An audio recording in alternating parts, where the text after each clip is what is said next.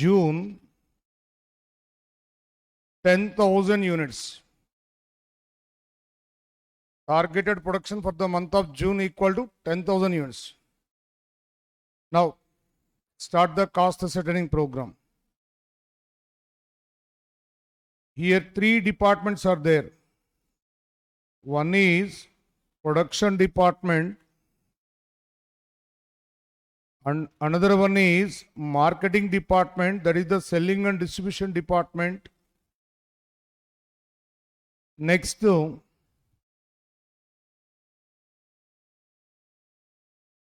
office and admin department. For the production of 10,000 units, first transaction, raw materials issued to production, nothing but direct material cost. Next, making of 10,000 units ki wage cost incurred, direct wage cost. Next, direct expenses. Direct expenses means those expenses which are incurred at the time of production. Examples, royalty paid for production. Next, initial designing cost. Initial designing cost.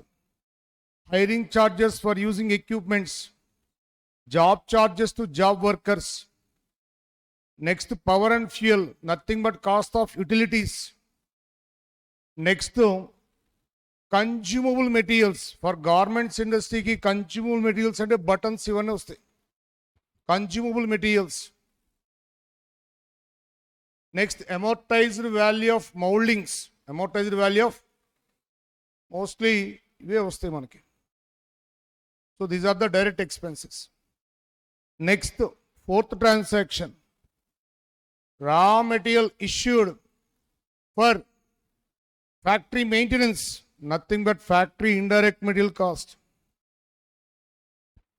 Factory indirect material cost. Next, payments made to factory indirect workers, nothing but factory indirect wage cost. Next, factory indirect expenses. Factory indirect expenses, factory rental charges, depreciation on factory assets, depreciation on factory assets. Next, expenses paid for pollution control, expenses paid for engineering works, expenses paid for factory maintenance, additional expenditure incurred for the rectification of defective units. Additional expenditure incurred for the rectification of defective units. These are the examples for factory indirect expenses. So, factory indirect expenses. First 3 collectively known as prime cost. Next 3 collectively known as factory overheads. So, prime cost plus factory overheads equal to factory cost. Factory cost.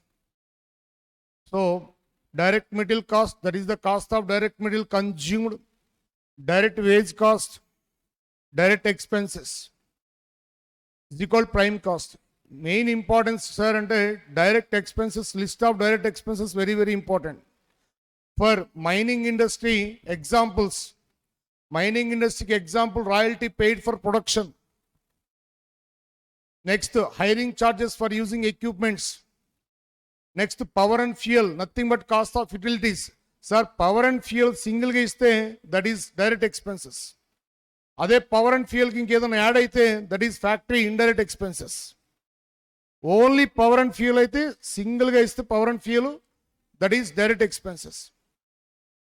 Power and fuel ki edana element add aithe, that is factory indirect expense avutundi. Okay na? So, power and fuel ga single item iste, that is direct expenses. Power and fuel ki edi add aina sare, adi factory indirect expense avutundi. That is cost of utilities. Garments industry ki consumable materials are used. Next, amortized value of moldings. Amortized value of moldings, and moldings anochu, patterns anochu. These are the best examples. Job charges to job workers. Information technology enabled service industries lo ante ITS software industries lo job charges to job workers vastayi. These are the direct expenses. So here important point, direct expenses. Direct material cost to direct wage cost to direct expenses, collectively known as prime cost. Add factory overheads. Factory cost. In factory cost sometimes includes two elements: fully completed units, partly completed units. Partly completed units means cost of unfinished goods, cost of not transferred to warehouse, compulsory direct చేయాల్సింది. So factory cost less closing inventory of work in progress, then we get the net factory cost. Net factory cost.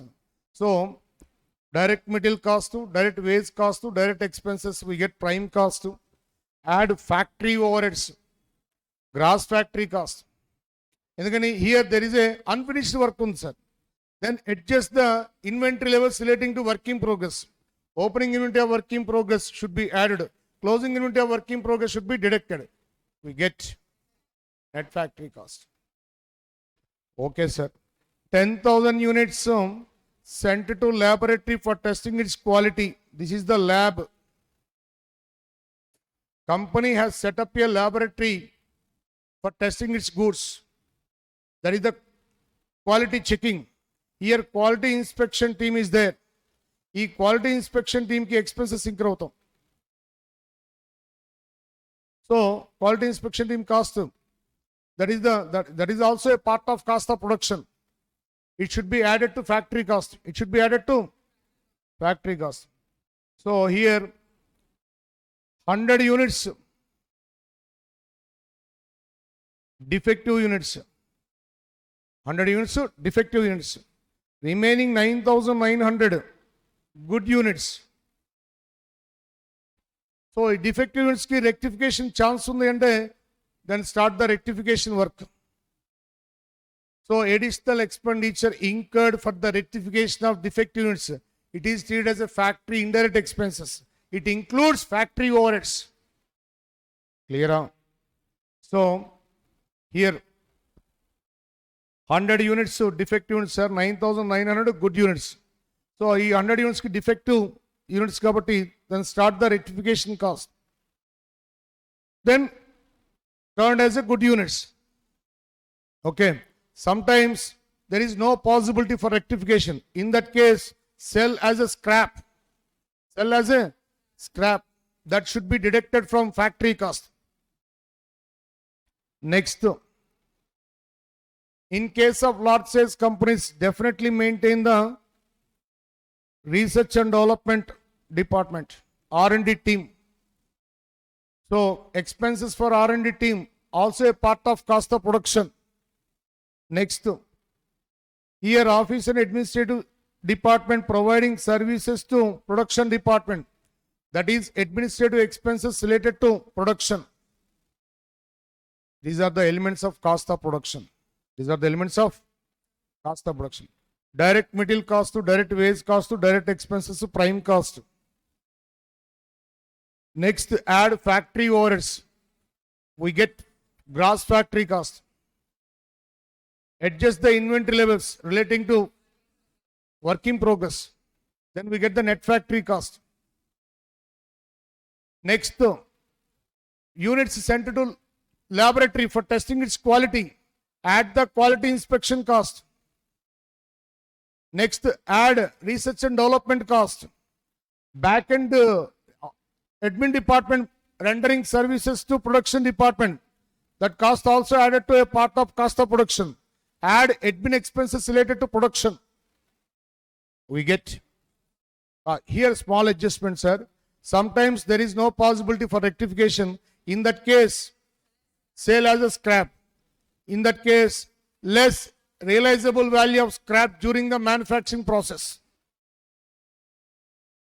One more adjustment. Some products needs primary packing or productive packing. It is treated as a part of cost of production. Add primary packing cost. Finally, we get cost of production. Finally, we get cost of production. So, direct material cost, direct material cost, direct wage cost, direct expenses, we get prime cost. Prime cost. Next, add factory overheads charged to production. Factory overheads charged. We get gross factory cost. GFC. Then adjust the inventory levels of work in progress. Add cost of opening inventory of work in progress less cost of closing inventory of work in progress. This is the net factory cost, simply called as factory cost. Next, here charge quality inspection cost or quality control cost. Next, add research and development cost. Add admin expenses related to production. Admin expenses related to production.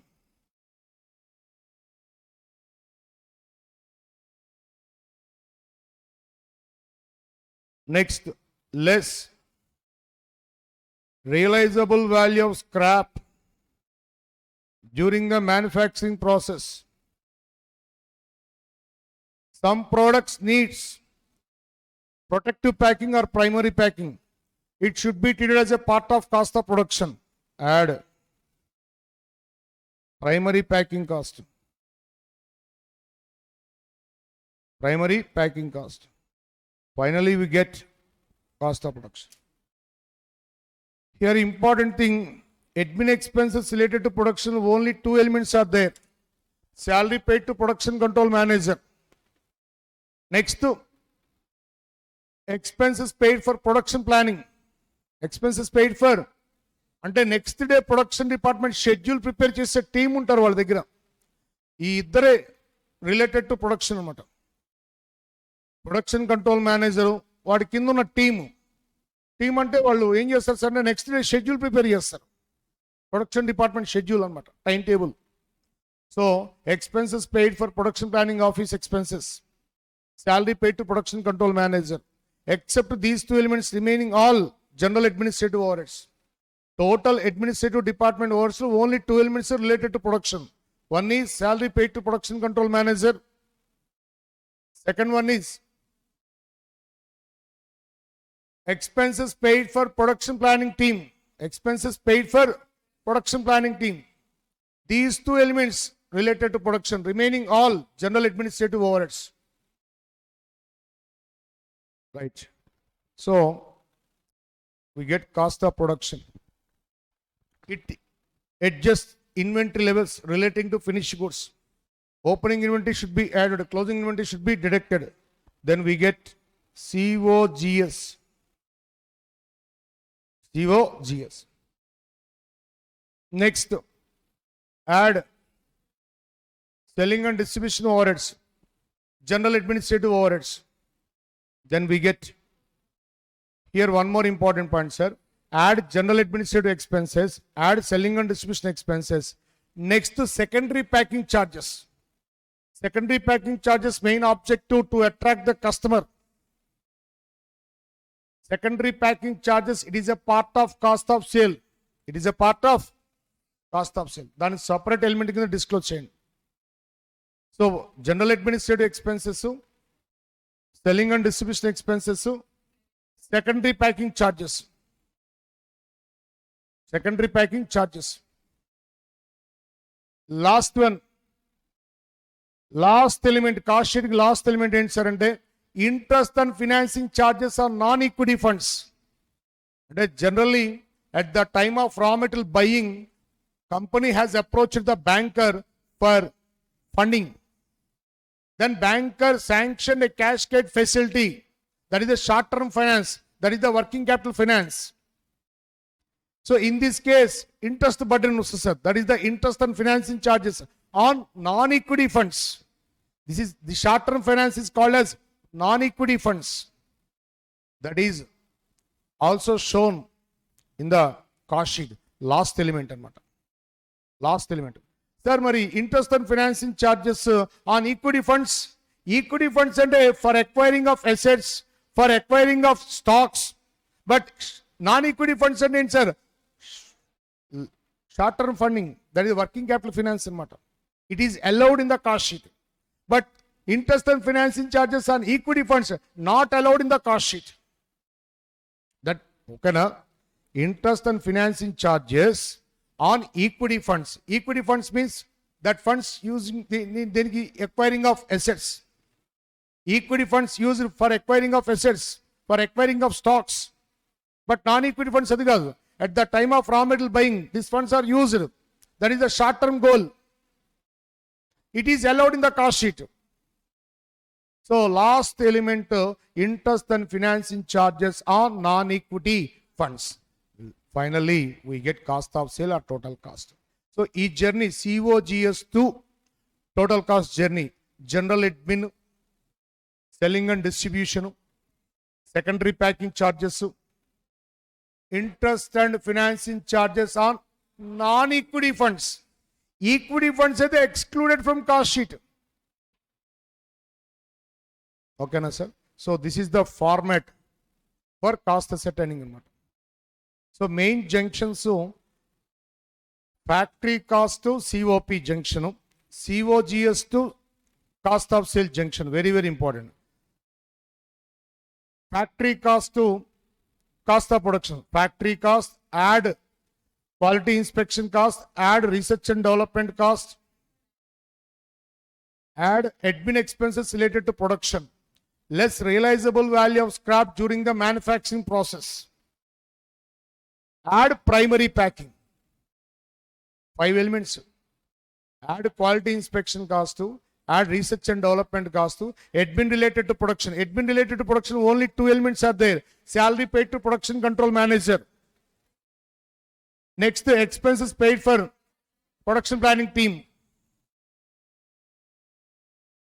Less realizable value of scrap during the manufacturing process. Some products needs protective packing. Therefore, protective packing is treated as a part of cost of production. Add primary packing. Clear? So each junction, COGS to COS junction. General COGS, add general admin, add selling and distribution, nothing but marketing expenses. Next, add secondary packing charges.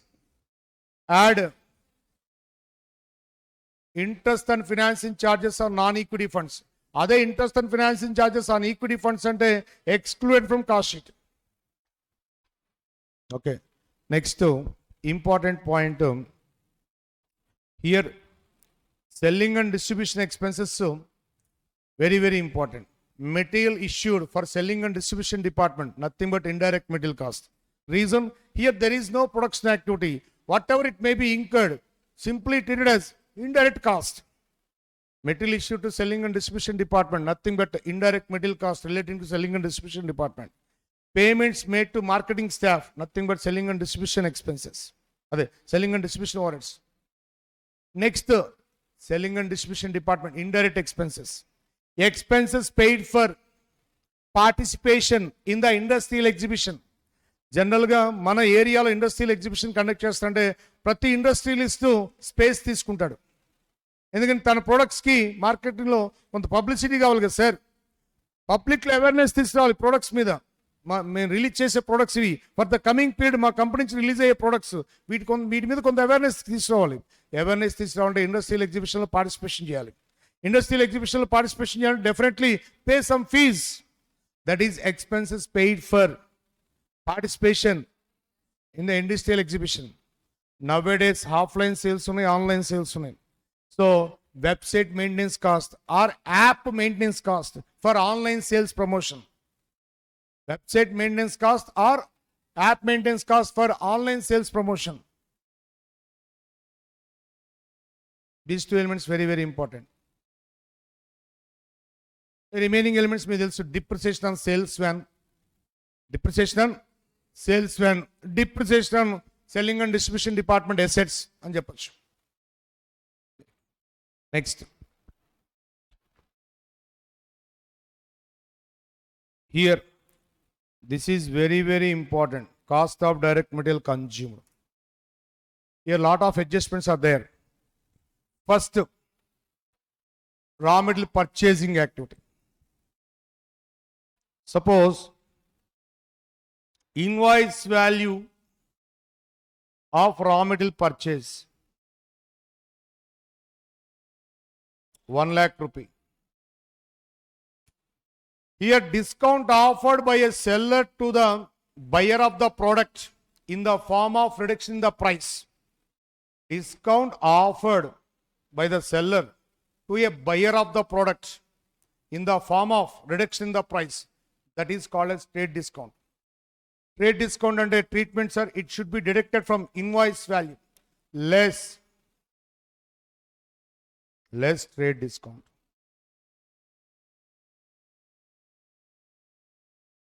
This is net invoice value of raw material purchase. Net invoice value. This is very, very important. ఎందుకంటే sir, taxes and duties levied on net invoice value. Taxes and duties అనేవి compulsory net invoice value మీద వేయాలి. Next best example GST. GST paid on raw material purchase. For example trade discount 10,000 sir. Trade discount 10,000. Net invoice value sir 90,000. Add GST paid on raw material purchase, that is 18% of 90,000.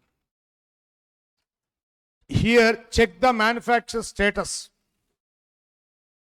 Here composition deal ra, regular deal ra అని check చేసుకోవాలి. Suppose composite స్కీమ్లో ఉన్నా అనుకోండి sir, ITC not allowed. Then GST added to raw material purchase cost. Adhe he is a regular dealer అనుకోండి sir, he is eligible for ITC. So no need to calculate, no need to add GST. Correct? So here check the manufacturer status. Composite dealer, regular dealer. Composite scheme lo unna anukondi sir, he is a composite dealer. So no ITC. Simply any taxes and duties incurred simply added to raw material purchase cost. Ade regular dealer anukondi sir, ITC allowed. So no need to add. Claim vasthuga vadiki. So no need to charge. Suppose here manufacturer is a composite dealer sir. So then GST added to raw material purchase cost 18% of 90,000. 16,200. Add them. 1,06,200. Next, add insurance charges on transit of goods. Supplier place nunchi stores place ki travel అవ్వాలి కదా sir. ఈ transit టైంలో risk ఏమన్నా రావచ్చు కదా sir. ఈ risk కూడా insurance pay చేయాలి, అంటే ఇన్సూరెన్స్ కవరేజ్ తీసుకోవాలి. So insurance premium paid on transit of material, raw material transit, that is also added to purchase cost.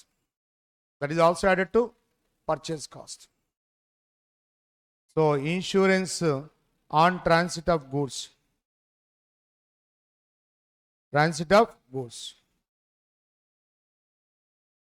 Okay, then we get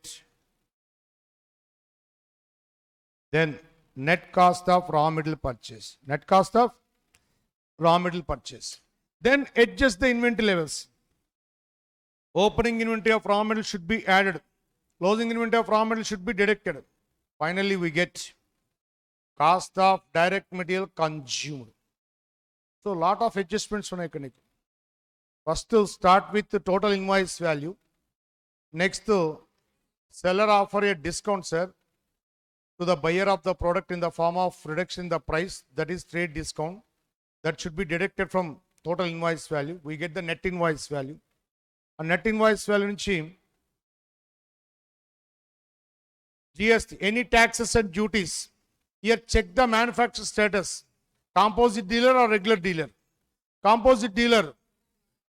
ITC not allowed. Simply added to raw material purchase cost. Next, insurance charges on transit of goods. Simply added to raw material purchase cost. Here one more point, sir. Sometimes there is a scrap. There is a scrap in raw materials. So that scrap having a market value, that should be deducted from raw material purchase cost. And a sale of scrap of raw material. Sale of scrap of. So here less sale of scrap of raw material. Then we get the net cost of raw material purchase. Net cost of raw material purchase. Then adjust the inventory levels. Opening inventory of raw material should be added. Closing inventory of raw material should be deducted. We get the cost of direct material consumed. Next, direct wage cost. Give some examples. Wages to factory workers or direct workers. Direct workers, another name, factory workers. Wages paid to factory workers or direct workers. Next, bonus paid to direct workers. Whatever it may be given by employer to the direct workers, simply add them. Employer contribution to PF. Employer contribution to ESI. Whatever it may be given by employer to the direct workers, simply add them. That is the direct wage cost. Next, direct expenses. List of direct expenses, very, very important. Royalty paid for production. Amortized value of moldings or patterns or designs. Initial designing cost. Hiring charges for using equipments. Job charges to job workers. Power and fuel, single element government, sir. Power and fuel, that is the cost of utilities. Next, garments industry ki cost of consumable materials. Consumable materials. So these are the very, very important.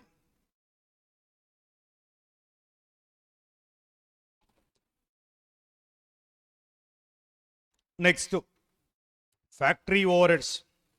Factory indirect material. Stores and spares are used in factory. That is factory indirect material. Factory indirect wages. Salary paid to supervisor. Salary paid to foreman. These are examples of factory indirect wages. Factory indirect expenses. Carries on return. Carries on return. ఎందుకంటే sometimes material పై చేస్తాం, మళ్ళీ దాన్ని some part unsuitable అయితే return to supplier. ఈ supply return చేసే టైంలో మళ్ళీ carriage charges వస్తాయి. That is the factory over heads. Carriage on return. Carriage on return. Next, additional expenditure incurred for the rectification of defective units. Expenses paid for pollution control. Expenses paid for engineering works. Expenses paid for factory maintenance. Factory maintenance. Okay now, sir. So these are the factory indirect expenses. Depreciation of factory assets and చెప్పచ్చు. Then we get the gross factory cost. Out of that, certain portion fully completed, certain portion partly completed. Partly completed, adjusted. Partly completed means unfinished goods, sir. Nothing but work in progress. Adjust the work in progress. Opening should be added, closing should be deducted. Then we get the net factory cost. Net factory cost. Next, here very, very important, quality inspection, research and development, admin related to production. Admin related to production, only two elements are there. Salary paid to production control manager. Expenses paid for production planning office expenses. Less realizable value of scrap during the manufacturing process. Primary packing cost, cost of production. Adjust the inventory levels. Inventory levels relating to finished goods. Opening should be added, closing should be deducted. We get the cost of goods sold. BYUS. Next, Tulsiram. Next, general admin expenses, selling and distribution expenses, secondary packing charges,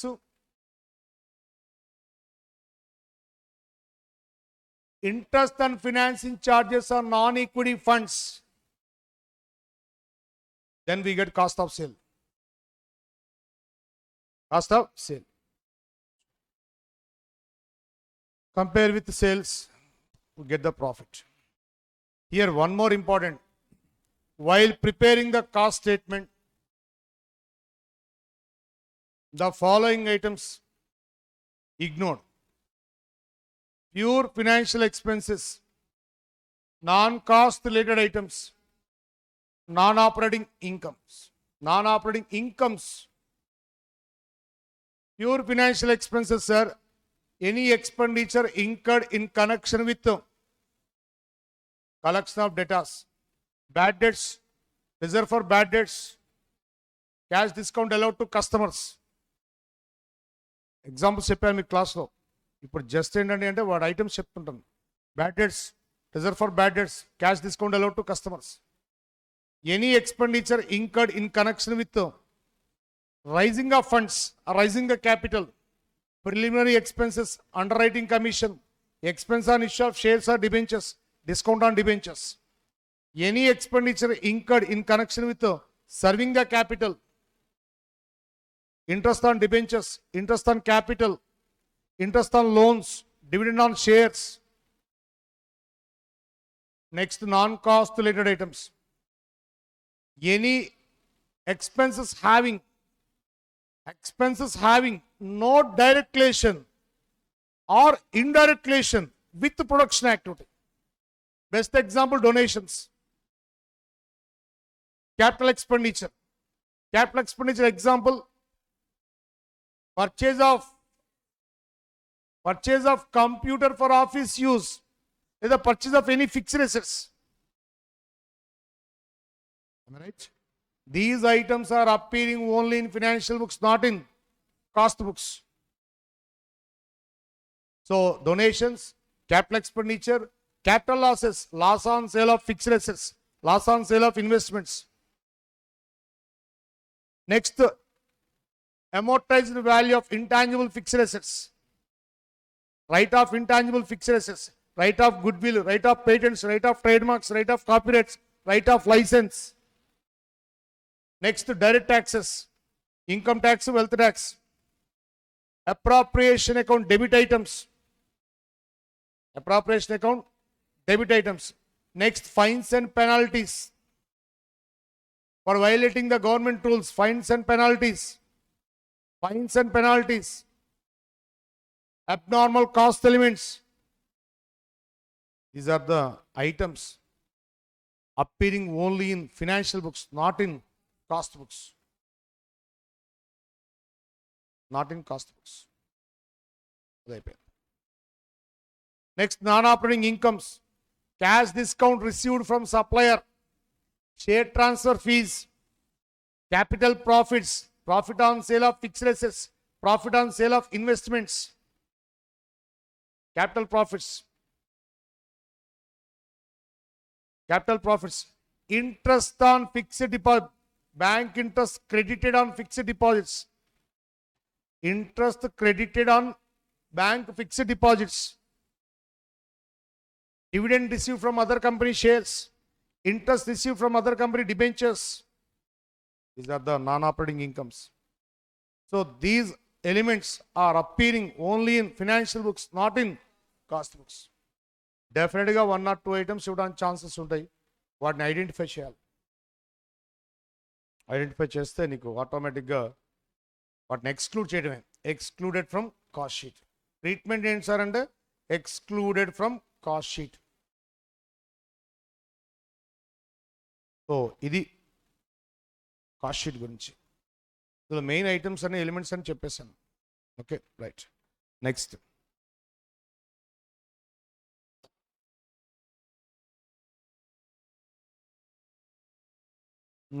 material cost controlling sir.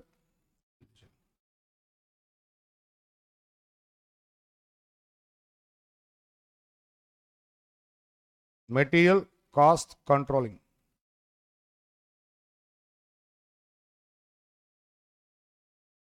Here there are some techniques to be used for material cost controlling, sir. The best EOQ, sir, economic order size, stock levels, next inventory turnover ratio, next pricing issue methods, ABC analysis. Mostly first three techniques very, very important, sir. So ఈ మోడల్స్లో అన్నీ కూడా ఒకసారి టోటల్గా simplify చేసి చెప్తాను, విను ఒకసారి.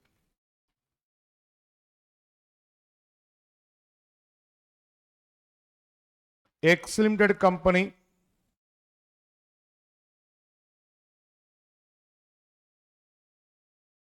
Product name P,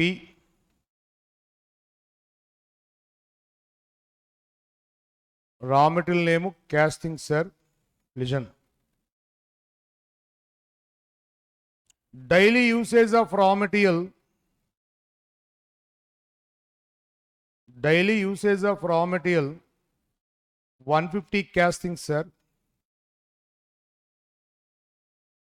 Here raw materials are used evenly throughout the year. Raw materials are used evenly. That means everyday usage is uniform.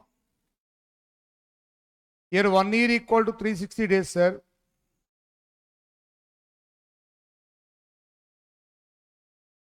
Therefore, annual usage of raw material, sir. Annual usage of raw material 360 days into 150, sir. 54,000 castings. 54,000 castings. This is the annual usage of raw material. Here inventory levels of raw materials nil, sir. If there were no inventory levels relating to raw materials, in that case annual usage of raw material becomes annual demand or annual purchase. Annual demand of raw material, sir. A, also 54,000 castings. Unit price of raw material, sir. Unit price of raw material 800, sir. Raw material purchase cost, sir.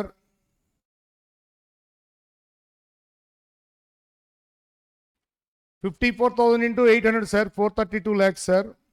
Listen. Next, ordering charges per order. Ordering charges per order. Oh, 9,000, sir. Carrying cost per unit per annum. C, 300, sir. 300. Okay, right. Now, decide the economic order size. What is the benefit of economic order size? At which additional cost is minimum? At which additional cost is? Sir, focusing anedi raw material buying cost మీద ఉండదు. Focusing అంతా additional cost మీదే ఉంటుంది. Additional cost ని total ordering cost, total carrying cost. So the main object of EOQ is to minimize the additional cost. Now decide the EOQ. 3 ways ఉన్నాయి, sir. Trial and error method, formula based method, graphical method. Trial and error method time taking, but discount offers ఉన్నప్పుడు trial and error method suitable అవుతుంది అనమాట. Discount offers ఉంటే unit price varies with order size కదా sir. మనకు discount offers రన్నింగ్లో ఉంటే unit price varies with order size. So ఆ సిచ్యువేషన్లో డెఫినెట్గా నీకు trial and error method suit అవుతాయి. Suppose unit price remains constant at any order size, in that case formula based method is the best method. So formula method applicable కావాలంటే condition fulfil అవ్వాలి sir. unit price remains constant at any order size. Easily apply the formula అన్నమాట. ఫార్ములాతో వచ్చేస్తా answer. ఇక graphical మీద అంటే no need, just theoretical purpose అంతే. ఆ TOC line TCC line intersection నుంచి పర్పెండిక్యులర్ డ్రా చేస్తారు. So touch the X axis, that is the EOQ. Y axis touch చేస్తే that is the TOC and TCC. That is the annual cost, total annual cost. Right sir, listen.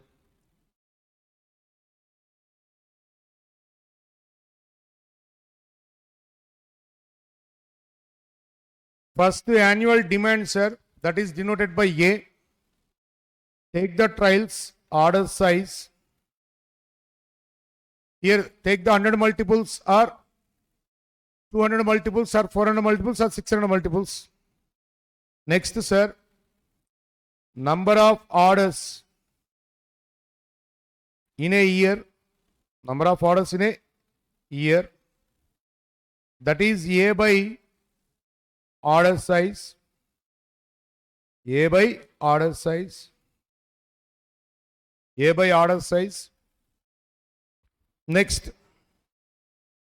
TOC per annum, sir, total ordering cost per annum. Formula, number of orders in a year into ordering cost per order. TCC per annum, sir, half of the order size into C. Right? So here unit price remains constant, sir, at any order size. Then decision making is based on two element summation. Unit price remains constant at any order size. A order size can unit price is constant, sir. Unit price remains constant at any order size. In that case, decision making is based on just two element summation. That is the TOC per annum and TCC per annum. So that is the total annual cost, sir, total annual cost. Okay, now 54,000 castings annual demand of raw material, sir. If company follows 600 units order size for procuring 54,000 castings, company follows 600 units order size for buying of 54,000 castings. Number of orders in a year, sir, 90 orders. Next, total ordering cost per annum, 90 orders into 9,000. 8,10,000. Next, total carrying cost per annum and half of the order size, 600 by 2 into 300. 90,000. Total annual cost of 600 order size. Total annual cost of 600 units order size, 9 lakhs. And if company follows 600 units order size for buying of 54,000 castings, in that case, total annual cost equal to 9 lakhs. దాన్ని ఏమంటారు ఇంకో dialogue, total annual cost of order size, associated cost of order size, variable cost of order size. Associated cost of order size అదే, variable cost of order size అదే, total annual cost of order size అదే. So 600 units order size కి total annual cost ఎంత sir అంటే 9 lakhs. Next, suppose 54,000 castings, 54,000 castings annual demand. If company follows 1,200 units order size for buying of 54,000 castings, number of orders 54,000 divided by 1,200, 45 orders. Next, TOC per annum, sir, 45 orders into ordering cost per order 9,000, 4 lakhs.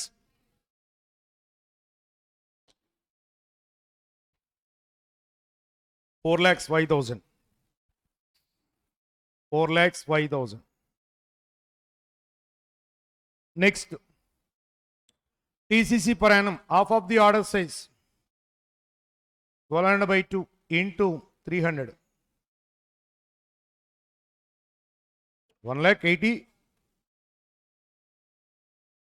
5 lakhs 85,000. Next, annual demand 54,000, sir. If company follows 1,800 order size If company follows 1800 units order size for buying of 54,000 castings, number of orders 30 orders. 30 orders into ordering cost per order. Here ordering cost per order 9,000. 30 into 9,000. 2,70,000. Next, half of the order size 1800 by 2 into 300, sir. 2,70,000 equal to 5 lakhs. Sir, here one thing is observed, sir. TOC per annum equal to TCC per annum, sir. Correct? Huh?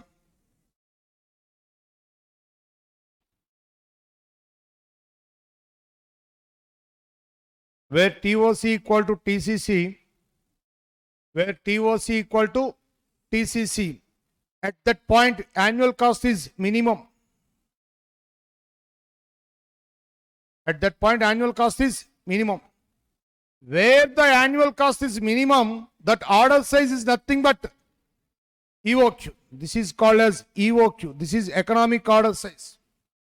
So first condition, sir, where TOC equal to TCC, where TOC equal to TCC, at that point additional cost is minimum. Where the additional cost is minimum, that order size is nothing but economic order size. Nothing but economic order size. So, ఈ point very very important. ఇక్కడి నుంచి 1 unit rise అయినా సరే annual cost ఆటోమేటిక్గా rise అవుతుంది కదా sir. 1801 తీసుకోండి, డెఫినెట్గా 1 or 2 పైసా యాన్యువల్ కాస్ట్ డెఫినెట్గా రైజ్ అవుతుంది. For example, if company follows 12,000 units order size, if company follows 12,000 units order size,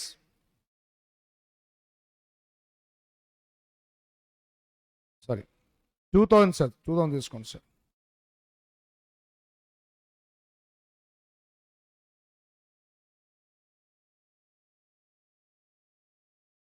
$54,000 annual demand, sir.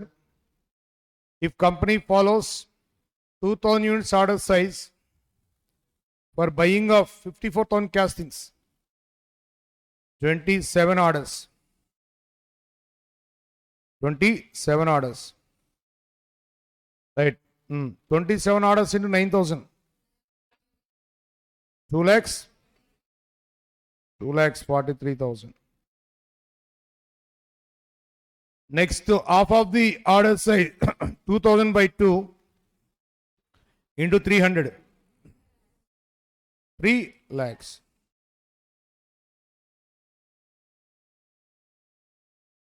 $3 lakhs.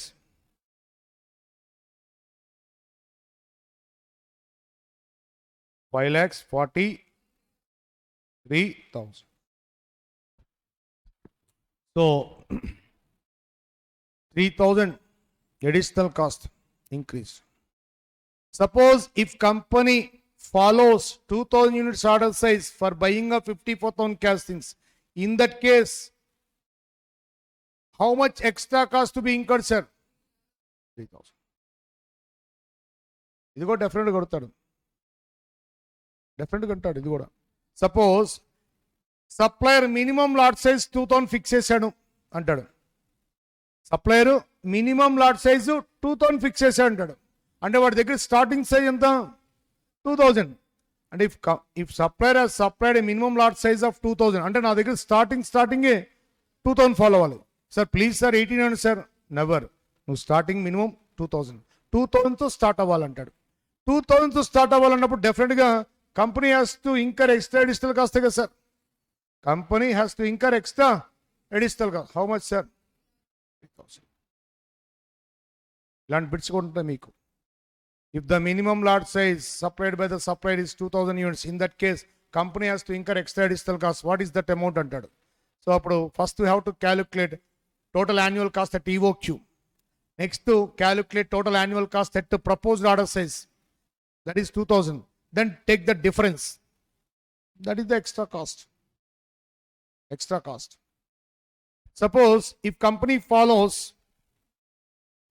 1,200 units order size for buying of 54,000 castings, how much extra additional cost? 45,000. Your minimum cost already fixed. ఎంత minimum cost? 5,40,000.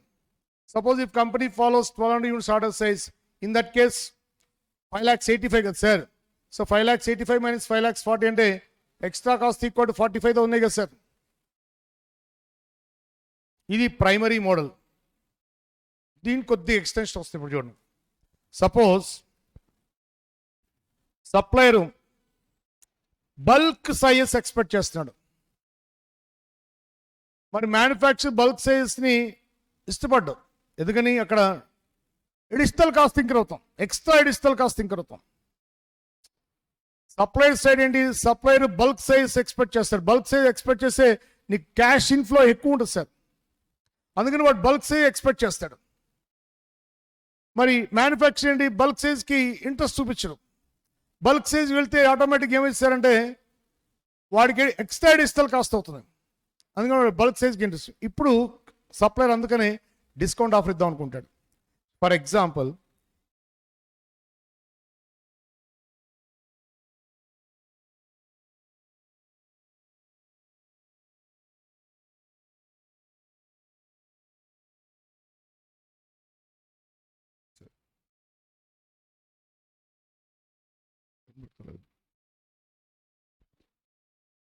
ఎన్నోట్లా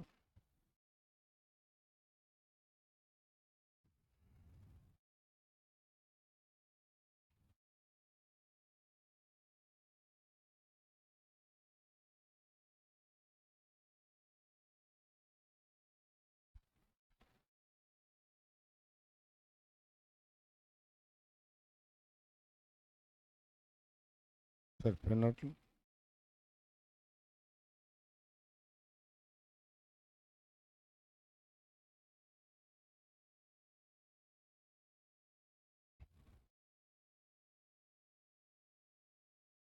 $54,000 sir annual demand. Suppose supplier bulk size expect చేస్తాడు. Bulk size అంటే for example 9,000 తీసుకోండి sir.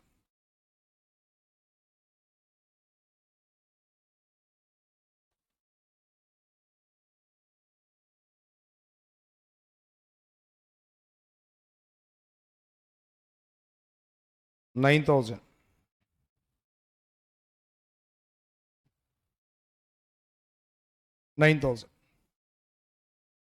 Supplier expectation ఏంటి sir అంటే వీటి చేత 9,000 follow చేద్దాం. 9,000 కేస్కి నెంబర్ ఆఫ్ ఆర్డర్స్ ఏంటి సార్, 6 ఆర్డర్స్.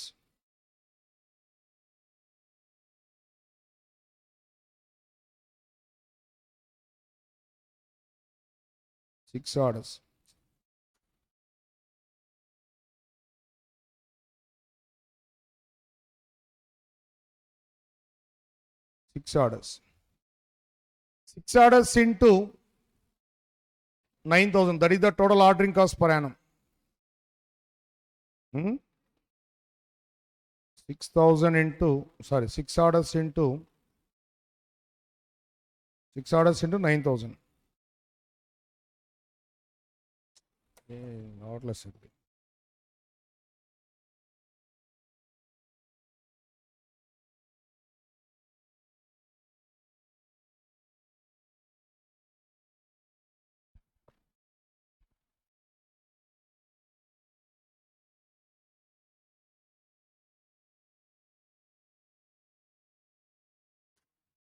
ఎట్లా సార్ 8 hours క్లాస్ పెట్టి ఇలాంటి మరి చూడకపోతే ఎట్లా?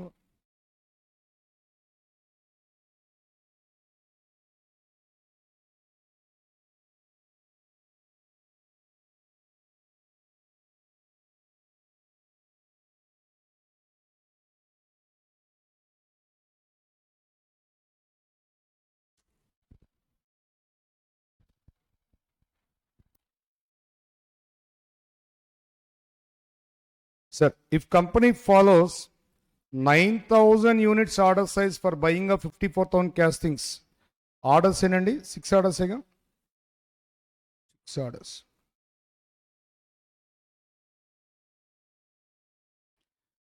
6 orders into 9,000, 50.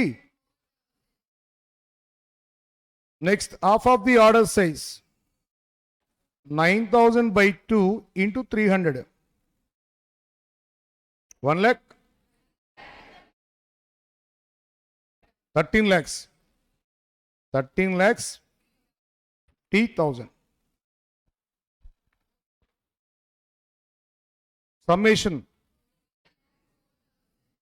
14 lakhs 4,000.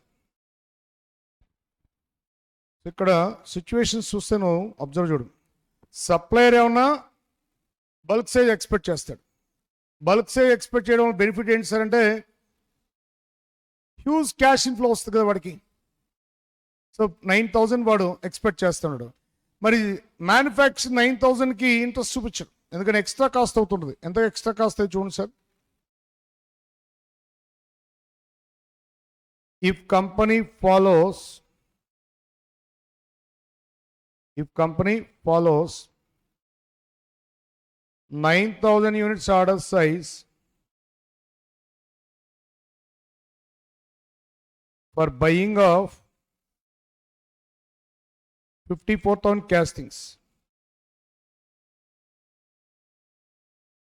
And sir, 14 lakhs.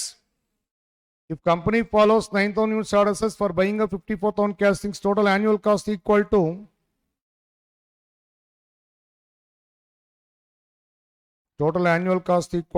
14 lakhs 4,000.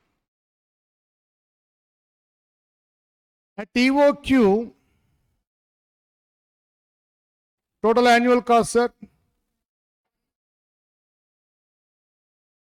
5,40,000. Therefore, extra cost equal to 8,64,000. ఇప్పుడు సప్లయర్ వీటి చేత ఈఓక్యూ స్టాప్ చేయించాలి. డెఫినెట్గా బల్క్ సైజు అప్లై చేయాలి. మెయిన్ టార్గెట్ అదే sir. So here extra cost incur sir 8,64,000. Extra cost ఏది? If company follows 9,000 units order size for buying of 54,000 castings, in that case extra cost incurred equal to 8,64,000. This extra cost to be compensated by discount. ఇది discount shape లో compensate అవ్వాలి. ఇప్పుడు supplier main target ఏంటి? Expect the bulk order size from company. Company ఏం think చేస్తుంది? అమ్మో bulk size అయితే నాకు ఎక్స్ట్రా కాస్ట్ అయితే ఆలోచిస్తుంది. సో ఆ ఎక్స్ట్రా కాస్ట్ మనం డిస్కౌంట్ షేప్ లో కాంపన్సేట్ చేస్తే దెన్ హీఈస్ రెడీ. కరెక్టే కదా సార్? చూద్దాం. Extra cost to be compensated by discount. Extra cost to be compensated by discount.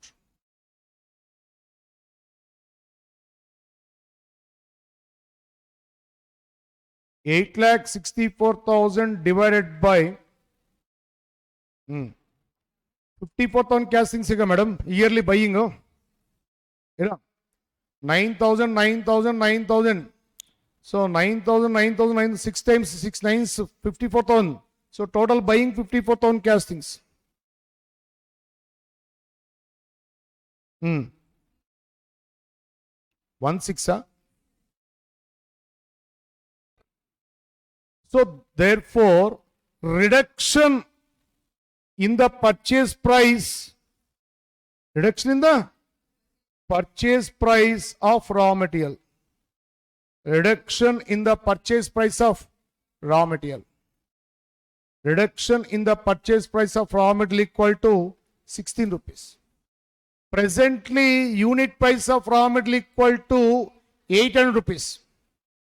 So now discount offer per unit of raw material equal to 16 rupees. 16 rupees. Sir, please express in terms of percentage, sir. In terms of percentage. For 800 rupees ki 16 rupees reduction. For 100 rupees ki how much?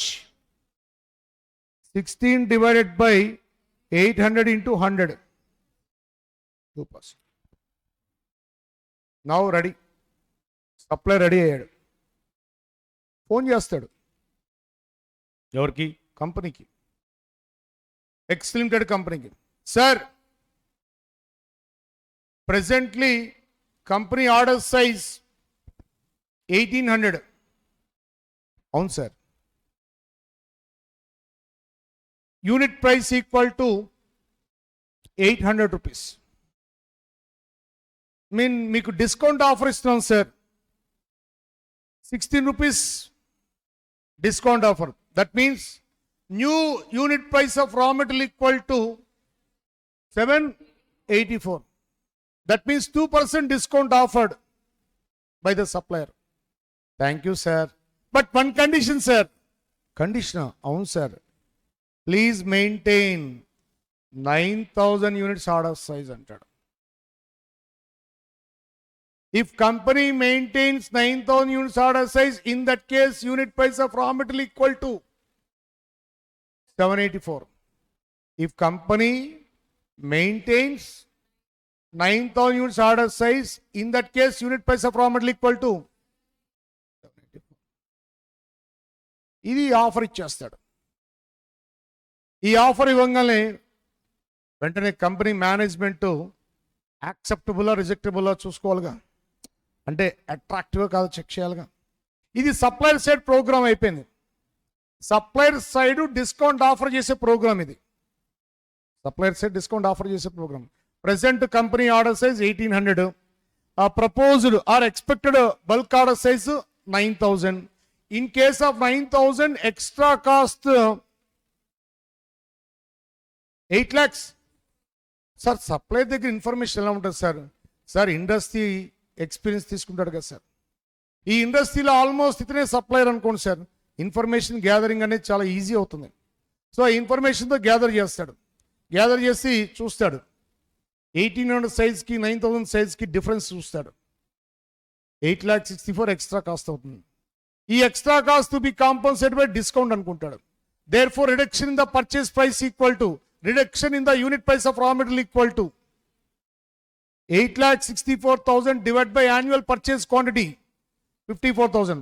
Therefore, reduction in the purchase price equal to 16 rupees. 800 ki 16 rupees reduction aithe for 100 rupees ki percentage ga sir, 100 ki how much? 2%. Then supplier offer a discount 2% of unit price of raw material, but condition is order size 9,000. ఇప్పుడు management side అంటే company side problem చేస్తాం. ఇప్పుడు supplier side problem చేసాం. Supplier side discount అడగటం నేర్పించాం మీకు. ఇప్పుడు supplier discount ఎంత offer చేయాలో మీరు ఇప్పుడు చూశారు. మైండ్లో సైజ్ ఎంత? Proposal size 9,000. But present EOQ size 1800 Lilliput size, but వీడి బల్క్ సైజు ఎంత? 9,000. క్యాలిక్యులేషన్ చేశాడు. If company follows 9,000 units order size for buying 54,000 castings, in that case total annual cost. Then total annual cost EOQ total annual cost compare చేశాడు. Compare చేస్తే extra cost equal to 8,64,000. Extra cost to be compensated by discount. Therefore reduction in the purchase price equal to 8,64,000 divided by 54,000. Therefore 16 rupees reduction in the purchase price. For 1800 ki reduction in the purchase price 16 అయితే for 100 ki 2%. Then phone lift చేశాడు. ఆటోమేటిక్గా conversation వచ్చేసింది. Sir మీకు మేము supplier అంటాడు, మీకు 2% discount offer ఇస్తాం. Present unit price of raw material 800 rupees. Now offer price equal to 784. That is 2% discount. But condition is order size equal to 9,000. మీ 9,000 order size follow అయితే యూనిట్ ప్రైస్ మీకు 784K ఇస్తాం. ఇది supplier side program. ఇప్పుడు management side వస్తాం, company side. Now company check the offer.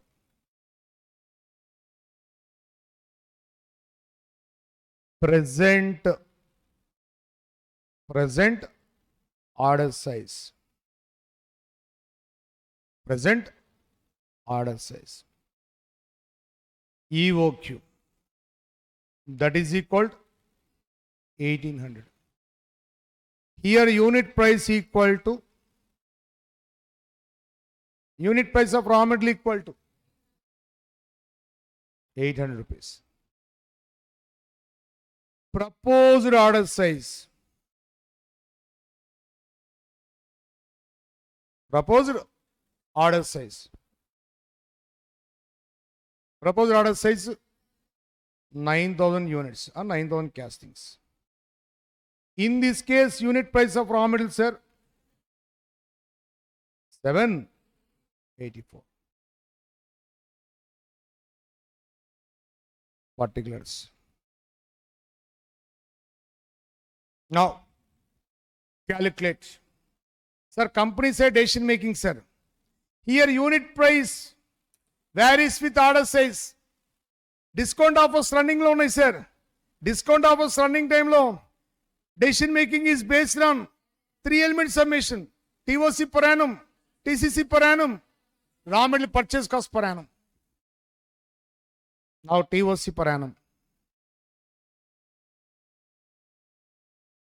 Formula. Number of orders in a year into ordering cost per order. Sir, already ikkada undi kada sir manaki 30 orders into 9,000. 2,70,000. Here 9,000 orders and 6 orders, sir. 6 orders into 9,000. 54,000. TCC per annum. Formula TCC per annum. Half of the order size into. So this is also 2 lakhs. This is 9,000 divided by 2. 9,000 divided by 2 into carrying cost per unit per annum. Sir, here one important point, sir.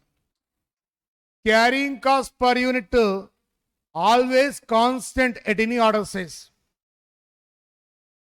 General ga unit price change aithe carrying cost kuda change ayedi, but note point put up chestunna enti sir ante here carrying cost remains constant at any order size. Aa condition is then 300 avutadi, lede general ga change avutuntadi. If unit price changes, carrying cost also change, but in this problem specially mentioned carrying cost remains constant ani, then 300 తీసుకున్నాను. Answer 13 lakhs 50, 13 lakhs 50,000. Next, raw material purchase cost. Raw material purchase cost per annum 54,000 into 800. So 432 lakhs ga madam. Here 54,000 into 784. 423 lakhs. 3 element summation cost. This is the total annual inventory cost. 432 lakhs, 2 lakhs 70, 2 lakhs 70. 437 lakhs 40,000. Here, sir, 423 lakhs 36,000, 13 lakhs 50, 54,000. Both are same. ఇప్పుడు company management think చేయడం start అవుతుంది. మనకేం benefit లేదు, same వచ్చినాయి, ఈ పెద్ద మేధావి supplier, ఏదన్నా సేవింగ్స్ కనపడితే హ్యాపీగా యాక్సెప్ట్ చేయొచ్చు. ఇప్పుడు సేవింగ్స్ లేవు, బోత్ సేమ్. అటు 437 lakhs 40,000, 1,800 దగ్గర కాస్ట్ 437 lakhs 40,000 ఉంది, 9,000 దగ్గర 437 lakhs 40,000 ఉంది. సార్ ఫోన్ చేస్తాం, సార్ మీరు ఆఫర్ ఇచ్చారు కదా 2%, మినిమం 3% ఇవ్వండి సార్. కుదరదు సార్, ఆల్మోస్ట్ అందరికి 1.5 ఇస్తాం, మీకు 2% ఇస్తాం అని వాడేస్తాడు. వాడు కౌంటర్ వేస్తాడు, అందరికీ ఆల్మోస్ట్ 1.5. మీరంటే మాకు ర్యాప్ ఉందని ఏం లేదు అక్కడ, బిస్కెట్ అనమాట, 2% వేస్తాం. సరే, ఇప్పుడు మేనేజ్మెంట్, కంపెనీ మేనేజ్మెంట్, సరే లాంగ్ రన్ రిలేషను, మళ్ళీ వీళ్ళతో ఏదన్నా డిస్ప్యూట్ వస్తే క్వాలిటీ ఆఫ్ ఐటమ్ అనేది తగ్గుతుంది. సరే సార్ మీరు చెప్తున్నారుగా యాక్సెప్టబుల్ సార్ అంటాడు, ఎందుకంటే యాక్సెప్ట్ చేయాలి. ఇన్ ఫ్యూచర్ ఇంకేదైనా అడగడానికి ఛాన్సెస్ ఉంటాయి మనకి. ఫస్ట్ టైం మనకి ఇప్పుడు suppose there is a single supplier in the market అనుకోండి సార్, చాలా జాగ్రత్తగా ఉండాలి సార్. ఈ ఐటమ్ ఇచ్చే సప్లయర్ మార్కెట్లో సింగిల్ సప్లయర్ అనుకోండి sir, there is a single supplier in the market అంటాడు. ఆ కేసులో డెఫినెట్గా నువ్వు మటుకు యాక్సెప్ట్ చేయాల్సిందే. ఎందుకంటే నీకేం ఎడిషనల్ బర్డెన్ లేదు కబ్బా. ఆ సేవింగ్స్ ఉంటే బాగుంటాయి కదా సార్, సేవింగ్స్ లేదు ఇక్కడ. బట్ అట్లానే ఎడిషనల్ కాస్ట్ కూడా లేదు నీకు, రెండు సేమ్ అయినాయి. లాంగ్ రిలేషన్ మెయింటైన్ చేయాలి. వాడే ఉంది మార్కెట్లో సింగిల్ సప్లై, క్వాలిటీ ఐటమ్ ఇస్తాడు. అలాంటప్పుడు వాడు చెప్పిన ఆఫర్ మనం యాక్సెప్ట్ చేయాలి. ఇది మేనేజ్మెంట్ సైడ్ అన్నమాట. నీకు ఈ క్వశ్చన్స్ రెండు ఇంపార్టెంటే. సప్లయర్ సైడ్ ఆఫర్ ఇవ్వటం నేర్పించాను, వచ్చిన ఆఫర్ని యాక్సెప్టబులా రిజెక్టబుల్ అని నేర్పించాను. ఆఫర్ ఇవ్వడం ఎలా చూసారా? సప్లయర్ ఆఫర్ ఎలా ఇస్తున్నాడు? TOC and TCC at TOQ size, TOC and TCC at proposed size. Take the difference. That should be compensated in the form of discount. అంతే కదా మేడం. 8,64,000 divided by 54,000 వేస్తే reduction the purchase price equal to 16 rupees. For 18 రూపీస్కి 16 అంటే for 100కి 2% కదా.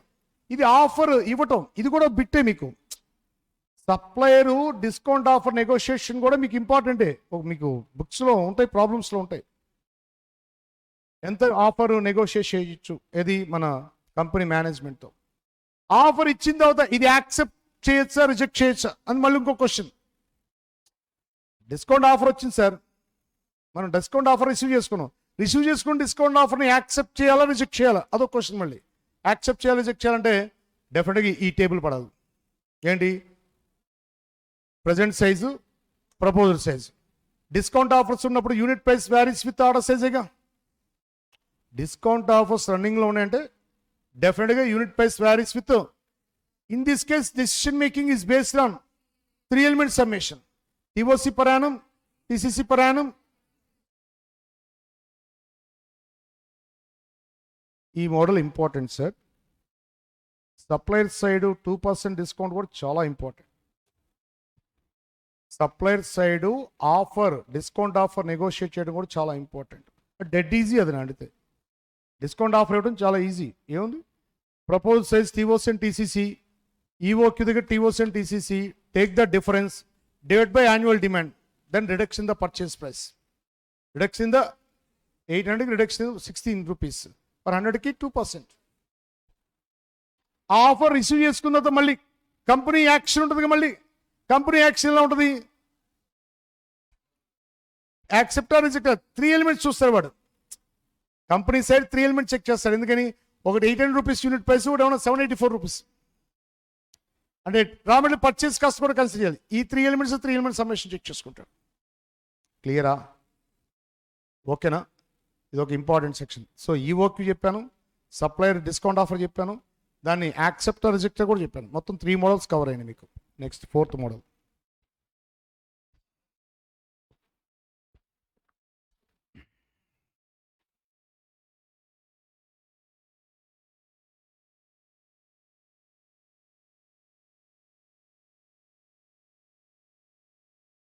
Raw material delivery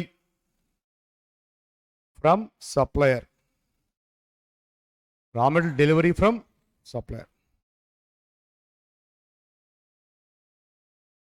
Generally takes 6 days. Raw material delivery from supplier generally takes 6 days. But it can take as much as yes. Meaning మీకు idea ఉంది.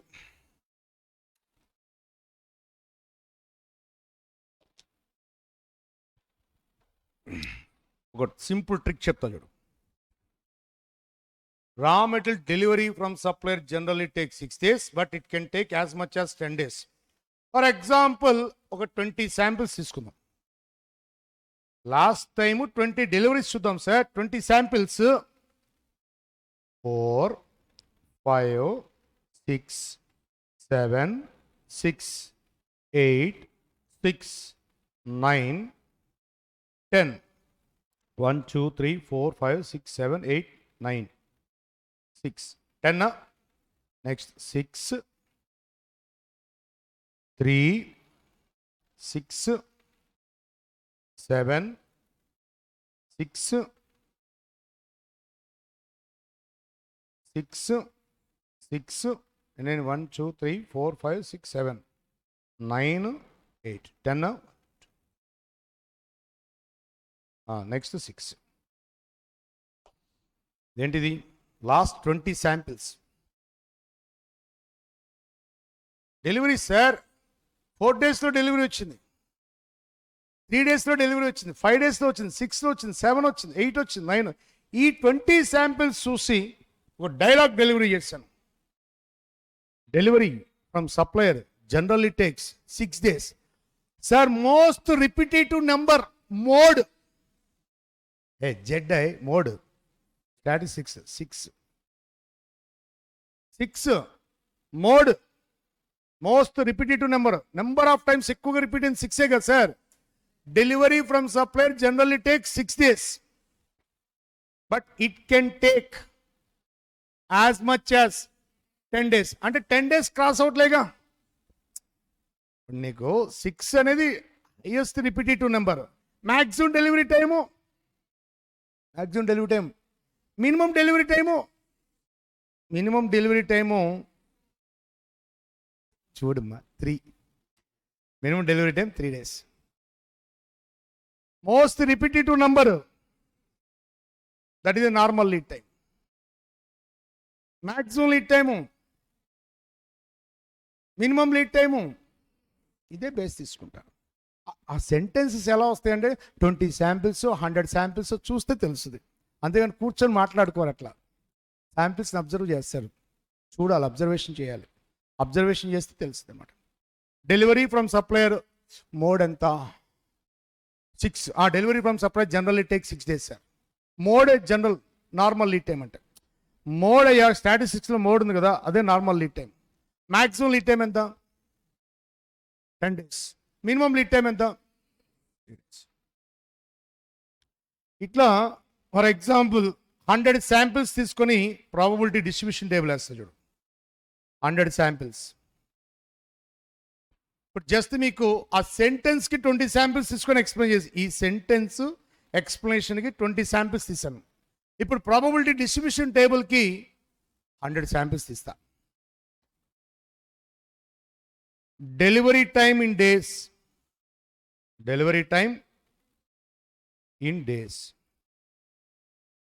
Delivery time in days, percentage of occurrence, delivery time in days, percentage of occurrence. Sir 6 total 100 శాంపిల్స్లో 6 number of times repeated sir అంటే 75 times repeat అయింది sir. Total samples 100 శాంపిల్స్లో 75 times 6 repeat అయింది అంటే percentage ఎంత madam? క్లియరా? Next 7 sir, నేను తీసుకున్న total 100 శాంపిల్స్లో 7 10 times repeat అయింది. Total 100లో 10 times 7 repeat అయింది. Total 100 శాంపిల్స్లో 8 days delivery number of times repeated అంటే 5 టైమ్స్. 5 టైమ్స్ అంటే 5%. క్లియరా? నెక్స్ట్ టోటల్ 100 శాంపిల్స్లో 9 రిపీట్ అయింది 5 టైమ్స్, 10 రిపీట్ అయింది 5 టైమ్స్. 100% అయిపోయింది చూడు. క్లియరా? ఆ టేబుల్ అలా డిజైన్ చేస్తారు, అంత స్టాటిస్టిక్సే. సార్ 100 శాంపిల్స్ ఎందుకు తీసుకున్నారు సార్? నీకు ఈజీగా ఉంటుందని చెప్పటం. 100 శాంపిల్స్లో 75 టైమ్స్ 6 రిపీట్ అయిందంటే పర్సంటేజ్ ఆఫ్ అక్రెన్స్ అంటే 75/100 వేస్తే క్యాలిక్యులేట్ కూడా చూపింది 75% అని. మళ్ళీ 200 శాంపిల్స్ వేసాం అనుకో, మళ్ళీ ఇంటూ 100 వేయాలి. కొద్దిగా స్ట్రెస్ ఫీల్ అవుతావు నువ్వు. అందుకని 100 శాంపిల్స్ తీసుకుంటే ఈజీగా ఉంటుంది అనమాట. రైట్, ఇప్పుడు next probability.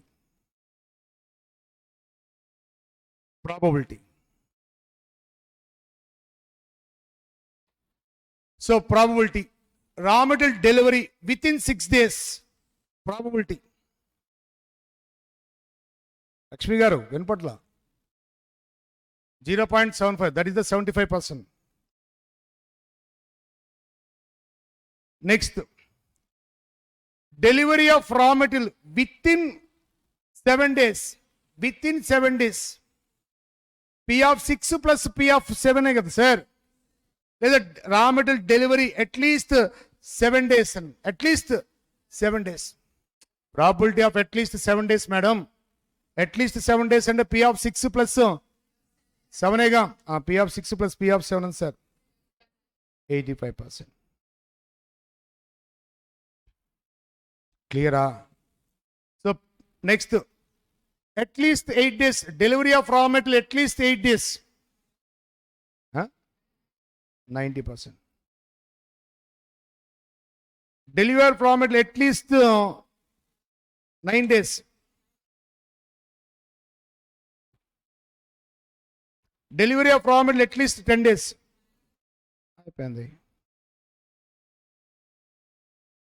Next, risk. 6 days దగ్గర రిస్క్ ఉందా? ఎంత risk madam? Non occurrence of delivery sir. అంటే 6 days లో డెలివరీ అవ్వకుండా ఉండడానికి ఛాన్స్ సార్. 25%. 7 days కి నాన్ అక్రెన్స్ ఎంత సార్? 7 days లో డెలివరీ అవ్వకుండా ఛాన్స్. 8 days లోకి 8 days డెలివరీ అవ్వకుండా chance sir. Non occurrence of delivery within 8 days ఎంతండి? Non occurrence of delivery of raw material within 9 days సార్. 10th day definitely come.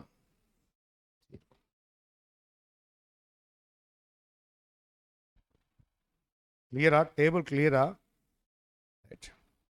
ఈ risk మీద depend అవుతుంది safety stock అనేది. దేనికి sir safety stock? To avoid the stock out risk. To avoid the,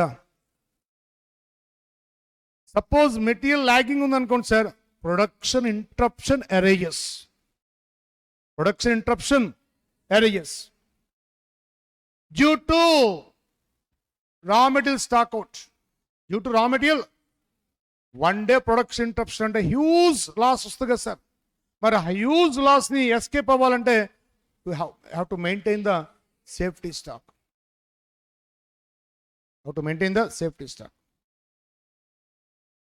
Sir, safety stock completely depends on risk.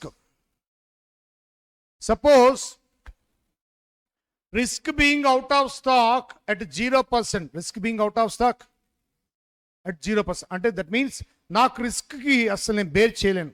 నేను risk తీసుకోను అంటే నేను ఏం ఫిక్స్ అయిపోతాను? Delivery time should not exceed 10 days అనే అర్థం.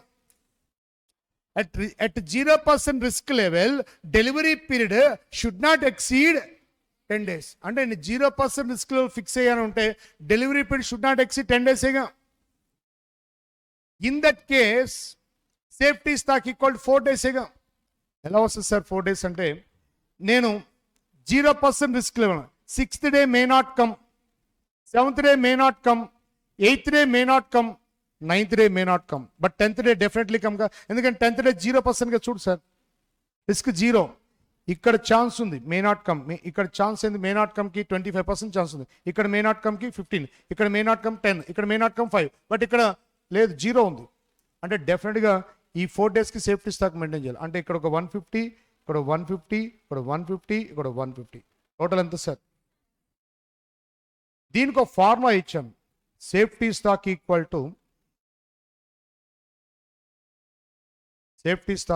టు యాన్యువల్ డిమాండ్ కాదు సార్, యాన్యువల్ యూసేజ్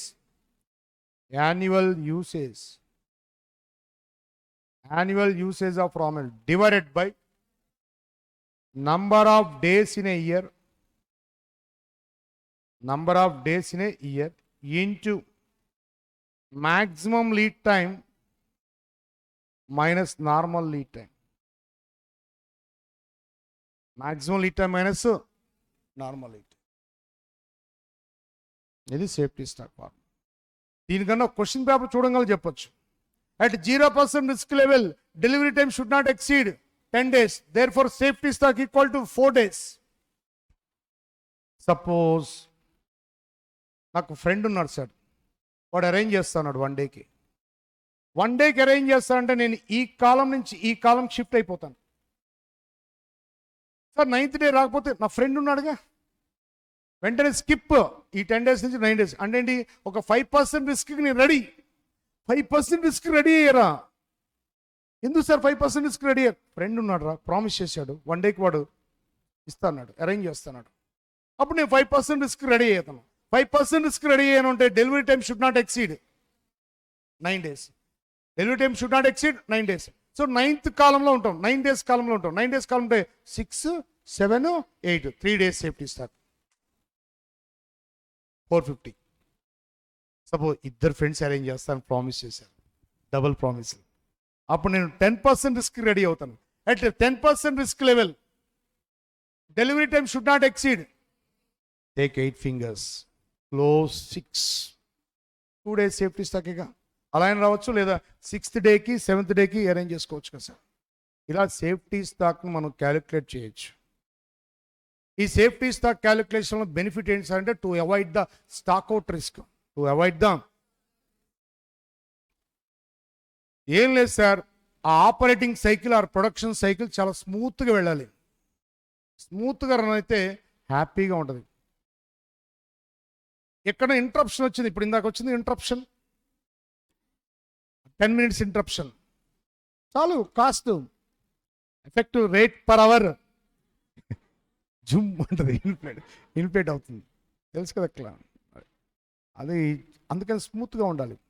అదే ఇందాకే ఈ సేఫ్టీ స్టాక్ మెయింటైన్ చేస్తే ఒక 2 units ఆటోమేటిక్గా ఇంటరప్షన్ ఉండేది కాదు. అందుకని to avoid the stock out problem, అంటే to avoid the interruption of class అన్నమాట. తెలియలా తప్పు. Right, next. Now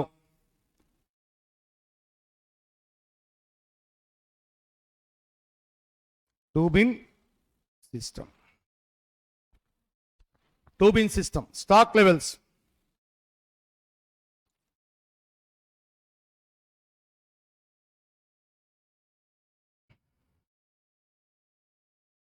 Sir, larger portion contains, you see, larger portion contains order size. Smaller portion contains safety stock. Suppose in our example at 0% risk level, safety stock unit, sir, Tulsiram 600 కదా sir. at 0% risk level అంటే delivery time should not exceed 10 days. Take 10 fingers, close 6. ఈ 4 days, 6th day may not come, 7th day may not come, 8th day may not come, 9th day may not come, but 10th day definitely come. కాబట్టి 4 days safety stock కదా sir. 150 ఎంత sir, 600గా క్లియరా? Right. So 600.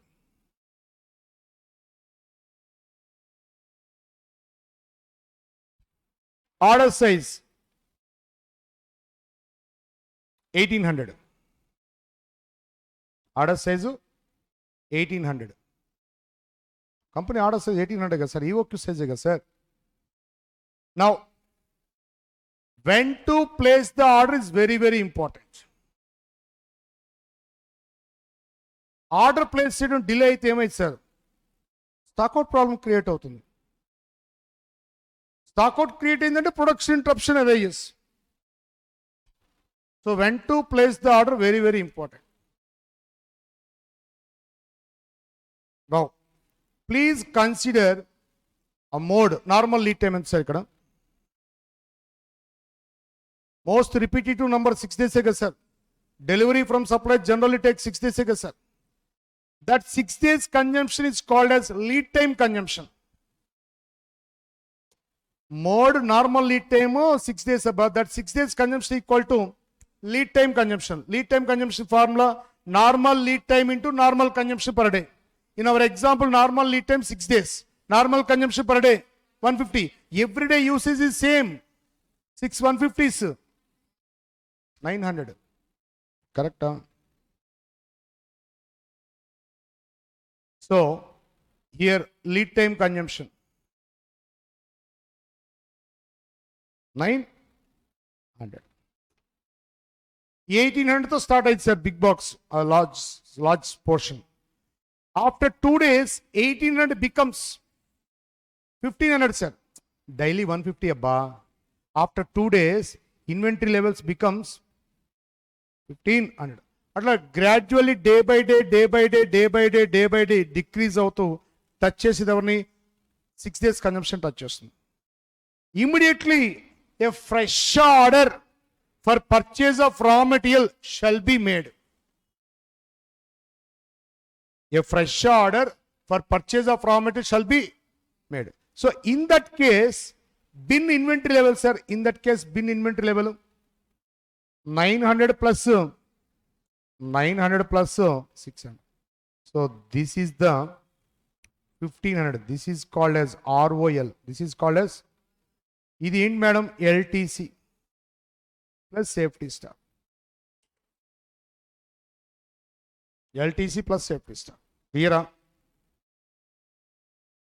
LTC plus safety stock. It is the level of inventory at which a fresh order for purchase of raw material shall be made. It is the level of inventory at which for purchase of raw material shall be made. Formula ROL equal to LTC plus safety stock. LTC plus safety stock. So ROL very important. Delay in the production interruption arises. Delay in the sir stock out create అవుతుంది. Stock out create అయితే production interruption వచ్చేస్తుంది. అందుకని ROL important. It is the level of inventory at which a fresh order for purchase of raw material shall be made. Formula LTC plus safety stock. Next, maximum stock level. అంటే బిన్లో beyond which inventory should not cross. Larger పోర్షన్లో ఎంతకన్నా cross అవ్వకూడదు sir. 1800 కన్నా ఒక్క piece కూడా ఎక్కువ ఉండకూడదు. స్మాలర్ పోర్షన్లో 600 కన్నా ఒక్క పీస్ ఎక్కువ ఉండకూడదు. అంటే టోటల్ బిన్లో 2400 ఉన్నాయి కదా sir. 1800 plus 600 sir 2400. That is the maximum stock level. It is the level of inventory beyond which inventory should not cross. It is the level of inventory beyond which inventory should not cross. So,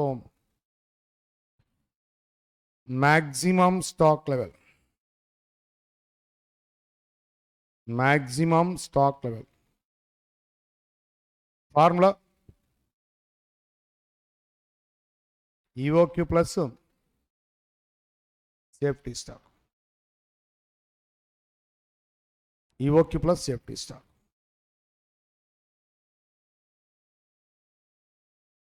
దీన్ని big box plus small box అని మన క్లాస్లో. Big box larger portion plus smaller portion. Larger portion generally contains company order says. Here nothing but company order says EOQ. Yes sir. One important point, if there is no specific information about the company order size, please follow the economic order size. General ga company psychology EOQ size follow అవుతుంది. లేదా attractive offers ఉంటే above EOQ size follow అవుతారు. Below EOQ size follow అవుతున్నారు అంటే వాడు మైదానం guarantee. ఎందుకంటే below EOQ size follow అయితే వాడికి ఎక్స్ట్రా కాస్ట్ టూ మచ్గా వస్తుంది అనమాట. ఎవరైనా EOQ size or above EOQ size follow అవుతారు అనమాట. బిలో EOQ size ఫాలో అవరు. అందుకని ట్రయల్స్ తీసుకునేటప్పుడు కూడా నేను EOQ size or above EOQ size follow అవ్వమని చెప్తున్నాను ట్రయల్స్ తీసేటప్పుడు. ఇంకో ప్రాబ్లం వచ్చింది, ఐడియా ఉందో లేదు మరి. ఇది క్లాస్ ఇంటర్వల్స్ ఇచ్చి ఆర్డర్ సైజ్ డిసైడ్ చేసేటప్పుడు ఆల్రెడీ EOQ పాకెట్లో ఉంటుంది. మనం తీసుకుని సెలెక్ట్ చేసిన ట్రయల్స్లో అది బిలో EOQ size వస్తే కన్సిడర్ చేయొద్దని చెప్తాను. అందుకని ఎప్పుడైనా సరే ఆర్డర్ సైజ్ అనేది EOQ ఆర్ అబోవ్ EOQ. అందుకని if there is no specific information about the company order size, please consider the EOQ size. Please consider the ఏ సైజ్ ఎక్స్ప్రెస్ చేయలేదు అంటే EOQ size ఫాలో అవ్వమని చెప్తాం. ఎందుకని at which additional cost is minimum. At which additional cost is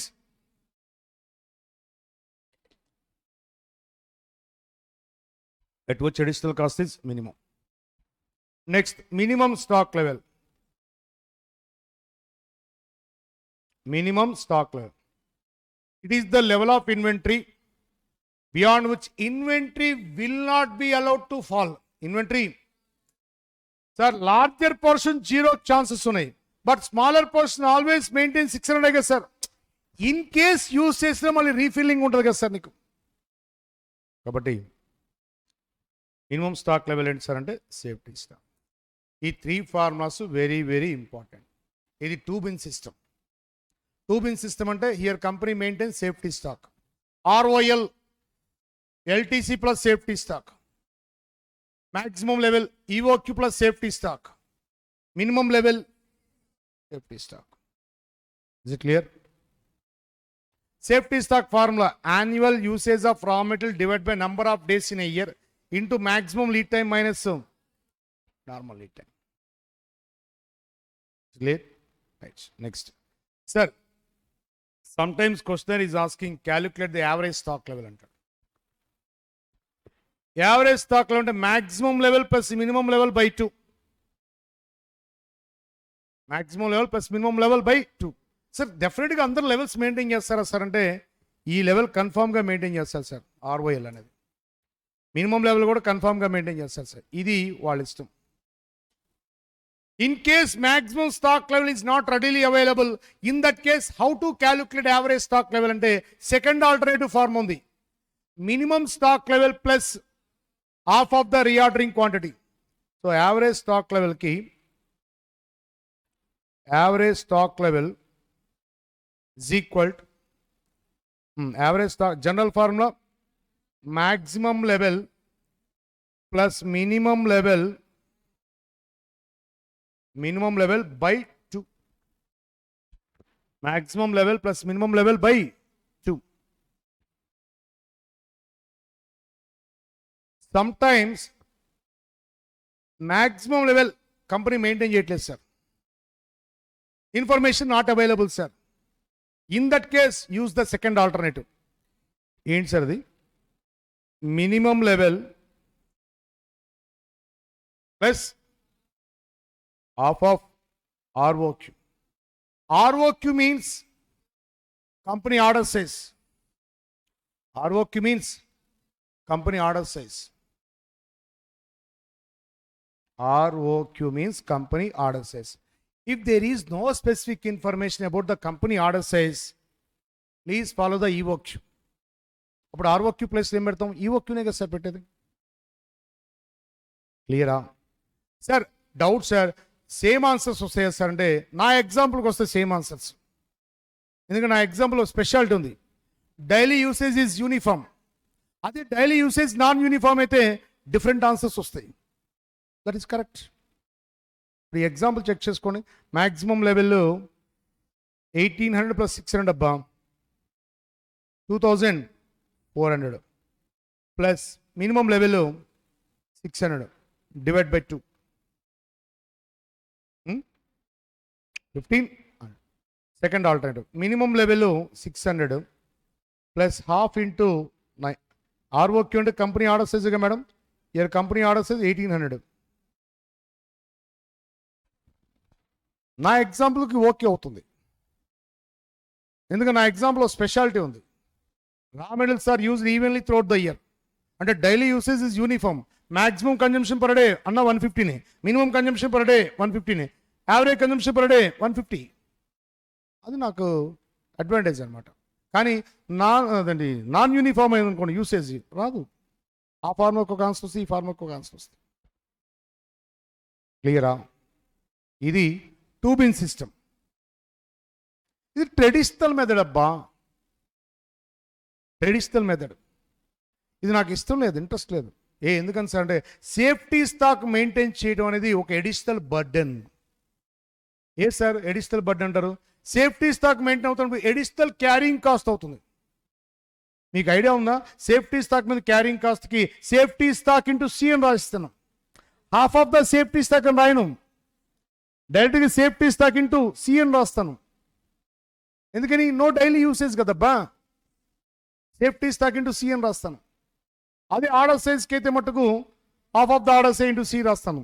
safety stock అంటే safety stock into C అని రాస్తాను. ఇప్పుడు 600 ఇంటూ 300 అంటే 1,80,000 నాకు additional burden sir. Nowadays ఈ ట్రెడిషనల్ మీద అందరూ గుడ్ బై చెప్పేశారు. స్టాక్ అవుట్ నుంచి ఎస్కేప్ అవడానికి ఇది ఎందుకు? టూ ఎర్లీగా ఆర్డర్ ప్లేస్ చేయమ్మా. ఇప్పుడు నువ్వేం చేస్తున్నావు, ఈ బిన్లో 900 దగ్గర వెయిట్ చేస్తాం, 1800 నుంచి 900 స్టాప్ వరకు వెయిట్ చేస్తాం. No need to wait, too ఎర్లీగా ఆర్డర్ ప్లేస్ చేయి. నువ్వు ఏం చేస్తున్నావు, నార్మల్ లీడ్ టైం కన్జంప్షన్ తీసుకుంటున్నావు, అదే మ్యాక్సిమం లీడ్ టైం కన్జంప్షన్ తీసుకో. Maximum lead time in our example 10 days into maximum consumption per day 150, 10 into 150, so 1500 దగ్గర ఆర్డర్ ప్లేస్ చేయొచ్చుగా. 1500 దగ్గర ఆర్డర్ ప్లేస్ చేసాం అనుకోండి సార్, నో ప్రాబ్లం కదా సార్. చూడండి సార్, మీకు 1 bin సిస్టమ్. ఈ 1 bin సిస్టమ్ స్పెషాలిటీ ఏంటి సార్ అంటే only 1 portion, only order size, there is no safety stock. ఎంత 1800 ఏమన్నారు ఇక్కడ, 1500 దగ్గర ఆర్డర్ ప్లేస్ చేయమని చెప్తున్నాను. ఇందాక కన్సిడరేషన్లోకి వచ్చింది, నార్మల్ లీడ్ టైం కన్సిడరేషన్లోకి వచ్చింది. ఇప్పుడు 1 bin సిస్టమ్కి వచ్చేటప్పటికి నార్మల్ లీడ్ టైం కాదు, మ్యాక్సిమం లీడ్ టైం తీస్తాం. అంటే 10 days బిఫోర్ ఆర్డర్ ప్లేస్ చేయబ్బా. 10 days, ఇందాక 6 days బిఫోర్కి మనం ఆర్డర్ ప్లేస్ చేస్తాం, ఇప్పుడు 10 days బిఫోర్కి ఆర్డర్ ప్లేస్ చేస్తాం. 10 days బిఫోర్ అంటే 10 days అనేది ఏంటి, maximum lead time. So maximum lead time into maximum consumption per day, maximum lead time 10 days into maximum consumption per day 150. 1500 దగ్గర order place చేయి. No need to maintain safety stock. 1,80,000 సేవేగా, 1,80,000 సేవేగా sir మనకి. దీనికోసం మళ్ళీ స్పెషల్గా డబ్బాలో మళ్ళీ అది మళ్ళీ అది 1 time బయ్యింగ్, దానికి మళ్ళీ ఇన్వెస్ట్మెంటు. ఆ ట్రెడిషనల్ మెథడ్ అబ్బా, న్యూ ట్రెండ్. అది సేఫ్టీ స్టాక్ తీసే పక్కన పెట్టు. నీకు అందుకని ప్రాబ్లమ్స్లో ఓన్లీ 1 ప్రాబ్లం ఉంది సేఫ్టీ స్టాక్ మీద, అన్నీ ఇవే. ఈ ట్రెడిషనల్ మీద ఒకటే ప్రాబ్లం ఉంది నీకు. సో 1500 దగ్గర ఆర్డర్ ప్లేస్ చేయి. This is the ROL, this is the. దీన్ని ఒక చిన్న మీకు టెక్నిక్ చెప్తాను చూడండి ఐడియా కోసం.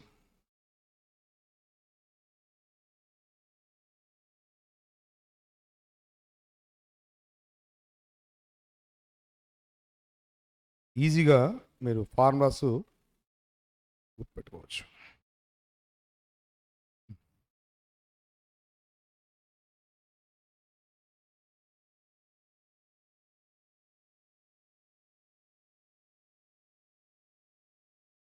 రైట్,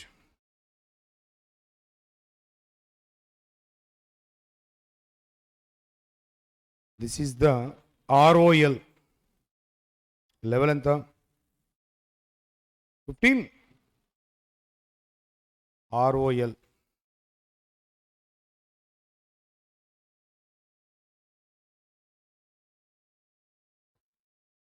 $1,500.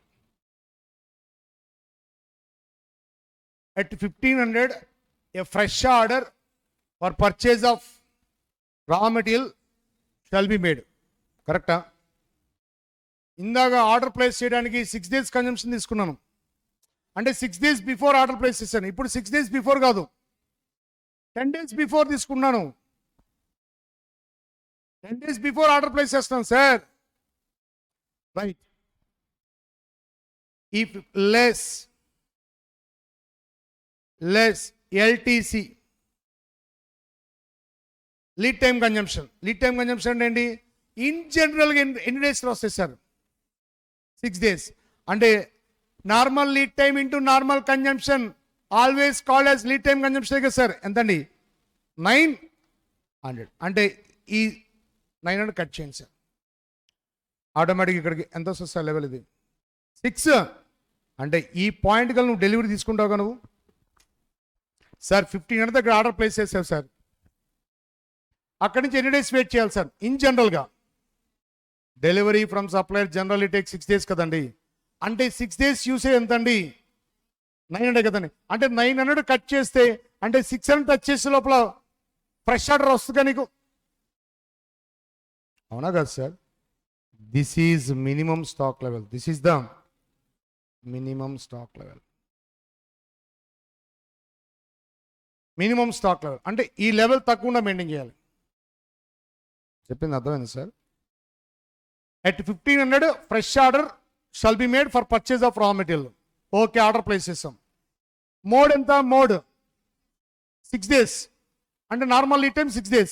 6 daysలో నీకు డెలివరీ అవ్వాలి అంటే 6 days కన్జంప్షన్ ఎంత? 900. అంటే ఈ 1500 600 టచ్ చేసే లోపల నీకు డెలివరీ వచ్చేస్తుంది. నీకు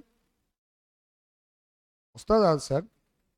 అంటే ఇప్పుడు నీకు ఫార్ములా ఏంటి సార్ అంటే ROL minus LTC equal to minimum stock లెవెలే కదా సార్, అవునా కదా సార్? ఓకే, ఇప్పుడు నెక్స్ట్ మ్యాక్సిమం స్టాక్ లెవెల్ చూడాలి. ఏంటి sir maximum stock? How to fix the maximum stock levels అంటే విను, సింపుల్, లిజన్ సార్. 1500 దగ్గర ఆర్డర్ ప్లేస్ చేశాను కదా సార్, ఇదేంటిది? ROL, అవునా? మనకి నార్మల్గా 6 daysలో డెలివరీ వచ్చేస్తుంది. 6 daysలో డెలివరీ క్వాంటిటీ ఎంత సార్? 18, నథింగ్ బట్ ROQనే కదా సార్, కంపెనీ ఆర్డర్ సైజే కదా సార్. ఇప్పుడు ఈ రెండింటి మధ్య డిఫరెన్స్ అంటే డెలివరీ టైంకి క్వాంటిటీ రిసీవింగ్ టైంకి ఆ డిఫరెన్స్ అనేది చూడాలి. ఈ డిఫరెన్స్కి ఫర్ ఎగ్జాంపుల్ 20 శాంపిల్స్ ఉన్నాయి మన దగ్గర, ఎగ్జాంపుల్ రెడీగా. ఈ 20 శాంపిల్స్ తీసుకుందాం. ఈ 20 శాంపిల్స్ అబ్జర్వ్ చేస్తే డెలివరీ చేసే అంటే ఆర్డర్ ప్లేస్ చేసిన టైంకి డెలివరీ తీసుకున్న టైంకి 3 days అవ్వచ్చు, 4 days అవ్వచ్చు, 5 days అవ్వచ్చు, 6 days అవ్వచ్చు, 8 days, 7 days, 8 days, 9 days, 10 days, అవునా కదా sir?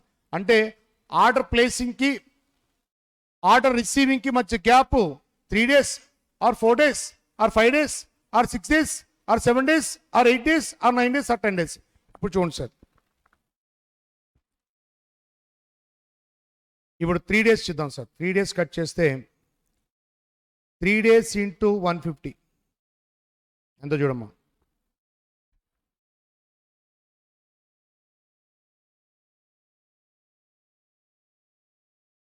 2850. Next 1500 plus 1800. Order ప్లేసింగ్కి order రిసీవింగ్కి మధ్య గ్యాప్ 4 days అనుకోండి సార్. 4 into 150 2007 అంటే ఆటోమేటిక్గా డౌన్ అవుతుందిగా. అంటే ఇప్పుడు మ్యాక్సిమం లెవెల్ ఎంత సార్ అంటే 2850 కదా సార్? 2850 అంటే పిన్లో ఇంకంతగానే ఎక్కువ ఉండని ఛాన్స్ లేదు కదా sir. It is the level of inventory beyond which inventory should not cross. It is the level of inventory beyond which inventory should not cross. ఇంకంతగానే ఎక్కువ ఉండని ఛాన్స్ లేదు. మరి దీనికి ఫార్ములా ఏం చేశారు సార్ అంటే చూడండి sir, ROL plus ROQ minus 3 days అంటే ఏంటి sir? Minimum lead time, minimum into minimum consumption into minimum consumption. Sir in our example minimum consumption is also 150 కదా సార్, ఎందుకంటే daily usage is uniform. So ఇప్పుడు this is the maximum level, this is the maximum level. ఈ gap ఏంటి sir అంటే order size. Order size అంటే ఏంటి sir? ROQ. Order size అంటే ROQ. అంటే ఇప్పుడు నీకు క్లారిటీగా ఈ డయాగ్రామ్ ఉంటే చూడండి సార్, ఇక్కడి నుంచి స్టార్ట్ అవుతారు, ఆటోమేటిక్గా ఇక్కడికి వస్తారు. ఇక్కడ రాగానే fresh order shall be made. ఆ fresh order shall be made అనగానే ఆటోమేటిక్గా ఈ 6 days అవుతుందిగా. 6 days అవ్వగానే ఇక్కడ ఆర్డర్ వస్తుంది కదా సార్. ఆర్డర్ రంగానే మళ్ళీ ఏమైంది సార్? ఇక్కడ నీకు ఇది పైకి వెళ్తుంది, ఇక్కడికి వచ్చేస్తుంది. మళ్ళీ ఇక్కడ రాగానే ఆర్డర్ ప్లేస్ చేస్తారు, మళ్ళీ ఇక్కడికి వస్తారు, మళ్ళీ ఇక్కడ రాగానే మళ్ళీ పైకి వెళ్తారు. అంటే ROL 10 days before order place చేస్తాం. ROL ఫార్ములా 10 days బిఫోర్ అన్నప్పుడు maximum consumption into maximum lead time or maximum lead time into maximum consumption. Next minimum level ROL minus LTC minimum stock level. Maximum ROL plus ROQ minus 3 days consumption, minimum lead time into minimum consumption. Down వస్తే minimum level వస్తా బా, up వెళ్తే maximum level వస్తుంది. ROL 10 days before ఎందుకని one bin system అంటే safety stock nil. There is no safety stock, only one portion. 10 days before order place చేస్తాను. 10 days ఏమంటారు? Maximum lead time into maximum consumption, ROL. కిందకి రా. ROL minus LTC, minimum stock level. ROL నుంచి పైకి వెళ్తే వస్తాయి ROL plus ROQ minus minimum lead time into minimum consumption. క్లియరా? ఈ 3 formulas main important. ROL 10 days before, నీ ఎగ్జామ్ బాగా ఫిక్స్ అయిపోయి 10 days బిఫోర్. 10 days బిఫోర్ అంటే maximum lead time into maximum consumption. కిందకి రా. ROL minus LTC, minimum level. కిందకు వస్తే మినిమం లెవెల్ అబ్బా. పైకి వెళ్ళు. ఆర్ఓఎల్ ప్లస్ ఆర్ఓక్యూ, అందులో ఏది కట్ చేయాలి? Minimum lead time into minimum. ఏ సార్ అదే ఎందుకు కట్ చేయాలంటే 3 days ఎందుకు కట్ చేయాలి? 3 days కట్ చేస్తే మీకు మ్యాక్సిమం ఇన్వెంటరీ వస్తాయి. 4 days కన్నా 5 days కన్నా 6 days కన్నా 3 days కన్జంప్షన్ 3 daysలో వస్తేనే కానీ బిన్లో మ్యాక్సిమం ఇన్వెంటరీ వచ్చేది. It is the level of inventory beyond which inventory should not cross అనేది అదేగా. అవునా కదా సార్? సో ఈ ఫార్ములాస్ 10 days బిఫోర్ చేయాలి. Maximum lead time into maximum consumption, ROL అయిపోయింది. కిందకి రావాలి. ROL minus LTC, minimum stock level. పైకి వెళ్ళి ROL plus ROQ minus minimum lead time into minimum consumption. క్లియరా? నెక్స్ట్ మళ్ళీ ఇక్కడికి వస్తాం sir. Order, fresh order shall be made. ఇక్కడికి రావాలి. రాలా? ఆర్డర్ రాలా? దిగు, కిందకి దిగు. రాలా? 7th day కూడా రాలా? దిగు. 8th day రాలా? దిగు. 8th day రాలా? దిగు. ఇక్కడ లైన్ డ్రా చేయి. Danger level. Stop the all works except emergency works అని చెప్పాను. ఏ సార్ 150 దాకా ఉండి లైన్ డ్రా చేసావు? ఏ డౌన్ అవ్వగా డ్రై చేయొచ్చుగా. ఇక్కడ మాకు ఎమర్జెన్సీ టైంలో షార్టెస్ట్ ప్లేస్ నుంచి రావడానికి time only 1 day. Emergency create అయింది. నేను అప్పుడప్పుడు ఎగ్జాంపుల్ చెప్పాను. అప్పుడు మీకు టూత్పేస్ట్ ఎగ్జాంపుల్ చెప్పాను. డీమార్ట్ నుంచి నేను డైలీ బై చేస్తాను. మామూలుగా ఎవ్రీ మంత్ నేను డీమార్ట్ నుంచే బై చేస్తాను. సడన్గా పేస్ట్ 25th మంత్ 25th జై హింద్ అయిపోయింది.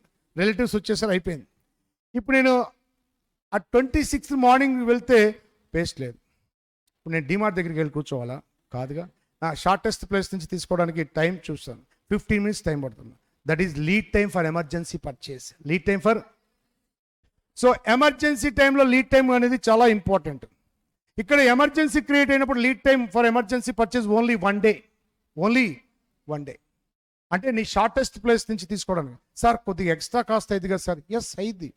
డీమార్ట్లో అయితే పేస్ట్ 150 rupees అయితే ఇక్కడ 160 rupees అవుతుంది. తప్పదు, ఎమర్జెన్సీ. అక్కడికి వెళ్ళి వెయిట్ చేయలేం కదా. సో ఎమర్జెన్సీ టైం అనేది important. Lead time for emergency purchase equal to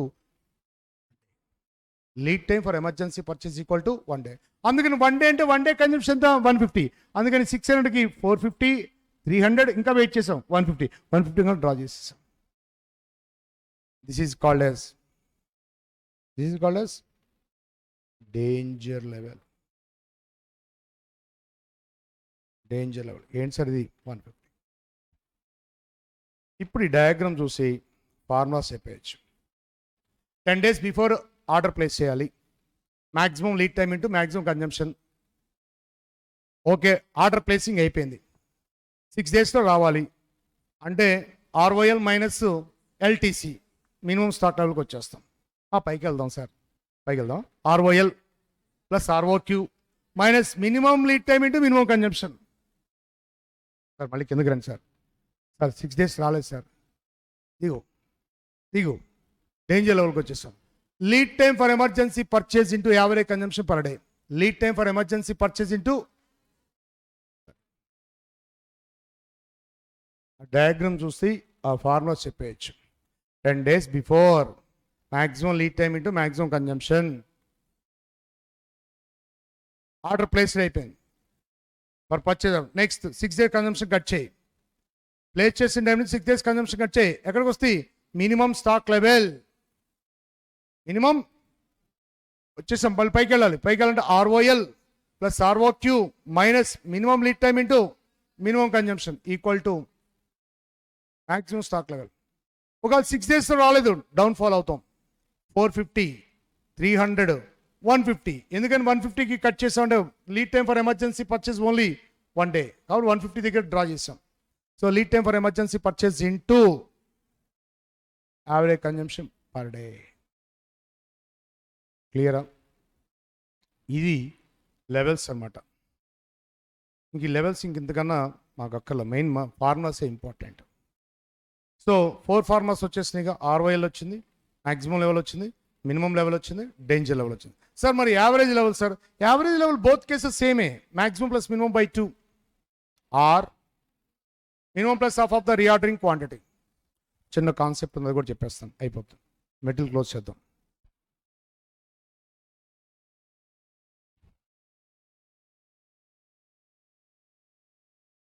inventory turnover ratio, inventory turnover ratio.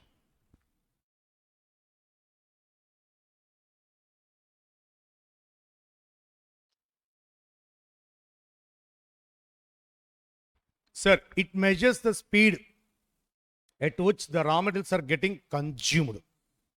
For example, X Limited company produces a single product that requires 2 raw material items, raw material A, raw material B. Raw material A, raw material B. Raw material A inventory turnover ratio 30 times. Raw material B inventory turnover ratio 40 times.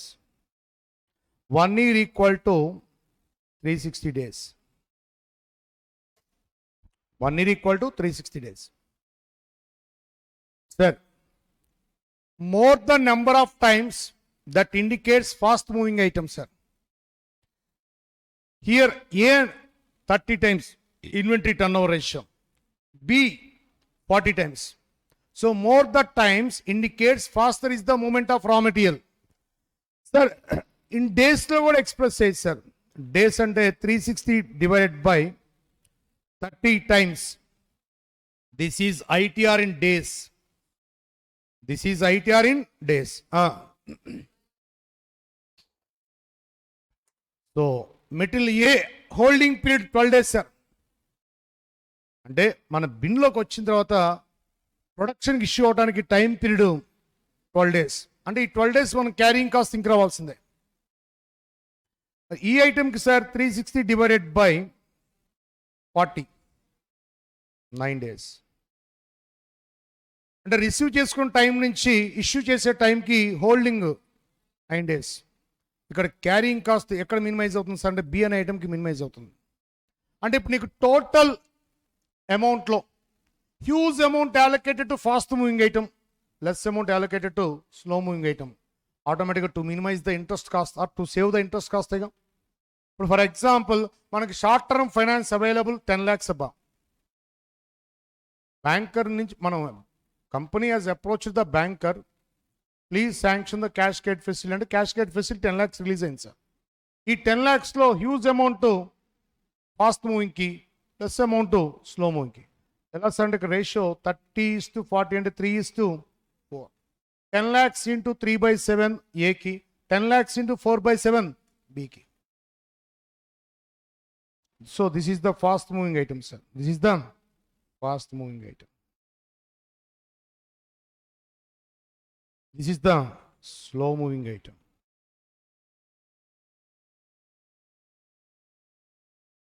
Right. Sir, suppose only one material item ఇచ్చాను అనుకోండి sir.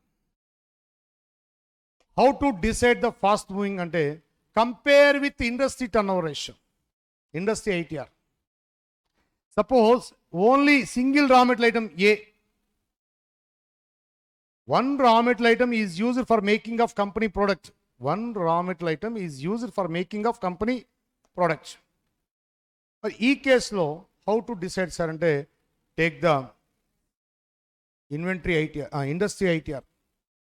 Industry ITR for example 20 times ఉంది అనుకోండి sir, అప్పుడు 360 divided by 20 18 days కదా madam. అంటే ఇండస్ట్రీలో competitors అందరూ కూడా 18 డేస్ హోల్డ్ చేస్తుంటే మనం ఎన్ని డేస్ హోల్డ్ చేస్తాం సార్? 12 డేస్. అంటే మార్కెటింగ్ టీమ్ ఎక్సలెంట్గా వర్క్ చేస్తున్నట్టు లెక్క. బయట మార్కెట్లో మన టీము ఆర్డర్స్ హెవీగా బుక్ చేస్తున్నట్టు. హైయెస్ట్ షేర్ మందే. ఇలానే జియో, ఎయిర్టెల్ ఎవ్రీ క్వార్టర్ బాగా స్పోర్టివ్గా వర్క్ చేస్తాయి. ఒకసారి వాళ్ళు నెంబర్ 1 కూడా, ఒకసారి వీళ్ళు నెంబర్ 1గా ఉంటారు. అంటే మార్కెటింగ్ టీము ఆర్డర్స్ బుక్ చేస్తాయి. మన టీం ఎక్స్ట్రాడినరీగా వర్క్ చేస్తుంటే లెక్క. ఎందుకని ఇక్కడ నీకు హోల్డింగ్ పీరియడ్ మంది 12 డేస్ అయితే ఇండస్ట్రీ మొత్తం 18 డేస్. అంటే మనకు ఆర్డర్స్ ఫాస్ట్గా మూవ్ అవుతాయి, ప్రొడక్షన్ సైకిల్స్ కూడా ఫాస్ట్గా కంప్లీట్ అవుతాయి. సో ప్రొడక్షన్ సైకిల్స్ స్పీడప్ అయితే ఆటోమేటిక్గా రా మెటీరియల్ యూసేజ్ కూడా స్పీడ్గా ఉంటుంది కదా సార్. అంతేనా కదా సార్? నీకు అక్కడ ప్రొడక్షన్ అనేది నెంబర్ ఆఫ్ సైకిల్స్ కంప్లీట్ అవుతున్నప్పుడు డెఫినెట్గా యూసేజ్ కూడా ఫాస్ట్గా ఉంటుంది కదా సార్. అంటే మార్కెటింగ్ టీం చాలా ఎక్స్ట్రాడినరీగా వర్క్ చేస్తుంటూ, ఇన్వెంటరీ మేనేజ్మెంట్ టీం కూడా ఎక్స్ట్రాడినరీగా వర్క్ చేస్తుంట లెక్క. సో ప్లస్ ఫైనల్గా product of the company product demand ఎక్సలెంట్గా ఉన్నట్లు లెక్క. మార్కెట్లో మన ప్రోడక్ట్ డిమాండ్ ఎక్సలెంట్గా ఉన్నట్లు లెక్క అనమాట. ఇవన్నీ చెప్పచ్చు. సో ఫైనల్గా ఐటీఆర్ క్యాలిక్యులేషన్కి సార్ 30 టైమ్స్ అన్నారు. ఫార్ములా ఏంటి సార్ అంటే cost of raw material consumed divided by cost of average inventory. Cost of average inventory of raw material. Cost of average inventory of raw material. So on an average per day inventory of raw material check చేస్తారు. దానికి consumption ఎన్ని times ఉందో చూస్తారు. యావరేజ్న inventory of raw material దానికి ఎన్ని times consumption జరిగింది. ఆ టైమ్స్ ఇంక్రీజ్ అయ్యే కొద్ది ప్రోడక్ట్ మార్కెట్లో డిమాండ్ అనేది ఇంక్రీజ్ అవుతుంటుంది. ప్రోడక్ట్ డిమాండ్ మార్కెట్లో ఇంక్రీజ్ డిక్రీజ్ ఇక్కడే చెప్పొచ్చు. యావరేజ్ ఇన్వెంటరీ పర్ డే తీసుకుంటాం, దానికి ఎన్ని టైమ్స్ ఉంది. More the times faster is the moment of raw material. అంటే దాని మూవింగ్ ఎలా ఉంది మార్కెట్లో? ఫాస్ట్ మూవింగ్ అనమాట. టైమ్స్ ఇంక్రీజ్ అయ్యేకొంది మార్కెట్లో మూవింగ్ ఎలా ఉంటుంది సార్ అంటే ఫాస్ట్ మూవింగ్ అనమాట. సో ఐటీఆర్ ఇన్ టైమ్స్ అంటే cost of raw material consume divide by cost of average inventory of raw material. ఓకేనా? Take the break. Main contents అన్ని కూడా రివైజ్ అయితే బెస్ట్ అనుకున్నాం. ప్రాబ్లం చేయడం వల్ల ఆ ఒక్క ప్రాబ్లం కంటెంటే వస్తాయి. ఇప్పుడు మెటీరియల్ చాప్టర్లో ఈఓక్యూ సైజ్ డిసైడ్ చేసాం, సప్లయర్ సైడ్ ఆఫర్ సెట్ చేసాం, అటు మేనేజ్మెంట్ సైడ్ యాక్సెప్టా రిజెక్టా చెక్ చేసాం, తర్వాత సేఫ్టీ స్టాక్ క్యాలిక్యులేషన్ చేసాం, తర్వాత స్టాక్ లెవెల్స్ 2 బిన్ సిస్టమ్ చెప్పాను, స్టాక్ లెవెల్స్ 1 బిన్ సిస్టమ్ చెప్పాను, ఐటీఆర్ చెప్పాను. ఇక రిమైనింగ్ ప్రైసింగ్ ఇష్యూ మెథడ్స్ అంటే మీరు చేసేస్తారు. ఆ ఫిఫో లిఫో అనేది పెద్ద క్వశ్చన్ ఏం కాదు. ఏబీసీ కూడా అది ఈజీగానే ఉంటుంది. సో ఇవాళ కాస్ట్ షీటు మనం మెటీరియల్ కాస్ట్ కంట్రోలింగ్లో డెఫినెట్గా క్వశ్చన్స్ వస్తాయి ఈసారి మెటీరియల్ కాస్ట్ కంట్రోలింగ్ మటు డ్యామ్ షూర్గా క్వశ్చన్ వస్తుంది. ఎందుకంటే లాస్ట్ అటెంప్ట్ క్వశ్చన్ మిస్ అయింది, బ్యాచ్ కాస్టింగ్ వచ్చింది. ఈసారి 100%గా 200% ఇస్తే guarantee material cost controlling question damn sure వస్తాయి. కాస్ట్ షీట్ అయితే చెప్పక్కల 4A అదే కాస్ట్ షీటే, డెఫినెట్ కాస్ట్ షీట్ క్వశ్చన్ వస్తుంది. రైట్, ఇక నెక్స్ట్ ఎంప్లాయీ కాస్ట్ కంట్రోలింగ్ కావాలా? స్కిప్ చేద్దాం. కావాలా? రైట్, ఒక ఓవరాల్గా ఒక ఎడ్జ్ ఇస్తాను, ఒక 1/2 అవర్ ఇచ్చి ఓవర్ హెడ్స్కి వెళ్ళిపోతాను. ఈ పేరేంటి మర్చిపోయాను నేను, శ్రీహిత. ఈ బ్యాచ్ కాదు కదా నువ్వు, 48 కదా నువ్వు, 49 ఏ బ్యాచ్? ఫస్ట్ బ్యాచ్నా? పేరేంటి?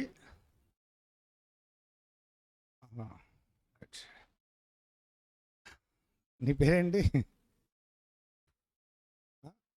భార్గవి. పక్కన తను నీ పక్కన ఇంకొక అమ్మాయి ఉంటుంది. రైట్, రితిక. రైట్, నీ పేరు కూడా నేను మర్చిపోయాను. ఎందుకంటే టూ లెటర్స్ ఉంటే చెప్పచ్చు, లత, లక్ష్మి ఇలాంటివి అయితే.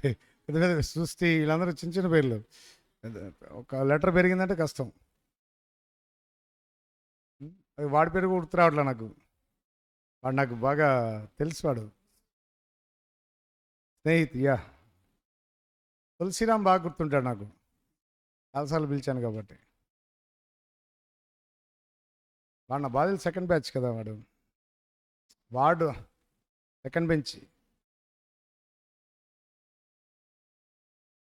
దీపక్, ఎస్ నువ్వు స్నేహితు, వాడు Deepak.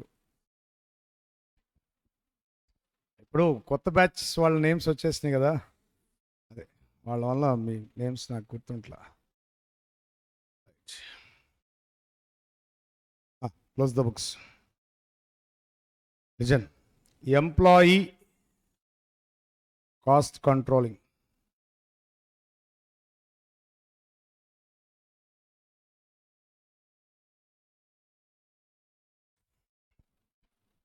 The main objective of this chapter is to minimize the employee cost per piece. How to achieve this objective ante to increase the workers output levels, automatically employee cost per piece decrease.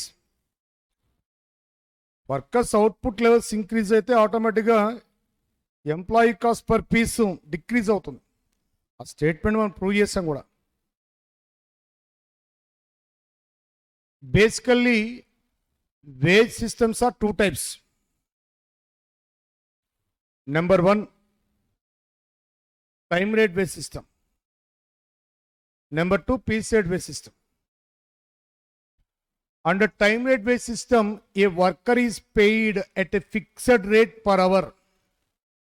Purely hour basis anamata. Ante no link between performance and reward. నేను example చెప్తా, second see the board అంటాడు చూడు, వాడు చెప్తాడు అక్కడ there is no linkage between performance and reward, purely hours basis అనమాట. Working time into hourly rate or T into R. So under time rate base system,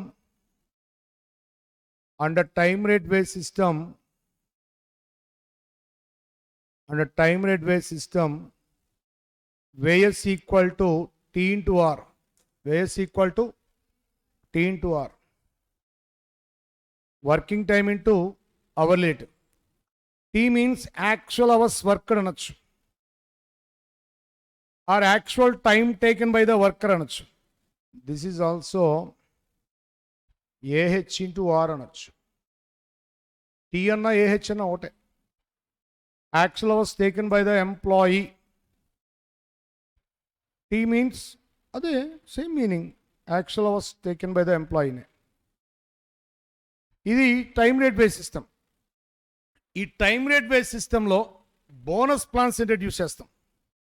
ఈ bonus plans introduce చేయడం వలన ఇద్దరు బెనిఫిషరీస్ అవుతారు. ఎంప్లాయీ బెనిఫిషరీ అవుతాడు, employer కూడా beneficiary అవుతాడు. ఎందుకని సార్ అంటే, ఈ ఇన్సెంటివ్ స్కీమ్ ఇంట్రడ్యూస్ చేస్తే ప్రీవియస్లీ అవర్కి 6 pieces ఇస్తున్నప్పుడు ఇప్పుడు అవర్కి 8 pieces ఇస్తాడు. ఏది? Because of introduction of bonus plan. ఆటోమేటిక్గా టైం సేవ్డ్ వస్తాయి. అంటే 10 hours వర్క్ని వాడు 8 hours ఫినిష్ చేస్తాడు. 10 hours వర్క్ని వాడు 8 hours ఫినిష్ చేస్తాడు. అప్పుడు టైం సేవ్డ్ వస్తాయి. For example,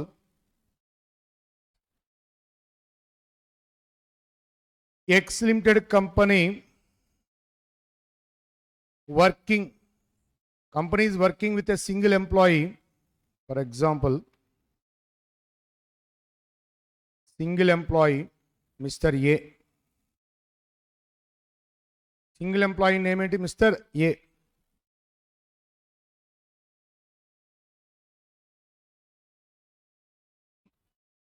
Presently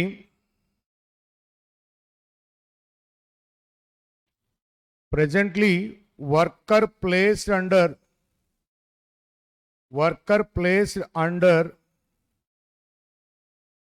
time rate system. Worker placed under time rate based system. Bonus according to Halsey. Bonus according to Halsey. అంటే హియర్ ఇన్సెంటివ్ ప్లాన్ ఇది running sir. Incentive plan రన్నింగ్లో ఉంది. So bonus according to Halsey. Actual working time,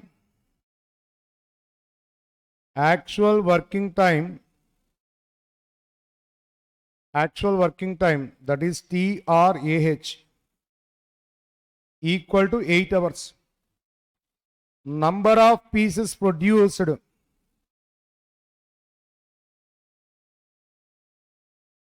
120 pieces. Number of pieces produced, 120 pieces.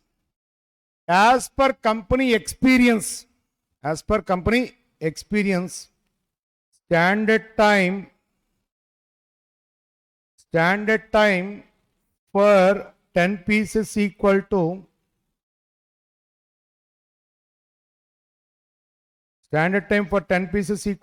1 hour. And previously 1 hour working time ki 10 pieces production వచ్చేది. దాన్ని experience గా తీసుకుంటారు.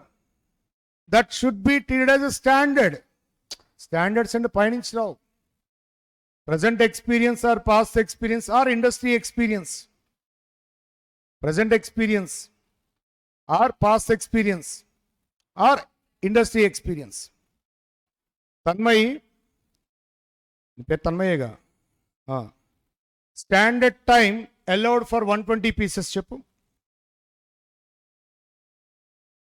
12 hours కదా sir. 10 pieces కి 1 hour కదా. 120 pieces కి 12 hours. Standard hours allowed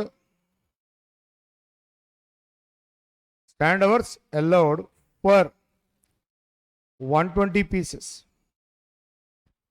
Standard hours allowed for 120 pieces. SH equal to 12 hours. 12 hours. Actual working time 8 hours. That is given.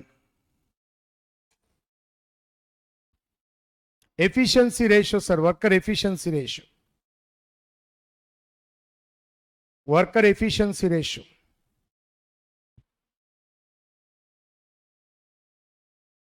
So see, worker efficiency ratio on hours basis. South Africa, SH by AH into 100. SH by AH into 100. Siram. SH by AH into 100. That is worker efficiency ratio. SH 12 hours divided by AH into 100. 150. It is calculated in another way also. This can be calculated in another way. Output basis. This is very, very important for standard costing topic, sir. So efficiency ratio, worker efficiency ratio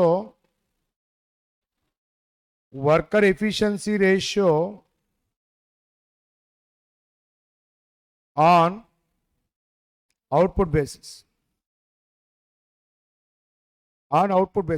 Formula AO by SO into 100. Correct? AO by SO into 100. Correct? Actual output by standard output into 100. Rohita, actual output in this example, actual output, Rohita, 120 pieces. Actual output for actual working hours equal to 120 pieces. Now standard output for actual working hours 80 pieces. Sir, AO means actual output for actual working hours, sir. Actual working hours 8 hours, sir. Standard output for actual work 8 hours. Sir, numerator, denominator, same period, sir. 8 hours, 8 hours. 8 hours ki actual output already given in the problem. 120 pieces. 8 hours ki standard output 80 pieces into 100. Answer. Sit down. 150 pieces. This is very, very important. So worker efficiency ratio 150%. Now calculate the earnings, worker earnings under Halsey scheme. Worker earnings under Halsey scheme. Worker earnings under Halsey scheme. Basic wage plus bonus है sir. Earnings of a worker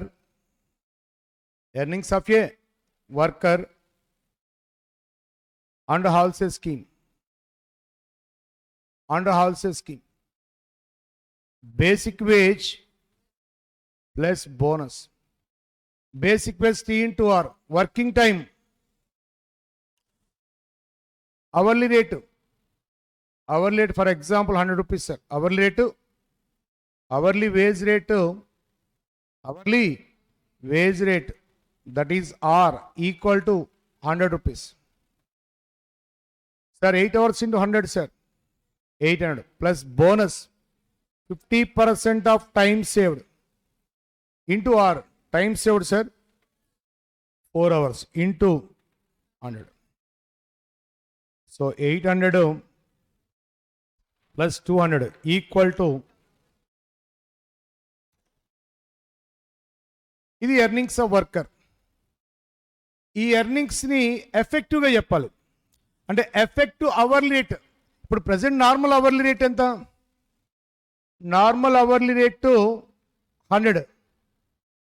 normal hourly rate 100. But here workers efficiency ratio beyond 100%. Definitely effective hourly rate more than 100 ఉంటుంది. Am I right? Effective hourly rate formula.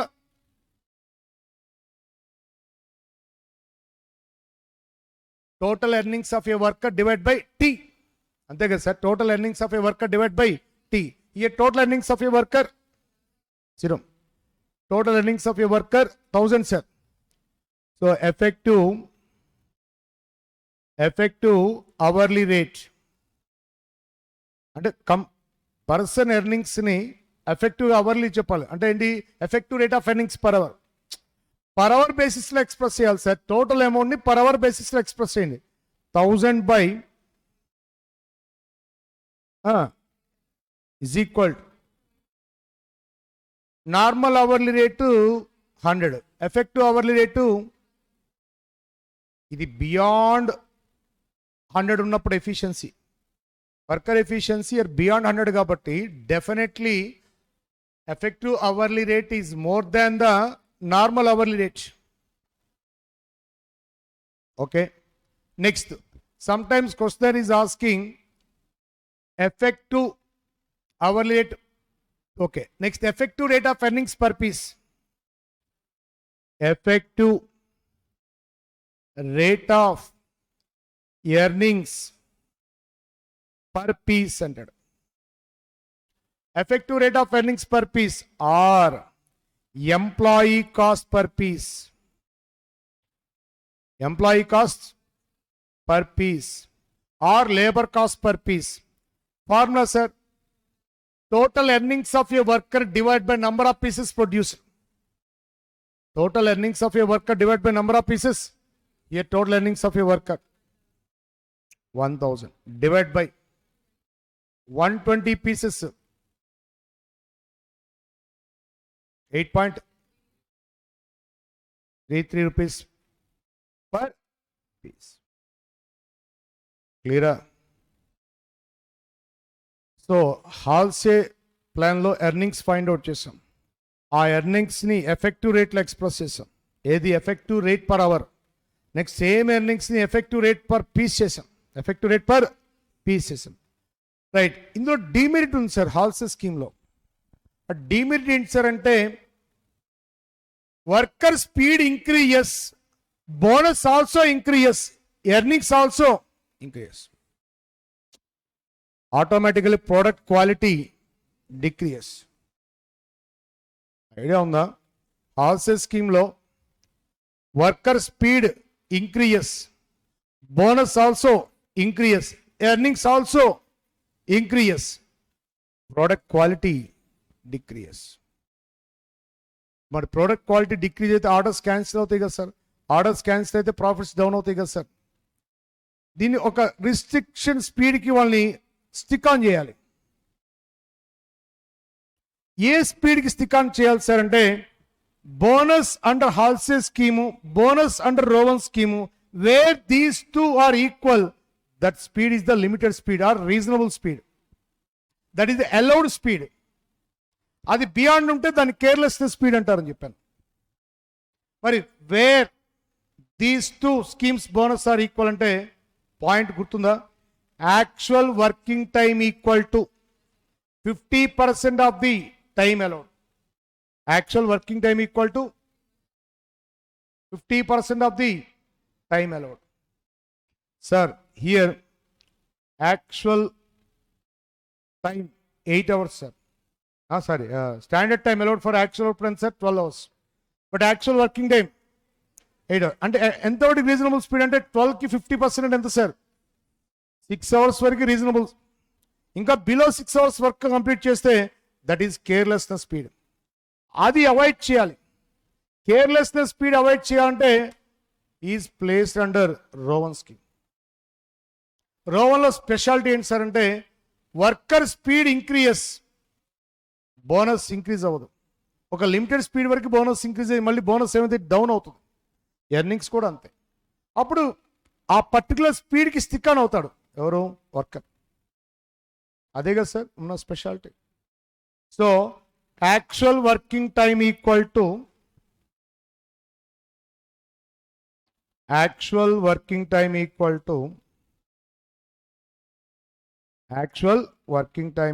to 50% of the time allowed.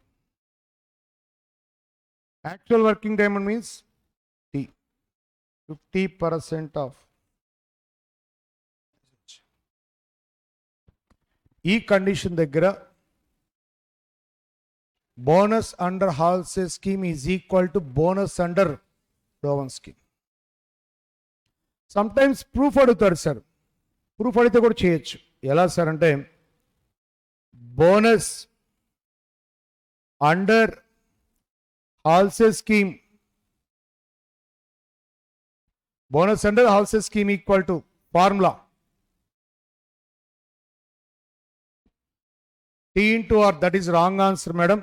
Bonus and halsey means 50% of time saved into R. 50% of time saved into R. 50% of time saved into R. Next, bonus under Rowan scheme. TS by ST into ST అన్న SH అని ఒకటే కదా sir. Time saved SH minus idea ఉందా sir? Time saved అంటే allowed time minus working time.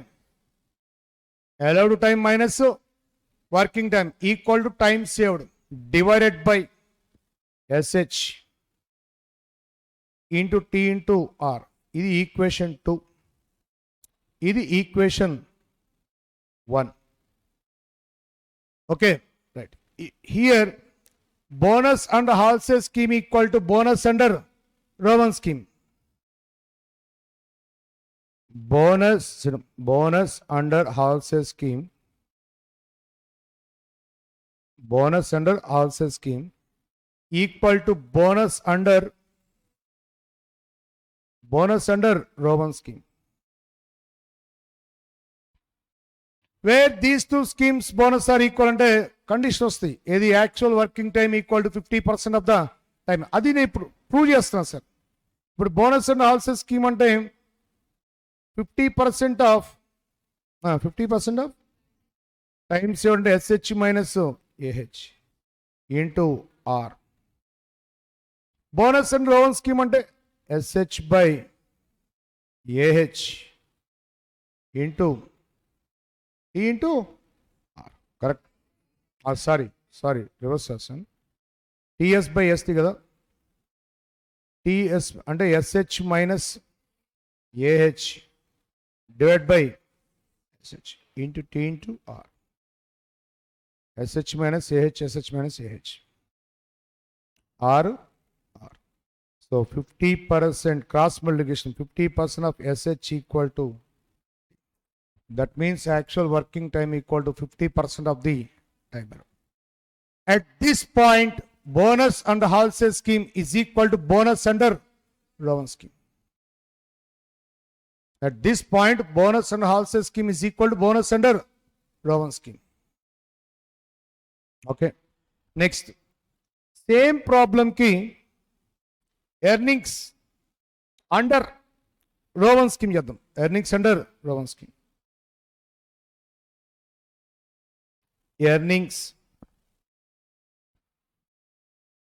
Earnings under Rowan scheme.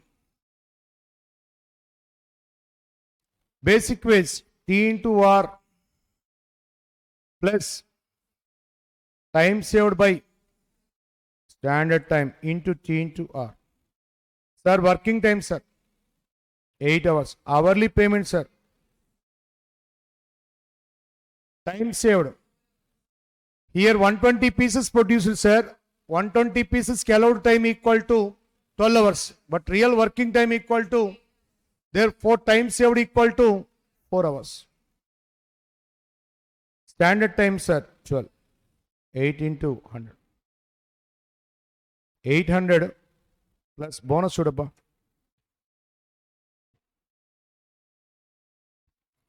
60. 260. Approximately 267. So final answer 1067. Now employee cost per piece or labor cost per piece according to Rowan.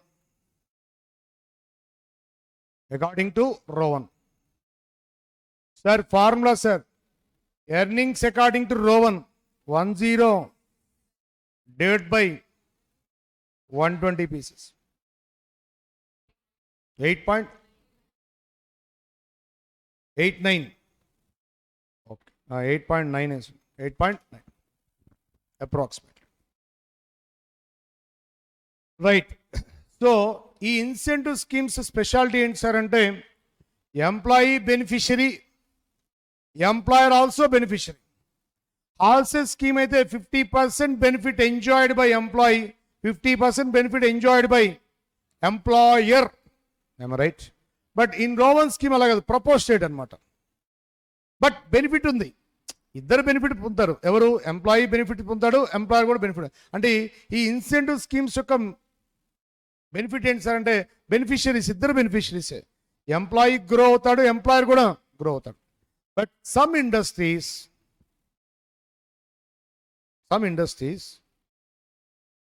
పీసెడ్ system follow అవుతాయి sir. Best example ఏంటంటే construction field. Construction ఫీల్డ్లో almost all workers I want piece rate అంటారు.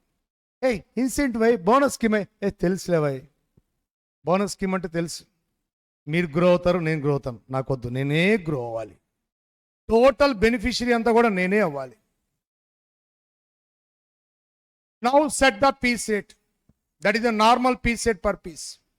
How to set the piece rate sir అంటే that piece rate would be based on standard hourly output. Piece rate would be based on, sir, piece rate would be based on standard hourly output, sir. Piece rate would be based on standard hourly output. Definite గా piece set calculation కి ఆ experience లేకపోతే can't do it. నువ్వు piece set express చేయాలంటే definite గా experience ఉండాలి.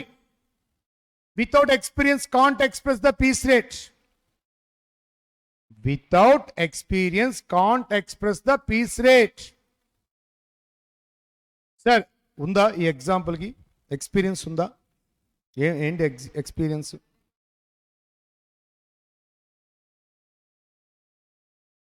Standard time for 10 pieces equal to 1 hour ఉంది sir, experience ఉంది. ఆ ఎక్స్పీరియన్స్ నుంచి ఒక question, standard time for 1 piece equal to how much?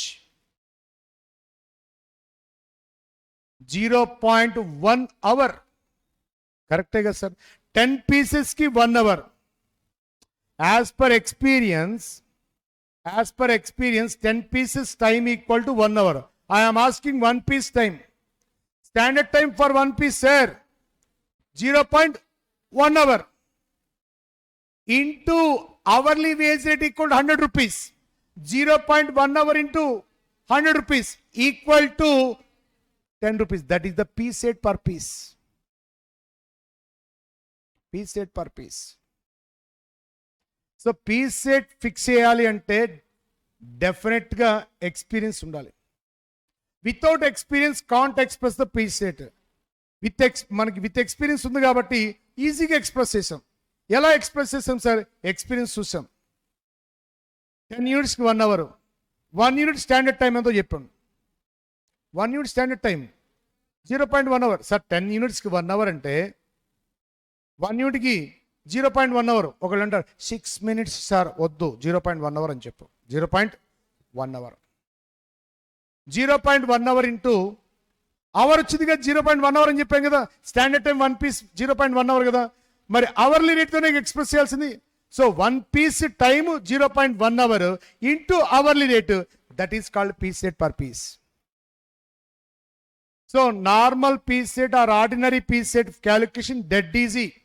Standard time 1 piece, standard time for 1 piece into R. Standard time for 1 piece into R. Standard time for 1 piece and then is 0.1 hour into hourly rate. Sit down. So, ordinary piece rate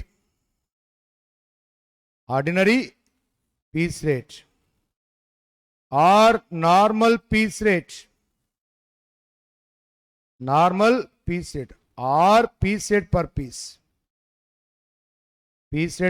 piece. Love your formula. Standard time for 1 piece, simple. Standard time for 1 piece rate would be based on standard hourly output. That is the past experience. Without experience can't express the preset అని చెప్పాం కదా sir. ఆ ఎక్స్పీరియన్స్తో 1 unit hour standard time for 1 unit into R. T into R ఎలానో, T into R వేస్తే wages వస్తాయి ఎక్కడ? Time rate సిస్టంలో. ఇప్పుడు నేను అంటుంది ఏంటి? Piece rate per piece. How to calculate piece rate per piece? Standard time for 1 piece into R. Standard time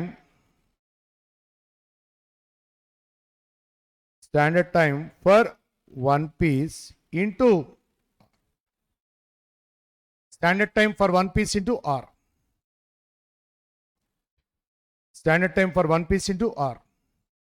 0.1 hour into 100. 10 rupees. మిమ్మల్ని క్వశ్చన్ అడగచ్చా? మీరు మీ స్నేహితు కాదు, మీరు మీ పేరు మర్చిపోయాను. ప్రణయ్. ఎస్, వింటున్నావా class? Ordinary piece rate per piece 10 కదా. సపోజ్ హాల్సే సిస్టమ్ ఫాలో అయితే savings per piece according to Halsey చెప్తావా? Sir vision here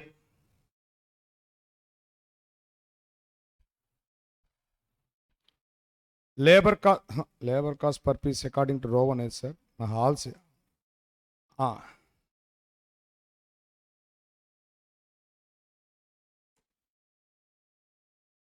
1.67.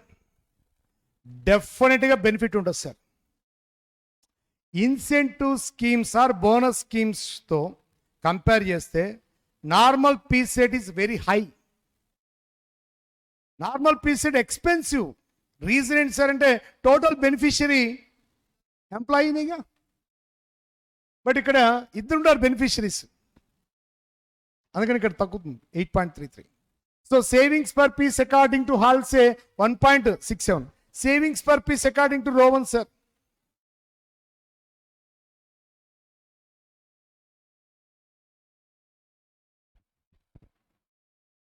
1.1.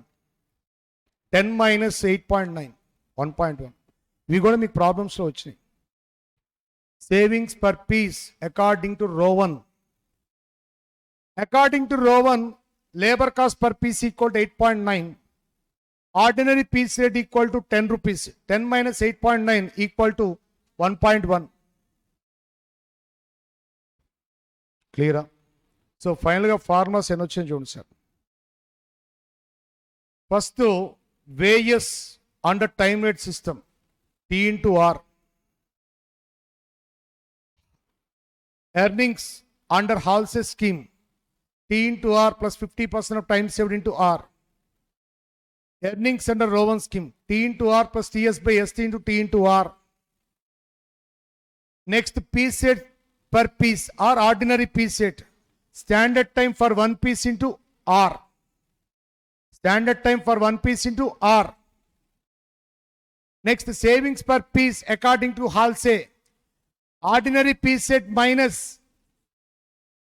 employee cost per piece according to Halsey, savings per piece according to Rowan, ordinary piece set per piece minus employee cost per piece according to Rowan or labor cost per piece according to Rowan. ఈ farms మనం delivery చేసినట్టయితే క్లియరా? Wages అన్న time rate base system T into R, according to Halsey earnings equal to T into R plus 50% of time saved into R, according to Rowan TS by ST into T into R. Next, ordinary piece rate or piece rate per piece, standard time for one unit into R, savings per piece according to Halsey, ordinary piece rate minus labor cost per piece according to Halsey, savings per piece according to Rowan, ordinary piece rate minus employee cost per piece according to Rowan. ఇవి కాకుండా efficiency ratios చెప్పాను. Worker efficiency ratio on hours basis SH by AH into 100. Worker efficiency ratio on output basis AO by SY into 100. One more, effective hourly rate or effective rate of earnings per hour, total earnings of a worker divided by T. Next, effective rate of earnings per piece or employee cost per piece equal to total earnings of a worker divided by number of pieces produced. ఇన్ని చెప్పాను. ఇక next sir piece set per piece okay 10 rupees. Under piece set base system worker earnings equal to good piece set per piece into number of pieces produced like sir. Under piece set system, under piece rate based system, under piece set based system, under piece set based system,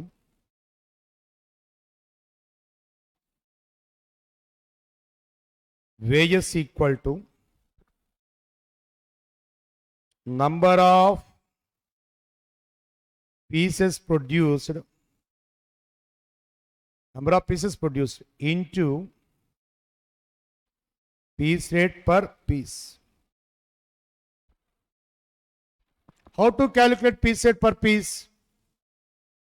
Standard time for one piece into R. ఇవి main formulas. Standard time for one piece into R, ఏది piece set per పీస్కి. Then calculate the wages under piece set scheme, number of pieces produce into piece set per piece. Right, okay. So ఈసారి నా expectation ఈ model ఇస్తానని చెప్తాను. ఒకసారి చూడండి, చిన్న ఎగ్జాంపుల్ వస్తాను.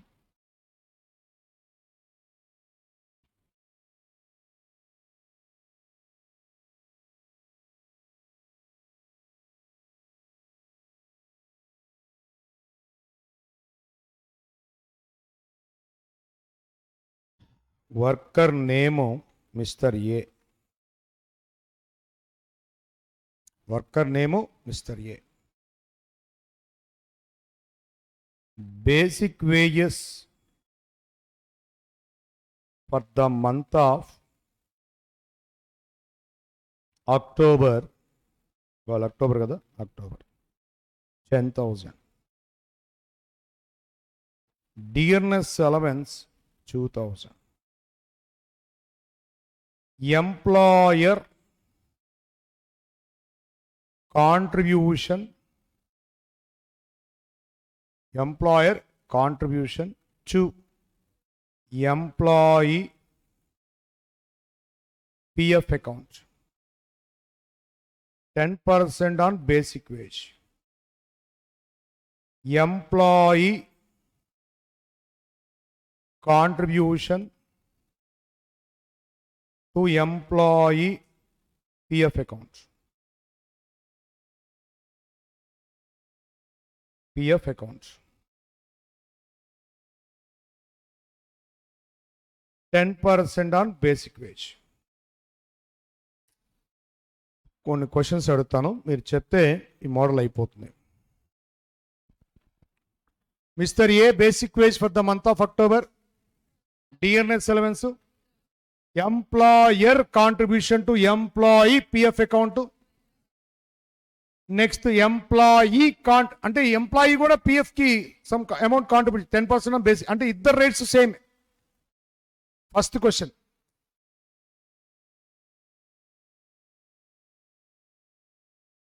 Net wages, net receivable by the employee from the employer, how much? రాస్తాను ఇక్కడ ఎందుకంటే కన్ఫ్యూజ్ అవుతావు. Net wages receivable by the employee from employer.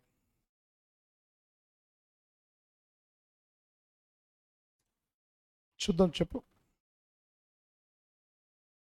30,000. 13,000.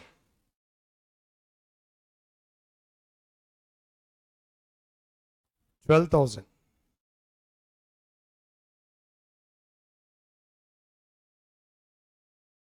Snehith 11,000. Check చేద్దాం ఎవరి దగ్గర.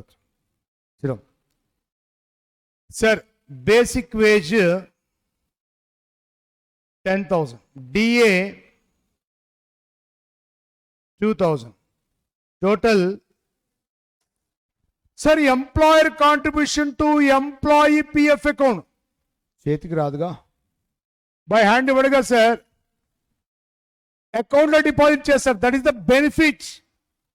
సార్ నువ్వు క్యాలిక్యులేట్ చేస్తుంది net wages receivable by the employee from the employer, not employee cost. Employee cost అయితే whatever benefits given by the employer to the employee simply add them అంటాను. నేను అడిగిన question ఏంటి? Net wages receivable by the employee from the employer 10 చేతికి, 2 చేతికి 12,000. Employer contribution చేయి పెట్టాను అనుకో, పెట్టి కొడతాడు, బ్యాంకులో వేస్తారా అంటాడు. సార్ సార్ సార్ బ్యాంక్కి వెళ్తున్నారా? ఏంటి దేనికి? నీ పిఎఫ్ అకౌంట్లో అమౌంట్. సార్ సార్ సార్ అయితే ఈ 12,000 నాకు కూడా ఒక అమౌంట్ ఏంటి సార్? 10% ఆఫ్ బేసిక్ వేజ్ అంటే 10% of 1,000 less employee savings. Employee savings అంటే ఎంప్లాయీ సేవింగ్స్ అంటే ఏంటి? Employee employee contribution to employee PF account ఇస్తే 11,000. Thank you sir.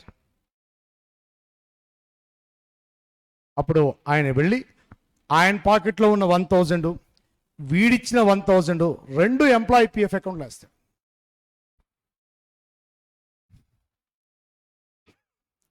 So net wages receivable by the employee from the employer. Second question అయినా తను చెప్తుంది. Second question ఏంటి? నీ పేరు మర్చిపోయాను మళ్ళీ. భార్గవి కాదు, నీ పక్కన భార్గవి పక్కన అమ్మో అమ్మో, ఏం పేరు? నీ పేరు తన్మయ్యే కదా, రైట్, ఓకే. సార్ వినండి. Calculation of total amount of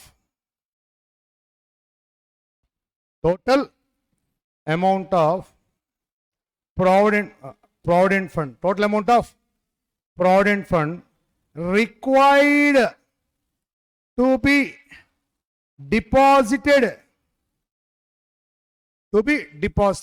in deposited by the employer. చెప్పమ్మా, నీకు మంచి వాయిస్ ఉంది కదమ్మా, చెప్పమ్మా. 2000 ఎవరేం చెప్తారు, ఏముంది? ఎందుకంటే క్లారిటీ ఉంది బిట్లో, బిట్ చాలా క్లారిటీ ఉంది. Total amount of PF required to be deposited by the employer అంటే ఎంప్లాయీ కాంట్రిబ్యూషన్ 1000 2000 డిపాజిట్ చేసేది. థర్డ్ క్వశ్చన్ కూడా నీకే. Third question, employee cost calculation కావాలి. Calculate employee cost to the employer.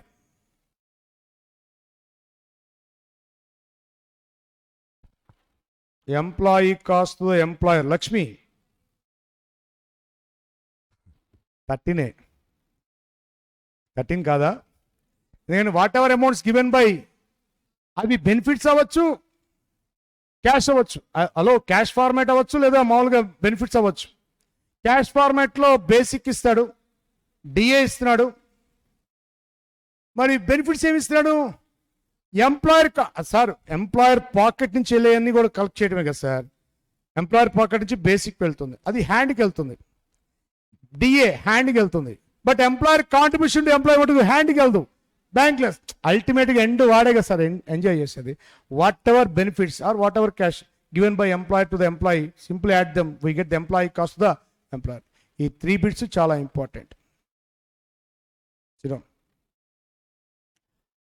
ఈ 3 బిట్స్ ఏంటి? ఫస్ట్ బిట్ ఏంటి? Net wages receivable by the employee from the employer. Next, total amount of PF required to be deposited by the employer. Next, last bit ఏంటి? Calculate the employee cost. ఇదే మనం regular గా చేసేది. Last bit regular గా చేస్తాం. ఏది? Employee cost the employer. Employee cost to the employer. ఇవి 5 మార్క్స్కి రావడానికి ఎక్కువ ఛాన్సెస్ ఉంటాయి. బిట్ చూస్తానికి చాలా సింపుల్గా ఉంటుంది. ఇందులో ఒక బిట్ గ్యారెంటీగా మిస్టేక్ చేస్తారు. ఫస్ట్ బిట్టే మిస్టేక్ చేసేది, మిగతా బిట్స్ అన్ని ఈజీగా చేస్తారు. ఫస్ట్ బిట్ పోతుంది. ఇది ఒకటి ఇంపార్టెంట్, రైట్. ఇక నెక్స్ట్,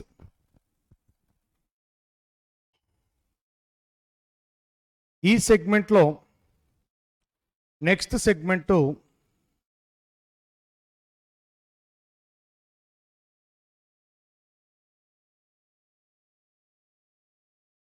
నా ఎక్స్పెక్టేషను ఇది చాలా టైం గ్యాప్ తీసుకుంది. ఇంతకుముందు రెగ్యులర్గా ఇచ్చేవాడు, ఒక 3-4 అటెంప్ట్స్ నుంచి దీన్ని మర్చిపోయాడు. ఎంప్లాయీ టర్న్ ఓవర్ రేట్, దీని మీనింగ్ ఐడియా ఉందా sir? It is the rate of change in the composition of labour force in an organisation during a certain period of time. Sir, ఆ చేంజెస్, కాంపోజిషన్ లేబర్ ఫోర్స్తో changes రావడానికి reasons ఏంటో నాకు మన ప్రణయ్ చెప్తాడు. Composition labour ఫోర్స్లో చేంజెస్కి రీజన్స్: సపరేషన్స్ అంటే workers left and discharge. Next sir, next replacements due to separations, due to replacements, due to new recruits. 1, 2, 3 very very important. వీటి వల్ల చేంజెస్ వస్తాయి ఇందులో కాంపోజిషన్ లేబర్ ఫోర్స్. ఈ కాంపోజిషన్ లేబర్ ఫోర్స్లో changes increase అయితే ఏమైంది madam? Labour turn over rate increase అవుతుంది. Labour turn over rate increase అయితే profits forgone due to employee turn over rate. Changes హెవీగా ఉంటే డెఫినెట్గా ప్రాఫిట్స్ అనేవి ఫోర్గాన్ అవుతాయి. So so first separations, next replacements, next new recruits. Other 1 and 2 separations and replacements. Flux 1 method, separations, replacements, new recruits. Flux 2 method, sir, E23 total joinings or accessions. గుర్తుందా sir? Accession, A C C, E S S, I O N S, accessions. So ఈ మెథడ్స్లో జనరల్గా ఈ practical లైఫ్లో అయితే అయితే flux 1 కానీ flux 2 కానీ ఉంటుంది సార్. కానీ క్వశ్చన్ ఏం చేస్తారు సార్ అంటే ఆ టోటల్లో separation part rate, replacement part rate, new recruits rate calculate చేయమంటాడు. నువ్వు ఎక్స్ప్రెస్ చేయాల్సిందే డెఫినెట్గా. సపరేషన్ రేటు ఎక్స్ప్రెస్ చేయాలంటే ఫార్మ్ ఏంటి madam? Average number of workers into 100. Replacements అంటే number of replacements divide by average number of workers into 100. Sometimes average number of workers and opening workers at the beginning of the period plus workers at the end of the period divided by 2.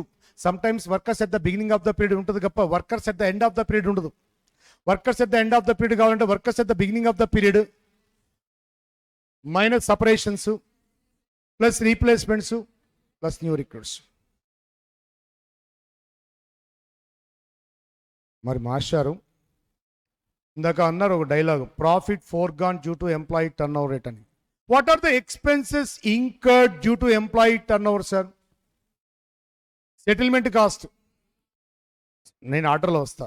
Settlement cost, next recruitment cost, next selection cost అంటే interview, next training cost, తీసుకున్న వాళ్ళు మైదానం అయితే rectification cost ఉంటుంది. Next లాస్ట్లోనే leader contribution lost. ఇవన్నీ add చేస్తే ఆటోమేటిక్గా profit forgone due to employee turn over rate వస్తుంది. చెప్పానుగా ఫస్ట్ సెక్షన్ సెకండ్ సెక్షన్ చాలా important. Second section important, employee turn over rate. ఇది ఓవరాల్గా మీరు ఎంప్లాయీ కాస్ట్ కంట్రోల్లో స్టడీ చేయాల్సిందన్నమాట. నెక్స్ట్ చాప్టర్ ఏంటి? Overhead cost control. So examination టైంకి ఒక్కసారి వెళ్ళే టైంలో ఎంప్లాయీ కాస్ట్ కంట్రోలింగ్ అనగానే ఫార్ములాస్ ఇందా చెప్పిన లిస్ట్ అంతా రావాలి నీకు. Wages under time rate system T/R.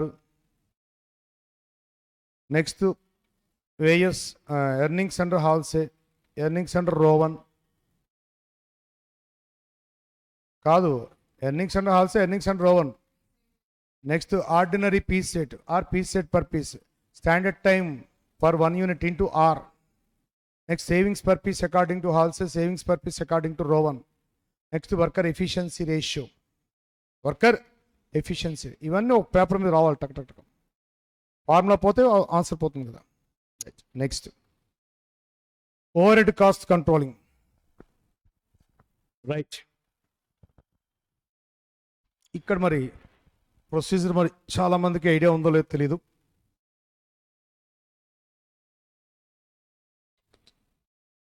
Three parts చేస్తాను total చాప్టర్ని.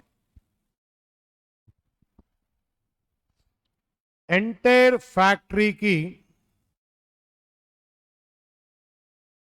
Rate calculation, next department వైజ్గా రేట్ క్యాలిక్యులేషన్, నెక్స్ట్ మిషన్ షాప్కి రేట్ క్యాలిక్యులేషన్. ఏంటి? ఎంటైర్ ఫ్యాక్టరీకా లేదా డిపార్ట్మెంట్సా? టోటల్ చాప్టర్ని 3 డివిజన్స్ చేశాను నేను. నేను క్వశ్చన్ పేపర్ చూడగానే చూస్తా ఏ డివిజన్లో వచ్చింది ప్రాబ్లం చూస్తా. ఎంటైర్ ఫ్యాక్టరీది ఇచ్చాడా, డిపార్ట్మెంట్స్ ఇచ్చాడా, మిషన్ షాప్ ఇచ్చాడా? ముందు రేట్స్ క్యాలిక్యులేషనే కదా సార్ ఇంపార్టెంట్. ఏం సార్? రేట్ క్యాలిక్యులేషనే కదా sir important. Entire factory overheads amount given in the problem. Suppose entire factory ki factory overheads given 1 lakh. Some industries follows direct labor hours basis. Some industries follows machine hours basis. అంటే driver name ఏంటి? So ఈ traditional మెథడ్లో total factory expenses travel with a single driver. Idea unda? Total factory expenses varies with a single driver. Either machine hours avachchu or labor hours avachchu. ఇది జనరల్గా first ఇదే priority. Next priority cost basis. Next priority ఆ cost బేసిస్లో wage cost basis, material cost basis, prime cost basis.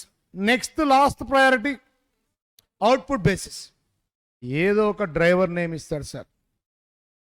ఇప్పుడు for example total machine hour spent, total mission hours spent 10,000 hours. Then calculate the rate. Overhead recovery rate per mission hour equal to factory overhead cost divided by total mission hours. 1 lakh divided by 10,000 hours.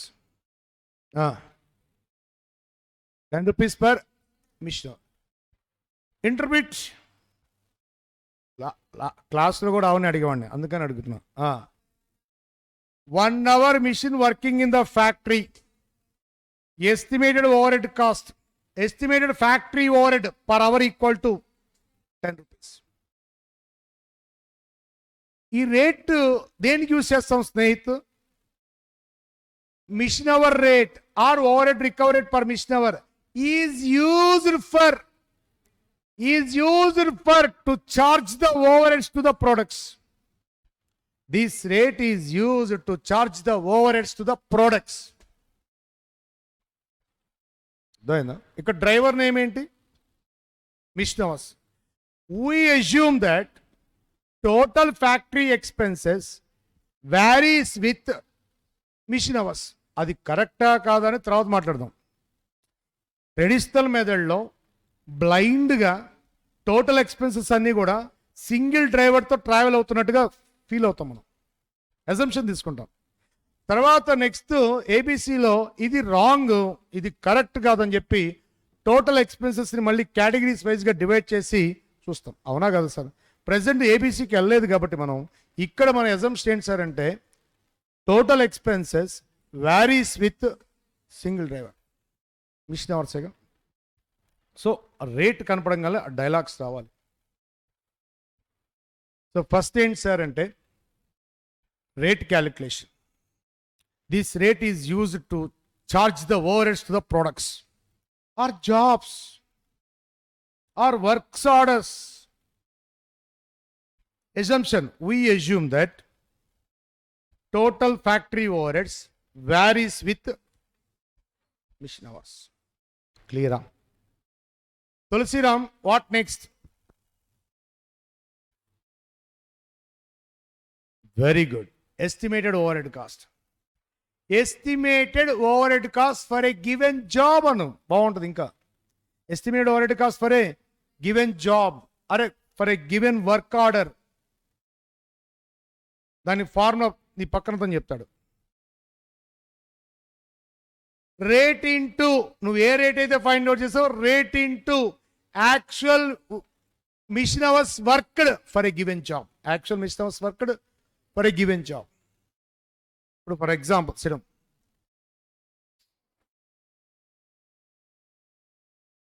Right sir, absorbed overhead cost rate into absorbed overhead cost for a given job anuko, for a given job, rate into actual mission hours worked for a given job. For example 2000 hours abba, value 20.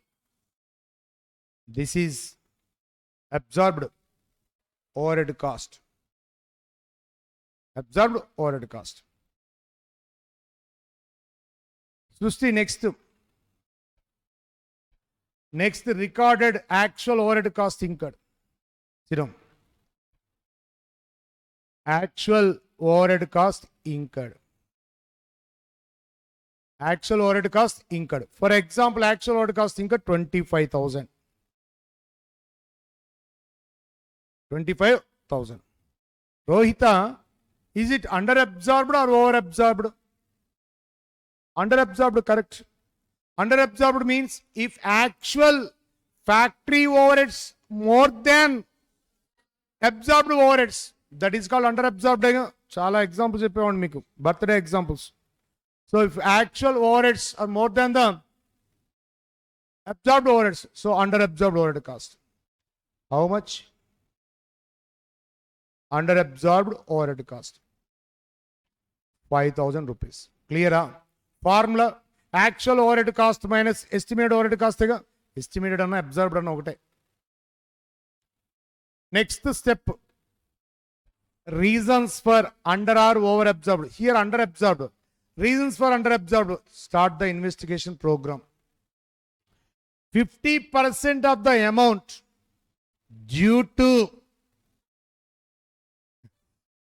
worker inefficiency. Worker inefficiency. Telusuga manaku defective planning. Defective planning. So, 2,500 rupees due to defective planning.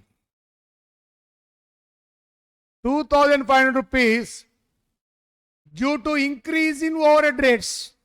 Due to increase in overhead rates. Mari treatment in cost accounting important. Due to defective planning ki treatment sentence cheppali. Under absorbed overhead amount of 2,500 on account of factory inefficiency or factory defective planning or worker inefficiency shall be treated as abnormal, shall be treated as, and thus be charged to costing P&L account. దానికి entry ఆ black shirt అతను చెప్తాడు.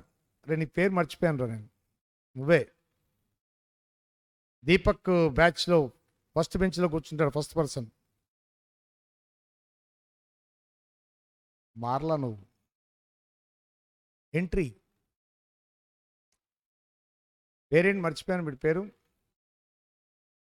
Yes Raviteja, yes Raviteja.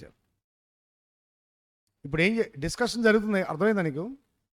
Under absorbed over amount of 2,500 అబ్బా on account of factory inefficiency shall be treated as abnormal and thus be charged to costing P&L account అన్న. మరి ఇక్కడ costing P&L account transfer చేయాలంటే costing P&L account debit అవుతుంది కదా. Overhead అకౌంట్లో excess debit బ్యాలెన్సేగా ఉండేది. ఆ ఎక్సెస్ డెబిట్ బ్యాలెన్స్ క్యాన్సిల్ అవ్వాలంటే ఏం చేయాలి సార్? డెబిట్ చేయాలి. అంటే factory overhead control account create చేయాలి, కాస్టింగ్ P&L అకౌంట్ డెబిట్ చేయాలి. Entry costing P&L account debit to factory overhead. Next last one, ఇంక బి పాయింట్ ఉంది. ఏంటి సార్ అది? Due to increase in overhead rates. Increase in overhead rates ఎంత? 2,500. Balance under absorbed overhead amount of 2,500 on account లేదా due to increase in overhead rates shall be treated as normal and thus be charged to production units అంటే కస్టమరే by using supplementary rate, by using, so 2,500 rupees amount divided by production units చేస్తే ఆటోమేటిక్గా supplement rate per unit వస్తుందిగా. Suppose all units were in factory అనుకోండి sir, stock of finished goods control account debit to production overhead control account or factory overhead control account. ఇది first model. ఇదేం model? First model. Entire ఫ్యాక్టరీకి rate ఇస్తే చాలా ఈజీగా నువ్వు problem solve చేయొచ్చు. ఇక సెకండ్ మోడల్ చెప్తున్నాను. ఏంటి sir? Department wise rates calculation. Department wise rates calculation అంటే డెఫినెట్గా first we have to prepare primary distribution table. P1, P2, S1, S2, S3 ఉంటాయి. ఇక్కడ important point sir, whatever amount incurred in service department, that is the indirect cost.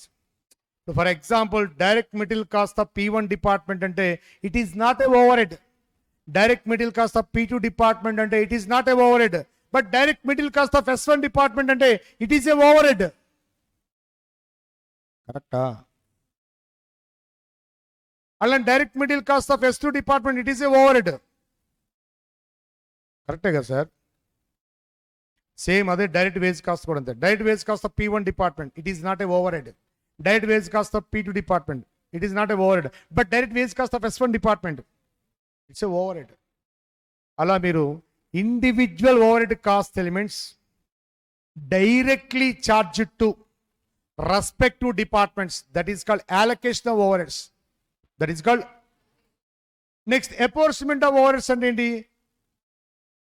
Common overhead cost elements మీకు చెప్పాను. Electricity charges అని చెప్పి 4 departments కలిపి చెప్పాను. దానికి basis కూడా మనం నేర్చుకున్నాం. లైట్ పాయింట్స్ వినపడింది నాకు. Light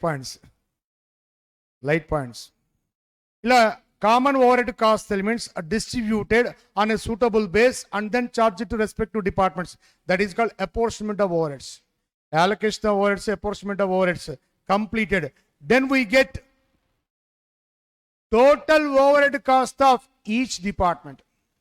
Total overhead cost of each department. After making the primary distribution summary, we get total overhead cost of each department. Sorry. Total overhead cost of each department అంటే P1 total, P2 total, S1 total, S2 total వచ్చేస్తుంది. ఇప్పుడు second distribution చేయాలి. Second distribution అంటే ఏంటి? Redistribution of service department totals to production departments. That is the second distribution. Here 3 styles are there. Service styles 3 styles ఉంటాయి. అంటే service department మధ్య working style 3 ways ఉంటాయి. Listen. P1, P2, S1, S2. S1 rendering services only P1 and P2. That means S1 providing services only P1 and P2. S2 rendering services only P1 and P2. No services between the service departments. No services between the. This is called as direct method. Direct method dead easy. ఏ sir అంటావు? నువ్వు ఇండివిజువల్గా house wise చూస్తే S1 total overhead cost అంటే only down యారోనేగా. S1 total overhead cost అంటే is nothing but down arrow. Only down యారోనే. రెండరింగే. S1 రెండరే తప్ప S1 రిసీవర్ లేదు ఇక్కడ. S1 రెండరే. రెండర్ అన్నప్పుడు only cost of providing service. Cost of providing service where it is available. Where it is available cost of providing service. Primary distribution. After making the primary distribution, we get S1 total kada. S1 total is nothing but cost of providing service. Then sir, down arrow value where it is available, it is available in primary distribution table. Nothing but total overhead cost. Nothing but total overhead cost. Then distribute to P1 and P2. Ratio directly mentioned 1:1 or 2:1 edustadu. Distribute cheyali. Next, S2 department rendering services to P1 and P2. Ratio also provided. Distribute cheste. Automatically, we get after making the secondary distribution. After making the secondary distribution, we get total overhead cost of each production department. Total overhead cost of each production department. Adi నాకు కావాల్సింది. Then calculate the recovery rates. Then calculate the recovery rates. P1 recovery rate to P2 recovery rate. Driver name చెప్తాడు. Driver name express చేస్తాడు.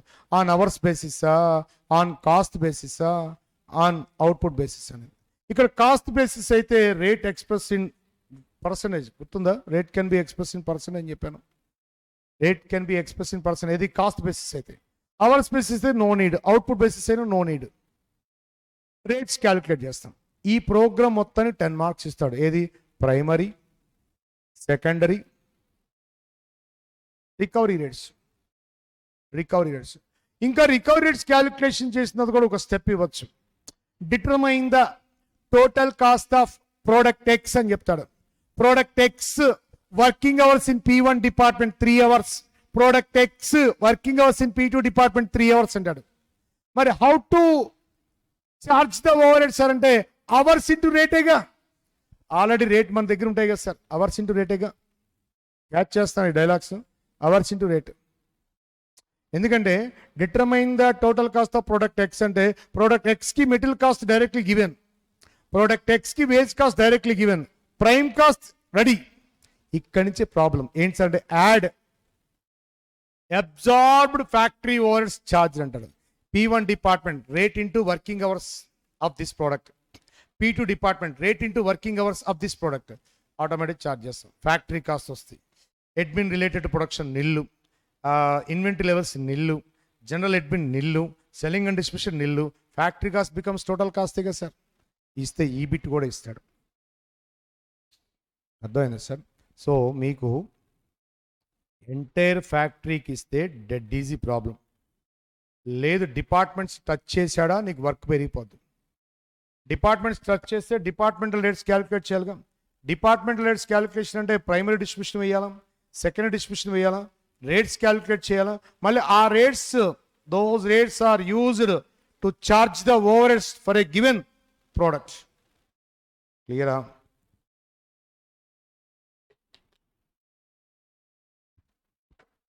Okay, next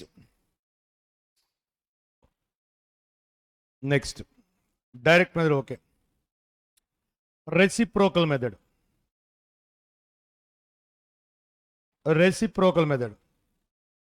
P1, P2, S1, S2. Sir, S1 providing services to P1, P2, S2.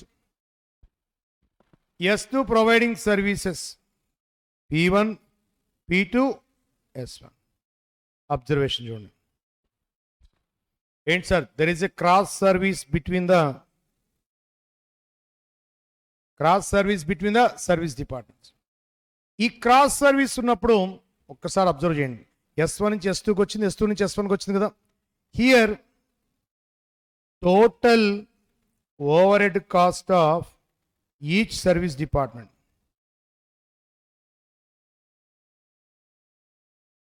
First we have to calculate total overhead cost of each service department. Total overhead cost of S1 department. Total overhead cost of S1 department.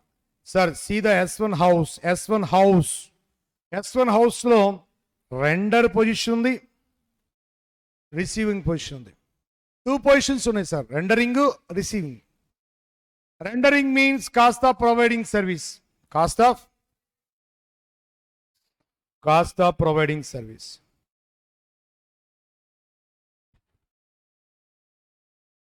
Up arrow.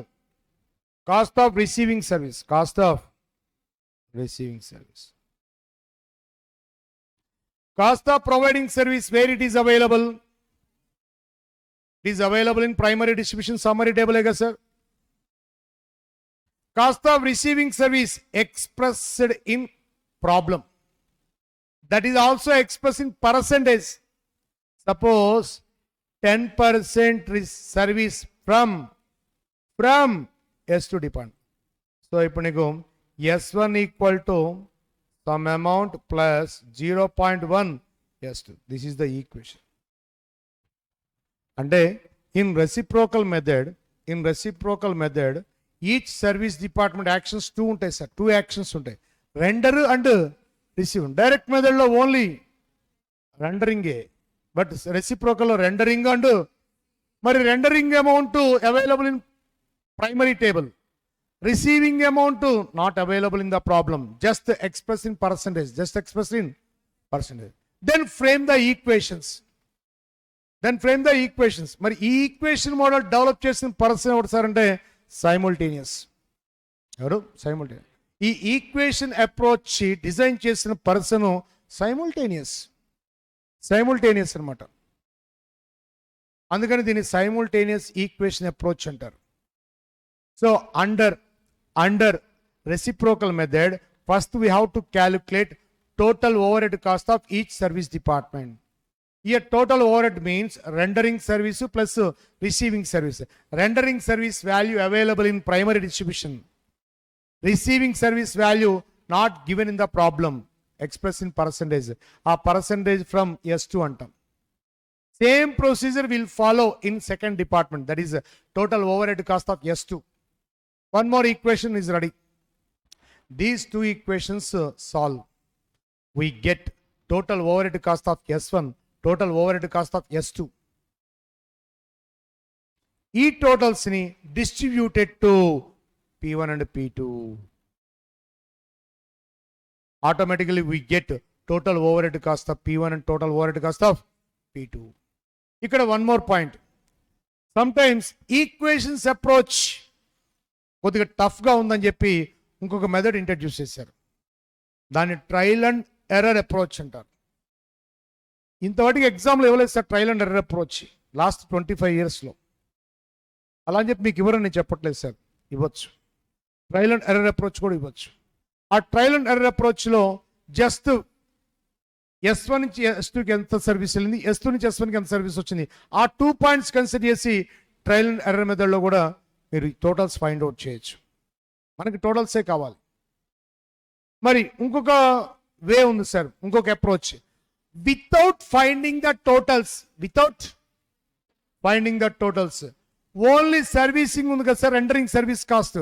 ఆ rendering service cost ని distribute చేస్తూ వెళ్తారు sir. That is repeated distribution method. That is the repeated distribution method యొక్క speciality ఏంటి sir అంటే no need to calculate totals of each service department. ఆ model speciality ఏంటి sir అంటే no need to calculate totals of each service department. Just each service department rendering services ని distribute చేస్తుండే up to zero. ఈ approach ఏంటి sir అంటే reciprocal method. Next, last method, step ladder method. P1, P2, S1, S2. First we have to observe which service department providing services to more departments. Suppose S1 providing services to 3 departments. Enti P1, P2, S2. S2 providing services only 2 departments. So which service department providing services to more department, that should be apportioned first.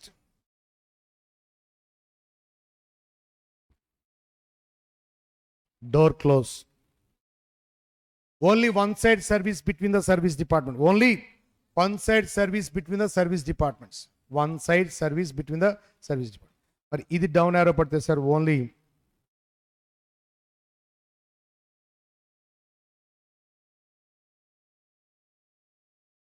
క్లియరా? So this is the one side service between the service departments. ORR P1, P2, S1, S2. S2 providing services 3 departments. S1 providing services 2 departments. Which service department providing more department? S2. That should be apportioned first. S1 down arrow padte only P1 and P2. Ikkada observe cheste kuda only one side service between the service departments. Sir definitely ga problem lo express chestada 90% express chestadu sir. Sometimes express cheyadu. Sir express చేయడు. మరి procedure sir చేయనప్పుడు simple. Which service department providing services high paid service, ఎవరైతే high cost of service provide చేస్తారో that should be apportion first. Suppose S1 cost service cost 10 lakhs, S2 service cost 8 lakhs. So high cost service ఎవరు అంటే S1. that should be apportioned first. Priority express చేయలేదనుకోండి sir, అప్పుడు జాగ్రత్తగా చూడాలి. High paid service ఎవరో చూడాలి. High paid సర్వీస్ని ఎపోర్షన్ first అనమాట. ఇప్పుడు S1 10 lakhs cost of service ఇచ్చిందండి, S2 8 lakhs అనుకోండి sir, S1 should be apportion first అనమాట. ఇట్లా నువ్వు స్టెప్ లాడర్ మీద కానీ డెఫినెట్గా నువ్వు which service department providing more service అని చెక్ చేసుకోవాలి. ఎక్స్ప్రెస్ చేస్తే నో ప్రాబ్లం, ఎక్స్ప్రెస్ చేయకపోతే మటుకు అమౌంట్ చూడాలి. అమౌంట్ ఎవరు హై పెయిడ్ సర్వీస్ అయితే that should be apportion first.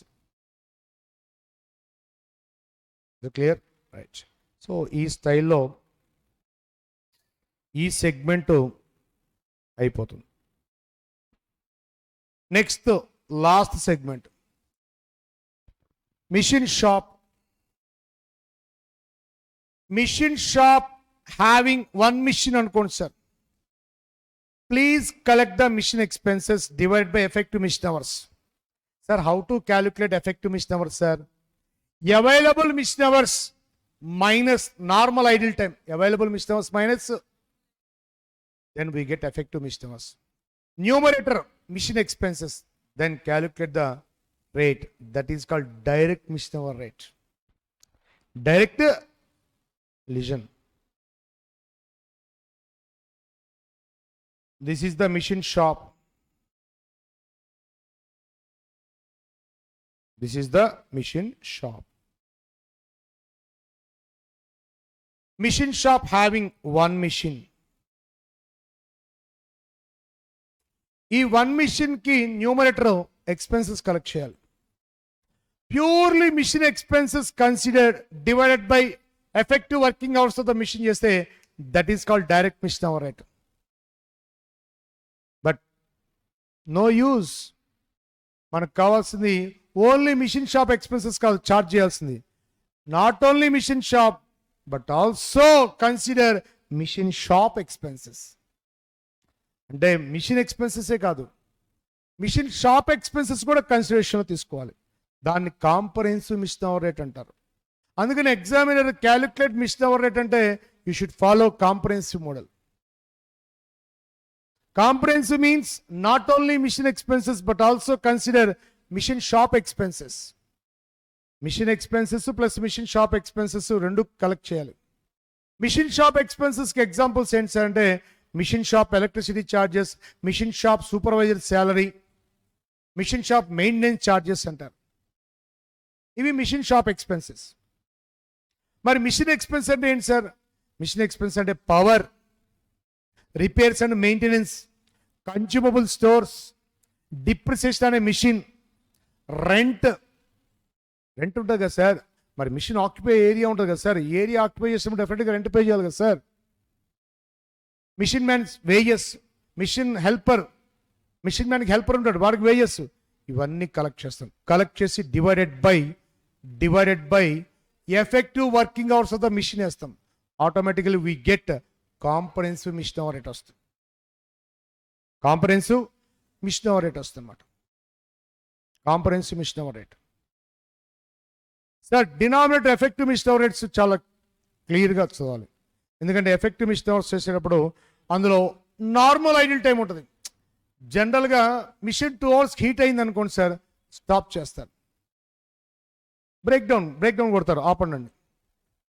That is normally and normally allowed. అంటే టోటల్గా per year 2400 hours available hours అయితే అందులో 4.5 hours నార్మల్ ఐడిల్ టైం, అది మెయింటెనెన్స్ కింద తీసేయచ్చు. సో ఎఫెక్టివ్ వర్కింగ్ అవర్స్ ఎంత సార్ అంటే 2000 hours. So numerator expenses, denominator hours, effective working, then we get machine hour rate. ఇక్కడ while calculating the machine hour rate, total expenses can be divided into 2 groups. Fixed expenses, variable expenses. Sir machine రన్నింగ్లో ఉంటే 5 expenses ఉంటాయి sir. Machine running ఉన్నా machine running లేకపోయినా expenses ఉంటాయి sir, అవి fixed expenses. Machine రన్నింగ్తో link లేని expenses ఉంటాయి సార్, అవేంటవి ఫిక్స్డ్ ఎక్స్పెన్సెస్. మిషన్ రన్నింగ్తో లింక్ ఉన్నవి 5, అవి variable expenses. Variable expenses only 5 elements. Depreciation on running basis. Hello, depreciation on a plant on running basis అని చెప్పానుగా మీకు. Next consumable stores, power, special chemical solution, repairs and maintenance. ఇవి 5. ఈ 5 కాకుండా ఏది ఇచ్చినా సరే ఫిక్స్డ్ ఎక్స్పెన్స్ కింద చెప్పుకోవచ్చు.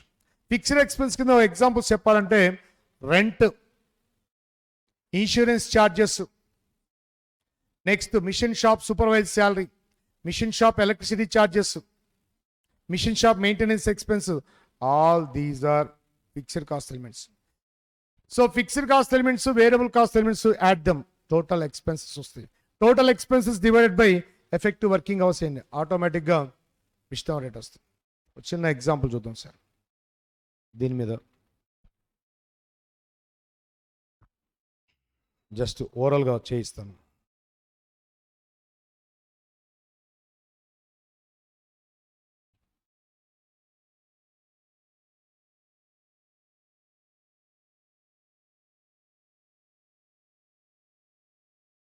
Mister rate page number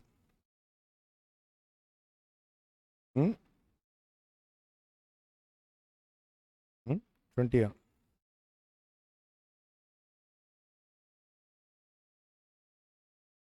Right. Sir, a machine costing 10 lakhs was purchased on 1st April 2021. The expected life of the machine is 10 years. Sir, machine life expressed in years, hours. Years అయితే depreciation fixed, hours అయితే depreciation variable. Next, at the end of this life, at the end of this period, its scrap value is likely to be 10,000 rupees. Right. Next, total cost of all the machines including new one. అంటే machine shop already having some machines. What value sir? 80 lakhs. Existing machines value 80. ఇప్పుడు new one add అయింది sir. New one add అయిన తర్వాత total value 90 lakhsకి వచ్చింది sir. అంతేనా sir? So total cost of all the machines including new one 90 lakhs. అంటే new one value ఎంత sir? 10 lakhs కదా సార్. అంటే existing machines value 80 lakhs. Doubt స్టూడెంట్కి, sir calculate mission hour rate for new machine, calculate mission hour rate for all missions, for all missions and for a machine shop. So definitely questionnaire clearly mentioned mission hour rate for new machine. New machine and only new machine expenses collected divided by new machine effective working hours. That is called mission hour rate for a new machine. Sometimes calculate mission hour rate for all machines, లేదా for machine shop అన్నాడు. All machines అన్న machine shop అని ఒకటే. అప్పుడు collect the expenses for all machines divide by effective working hours for all machines, then rate. Sir some times calculate machine hour rate అన్నాడు sir. Clarity లేదు sir. New మిషన్కి చేయాలి sir. ఏం చేయాలి sir? Calculate machine hour rate అంటే only for new మిషన్కే చేయాలి. Clarity miss అయితే ఓన్లీ ఫర్ న్యూ మిషన్ చేయాలి. అది మీరు గుర్తుపెట్టుకోండి. Right. Next, the following information is given as follows. Working hours of the machine, working hours of the machine for the year 4,200. That is available machine hours. Sir new machine working hours of machine machine sir machine. Available hours for a machine equal to 4,000, including 200 non-productive hours. Non-productive hours. So therefore, effective working hours of the machine, effective working hours of the machine 4,000 hours again, madam. Next, B point. Repairs and maintenance for the new machine for the year 6,000 rupees. Clear? 6,000 rupees. Okay. Insurance premium was paid for all the machines. All the machines and the total value of all the machines 90 lakhs ki 9,000 అయితే 10 lakhs ki 1,000. Next, new machine consumes 8 units of electricity per hour అన్నాడు. Power varies with running time. Here running time equal to 4,000 hours. Power expenses varies with running time, sir. Here running time equal to 4,000 hours. Our 1 hour electricity consumption, sir, 8 units. Total electricity consumption, sir, 32,000 units. Allows, sir, 1 hour ki 8 units అయితే 4,000 hours ki 32,000 units into tariff rate per unit to 3.75 multiply 1,20,000. New machine occupied area 1/10 area. Rent of the production department 2,400. So here new machine occupied area only 1/10 కాబట్టి 1/10 of 2,400 240 into 12 months 28. Next, depreciation of the new machine 10 lakhs minus 10,000 divided by 10 years 99,000. Add them. 2 lakhs 880 no? Divided by 4,000 57. ఇక్కడ చిన్న work మీరు ఎగ్జామ్లో చేయాలి. ఏంటి sir ఇందులో variable లిస్ట్ని fixed లిస్ట్ని separate చేయాలి. Variable list అంటే this is the variable, this is the variable, remaining all 2 elements ఏమైనా వేరియబుల్, రిమైనింగ్ ఎలిమెంట్స్ ఏమైనా ఫిక్స్డ్. సార్ క్వశ్చన్లో అడగలేదు కదా సార్ అంటే మీరు చేయండి సార్, క్వశ్చన్లో అడగకపోయినా మీరు చేయండి. రైట్, ఇక next sir large size machines.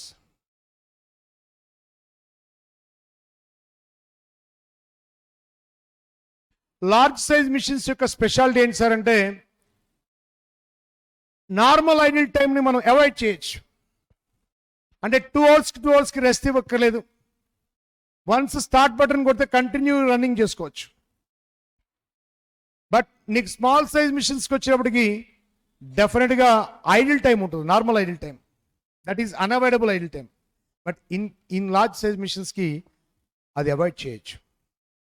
But ఇక్కడ ఒక ప్రాబ్లం ఉంది sir. Before going to production first we have to setup the machine. So for example large size మిషన్స్కి 1 day ఎగ్జాంపుల్ తీసుకుందాం sir. 1 day 8 hours, 1 day 8 hours తీసుకుందాం sir.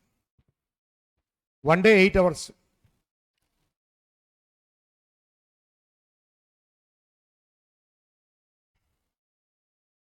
This is setup time. This is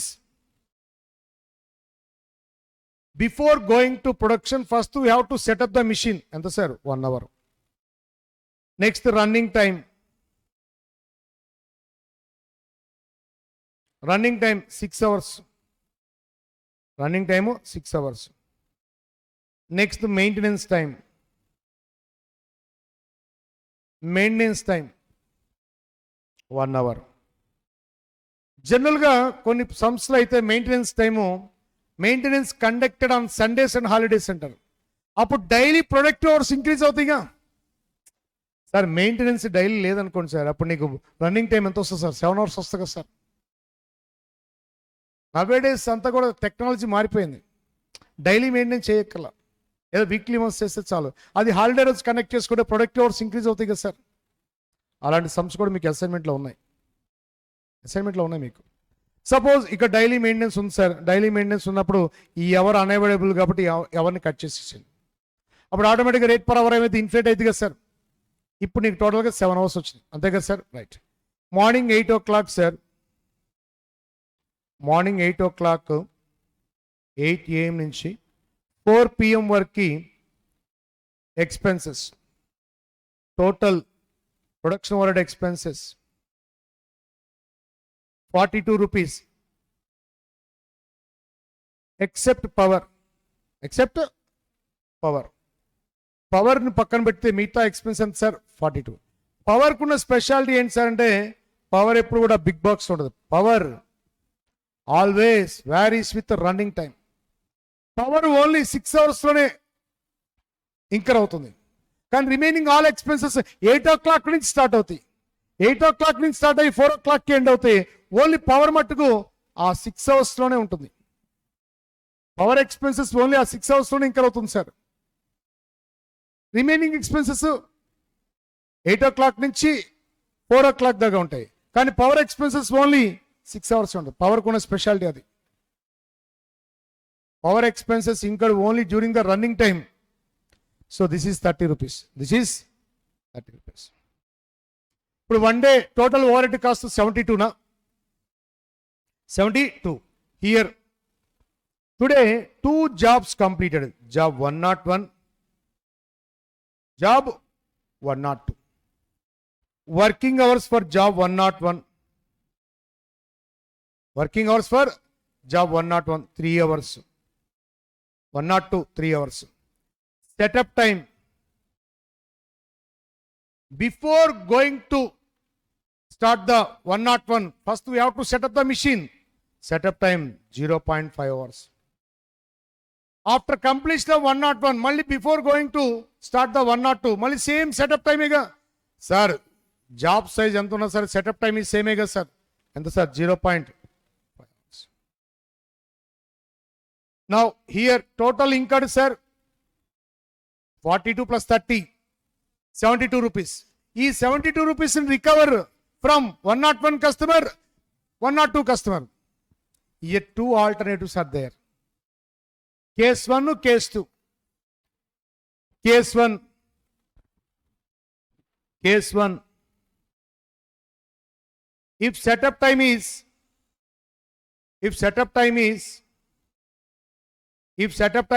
unproductive.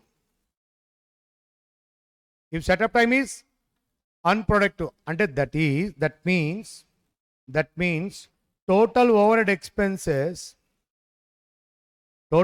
expenses varies with running time. దాన్ని ఎలా చెప్తారన్నమాట. Setup time is unproductive అంటే meaning అది. Setup time unproductive అంటే total expenses ఏ డ్రైవర్తో move అవుతాయి? Running టైంతో move అవుతాయి. అర్థమైందా? అంటే ఇప్పుడు నువ్వు డ్రైవర్ నేమ్ ఏంటి? రన్నింగ్ టైమేగా. రన్నింగ్ టైం అంటే ఎన్ని hours? 6 hours. So here effective working hours of the machine equal to effective working hours of the machine equal to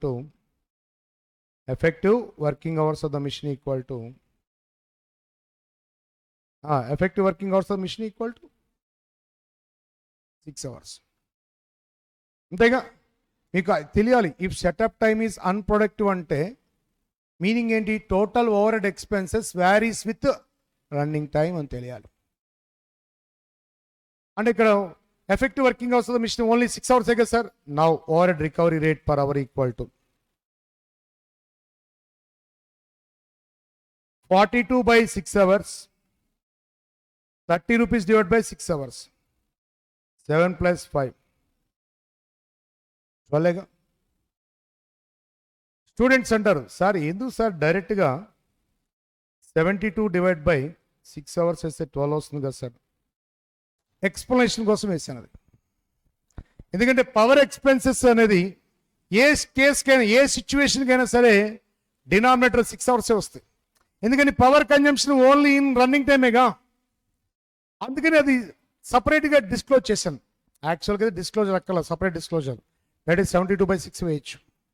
కానీ కేస్ 2 ఎక్స్ప్లెనేషన్ పర్పస్ కోసం చెప్పాను.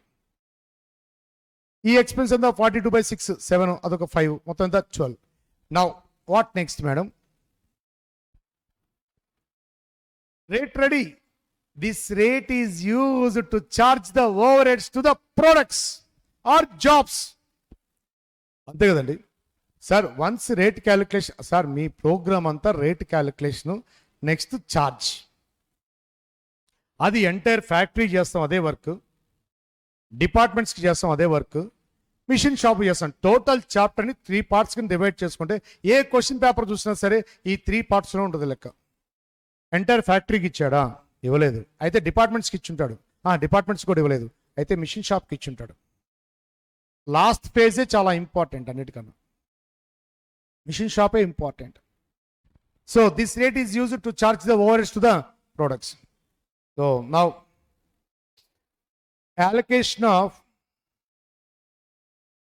allocation of overhead cost to each job. Allocation of overhead cost to each job. Job number 101. Job number 102. Particulars. Dialogue. Dialogue. Absorbed overheads charged. Absorbed overheads. ఇంకా చెప్పండి, absorbed factory overheads charge అనొచ్చు. Absorbed overheads charge. Formula rate into actual hours work. కరెక్టా? Rate into actual. Sir rate sir actual hours work sir 3 hours equal to 36. 12 into total 72. ఓకేనా? నా 72 నాకు వచ్చేసింది కదా, చూసారా? నా 72 వచ్చేసింది.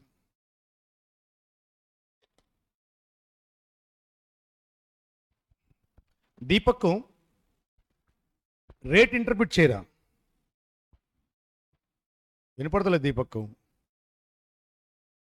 1 hour machine working in the machine shop, estimated overhead amount equal to 12 rupees. ఈ సింగిల్ రేట్లో డిస్టర్బెన్స్ ఉంది. ఇది కరెక్ట్ మీనింగ్ని కన్వే చేయదు. ఇప్పుడు చూస్తే మీనింగ్ ఎలా కన్వే అవుతుంది తెలుసా? 1 hour మిషన్ షాప్లో మిషన్ రన్ అయితే 1 hour machine running in the machine shop, overhead rate per hour equal, overhead per hour equal to 12 rupees. కానీ అది కరెక్ట్ కాదు. ప్రాక్టికాలిటీ వేరు, ఇక్కడ నువ్వు చెప్పే ఇంటర్ప్రిటేషన్ వేరు. ప్రాక్టికాలిటీలో రన్నింగ్ టైంలో రేట్ పర్ అవర్ వేరు ఉంటుంది, సెటప్ టైంలో రేట్ పర్ అవర్ ఉంటుంది. ఎందుకంటే ఇక్కడ టూ డివిజన్స్. సెటప్ టైంలో రేట్ పర్ అవరు, రన్నింగ్ టైంలో రేట్ పర్ అవర్. అంటే మిషన్ రన్నింగ్ టైంలో per hour expenses, machine setup టైంలో పర్ అవర్ ఎక్స్పెన్సెస్. అది ఇవ్వట్లా ఇక్కడ ఇంటర్ప్రిటేషన్. ఓవరాల్గా పర్ అవర్కి 12 rupees. అంటే ఏదో మిస్ అవుతుందిగా. ఏం మిస్ అవుతుందండి అంటే అక్కడ డెసిషన్ మేకింగ్కి మనకి యూస్ఫుల్ ఇన్ఫర్మేషన్ రావట్లా. డెసిషన్ మేకింగ్ యూస్ఫుల్ ఇన్ఫర్మేషన్ కావాలంటే ఏంటి? రన్నింగ్ టైంలో పర్ అవర్ ఎక్స్పెన్సెస్, సెటప్ టైంలో పర్ అవర్ ఎక్స్పెన్స్ కావాలిగా. ఎప్పుడైనా సరే గుర్తుపెట్టుకోండి sir, dual rate system is more accurate than single rate system. Dual rate system is more accurate than single rate system. Dual రేటే best నీకు single rate కన్నా. నీకు correct result ఇస్తుంది, కరెక్ట్ ఇంటర్ప్రిటేషన్ ఇస్తుంది. అందుకని ఇప్పుడు చూడండి sir, case 2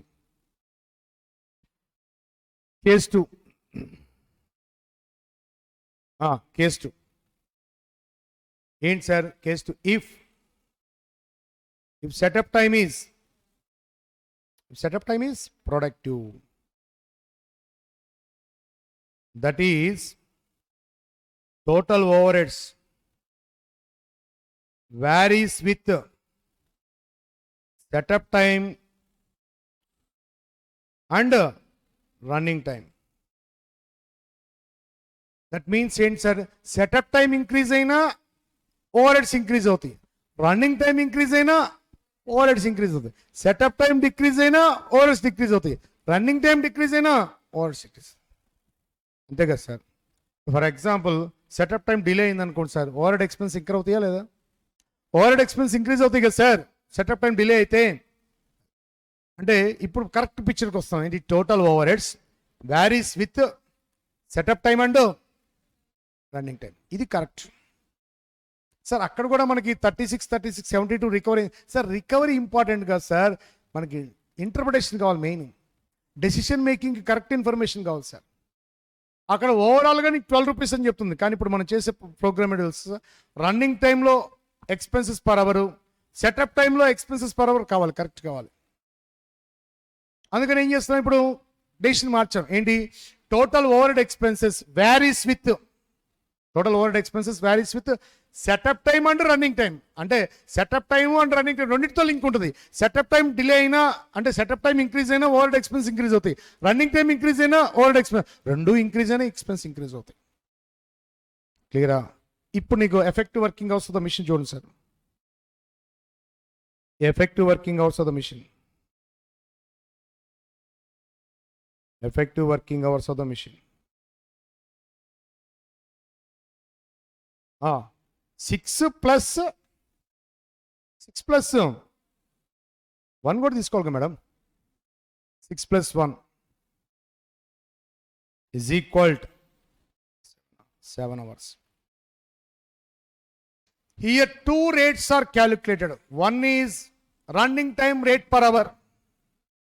Running time rate per hour అంటే రన్నింగ్ టైంలో ఎక్స్పెన్సెస్ పర్ అవర్ అంతా క్యాలిక్యులేట్ చేస్తాం. Running time rate per hour చూడండి sir.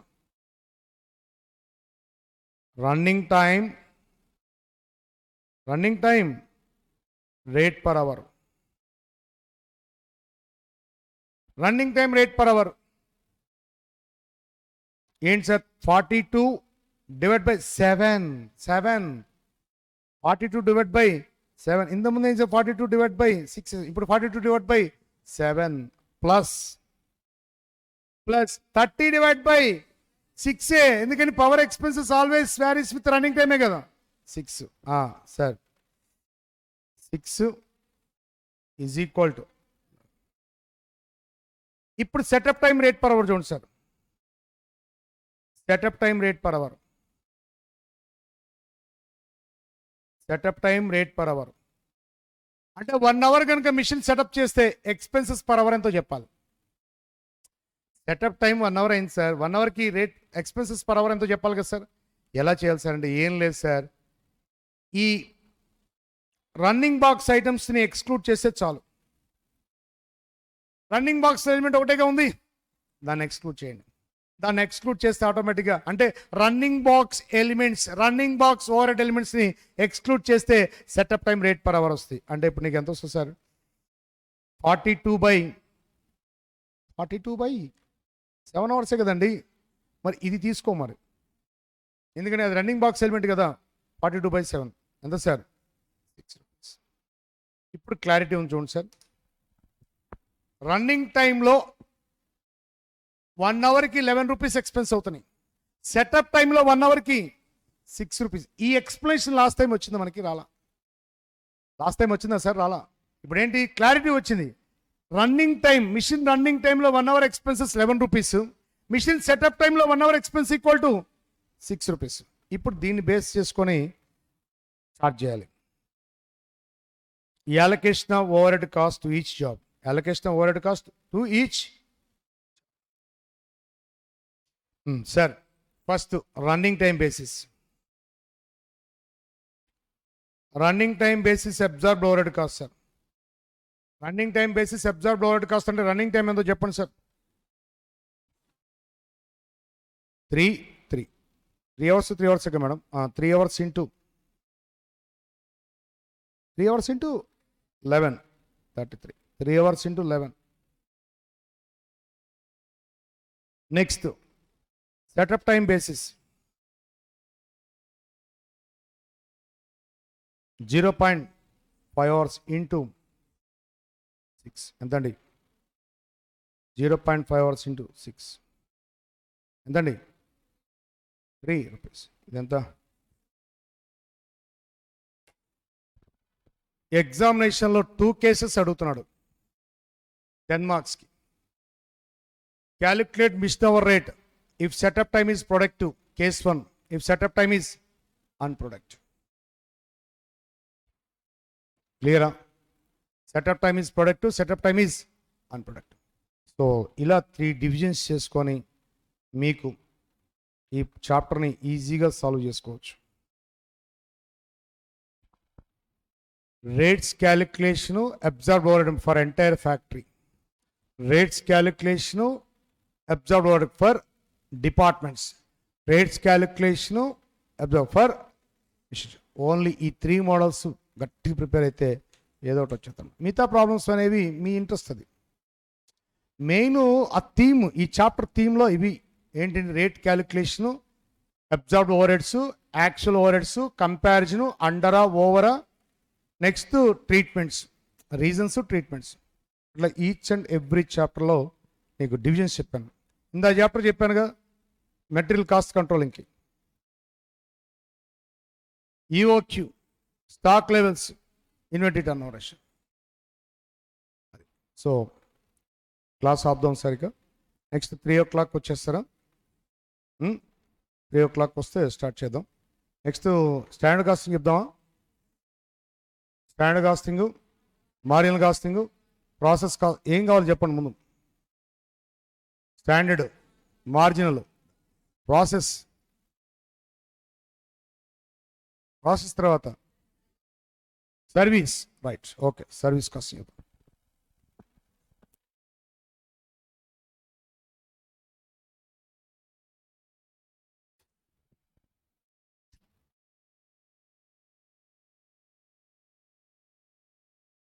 This technique is used for cost controlling purpose. This technique is used for cost controlling purpose through variance analysis. This technique is used for cost controlling purpose through variance analysis. What is the meaning of variance? It is the deviation between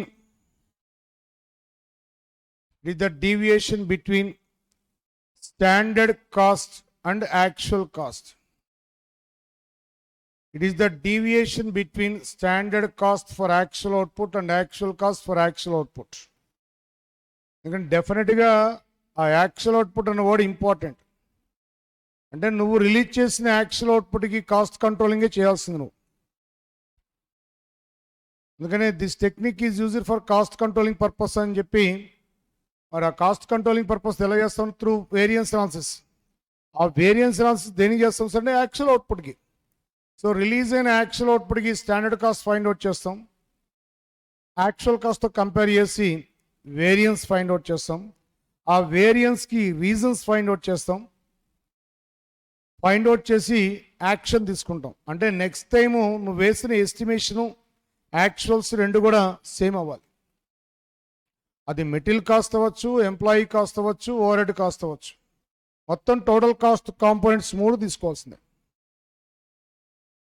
ఒకటి material cost, next employee cost, next over head cost. So ఈ variance analysis అనేది చాలా important.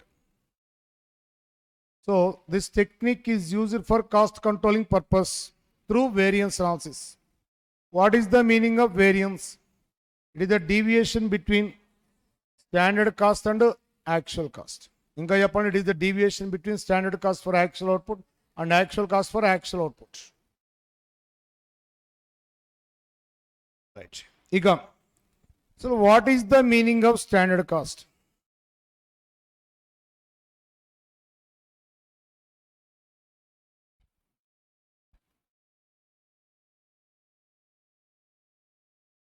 One unit output గనక predetermined cost ఇస్తే that is called as standard cost. Standard cost is nothing but predetermined cost.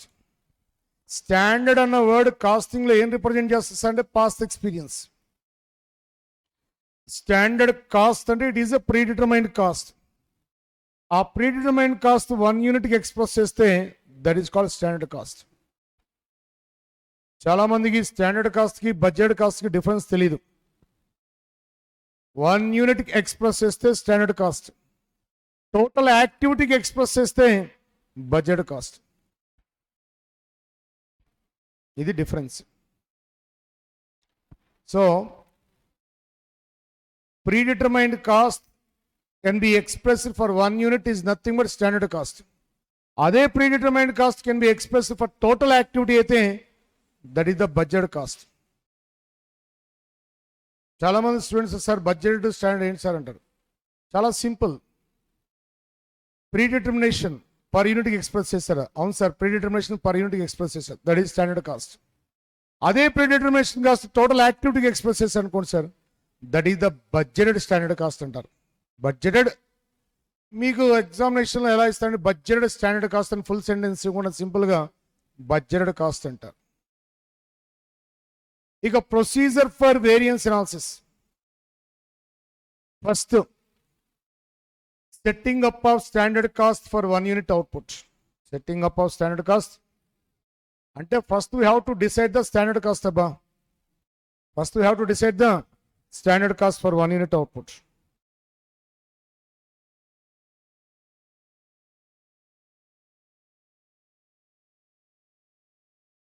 First standard cost for 1 unit output. Standard cost for 1 unit output ఇది express చేయాలి. Standard cost means it is a predetermined cost. It is a predetermined cost. ఆ predetermined cost 1 యూనిట్కి express చేస్తే that is called standard cost. అందుకని ఎవరైనా అడిగితే standard cost అంటే it is a predetermined cost for 1 unit output అని చెప్పండి. Standard cost అంటే it is a predetermined cost for 1 unit output. It is a predetermined cost for 1 unit output. మరి budget cost అంటే it is a predetermined cost for total activity. Total activity అంటే budgeted output ఉంటుంది చూసారు, budget activity into per unit multiplies వచ్చేదని budget cost. అందుకని వాటి budgeted standard cost అంటారు. Original ఏమో మన వాళ్ళు ఏమో బడ్జెటింగ్ కాస్ట్ అంటారు. Okay, step 1 standard cost for 1 unit output. For raw material segment 1 unit output required quantity 10 kgs.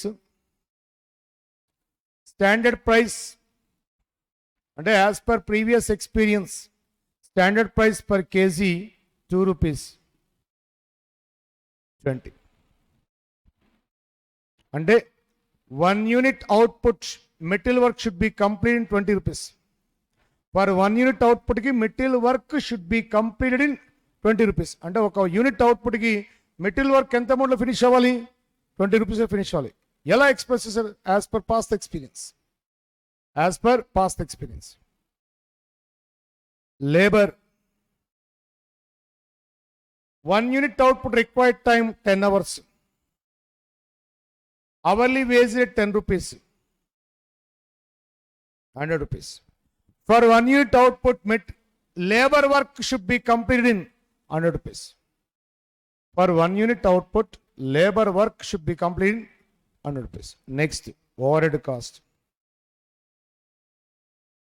Overhead cost, how to calculate overhead cost, sir? How to estimate the overhead cost? Rate into actual hours worked. Here actual hours worked 10 hours. For example, overhead recovery rate per hour already calculated. For example, 5 rupees. 50. This is standard cost for 1 unit output. This is the standard cost for 1 unit output. Standard cost for 1 unit output. This is very useful. Then, sir, for calculating the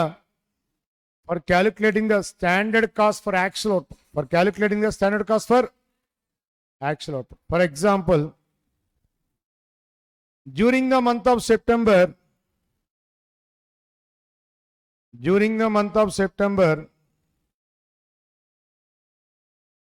actual output equal to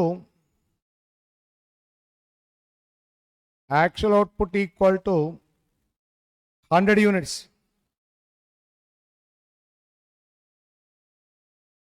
Actual output equal to 100 units. Now, as per past experience, material work should be completed for this output. As per experience, labor work should be completed for this output. ఈ output material work ఎంత అమౌంట్లో finish కావాలి ఇప్పుడు calculation చేయాలి. So this is the standard material cost. Standard material cost for 100 units. Standard material cost for 100 units.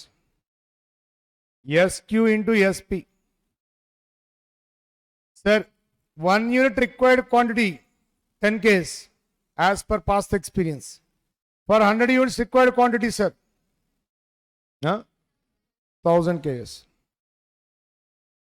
Next, standard price 2 rupees.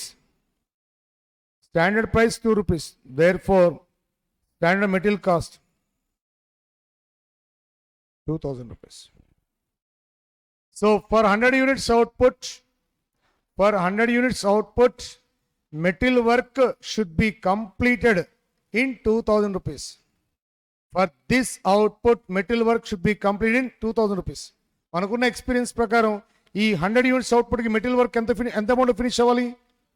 2000 అమౌంట్లో finish అయిపోవాలి. మరి రియల్గా ఎంత అయిందో చెక్ చేయాలి. Next, standard labour cost.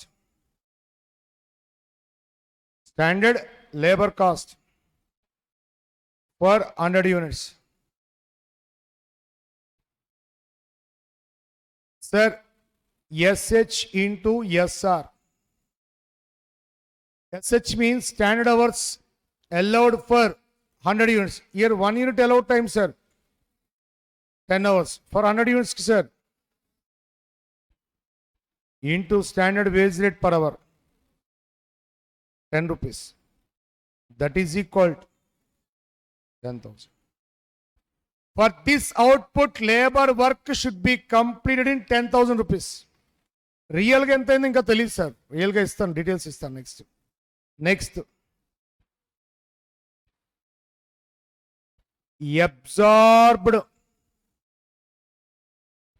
Absorbed overhead cost. Absorbed overhead cost on output basis. Output basis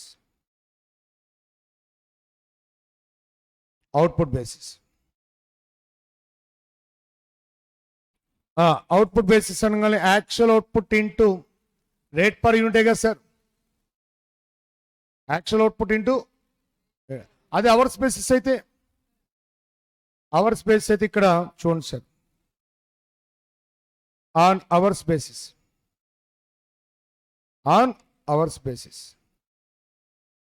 Actual output in standard hours and రాయాలి sir. Actual output in standard hours. ఇక్కడే చాలా మంది మిస్ చేస్తారు. జనరల్గా ఓవర్హెడ్లో చేసినట్టు చేస్తారు, కానీ ఇక్కడ వేరియన్స్ అనాలిసిస్ ఏం రాయాలి సార్ అంటే absorbed overhead cost actual output in standard hours అని రాయాలి. Actual output in standard hours అంటే ఇక్కడ జనరల్గా వేరియన్స్ అనాలిసిస్ అనేది అవుట్పుట్ మీదగా చేసేది. వేరియన్స్ అనాలిసిస్ అనేది దేనికి చేస్తాం సార్? రిలీజ్ అయిన యాక్చువల్ అవుట్పుట్కి కదా సార్. రిలీజ్ అయిన యాక్చువల్ అవుట్పుట్కి వేరియన్స్ అనాలిసిస్ చేస్తాం కాబట్టి ఆ actual output equal to standard అవర్స్తో చెప్పాలన్నమాట. అందుకని actual output in standard hours into rate per hour into overhead rate per hour into overhead rate per hour. Sir, actual output in standard hours. Sir, 1 unit equal to 10 hours, sir. 1 unit equal to 10 hours. Therefore, here actual output equal to 100 units. 100 units into 10 hours. 1000 hours. Into overhead rate per hour. 5 rupees. 5,000 rupees. Therefore, 10 plus 2 plus 5, 17,000. This is the standard total cost for actual output. Standard total cost for actual output. Step 1, setting up of standard cost for 1 unit output. Simple sir, standard cost for 1 unit output print అవ్వాలి అక్కడ. వాటిని చూస్తూ ascertainment of standard cost for actual output చేస్తాను. Ascertainment of standard cost for. ఇప్పుడు next ascertainment of actual cost for actual output. Actual total cost for actual output. actual output. Raw material cost. In previous time, for 100 units required 1000 Ks. In this time, 1010 Ks. And extra 10 Ks quantity consumed, sir. Next, in previous period, material price per kg 2 rupees. Now that is 3 rupees per kg. Equal to 3030. Next, labor cost. Labor cost. In previous time, for 100 units making, just 1000 hours of finishing. This time, 1020 hours. 1020. Next, previous time, wage rate per hour 10 rupees. Now, wage rates are increased by 20%. And 12 rupees. Rates are 1020 into 12. 1000. 12,000. 240. Next, overhead cost. Actual overhead cost for actual output. That is, last time 5,000 sir. Now, due to increase in overhead rates, this becomes 5,500. 5,500. So, actual total cost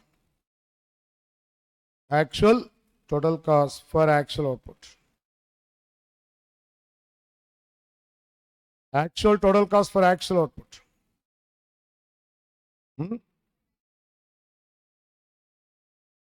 20,770.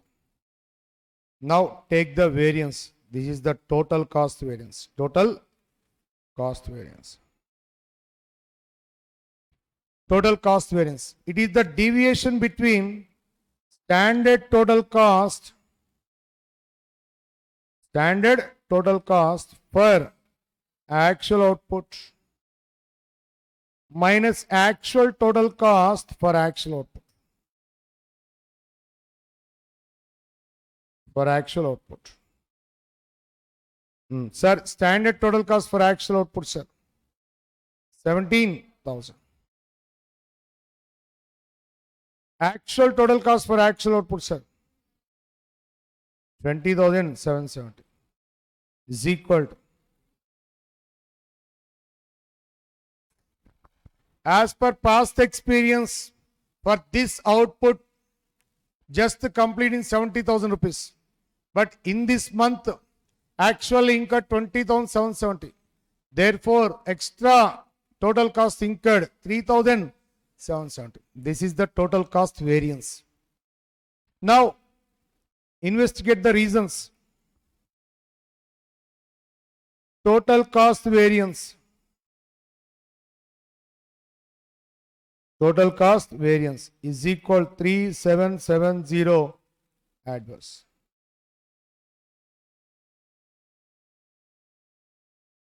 Certain portion due to material cost variance, certain portion due to labor cost variance, certain portion due to overhead cost variance. Examination lo iste material cost variance, either employee cost variance, either overhead cost variance. Right. Material cost variance, MCV. How to calculate? As per previous experience, material work for this output should be completed in 2000.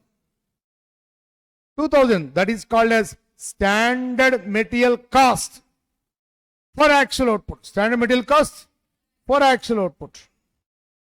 That is denoted by SQ into SP.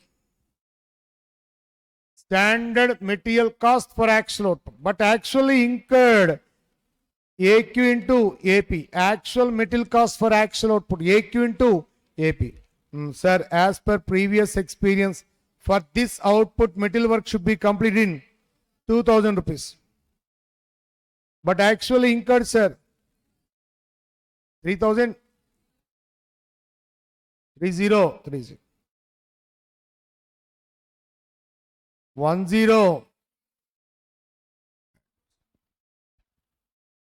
Next, labor cost variance. It is the deviation between standard labor cost for actual output and actual labor cost for actual output. As per previous experience, for this output, labor work should be completed in labor work ఎంత మొదలు finish అయింది.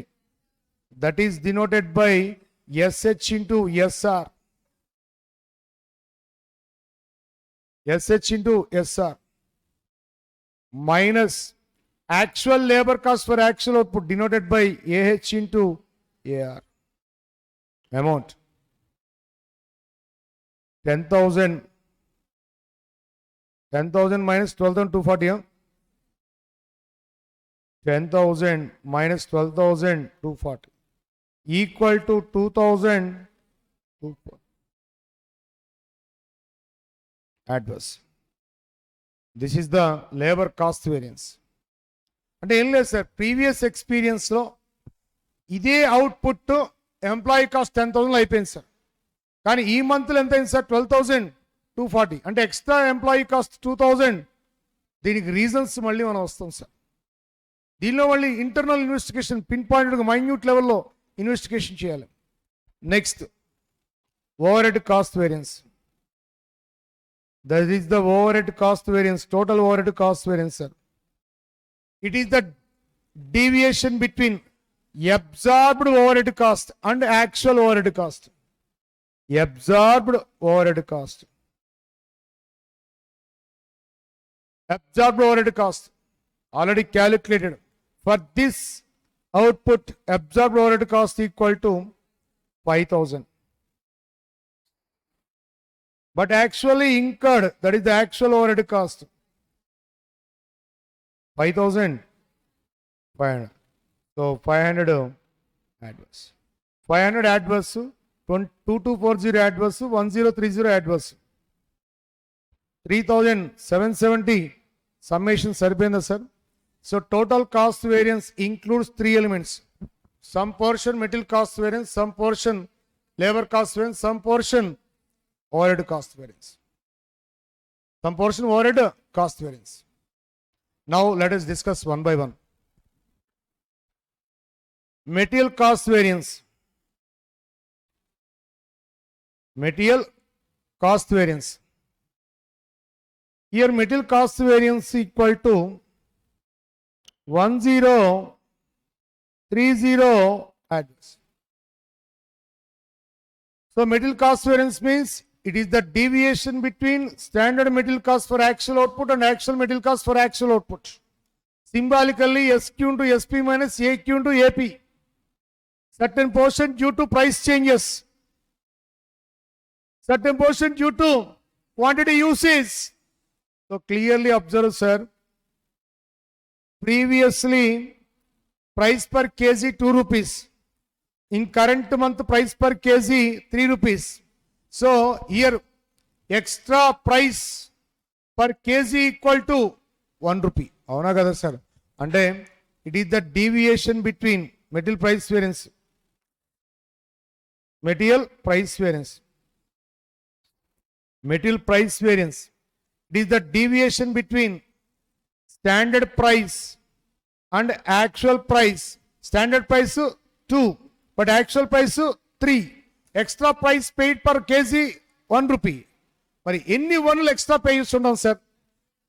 Actual utilised quantity ఎంత sir? Actual utilised quantity, actual usage quantity 1010. అంటే actual usage quantity ఎంత sir? 10 ఎంత sir?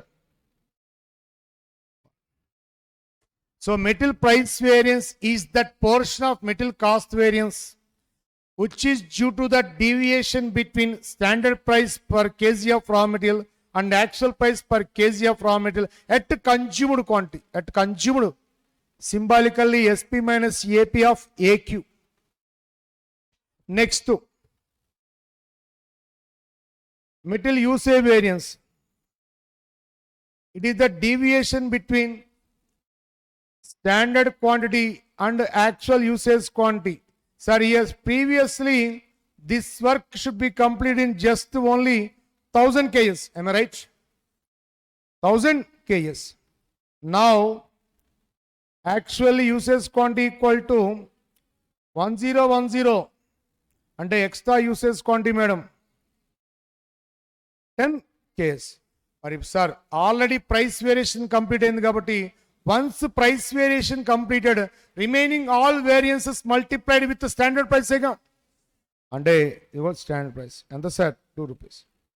So 10 into 20 ఎంత sir ఇప్పుడు 1030 టాలియా. So material usage variance is that portion of material cost variance which is due to the deviation between standard quantity for actual output and actual quantity for actual output with standard price. దీన్ని మీకు అందరికీ class రూమ్లో ఒక tricky వేలో చెప్పాను graph మోడల్లో. Sir material work should be completed in this cost అని చెప్పి SQSP, but actually incurred AQAP. Sit on x-axis. Formula రాసేటప్పుడు sit on x-axis. Take the left movement and next right movement. Left movement ఏంటి sir అంటే SQSP. Right movement ఏంటి sir అంటే AQAP. This variance is calling as material cost variance అని చెప్పి. Material cost variance. This total gap divided into two parts. This is the price changes. This is the MPV price changes. Flag model అని చెప్పాను. So here sit on x-axis at flag. ఇక్కడ AQ దగ్గర sitting అయింది sir. AQ into SP, AQ into AP. This is the material price variance. AQ into SP minus AQ into AP. Next sir, ఈ box sir material usage variance. Material usage variance equal to box కి formula మీ అందరికి idea ఉంది sir. Box formula, box corners left corner SQ, right corner AQ of SP. Once price variance completed, remaining all variances multiplied with SPA ga. Okay na sir? SQ minus AQ of SP. Next. So then enlarge SQ into SP, AQ into SP. So this is the material variances. Here only one material item is used. Suppose more than one raw material item is used. In that case, variance is 5 sir. Suppose if company using more than one raw material item, in that case 5 variances should be calculated. For example,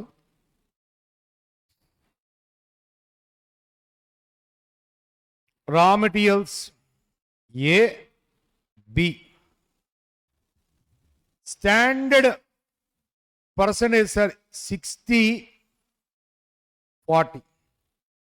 This is the standard mix, standard material mix. అంటే నువ్వు ఎంత input అయినా use అయ్యి total ఇన్పుట్లో first item 60%, second item 40%. Input. Next, at the time of processing, loss. Finally, we get output. Here, loss means standard loss. For example, 10%. For example, 10%. Right, sir. 10% another. Just mana amount ichchadam direct ga. Right. For example,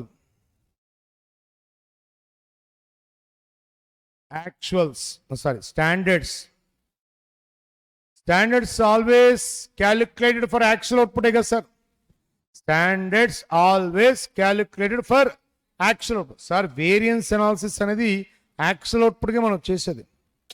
Actual output release అయిన తర్వాత sir estimations ready అవుతాయి. దాన్ని తీసుకెళ్లి actuals తో compare చేస్తే variance analysis వస్తాయి. ఆ variance next time repeat అవ్వకుండా చూస్తాం sir. So standards for actual output, suppose for actual output to 90 ks. 90, right. Here input required for 90 ks output, as per past experience, input required for 90 ks output equal to 100 ks. Suppose standard loss 10%, that is 10 ks, output equal to 90 ks. Clear? Here actual output equal to 90 ks. Standard loss 10% and actual output equal to 90%, sir. Avuna sir, actual output equal to 90 ks and 90% sir, equal, right? Now, sir, 90 ks output required quantity 100 ks. Out of that, A share, B share, as per past experience, 60-40, that is the standard mix of raw materials. So, you input and introduce. First item 60%, second item 40%. That is the standard material mix. So, 60% of 100 ks. 40% of 100 ks. 40 ks. Next, standard price. 2010. SQ into SP. 1200. 400. Total equal to 1600. This is called as standard material cost for 90 ks output. Standard material cost for 90 ks output equal to 1600. Ready? Now take the actuals. Actuals 90 ks. Actuals 90 ks. Symbols AQ, AP, AQ into AP.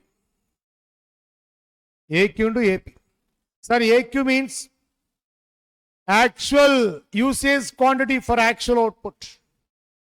AP, actual price paid per kg of raw material.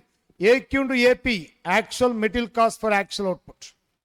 Sir, actual usage quantity, sir. Actual usage quantity, here one thing is observed. Due to non-availability of material A అనేది మార్కెట్లో full scarcity sir. So scarcity ఉన్నప్పుడు డెఫినెట్గా price ఏమైంది sir, increase అవుతుందిగా. అప్పటికి 20% price high, 25% price hike అయింది. Last time ఎంత 20, ఇప్పుడు ఎంత అయింది 25 రూపీస్. అంటే ఆల్రెడీ 25% ఇంక్రీజ్ అయినట్టే కదా సార్. 20 మీద 25% కొట్టము ఒకసారి.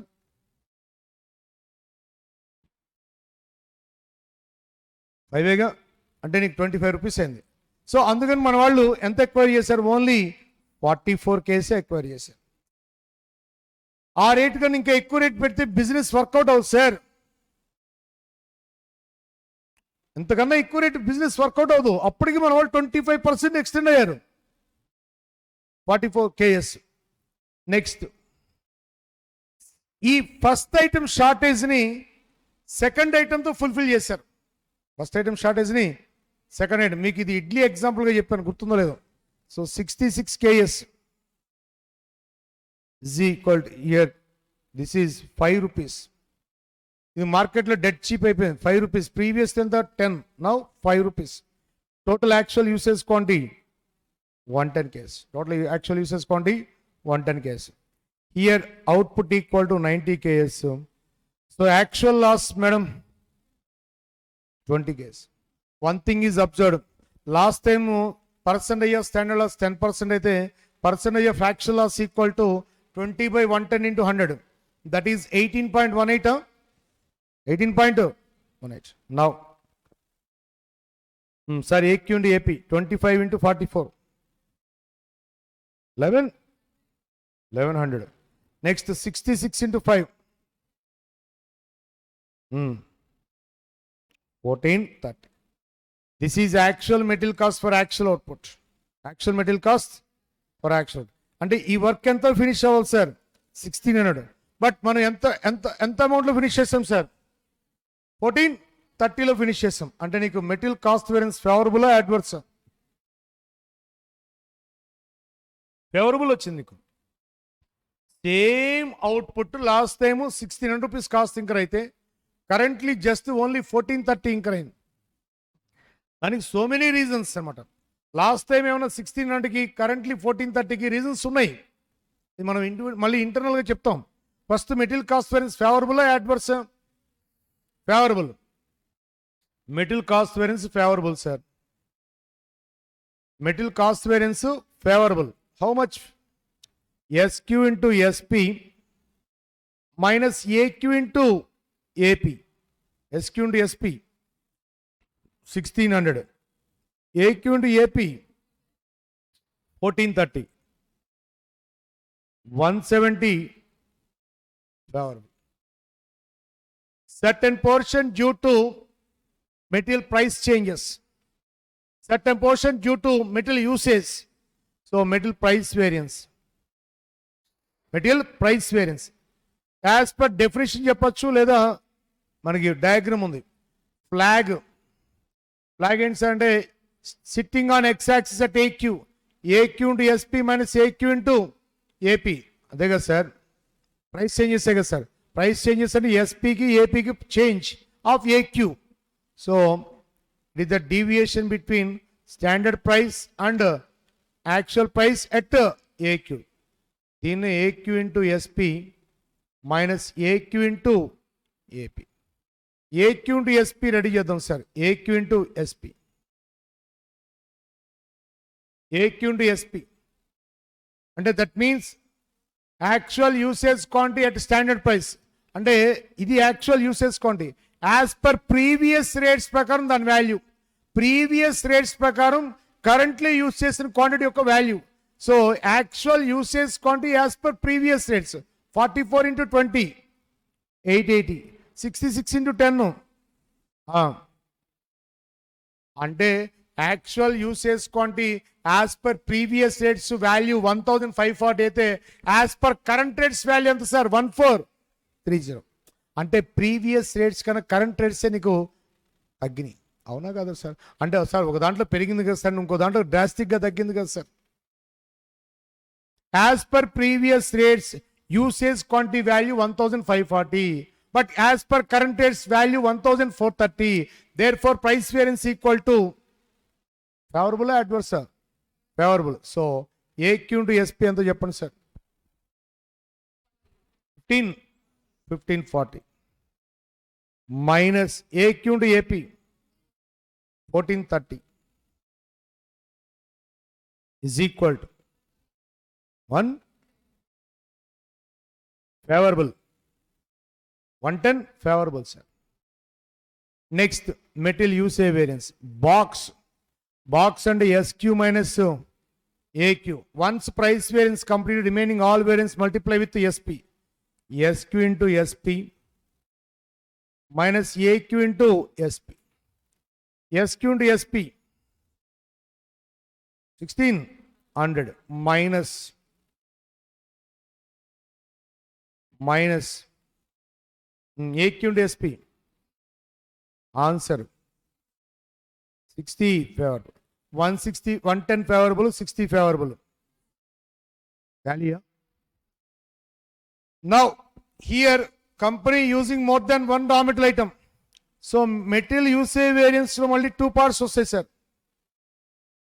Material mix variance, material yield variance.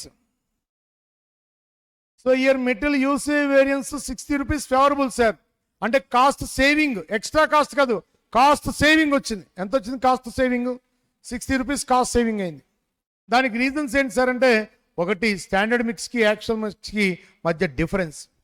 So here as per previous experience ఇన్పుట్ని ఏ మిక్స్లో వాడాం సార్? 60-40 మిక్స్లో వాడాం. అవునా కదా సార్?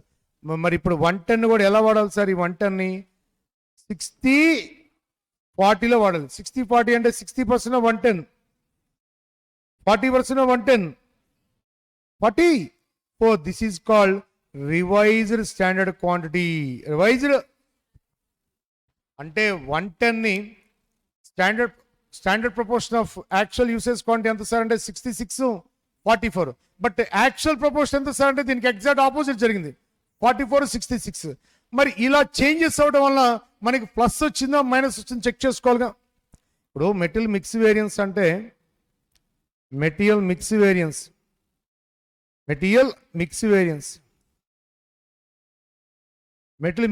అంటే it is the deviation between standard proportion of actual quantity, standard proportion of minus actual proportion of actual quantity at a standard price. ఇక్కడ యాక్చువల్ క్వాంటిటీ ఎంత సార్ అంటే యాక్చువల్ యూసేజ్ క్వాంటిటీ 110 కదా sir. ఈ 110 ఏ స్టైల్లో వాడాలి? 110ని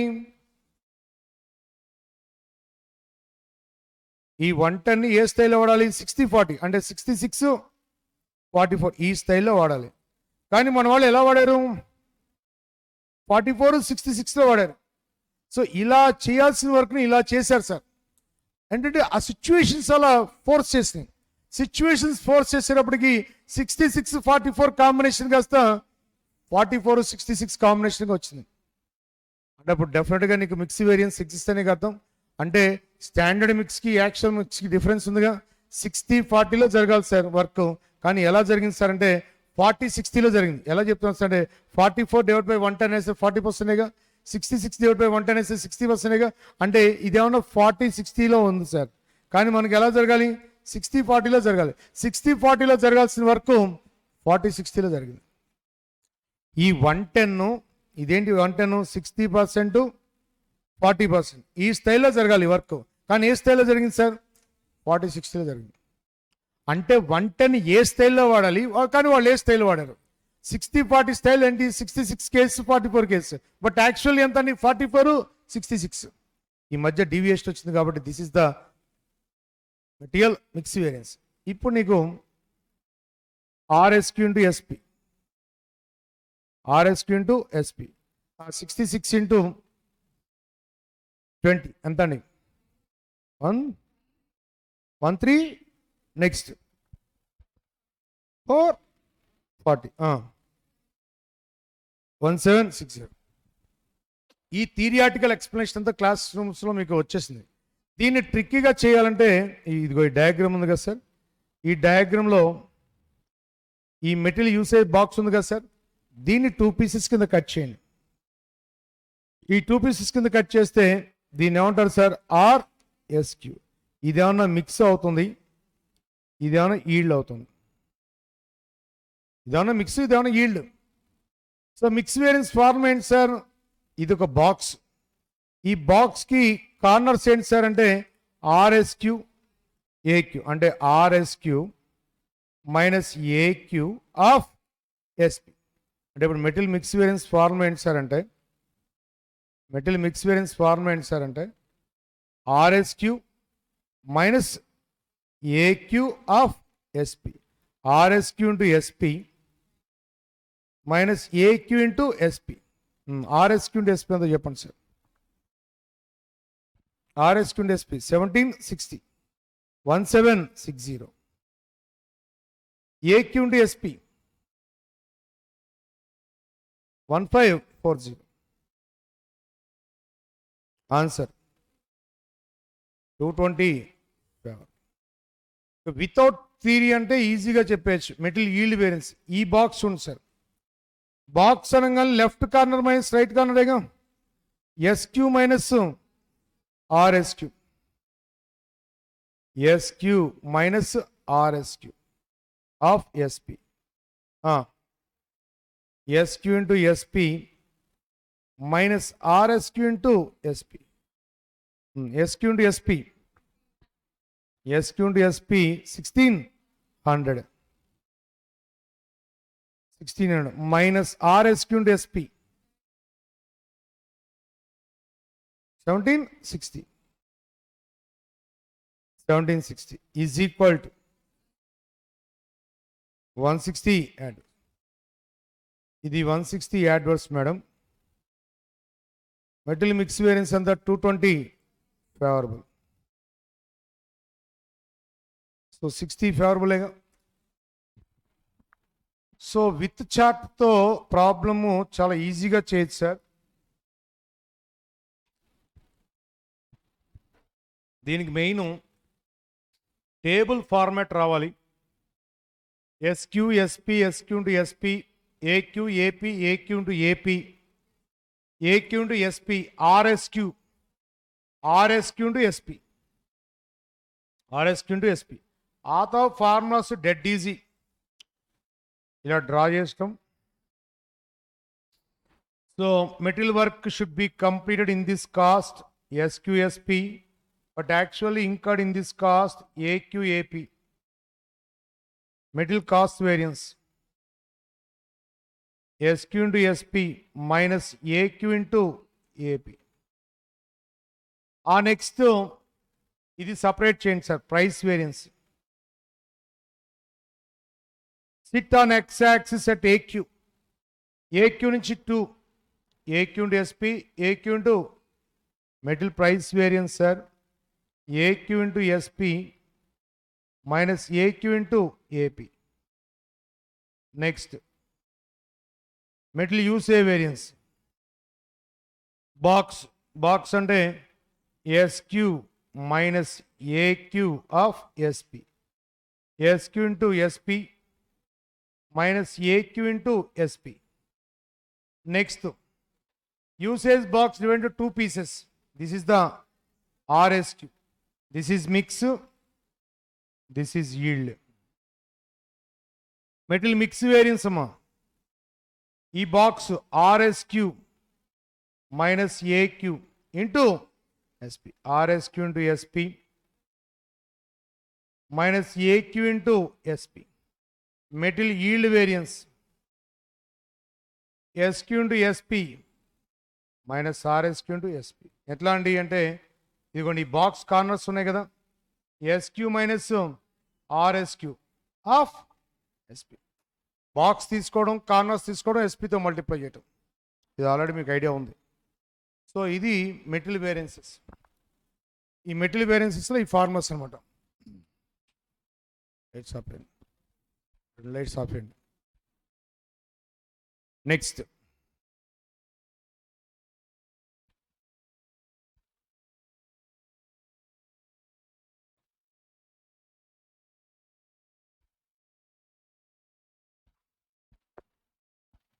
same ఇదే ప్యాటర్న్లో labour variances చెప్పచ్చు సార్.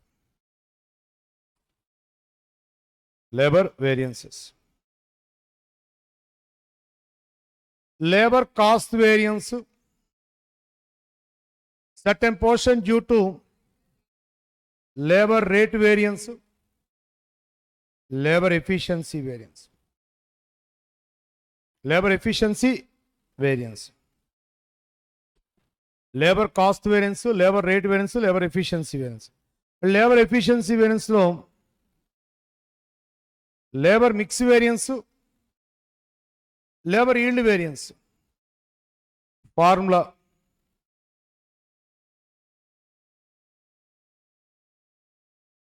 SHSR, సారీ Q ప్లస్లో H వస్తుంది, P ప్లస్లో R వస్తుంది.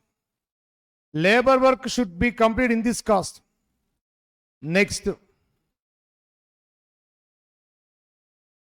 AHAR. So formula SH into SR minus AH into AR.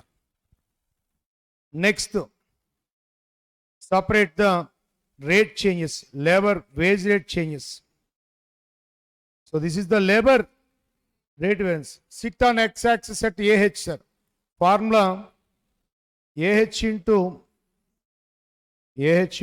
SR, AH into AR, AH into SR minus AH into. Next, box sir, box corner Sega SH minus AH of SR, that is SH into SR minus AH into SR minus AH into SR. Next,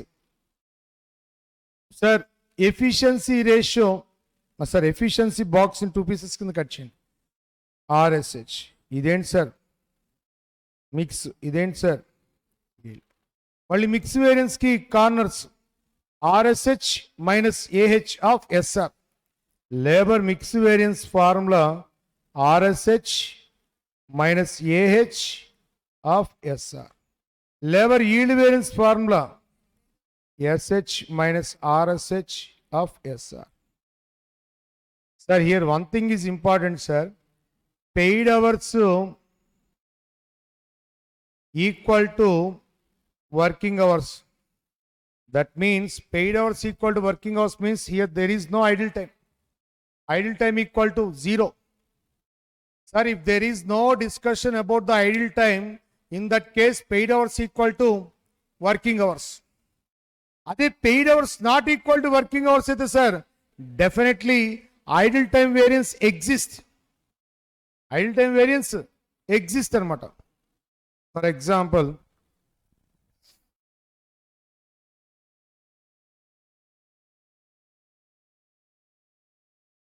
X Limited company, standard hours allowed for 1 unit equal to 10 hours. Listen. Stand hours allowed for 1 unit equal to 10 hours. Actual output, sir, 100 units.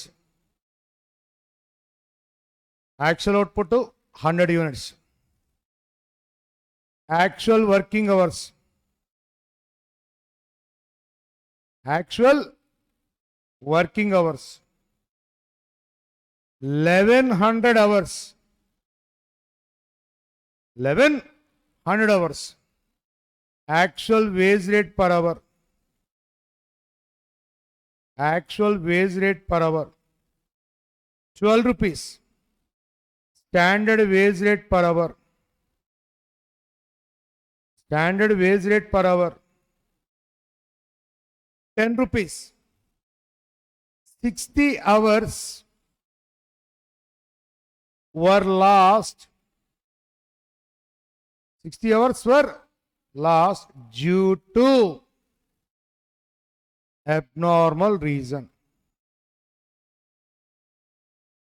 Abnormal reason. And that is abnormal idle time. Sir, normal idle time ki no treatment andi.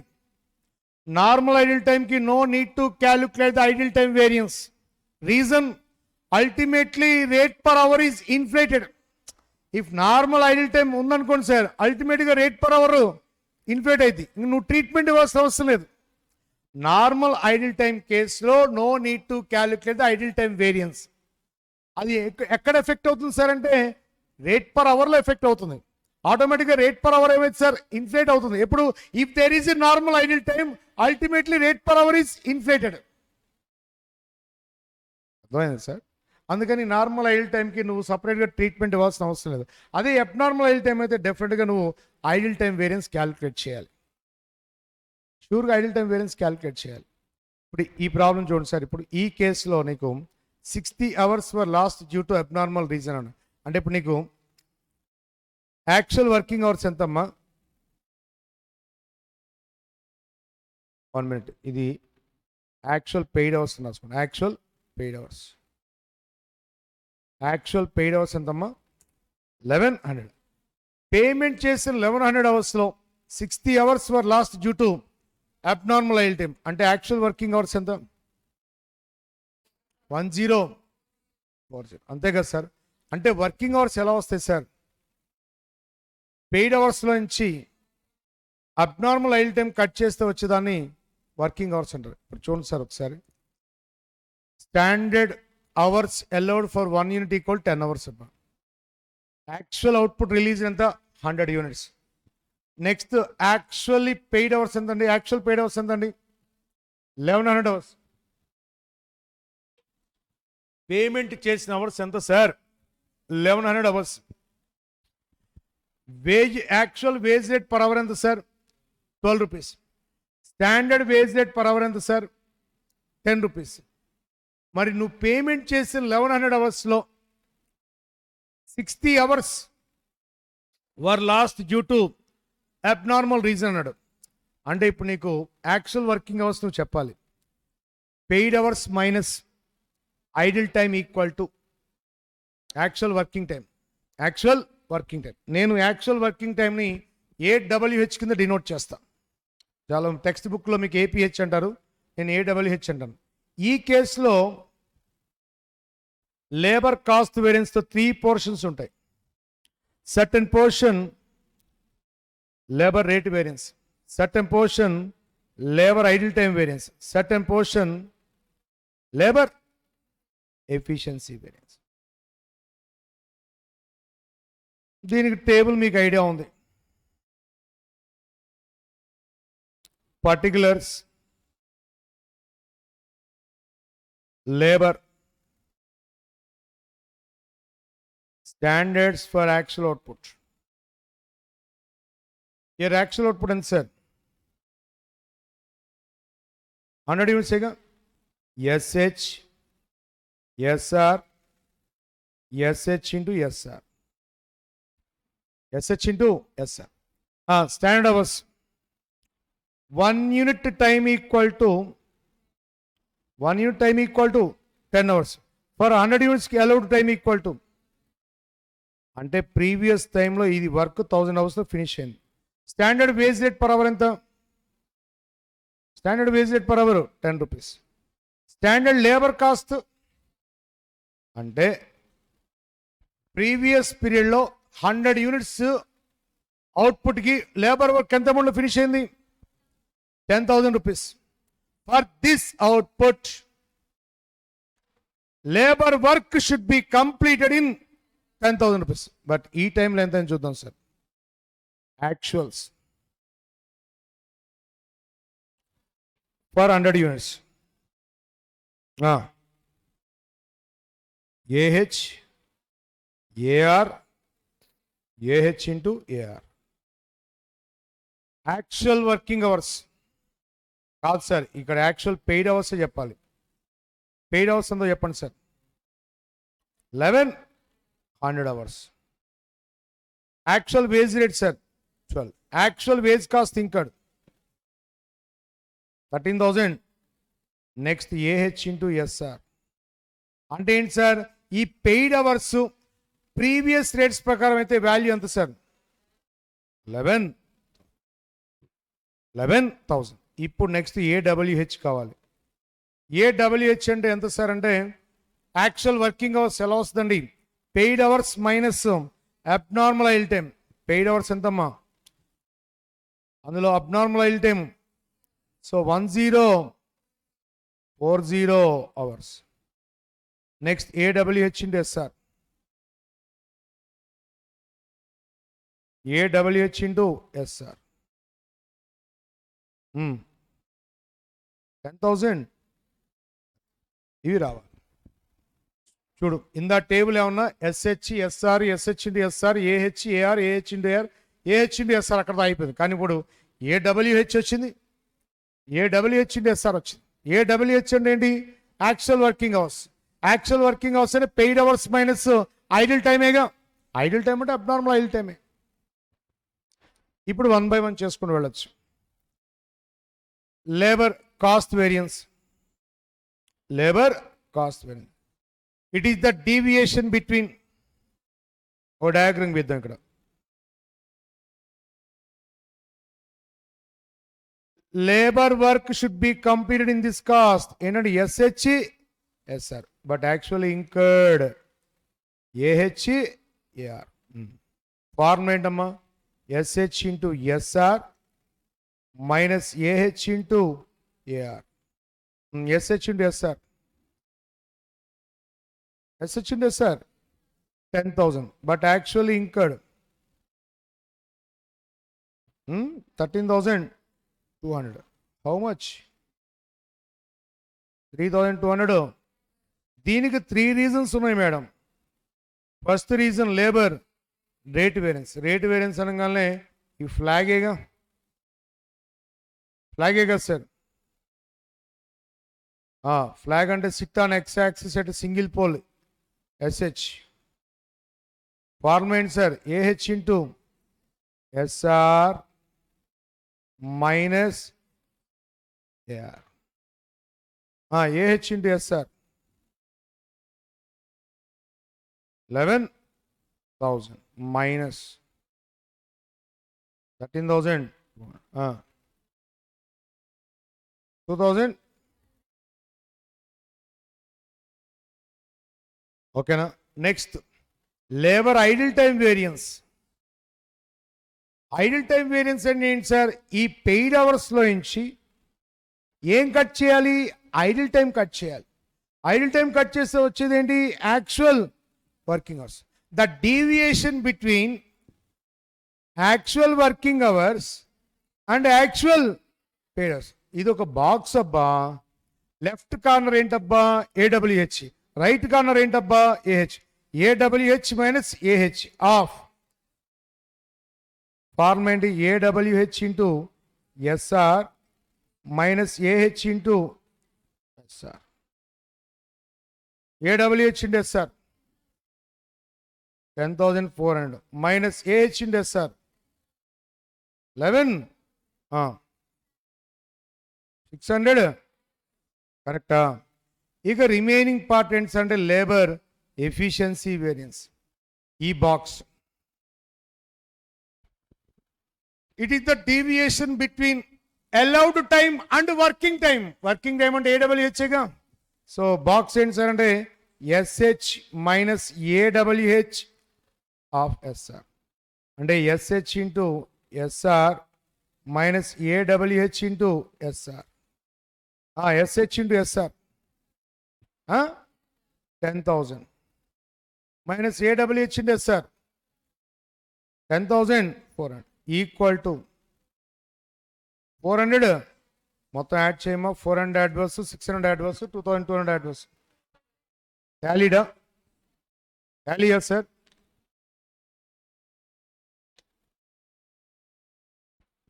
Sir ఈ సిచ్యువేషన్కి mix yield ఉండదా? ఎందుకుంటే ఉంటాయి. అప్పుడు simple logic, నువ్వేం formulas గురించి by heart చేయగల. ఈ ఎల్ఈవి box ఉంది కదా, దీన్ని 2 పీసెస్ కింద కట్ చేస్తావు. ఇది మిక్స్, ఇది ఈల్డ్ అని చెప్పి ఇది ఏం చేస్తావు? ఆర్ఎస్హెచ్. మిక్స్ వేరియన్స్ అంటే RSH minus AWH of SR. Yield variance అంటే SH minus RSH of SR. అయిపోయింది. ఫార్ములాస్ గురించి బైహార్ట్ చేయాల్సిన అవసరం లేదు సార్. దీనికి ఎక్స్ప్లెనేషన్ ఆల్రెడీ క్లాసెస్లో నీకు ఎగ్జాంపుల్స్తో చెప్పాను. కాబట్టి ఇప్పుడు జస్ట్ ఏంటంటే ఒకసారి రివిజన్ ఇచ్చాను అంతే. ఆ డయాగ్రాము ఆ ఫార్ములాస్ ఎలా వస్తాయని చెప్పి చూపించాను. సో ఈ లేబర్ వేరియన్సెస్లో నువ్వు అబ్జర్వ్ చేయాల్సింది hours were lost due to abnormality ఉందా లేదు చెక్ చేసుకోండి అంతే. సార్ లేదు సార్ ఐడిల్ టైం డిస్కషన్ లేదు sir. Happy. If there is no idle time, paid hours working hours both are same. Paid hours denoted by AH, working hours also denoted by AH. ఇంక నీకు AWH అనేది రాదు ప్లేస్లోకి. అదే కనుక hours were lost due to abnormal reason అని కొట్టాడంటే డెఫినెట్గా paid hours working hours separate అయిపోతాయి. Paid hours denoted by AH, working hours denoted by AWH. అది తీసుకోవాలి. క్లియరా? ఇది మెటీరియల్ లేబర్ వేరియన్సెస్. ఇక ఓవర్హెడ్ వేరియన్సెస్. ఓవర్హెడ్ వేరియన్సెస్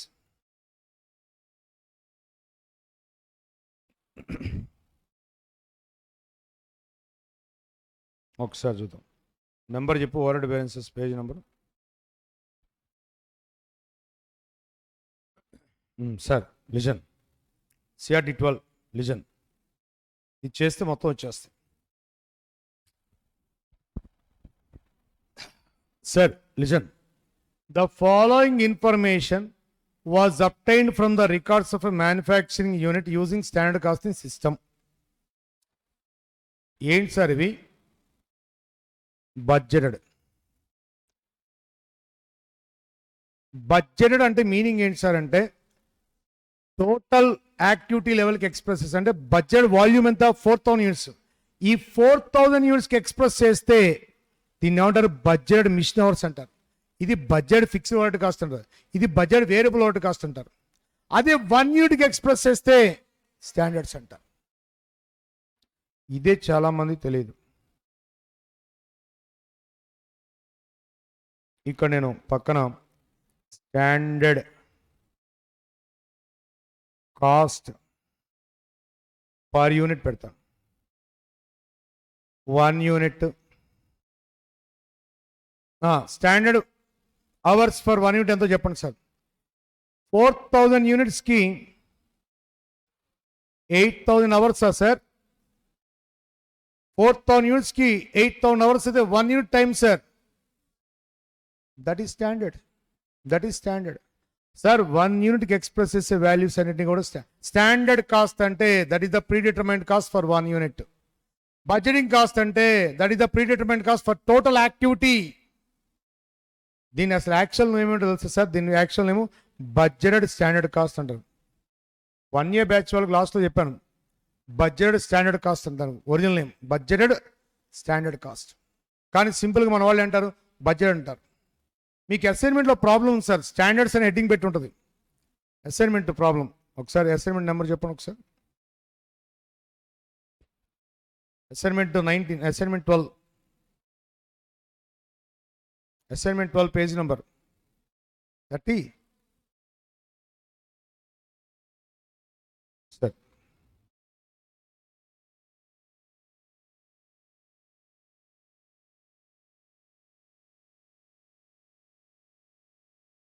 ఏదో ప్రాబ్లం సార్, నేను లాస్ట్ టైం చూపించాను మీకు. స్టాండర్డ్ యాక్చువల్స్ అని ఉంటుంది ప్రాబ్లం. అది సిఆర్డీలో ఉందో, సిఆర్డీలో ఉంది అనుకుంటా.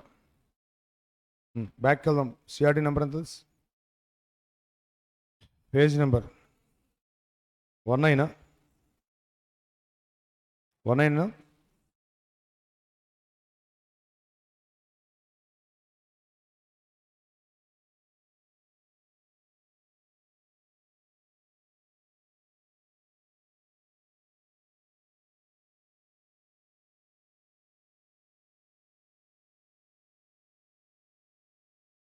అయితే నేను బుక్లో చూపించినట్టు నా రోజున ఏదో మొత్తాన్ని నాకు బాగా ఐడియా ఉంది.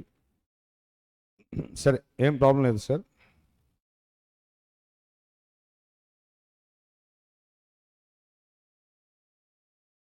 ఎగ్జామినేషన్లో ఈ బడ్జెటింగ్ ప్లేస్లో కూడా ఒకసారి బడ్జెట్ తీసేసి స్టాండర్డ్ ఇస్తారు. మీరు స్టాండర్డ్ అనగానే కన్ఫ్యూజ్ అయిపోతారు. అదేదో స్టాండర్డ్ కాస్ట్ అనుకుంటారు. కాదు, బడ్జెటెడ్ స్టాండర్డ్ కాస్ట్. వాడు stylish budgeted standard cost, budgeted cost అనొచ్చు, ఒకసారి స్టాండర్డ్ కాస్ట్ అంటారు. నువ్వు అక్కడ ఉన్న హిస్టరీని బట్టి చూడాలి. ఎక్స్ప్రెస్ టోటల్స్ అనుకోండి సార్, అంటే టోటల్ యాక్టివిటీకి ఎక్స్ప్రెస్ చేస్తే budget standard cost. 1 unit activity లెవెల్కి ఇస్తే స్టాండర్డ్ కాస్ట్. స్టాండర్డ్ కాస్ట్ అంటే it is a predetermined cost for 1 unit sir. అంతకన్నా ఏం లేదు ఇంకా. రైట్ సార్, ఇప్పుడు చూడండి సార్, ఎంత సార్ ఇది? 2 hours. Standard machine hours for 1 unit ఎంత సార్? 2 అవర్సే కదా సార్. ఎలా వచ్చింది సార్? 4000 యూనిట్స్కి 8000 అవర్స్, 1 యూనిట్కి 2 hours. Next standard fixed over recovery rate per hour. Budgeted overhead cost 4 lakhs divide by budget machine hours 8000 hours. Therefore, rate per hour equal to 50 rupees. That is the overhead recovery rate. ఏ overhead recovery rate? Fixed overhead recovery rate per hour. అవునా? Next variable overhead recovery rate per hour 1,20,000 divide by 8,000 ఎంత? 15. ఇక next total overhead cost ఎంతో చెప్పండి sir. Total overhead cost అంటే ఎంతో చెప్పండి sir. Fixed plus variable 5,20,000 కదమ్మా. ఇప్పుడు చేస్తా చూడు ఈ ప్రాబ్లం, కన్ఫ్యూజ్ అవ్వకుండా.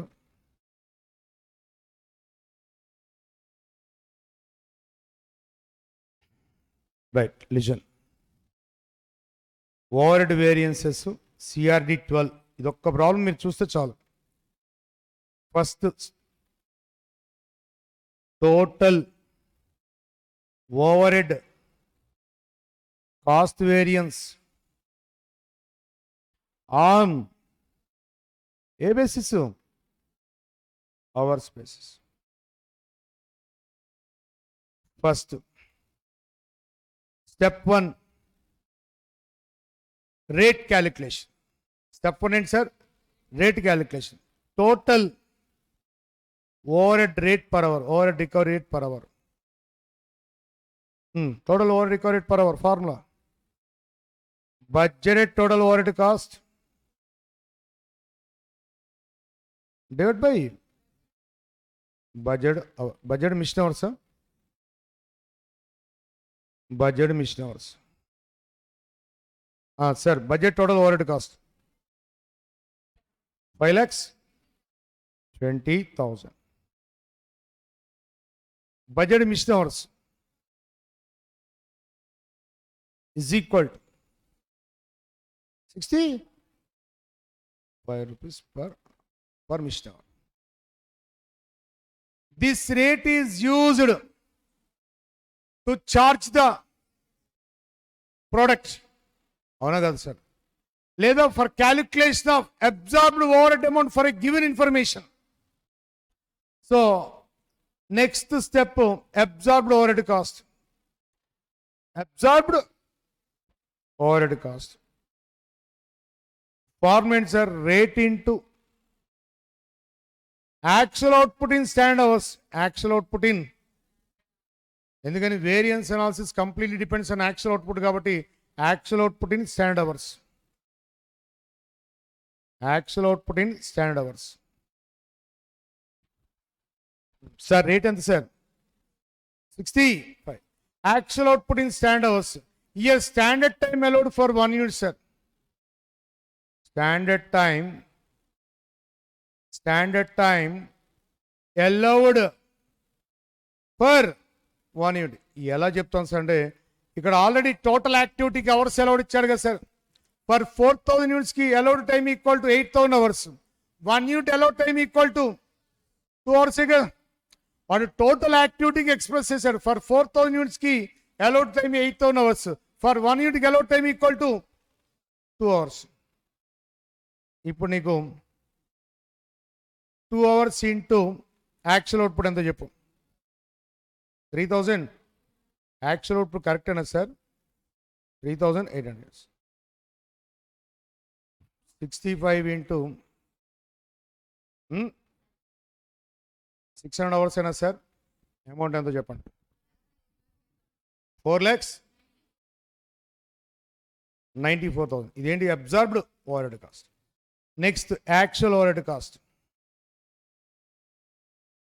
యాక్చువల్ ఓవర్హెడ్ కాస్ట్ అమౌంట్ ఎంతో చెప్పండి సార్? 5,10,000. ఈ రెండింటి మధ్య డిఫరెన్స్ ఏమైంది సార్ అంటే ఓవర్హెడ్ కాస్ట్ వేరియన్స్. అది overhead. So total overhead cost variance equal to formula absorbed overhead cost minus actual overhead cost. Sir absorbed overhead cost 4,94,000 minus 5,10,000. Answer మీరు ఎక్కడ రాంగ్ చేస్తారు చెప్పనా? ఇక్కడ రాంగ్ చేస్తారు. ఇది variance analysis depends on actual output. ఆ actual output stand అవర్స్లో express చేయాలి. Actual output in stand hours అనగానే వెంటనే గుర్తు standard time allowed for 1 unit ఎంతో చూసుకో. Standard time allowed for 1 unit equal to 2 hours కదా సార్. సో 2 అవర్స్ ఇంటూ 3,800 ఎంతండి? 7,600 అవర్స్. 7,600 అవర్స్. సో ఫైనల్గా 4,94,000. రైట్. ఇది total overhead cost variance and hours basis. ఇదే ప్రాబ్లం ఇంకో స్టైల్లో చెప్పచ్చు. Total overhead cost variance on output basis. ఇది మీకు ఈజీగా ఉంటుంది అనిపిస్తుంది. ఎందుకంటే first total overhead cost on output basis. Step 1 overhead recovery rate per unit. Per unit అంటే ఏంటి sir? Budgeted total overhead cost, budgeted total overhead cost divided by budgeted output. Budget total overhead cost divided by budget output 4000 13 ఏంటి sir ఇది? Per unit. ఇప్పుడు absorbed overhead cost on output basis. ఇందాకేం రాశాను sir formula? Absorbed overhead cost on output basis, rate into actual output in standards. ఇప్పుడు rate into actual output అంతే. Rate into, ఎందుకంటే rate already per యూనిట్కి express చేసే కదా. Rate into actual output, rate into actual output, rate into actual output. Rate ఎంత sir? 130. Actual output sir? Answer sir 4,94,000. ఇందాక answer ఎంత sir? ఇప్పుడు ఎంత సార్? సేమ్. ఏ స్టైల్ చేసిన ఆన్సర్ మటుకు సేమ్ రావాలి. చూడు ఫార్ములా నేనేం చేయలేదు, అక్కడ rate into actual output in stand వస్తుంది. ఇప్పుడు రేట్ ఇంటూ యాక్చువల్ అవుట్పుట్. క్లియరా? చాలా సింపుల్గా చేయొచ్చు సార్. ఏ మెథడ్లో చేయమంటారు సార్? ఏం స్పెసిఫిక్గా మెన్షన్ చేయలేదు అనుకోండి sir, you can take any one, you can select any choice sir. నీకు 5 అవుట్పుట్ అవర్స్ అని నీకు ఆ టైంకి ఏది ఈజీగా చేసుకోవచ్చు. So finally next actual over head cost. Actual over head cost incurred 5,10,000. Therefore total overhead cost variance equal to absorbed minus actual. Absorbed ఎంత? 4,94,000 minus 5,10,000.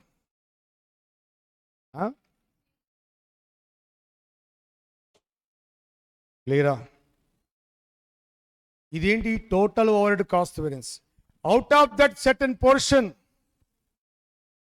VOH cost variance, remaining certain portion FOH cost variance.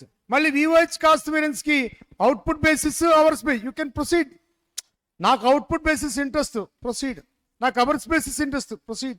Answer is same. Answer will be same. Sir నాకు different answers వస్తున్నాయండి, hence prove. నువ్వు రాకూడదు. డెఫినెట్గా ఏ approach చేయాలన్నా సరే answer అనేది same రావాలి. అది వాడు స్పెసిఫిక్గా ఎక్స్ప్రెస్ చేసి అనుకోండి సార్ అవర్స్ బేసిస్ అని, అవర్స్ బేసిసే చేయాలి. ఇప్పుడు ఫర్ ఎగ్జాంపుల్ VOH కాస్ట్ వేరియన్స్కి వెళ్దాం. VOH cost variance, VOH cost variance on output easy లేరా? అవర్స్ చేద్దాం. Hours basis, hours basis. ఇదే స్పెసిఫిక్ అడుగుతాడు అప్పుడప్పుడు, అందుకని ఇదే నేర్పిస్తా ఎక్కువ. Variable overhead cost variance on hours basis. Formula VOH recovery rate per hour. ముందు 1 అవర్కి VOH కాస్ట్ అంతా ఎస్టిమేషన్ వేయండి. నీ దగ్గర ఆల్రెడీ ఇన్ఫర్మేషన్ ఉందిగా. Budgeted VOH cost divide by budget machine hours. Budgeted VOH cost divided by budget VOH cost, budget mission hours equal to 1.5 per hour. ఇది VOH recorded per hour. Next, absorbed VOH cost. Absorbed VOH cost on hours basis. చెప్పానుగా actual output ఆపకూడదు. Actual output in stand hours, ఎందుకని hours basis కాబట్టి. అదే output basis అయితే అక్కడతో అయిపోతుంది. Actual output అంటాం. క్యాచ్ చేస్తున్నాడా? యాక్చువల్ అవుట్పుట్ అవర్స్ బేసిస్ కాబట్టి ఇన్ స్టాండర్డ్ అవర్స్. నేను ఏదైనా యాక్చువల్ అవుట్పుట్ మీద ట్రావెల్ చేస్తున్నాను. నేను వేరియన్స్ ఎనాలిసిస్ అంతా కూడా యాక్చువల్ అవుట్పుట్ మీద ట్రావెల్ అవుతుంది. అవుట్పుట్ బేసిస్ అయితే యాక్చువల్ అవుట్పుట్ దగ్గర ఆపేస్తా సెంటెన్స్. అవర్స్ బేసిస్ కాబట్టి actual output in standard hours. Actual output in standard hours into rate. Actual output in standard hours sir. Sir standard hours అంటే 1 యూనిట్కి ఎంత sir? 2 hours కదా sir. మరి 2 hours అంటే actual output ఎంత? 3800 into 2 hours into rate 15 rupees. 1,14,000 actual VOH cost incurred. Actual VOH cost incurred. Actual VOH cost incurred 1,20,000. Take the difference. VOH cost variance formula. Sir, cost variance ante absorbed minus actual. 1,14,20 6,000. ఇదే VOH cost వేరియన్స్ని output బేసిస్లో ఓవరాల్గా explain చేస్తా. First step VOH recovery rate per యూనిటేగా. 1,20,000 divide by 4,000 అంటే VOH recovery rate per unit how much? 30. Keep in mind. Absorbed VOH cost on output basis formula ఏంటి? Actual output into rate per unit. Here actual output 3,000 into 30. 1,14,000 minus 1,20,000 వచ్చేసింది. చూసారా? అర్థమైందా sir? Hours basis అంటే ఏం లేదమ్మా, actual అవుట్పుట్ని అవర్స్లో convert చేయి. Actual output in standard hours అంటే రాస్తే సరిపోయింది. అదే అవుట్పుట్ బేస్ అనుకోండి, యాక్చువల్ అవుట్పుట్ని యాక్చువల్ అవుట్పుట్గానే ఇస్తాం. అదే డిఫరెన్స్. డౌటా? నెక్స్ట్ ఇక సేమ్ VOH కాస్ట్ వేరియన్స్ అయిపోయింది. Fixed over head cost FOH cost variance on hours basis. Hours basis first step rate calculation. Rate ఏంటి సార్ అంటే FOH recovery rate per hour. Budget fixed over head cost 4 lakhs. 4 lakhs divide by budget output 4,000 equal two hours కదా, sorry hours base అయితే 8,000 hours. ఎంతమ్మా? 50 per అవరేగా. ఒకసారి చూడమ్మా, ఇక్కడ 50 rupees per hour కదా, ఇక్కడ 15 రూపీస్ పర్ అవర్ వచ్చింది. VOH rate per hour. VOH rate per hour 15 rupees. FOH rate per hour 50 rupees. Total overhead rate per hour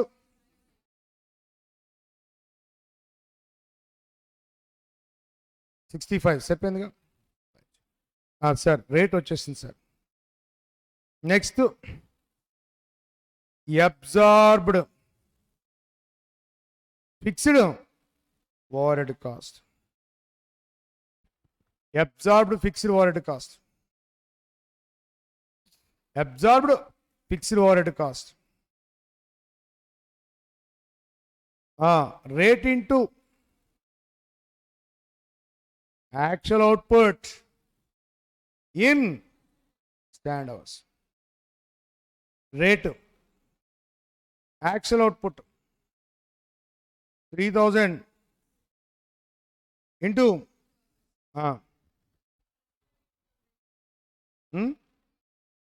3,80,000. Actual fixed over head cost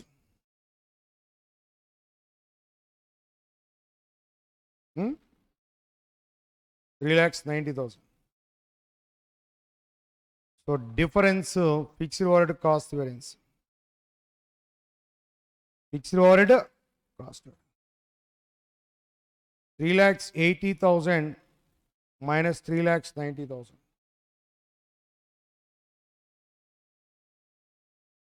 కరెక్టా?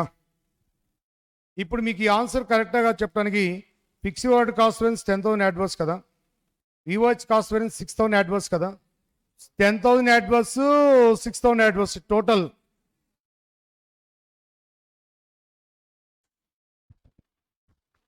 FOH cost variance plus VOH cost variance equal to total overhead cost. Suppose నాకు interest ఉంది FOH cost వేరియన్స్ని output basis చేయాలని. First rate per unit calculate చేసి చెప్తాను. 4 lakhs divided by 4,000, 100 rupees per unit.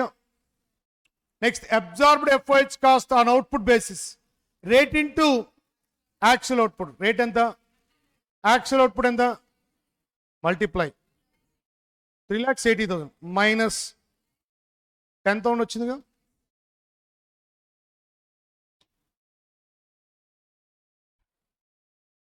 మీకు first time విన్నప్పుడు కన్నా ఇప్పుడు ఇంకా ఈజీగా ఉంటుంది. ఇప్పుడు ఈ ఓవర్ హెడ్ ఫస్ట్ టైం విన్నప్పుడు అబ్బో అన్నట్టుగా ఉంటుంది. ఇప్పుడు చాలా ఈజీగా వచ్చేస్తున్నట్టు ఉందండి. ఇది కొంత ప్రాక్టీస్ చేసినట్టు ఉంటుంది కదా, ఇప్పుడు ఈజీగా వస్తుంది. కాబట్టి అవుట్పుట్ బేసిస్ అయినా చేయొచ్చు, అవర్స్ బేసిస్ అని చేయొచ్చు. అవర్స్ అంటే ఏం లేదు, యాక్చువల్ అవుట్పుట్ని టర్న్ చేస్తాను. ఎందులో టర్న్ చేస్తాను? Actual output in stand hours.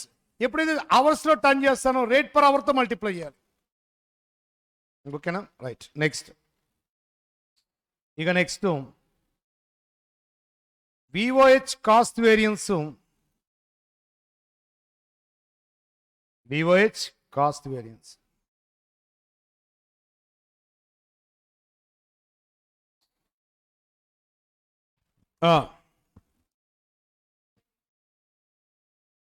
due to increase in rates,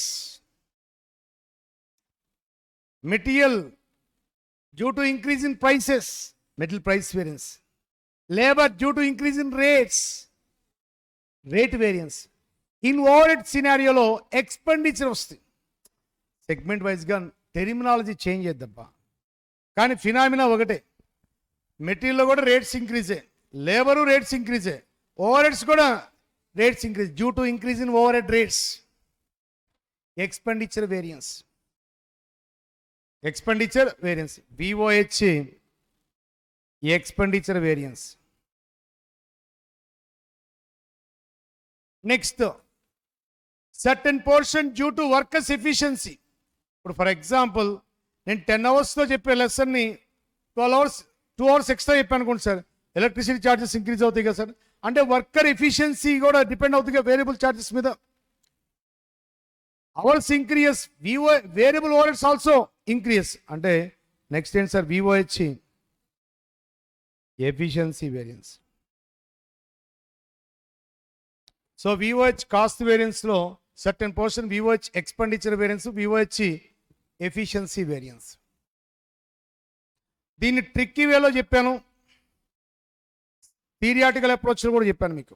ఇప్పుడు ట్రిక్కే చెప్తాను, థియరిటికల్ అప్రోచ్ ఇంకా అవసరం లేదు కదా, మీకు ఆల్రెడీ విన్నారు కదా sir.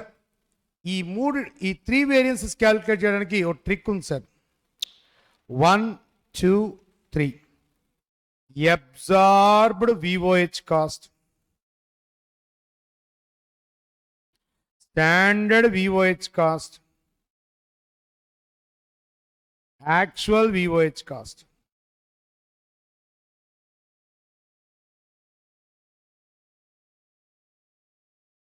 Actual VOH cost. Absorbed VOH cost, standard VOH cost, actual VOH cost. Absorbed VOH cost అంటే నీ యాక్చువల్ అవుట్పుట్కి నీ ప్రీవియస్ ఎక్స్పీరియన్స్ ప్రకారం ఎస్టిమేషన్ వేస్తాం. తెలుసు కదా absorbed VOH cost calculation. Rate into actual output in stand hours, లేదా rate per unit into actual output. Calculation your choice. నీకు absorbed VOH cost calculation hours మోడ్లో అయినా చెయ్యి, అవుట్పుట్ మోడ్లో అయినా చెయ్యి. అవుట్పుట్ మోడ్ అయితే rate per unit into actual output. Hours mode అయితే rate per hour into actual output in stand hours. Actual output in, అర్థమైంది సార్. ఇక స్టాండర్డ్ VOH కాస్ట్ అంటే ప్రీవియస్ రేట్స్ ప్రకారం కాస్ట్ ఎస్టిమేషన్. ఏంటండి? యాజ్ పర్ ప్రీవియస్ రేట్స్ ప్రకారం cost estimation. Next actual VOH cost అంటే currently incurred. So ఇది మీకు చాలా easy. So rate per hour తీసుకున్నాను అనుకోండి సార్. రేట్ పర్ అవర్ తీసుకుంటే ఇంటూ యాక్చువల్ అవుట్పుట్ ఇన్, కరెక్టేనమ్మా, actual output in stand hours. Rate per hour into actual output in stand hour. లేదు sir నేను rate per unit తీసుకుంటాను sir అంటే rate per unit into actual output. అది కంప్లీట్గా నీ choice మీద డిపెండ్ అయింది. ఇప్పుడు రేట్ పర్ అవర్ చెప్పబ్బా. VOH rate per hour, VOH recovery rate per hour 15 కదమ్మా, 15 ఇంటూ యాక్చువల్ అవుట్పుట్ ఎంత? 3800 ఇంటూ 2 అవర్స్ ఎంత? 7600 hours. 1,14,000. Actual VOH cost always available in the problem. 1,20,000. Standard VOH cost. Standard hours for actual output. Standard hours for into rate per hour into rate per hour. Standard hours for actual output and చూడమ్మా. Standard hours for actual.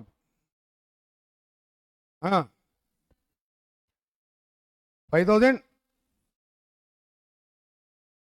Wait. Sorry. ఇక్కడ actual output in stand hours ఏంటి sir? Wrong sir. Actual output actual hours wrong sir. Sir ఇక్కడ actual hours ఎంత sir? ఇక్కడ actual machine hours work ఎంత sir? ఇదిగా sir తీసుకోవాల్సింది. నువ్వు చెప్పింది actual hours for actual output అన్న అదేగా, రైట్. సో ఇప్పుడు actual hours for actual output ఎంత? 7,800 అవర్స్. ఆ 7,800 అవర్స్కి మన ప్రీవియస్ రేట్స్ ప్రకారం క్యాలిక్యులేషన్ ఎంత చూడాలి. ఇప్పుడు మనకి యాక్చువల్ అవర్స్ ఎంత అయినాయి సార్? 7,800. ఈ 7,800 అవర్స్కి ప్రీవియస్ రేట్స్ ప్రకారం దాని వాల్యూ ఎంత? 7,800 అవర్స్. ఒక ఫార్ములా అర్థం. Actual hours for actual output. Actual hours for actual output ఎంత sir? 7,800 hours. 7,800 hours into 15 rupees. 1,17,000 అంటే నువ్వు వర్క్ చేసిన టైం పీరియడ్ 7,800 అవర్స్. ఈ వర్క్ చేసిన టైంకి as per previous overhead rates ప్రకారం దాని value 1,70,000. But current overhead rates ప్రకారం వాల్యూ 1,20,000. అంటే డెఫినెట్గా current period overhead rates increase అయినట్టే కదా సార్. అంటే ఎక్స్పెండిచర్ వేరియన్స్ యాడ్వర్స్ వస్తాయి. ఎక్స్పెండిచర్ వేరియన్స్ ఎందుకని? ఇప్పుడు నీకు 7,800 అవర్స్, అవర్కి ఎంత ఎస్టిమేషన్ వేసావు? అది ఏ బేస్ మీద? పాస్ట్ ఎక్స్పీరియన్సేగా. యాజ్ పర్ పాస్ట్ ఎక్స్పీరియన్స్ అవర్కి VOH amount 15 rupees. So as per previous overhead rate amount equal 1,17,000. But current rate నీకు 1,20,000 వచ్చిందిగా. అంటే డెఫినెట్గా రేట్ ఇంక్రీజ్ అయినట్టు. ఎంత రేట్ అయింది సార్ అంటే కావాలని చెప్తా చూడు. 1,20,000 డివైడెడ్ బై 7,800 అవర్స్ చూడరా.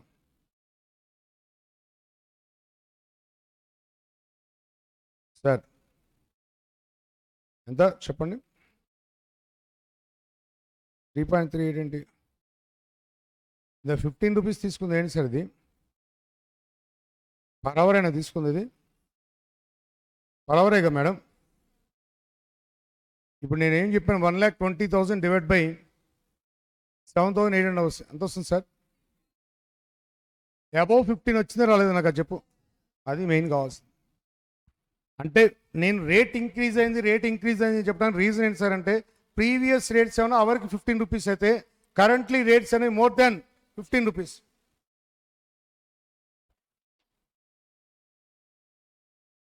నీకు మార్నింగ్ చెప్పాను if actual overhead cost more than the estimate overhead cost అంటే అండర్ రికవరీయే కదా సార్, అంటే due to increase in rates అని చెప్పాను, గుర్తుందా? అట్లానే ఇవాళ ప్రీవియస్ రేట్ అంతా 15 rupees, current rates more than 15 ఉంటుంది అనమాట. ఆ రేటు నువ్వు క్యాలిక్యులేట్ చేయగలవు, డైరెక్ట్గా అమౌంట్ వేస్తే చాలు ఇక్కడ. సో ఈ మూడు క్యాలిక్యులేట్ చేస్తే చాలు. Absorbed VOH cost, standard VOH cost, actual VOH cost. Absorbed VOH cost క్లాస్లో అందరికీ వచ్చు. Rate per hour into actual output in stand hours. లేదు ఆ డైలాగ్ కాదు, alternative rate per unit into actual output. Sir rate per unit అయితే actual output అబ్బా, rate per hour అయితే actual output in stand hours, అది difference. Next standard VOH cost అంటే ఏంటి? నువ్వు యాక్చువల్గా వర్క్ చేసిన అవర్స్కి నీ ప్రీవియస్ రేట్స్ ప్రకారం వాల్యూ ఎంత. Actual working hours for actual output equal to 7,800 hours into rate ఎంత 15 రూపీస్, ఎంత 1,17,000. బట్ యాక్చువల్ ఇంకా 1,17,000 కాదు, అయింది 1,20,000 అయింది. యాక్చువల్గా ఈ 7,800 అవర్స్కి మా ఉన్న ఎక్స్పీరియన్స్ ప్రకారం అయితే 1,17,000 కంప్లీట్ అవ్వాలి, కానీ యాక్చువల్గా ఎంత అయింది 1,20,000. ఈ మూడు క్యాలిక్యులేట్ చేయాలి. ఈ మూడు క్యాలిక్యులేట్ చేస్తే ఇప్పుడు నీకు చూడు, ఎక్స్పెండిచర్ వేరియన్స్. ఎక్స్పెండిచర్ వేరియన్స్ అంటే ఎంత వస్తుంది సార్? ఇప్పుడు చూడు, 1 - 2 బ్యాక్ సైడ్ నుంచి వస్తా, 1 - 2 ఇది 1 - 2. VOH efficiency variance, VOH efficiency variance, VOH efficiency variance. VOH efficiency variance 1 - 2. 1 - 2 అంటే ఏంటి? 1 ఏంటి? Absorbed VOH cost minus standard VOH cost. Standard VOH absorbed VOH cost ఎంతో చెప్పు. 1,14,000 మైనస్ ఎంతో చెప్పు, 3,000. ఒక స్టూడెంట్ అంటాడు, సార్ మీరు చెప్పిన మోడల్ కన్నా నేను ఇలా చేశాను సార్ అంటాడు. ఏంట్రా అంటే, సార్ మీరు morning efficiency variance hours basis pharma చెప్పారు కదా సార్ నాకు, SH/AH అని. ఇది రేషియో అయితే బై కదా సార్. ఇప్పుడు VOH efficiency variance SH minus AH into SRAగా. ఇప్పుడు stand hours, actual output in stand hours ఎంతో చెప్పండి sir. Actual output in stand hours 7,600 hours minus actual hours sir 7,800 hours into rate ఎంత sir? చెప్పండి answer. ఇలా చేస్తారు కరెక్టా? కరెక్టే సార్. ఇది ఏంటి? ఇది ప్యూర్లీ థియరిటికల్ అన్నమాట. వివోహెచ్ ఎఫిషియన్సీ వేరియన్స్ ప్యూర్గా మార్నింగ్ చెప్పిన థియరీ ప్రకారం చేస్తారు. అవర్స్ బేసిస్ అన్నాడు. అవర్స్ బేసిస్ అంటే ఏంటి? SH/AH efficiency ratio. ఆ బై తీసేసి మైనస్ పెట్టాను, SH minus AH of SR. Allowed time 7,600, but actual working time 7,800 hours, అంటే ఎక్స్ట్రా వర్కింగ్ 200 అవర్సే కదా. ఇంటూ రేట్ ఎంత అంటే 15 రూపీస్, అంటే 3,000 అడ్వాన్స్. అంటే ఇక్కడ మన వర్కర్స్ అలౌ చేసిన టైం కన్నా ఎక్స్ట్రా ఎక్కువ టైం ఎంత తీసుకున్నారు? 200 అవర్స్. ఇందులో ఎక్స్ప్లెనేషన్ దొరికింది, నీకు ట్రిక్కీ మోడల్ ఎక్స్ప్లెనేషన్ దొరకదు. 1 - 2 అని కొట్టేస్తాం. 1 - 2 అంటే ఏంటి? Absorbed minus standard. అర్థమైందా సార్ నీకు? Absorbed minus standard. ఆ తర్వాత 2 - 3. 2 - 3 అంటే ఏంటి? ఎక్స్పెండిచర్. అంటే ఎక్స్పెండిచర్ అంటే తెలుసు కదా సార్, 7,800 అవర్స్కి 15 రూపీస్ చెప్పడం 1,17,000 ఇవ్వాలి, కానీ ఎంత అయింది? 1,20,000. అంటే స్టాండర్డ్ మైనస్ యాక్చువల్. 2 - 3. 2 - 3 ఏంటి sir? VOH expenditure variance. VOH expenditure variance 2 - 3. Standard VOH cost minus actual VOH cost. Standard VOH cost 1,17,000 minus 1,20,000. ఈ రెండు యాడ్ చేస్తే దేనికి ఈక్వల్ తెలుసా? VOH cost variance. మనకి ఎంత వచ్చింది విఓహెచ్ కాస్ట్ వేరియన్స్? సరిపోయిందా లేదా?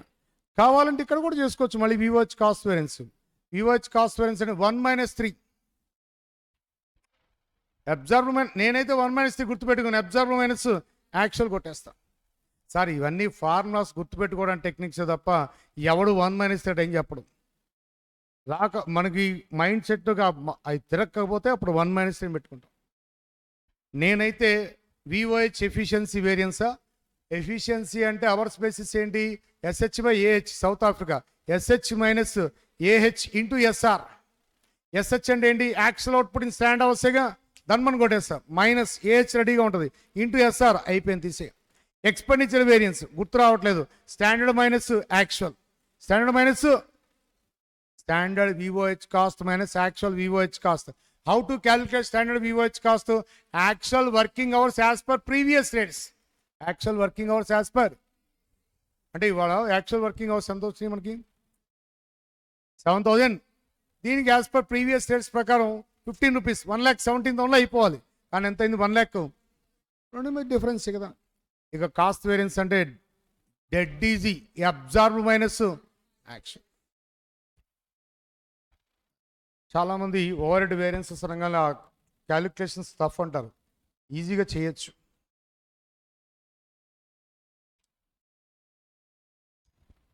మీరు అవర్స్ బేసిస్ మీదే కాన్సన్ట్రేషన్ చేయండి, ఎందుకంటే స్పెసిఫిక్గా అవర్స్ అడిగితే చేయలేరు మీరు. మీ క్లాస్లో నేను రెండూ చెప్పాను, అవుట్పుట్ బేసిస్ చెప్పాను, అవర్స్ బేసిస్ చెప్పాను. కొద్దిగా అవర్సే కన్ఫ్యూజ్ అవుతారు మీరు. అవర్స్ మోడ్ ఈజీగా ఉంటుంది, అంటే ప్రిపేర్ అయితే ప్రాక్టీస్ చేస్తే ఈజీ అవుతుంది. అది కూడా ASA absorbed VOH cost, rate per hour into actual output in stand hours. Standard VOH cost, actual hours for actual output into rate per hour. Actual VOH cost already given in the problem. Back side నుంచి వస్తా. VOH efficiency variance. VOH efficiency variance అనగానే SH minus AH of SR అది కూడా రాయొచ్చు. లేదు నాకు వచ్చా అంటే 1 - 2. 1 - 2 అంటే ఏంటి? Absorbed VOH cost minus standard VOH cost. అది టీచింగ్ ఫీల్డ్లోకి వచ్చిన దాన్ని అలా 1 - 2 చెప్పాను. అంతకుముందు SH minus AH of SR అనే వేసేవాడిని. ఎందుకంటే మనం ఆల్రెడీ ఎంప్లాయీ కాస్ట్ కంట్రోలింగ్ నేర్చుకున్నాం కదా సార్. అదే ఫార్ములాని డివైడ్ బై ప్లస్లో మైనస్ పెట్టేస్తే వేరియన్స్ వచ్చేస్తుంది. Next VOH expenditure variance. Standard VOH cost minus actual VOH cost. Next VOH cost variance, absorbed VOH cost minus actual VOH cost. ఈ points రావాలి మనకి. చేయగలరా మరి? ఇప్పుడు చేస్తారా? Right. Next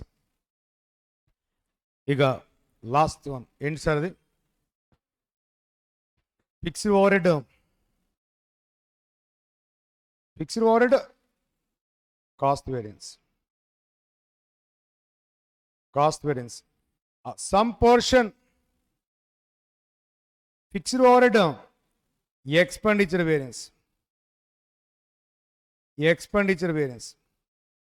some portion fixed over head volume variance. దీనికో trick చెప్పాను చెప్పడానికి. ASA కాదు, ఇది ABA. ఫస్ట్ ఏ అంటే ఏంటి? Observed fixed over head cost. Next budgeted fixed over head cost.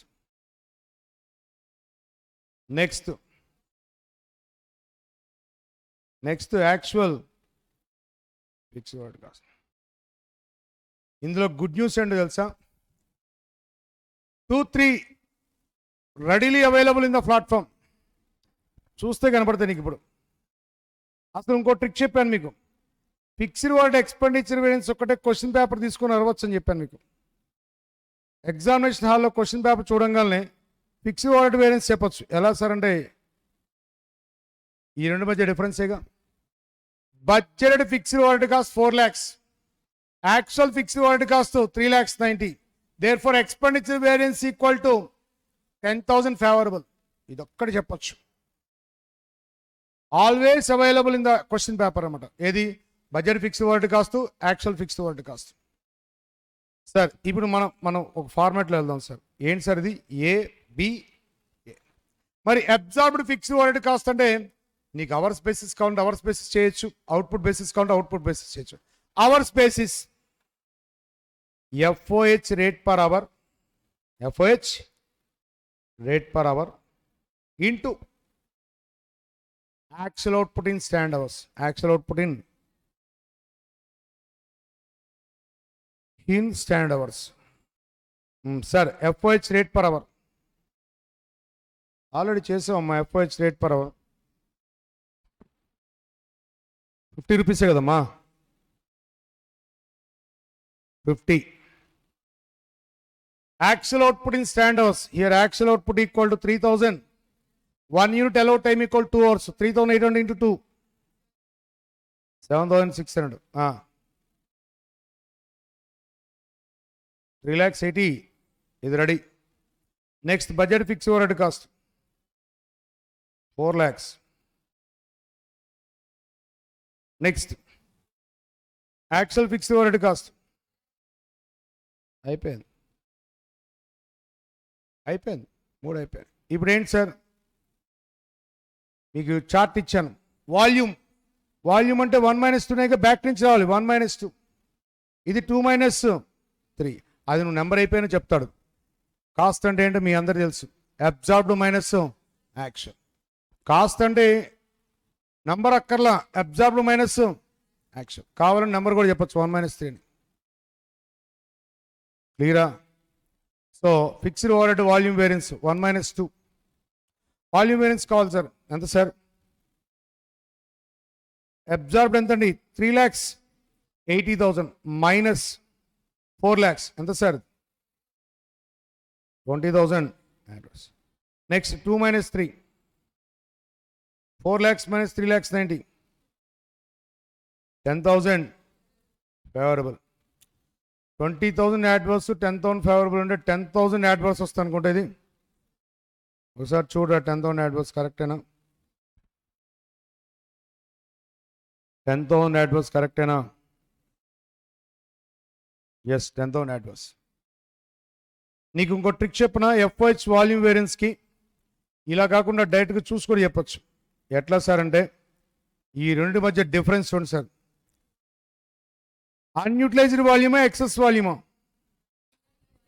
Budgeting volume 4,000 reach అయ్యామా? రీచ్ అవ్వలే, 3,800కే ఆగిపోయింది మాకు. అంటే అన్యూటిలైజ్డ్ వాల్యూమ్ ఎంత సార్? 200 యూనిట్స్. మనకు డెఫిసిటేగా. పర్ యూనిట్ రికవరీ రేట్ ఎంత sir? FOH recovery per unit 4 lakhs divide by 4,000 అంటే 100 rupees madam. 100 rupees into unutilised volume 20,000 వచ్చేస్తుంది చూడు. అంటే FOH వాల్యూమ్ వేరియన్స్ కి unutilised volume or excess volume into rate per unit వేయాలి. ఎందుకని వాల్యూమ్ ఉందిగా sir. Units రాస్తే రేట్ పర్ యూనిట్ అబ్బా, అవర్స్ రాస్తే రేట్ పర్ అవర్. ఇలా కూడా చేయొచ్చు. నీకు వచ్చిన తర్వాత అన్నీ ఈజీగా కనపడతాయి. వచ్చేదాకా ప్రాక్టీస్ చేయాలి. అది లేదు సార్ నేను BA మోడల్ చేస్తాను. ఏ అంటే అబ్జార్బ్డ్ FOH కాస్ట్, బి అంటే బడ్జెట్ FOH కాస్ట్, నెక్స్ట్ ఏ అంటే యాక్చువల్ FOH కాస్ట్. ఇందులో budget FOH cost, actual FOH cost directly available in the problem. ఒక్కటే క్యాలిక్యులేట్ చేయాలి.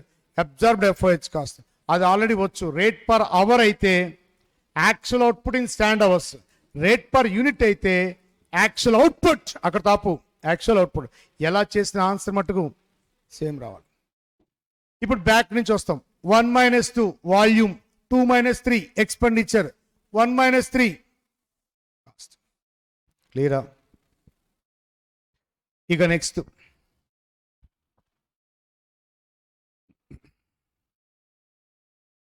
సార్, ఈ FOH వాల్యూమ్ వేరియన్స్ ఉంది కదా sir, fixed overhead volume variance. ఈ volume increase or decrease కి 3 reasons అని చెప్పాను. వాల్యూము ఇప్పుడు 4,000 కదా బడ్జెటింగ్ వాల్యూము, మీట్ అయ్యారా? మీట్ అవ్వాలా, 3,800 దగ్గర ఆగిపోయారు. దానికి రీజన్స్ ఏంటి సార్ అంటే వర్కర్స్ ఎఫిషియన్సీ అవ్వచ్చు,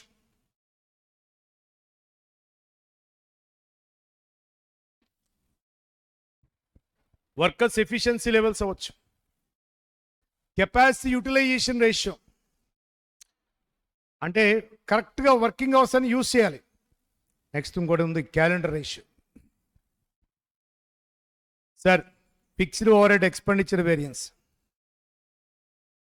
fixed over head expenditure sorry efficiency variance.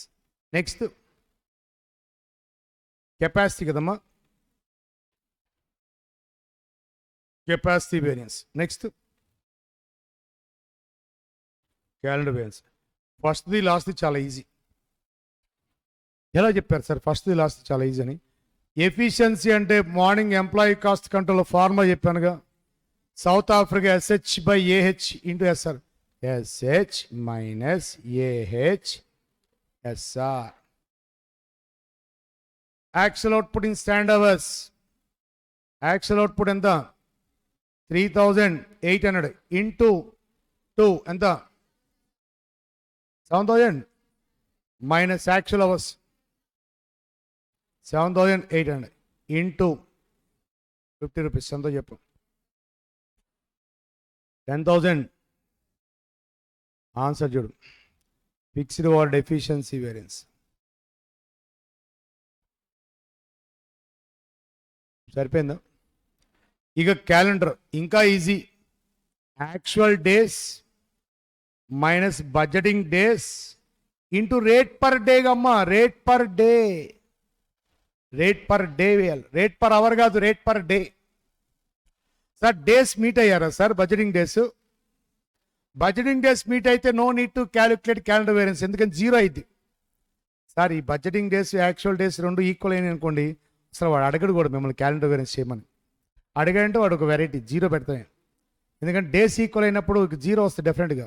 ఇప్పుడు యాక్చువల్ డేస్ ఎంత సార్? 21 డేస్. బడ్జెటింగ్ డేస్ ఎంత సార్? 20 డేస్. డేస్ ఇంక్రీజ్ అయినాయా, డేస్ డిక్రీజ్ అయినాయా? ఇంక్రీజ్ అయినాయి. ఇంక్రీజ్ అయితే ఫేవరబుల్. డేస్ పెరిగితే వాల్యూమ్ పెరిగింది కదా సార్, వర్క్ వస్తుందిగా మరి. So 21 minus 20 into rate per day. Rate per day అంటే budget fixed over cost 4 lakhs divide by budgeting days ఎంత? 20 hours. Answer 20,000 favour, 20,000 favour. So efficiency ratio అనగా south Africa వస్తుంది. Calendar variance అంటే actual days minus budgeting days into rate per day వస్తుంది.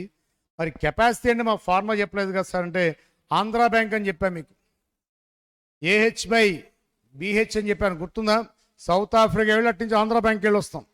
AH/BH చేస్తే ఆటోమేటిక్గా capacity ratio వస్తుంది. So capacity ratio కాదు, ఇక్కడ వేరియన్స్ కావాలి. AH/BH SR ఎంతమ్మా? 50యా? Actual hours for actual working days ఎంతో చూడయా? Actual hours for actual working days 7,000. ఇక్కడ అందరూ మిస్టేక్ చేస్తారు BH దగ్గర, ఎందుకంటే budgeting hours for actual days తీసుకోవాలి. ఏం తీసుకోవాలి? ఇప్పుడు నువ్వు ఈ కెపాసిటీ అనేది ఏ డేస్కి చేస్తున్నావు? యాక్చువల్ డేస్కి చేస్తున్నావు. ఎన్ని డేస్కి ఇది? 21 డేస్కేగా. 21 డేస్కి వర్కింగ్ టైం ఎంత? 7,800. మరి 21 డేస్కి బడ్జెటింగ్ టైం కూడా కలుపుకోవాలిగా. అయ్యా ఇప్పుడు వర్కరు డైలీ 8 hours యూజ్ చేయాలి, ఇవాళ సండే 8 hours యూజ్ చేస్తామని చెక్ చేసుకున్నాం, వాడు 7 hours వెళ్ళిపోయాడు అనుకోండి సార్, కరెక్ట్ కాదుగా. అంటే డే ఇంపార్టెంట్ అక్కడ. అంటే నువ్వు 21 డేస్కి వర్కింగ్ టైం చూస్తే 21 డేస్కి బడ్జెటింగ్ టైం చూడాలి. ఆ 21 డేస్కి బడ్జెటింగ్ టైం ఎంత సార్ అంటే 20 డేస్కి బడ్జెటింగ్ టైము 8,000 hours అయితే 21 డేస్కి బడ్జెటింగ్ టైం చెప్పండి. 8,000 చెప్పండి. 7,800 మైనస్ 8,400 30. 7,800 మైనస్ 8,400 600. 600 ఇంటూ 50 ఎంతండి? యాడ్వర్సా? ఆన్సర్ చెక్ చేయి. కరెక్ట్గా 30,000 యాడ్వర్స్. ఇక్కడ ఆల్మోస్ట్ అందరు ఇక్కడే మిస్ అవుతారు.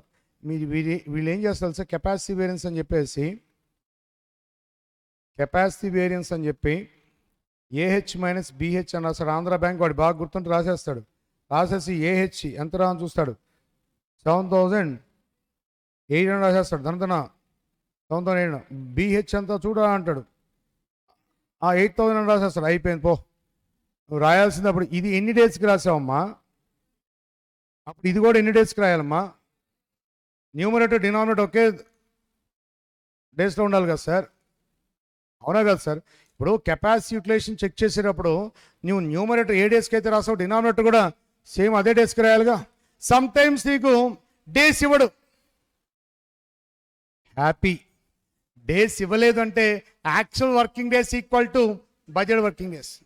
ఇంకా ఆ టైంలో అయితే నువ్వు సింపుల్గా అక్కడున్న అవర్స్ తీసేసుకుంటే చాలు. డేస్ ఇవ్వలేదు అన్నాడంటే actual days equal to budgeting days అనమాట. అప్పుడు అది డెడ్ ఈజీ అనమాట.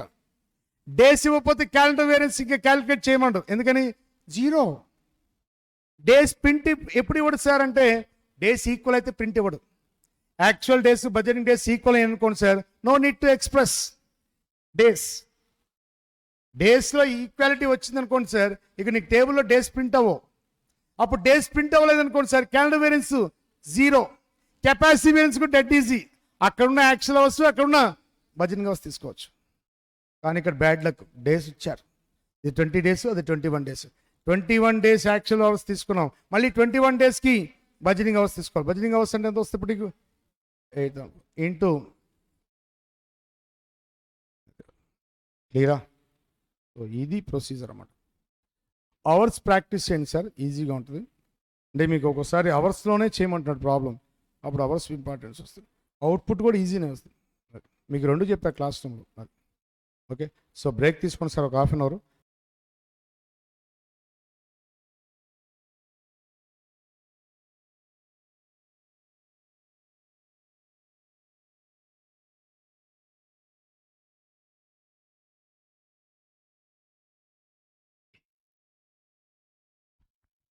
Marginal costing technique sir.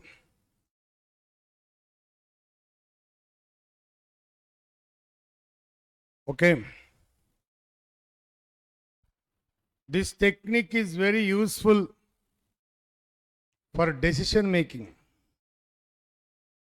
Decision making ki excellent ga use ayyindi.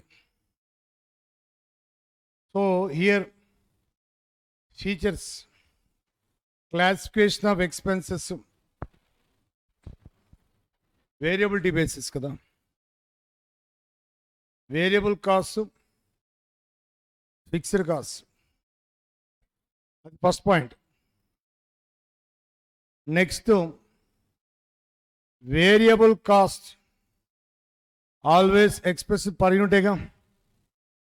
So that is the marginal cost.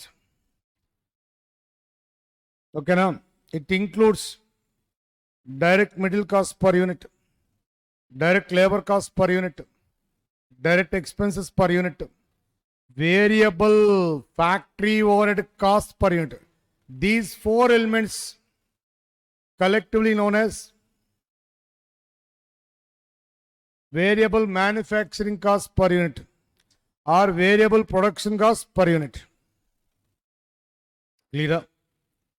Then remaining 2 elements, variable admin overhead cost, variable selling and distribution overhead cost. We get variable cost of sale per unit. Okay na sir? Right. Next, it is treated as a product cost. Variable cost is treated as product cost. The product cost ni express cheyadani din use chestar. Under marginal costing technique, marginal costing technique lo oka unit yoka cost ni express cheyadaniki variable cost use చేస్తారు. అర్థమైందా sir? ఒక product కాస్ట్ని express చేయాలి అంటే ఈ items తీసుకుంటారు. ఏ items? Direct middle cost, direct labour cost, direct expenses, variable factory overhead cost, variable admin overhead cost, variable selling and distribution overhead cost. So that variable cost shall be treated as product cost. ఈ టెక్నిక్లో ఉన్న greatness ఏంటి sir అంటే fixed cost elements completely treated as a period cost. So, asala customer pass on here, sir. Completely burned by the company. Completely burned by the company. Ide main advantage. So, ikkada marginal costing technique beauty enti sir ante total fixed expenses shall be treated as a period cost. Total fixed expenses shall be treated as a period cost. అందుకని ఇక్కడ నీకు income statement కూడా వెరైటీగా ఉంటుంది. Sales revenue నుంచి only product cost cut చేస్తారు. Product cost అంటే is nothing but variable cost. Already per unit variable cost fix అయిపోయింది. Per unit variable cost into production volume, then we get total variable cost.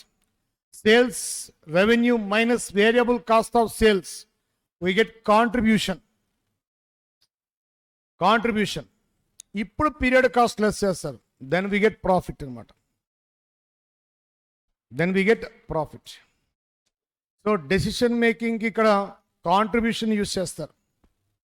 For example, A company produces 5 products A, B, C, D, E. A gives positive contribution, B gives positive contribution, C gives positive contribution, D gives positive contribution, but E gives negative contribution. Take the decision. Please stop the A stop chain. Only continue remaining 4 products under. So decision making completely based on contribution. So contribution తో decision చేస్తాం. Remaining టెక్నిక్స్లో ప్రాఫిట్తో decision చేస్తే, marginal costing టెక్నిక్లో కాంట్రిబ్యూషన్తో decision making చేస్తాం అన్నమాట. So అందుకని first you have to calculate the contribution. How to calculate the total contribution? Sales value of the total activity level minus variable cost of the total activity level, we get the contribution of the total activity level. Sir contribution per unit వేరు, total contribution వేరు. Contribution per unit అంటే selling price per unit minus variable cost per unit. ఓకేనా sir? Right. Suppose production volume equal to sales volume అయితే income statement dead easy. Under marginal costing టెక్నిక్లో income statement sales volume, production volume both are same అయితే సింపుల్గా అయిపోయింది. ఈ production volume equal to sales volume, if production volume equal to sales volume, ఈ production volume equal to sales volume, proforma of income statement, proforma of income statement under marginal costing technique.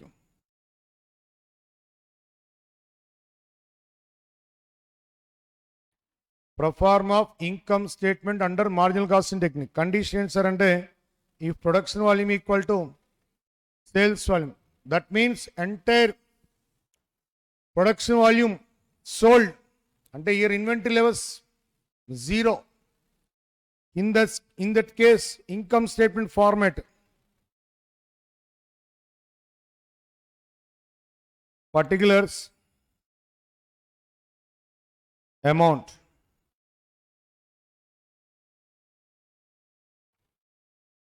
sales revenue,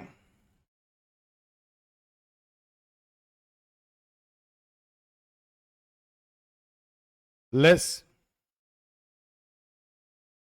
variable cost of sale, variable cost of sale, we get contribution.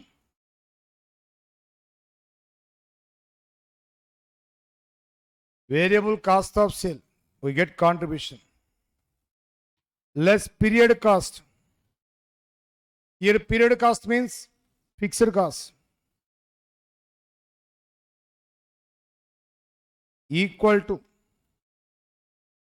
profit or loss. Profit or loss.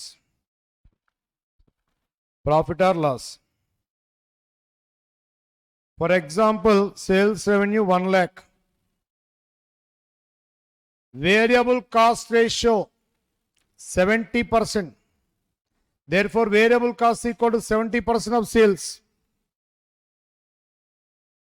Contribution 30,000. Here one thing is observed. Variable cost ratio 70% of sales. Variable cost ratio 70%. Then contribution ratio equal to 30%. Contribution ratio another name is PV ratio. Profit volume ratio. Okay, na sir. PV ratio 30%. Variable cost ratio 70%. So variable cost ratio is equal to 100 minus PV ratio. 100 minus here PV ratio 30%. If PV ratio 30%, if PV ratio is 30%, then contribution equal to 30% of sales. Correct? 30% of 1 lakh is equal to 30,000, sir. If variable cost ratio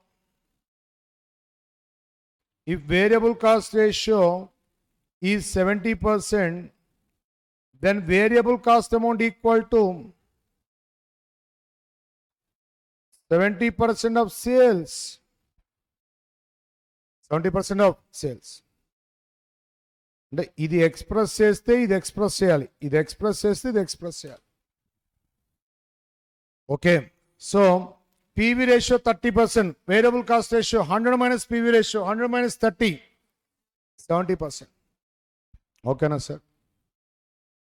Now contribution equal to 30,000, fixed cost 10,000 sir, equal to 20,000. 20,000. This is the income statement under marginal costing technique. Here condition is sale production volume equal to sales volume.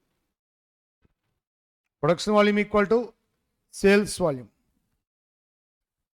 Suppose if production volume equal to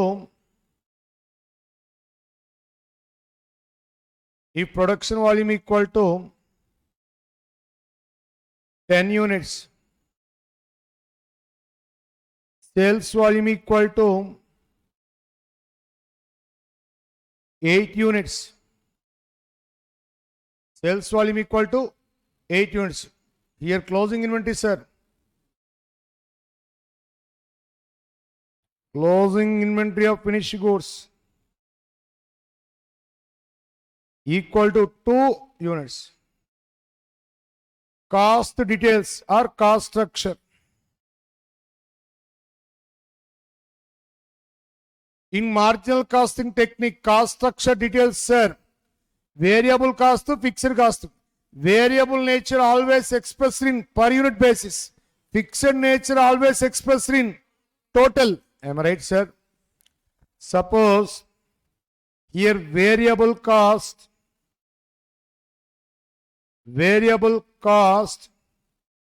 per unit, direct material cost per unit 2 rupees, direct wage cost per unit 2 rupees, direct expenses cost per unit 0.5, variable factory overhead cost per unit 0.5. These 4 elements summation, variable production cost per unit or variable manufacturing cost per unit. Variable manufacturing cost per unit or variable production cost per unit. How much, sir? 5 rupees. 5 rupees. Okay, next, variable admin overhead cost per unit 1.5. Variable selling and distribution overhead cost per unit 1.5. So finally, variable cost of sale per unit. Variable cost of sale per unit 8 rupees. Variable cost of sale simply called as variable cost. Variable cost means variable cost of sale. Variable cost of sale, short form ends under variable cost. 8 rupees. Next, fixed cost. Fixed cost 10 rupees. So in fixed nature, total amount expressed. In variable nature, per unit expressed. Clear? Right.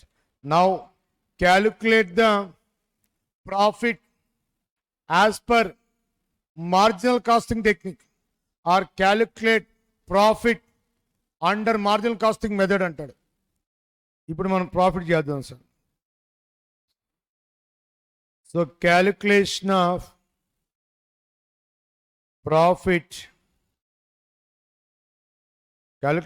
profit by using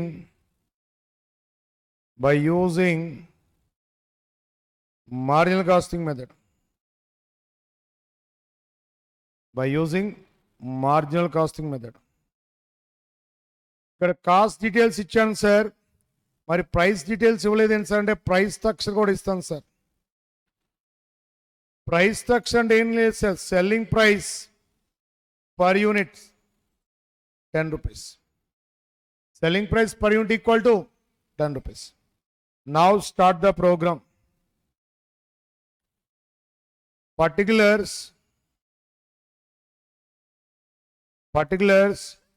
amount rupees. So EV details sir.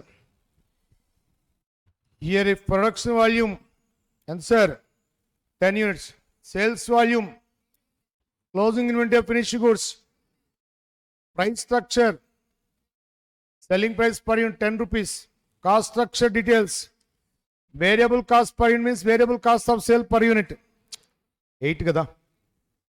Avuna sir. Now calculate the sales.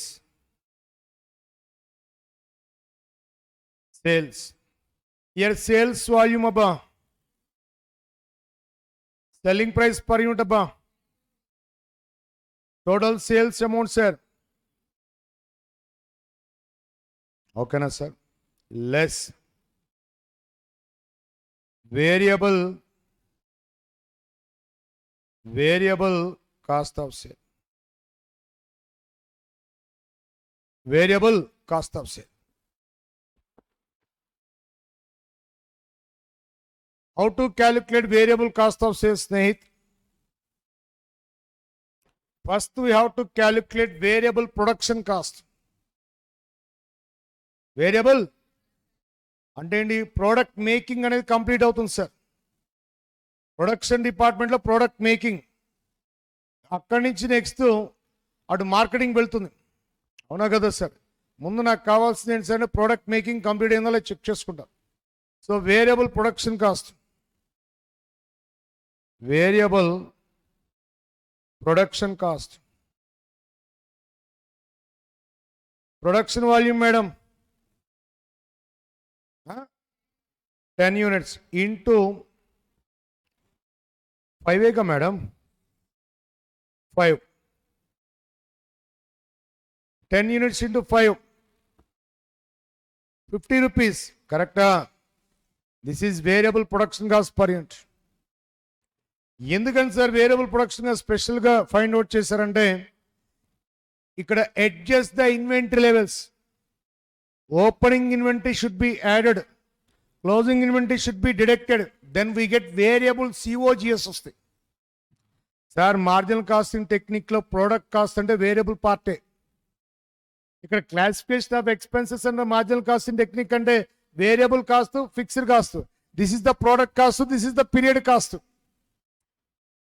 అర్థమైంది sir? Product cost express చేయాలంటే variable cost express చేస్తాం. So ఇక్కడ variable production cost అంటే 10 units into 5 ఎంత sir? 50 rupees. ఇది variable production cost. దీనికి ఏం చేయాలి? Adjust the inventory levels. ఏం రవితేజ, ఓపెనింగ్ ఇన్వెంటరీ లెవెల్ ఎంత?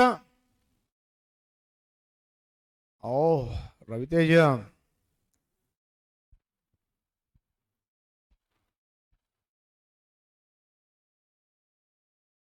శర్వా, ఓపెనింగ్ ఇన్వెంటరీ సరిగ్గా చెప్పచ్చు కదా శర్వా. Opening inventory 0. రవితేజ చూడలేదా? Opening inventory 0 units. Closing inventory take 10 fingers, close 8. 2 units. Production volume 10. Sale volume 8. Closing inventory 2 units. So here adjust the inventory levels and opening inventory unte add chey, closing inventory unte cut chey. Sir, closing stock how to value sir ante unit cost e. Under marginal costing technique unit cost equal to variable manufacturing cost ega. Under marginal costing technique unit cost ante variable production cost. అంతే కదా sir? Under marginal costing technique inventory valuation as per variable manufacturing cost. అర్థమైందా sir? Variable manufacturing cost. సినం. So here add cost of opening inventory of finished goods nil less cost of closing inventory of finished goods. Sir, closing inventory of finished goods 2 units. Closing stock is valued at variable manufacturing cost. Sir, technique మారింది sir. Under according to marginal costing technique, closing stock is valued at variable production cost. Variable, here variable production cost madam 5 rupees. 2 into 5 10. This is 40. Result Lata ఏం చెప్తున్నా? Variables, variable COGS, variable COGS. Then what next? Adjust the, add the variable admin and variable selling expenses. Unnaya sir, variable admin, variable selling? Unnai 1.5. Madam, these 2 elements varies with sales volume. Above 4 elements varies with production volume. Deepak correcta? Kuchama. First 4 elements varies with production volume. Next 2 elements varies with sales volume. Add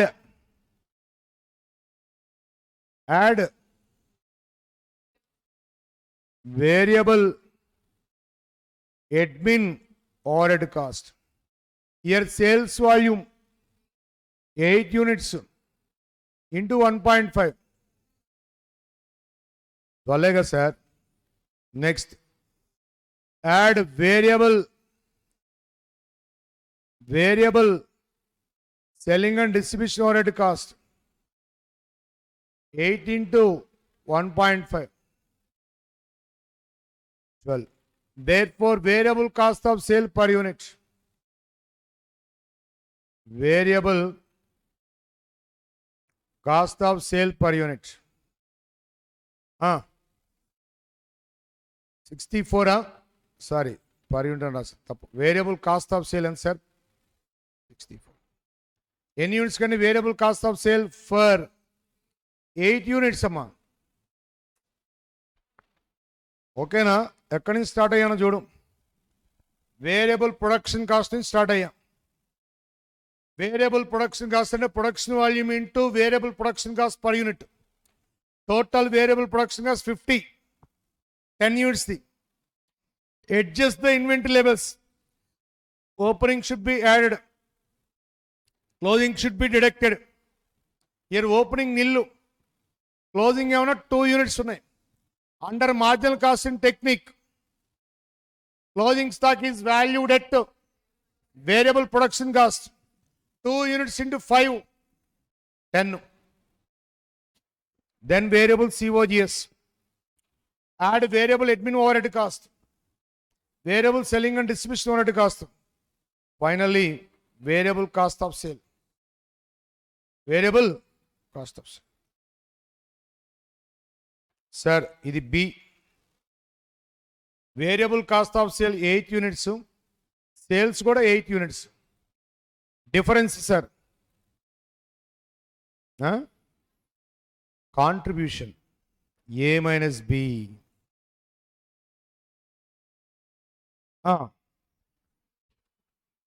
16. Next. Less fixed cost. Fixed cost equal to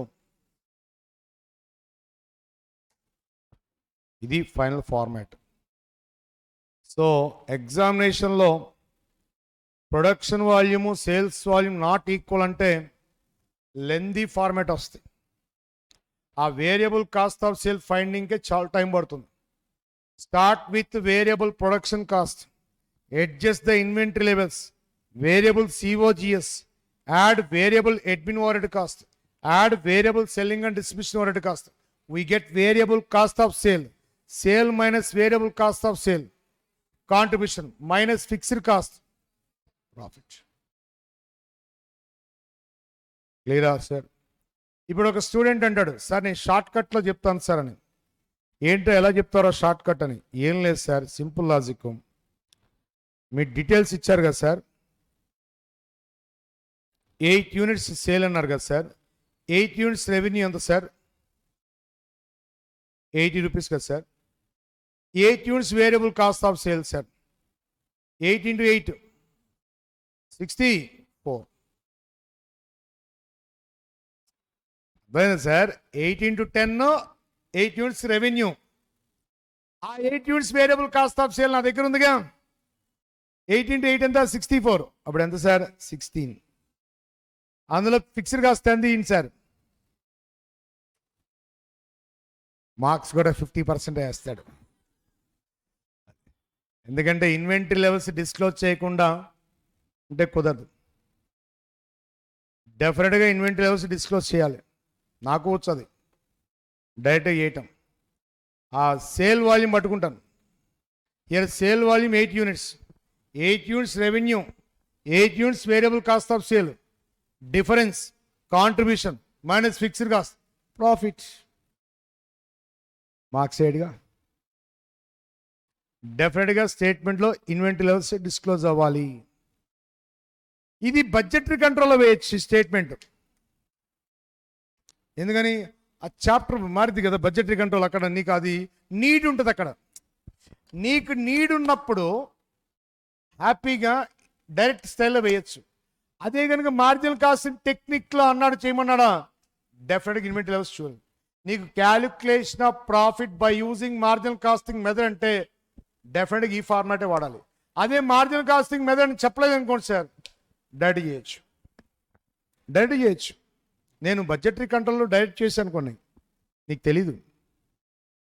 నేను budgetary control టెక్నిక్లో కొన్ని ప్రాబ్లమ్స్కి direct calculation చేశాను. నువ్వు yeah అన్నావు.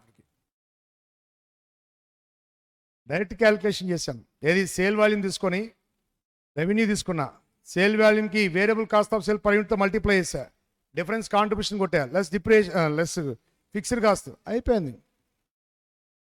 Sir doubt sir, ఇక్కడ fixed cost అంటే ఈ fixed overhead cost related to ప్రొడక్షనా, related to అడ్మినా, రిలేటెడ్ టు సెల్లింగా? ఏం మెన్షన్ చెబుతూ రిలేటెడ్ టు ప్రొడక్షన్. ఫిక్స్డ్ కాస్ట్లో includes 3 fixed production overhead cost, fixed admin overhead cost, fixed selling and distribution overhead cost. Clarity ఇవ్వలేదనుకోండి, fixed production overhead cost అని తీసుకోవాలి. అంటే నీకు ఇచ్చిన 10 రూపీస్ ఏంటి అంటే fixed production overhead cost. ఈ ఎగ్జాంపుల్కి బడ్జెటెడ్ వాల్యూమ్ కూడా కావాలంటే చెప్తాను. బడ్జెటింగ్ వాల్యూమ్ మీ అందరికీ తెలుస్తుంది. ఈ ఎగ్జాంపుల్కి budgeting volume 10 units. Budgeting volume ఎంత అండి?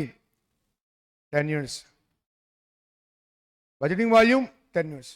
అంటే వీళ్ళు డెఫినెట్గా 100% యాక్టివిటీ లెవెల్తో వర్క్ చేస్తున్నట్టుగా. ఎందుకంటే బడ్జెటింగ్ వాల్యూమ్ 10 యూనిట్స్ అయితే ప్రొడక్షన్ వాల్యూమ్ కూడా 10 units.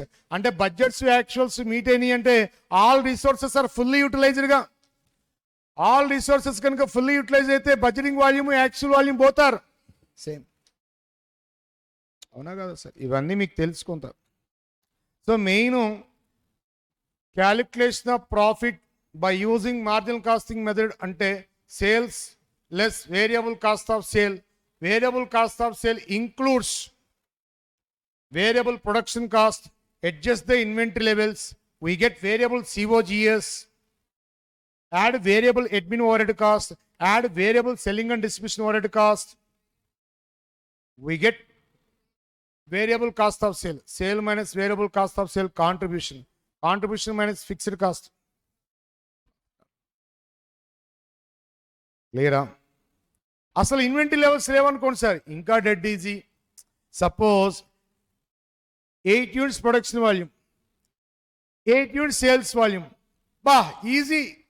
Revenue 8 into 10 80 rupees. Variable cost of sale 8 into 8 64. తీసే contribution less fixed cost, profit 6 rupees వస్తుంది. ఎప్పుడు ఆ ఫార్మాట్ యూజ్ చేయాలో తెలుసా? ఇన్వెంటరీ లెవెల్స్ నిల్ అయితేనే ఆ ఫార్మాట్ యూజ్ చేయాలి, అదర్వైజ్ ఆ ఫార్మాట్ యూజ్ చేయకూడదు. ఇక నెక్స్ట్, ఇదే మార్జినల్ కాస్టింగ్ స్టేట్మెంట్ అయిపోయింది కదా. ఇప్పుడు అబ్జార్ప్షన్ కాస్టింగ్ చెప్తాను.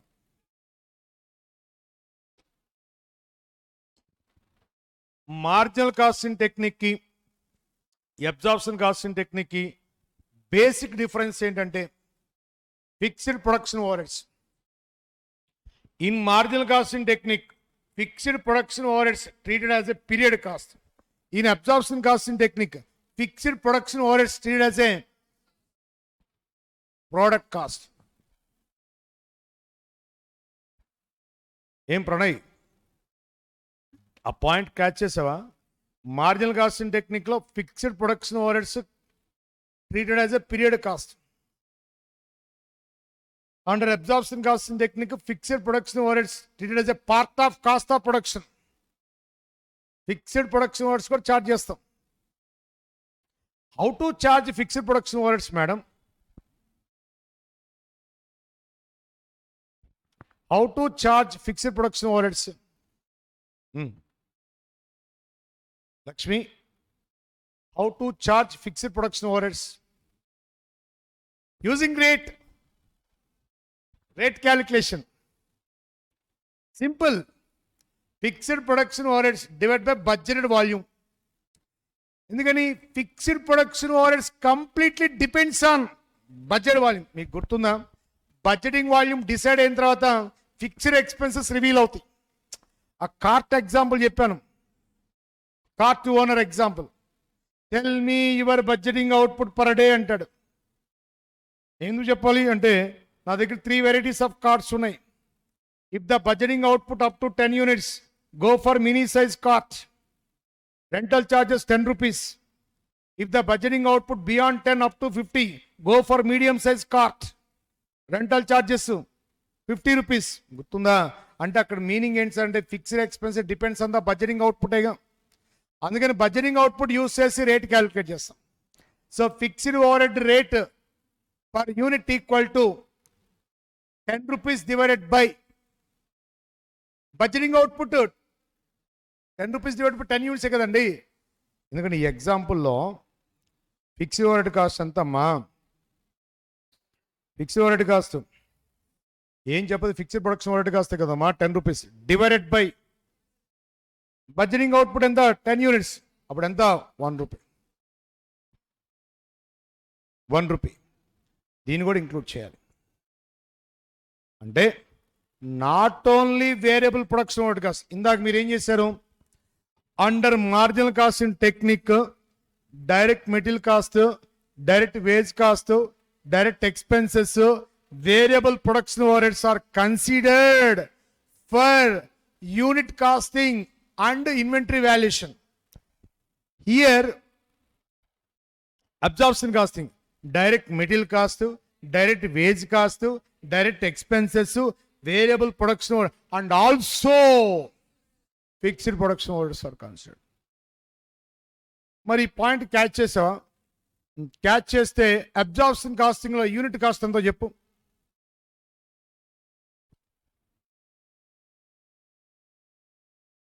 చేయలే, మళ్ళీ ఒకసారి చెప్తాను.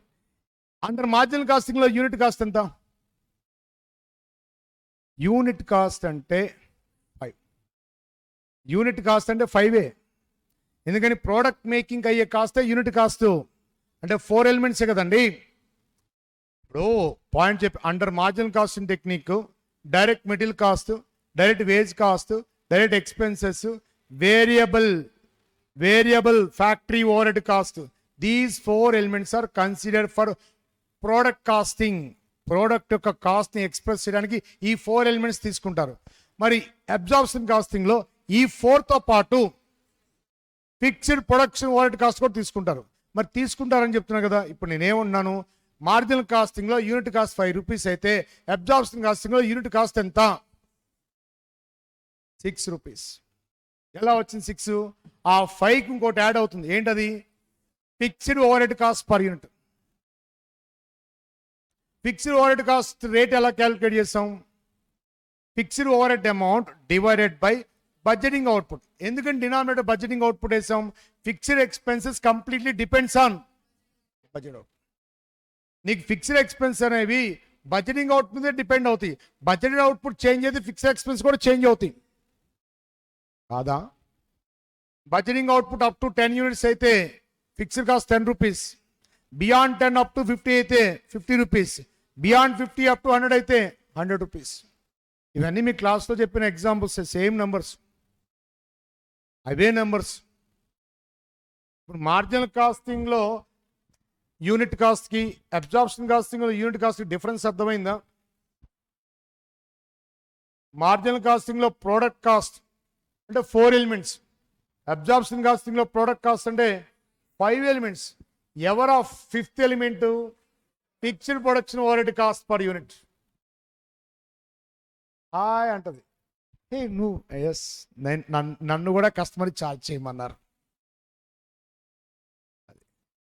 కస్టమర్ అబ్బా అంటాడు, ఎందుకని 5 ఎలిమెంట్స్ ఛార్జ్ చేశారు కదా.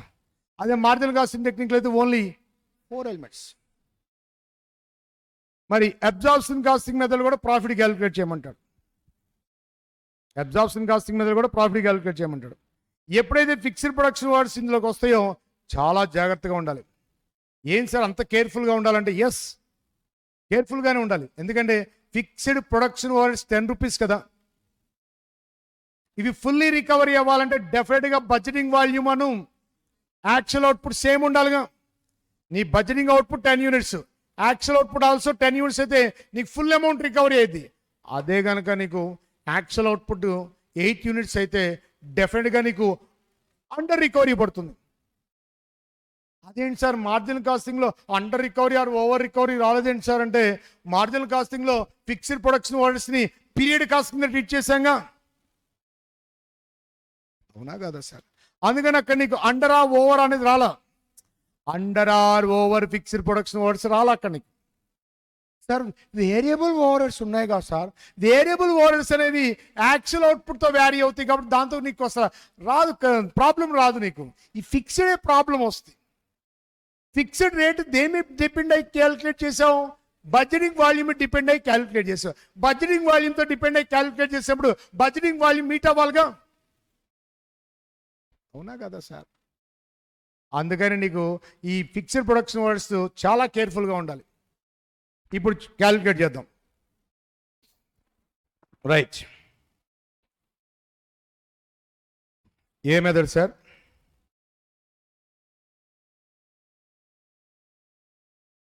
Absorption costing method.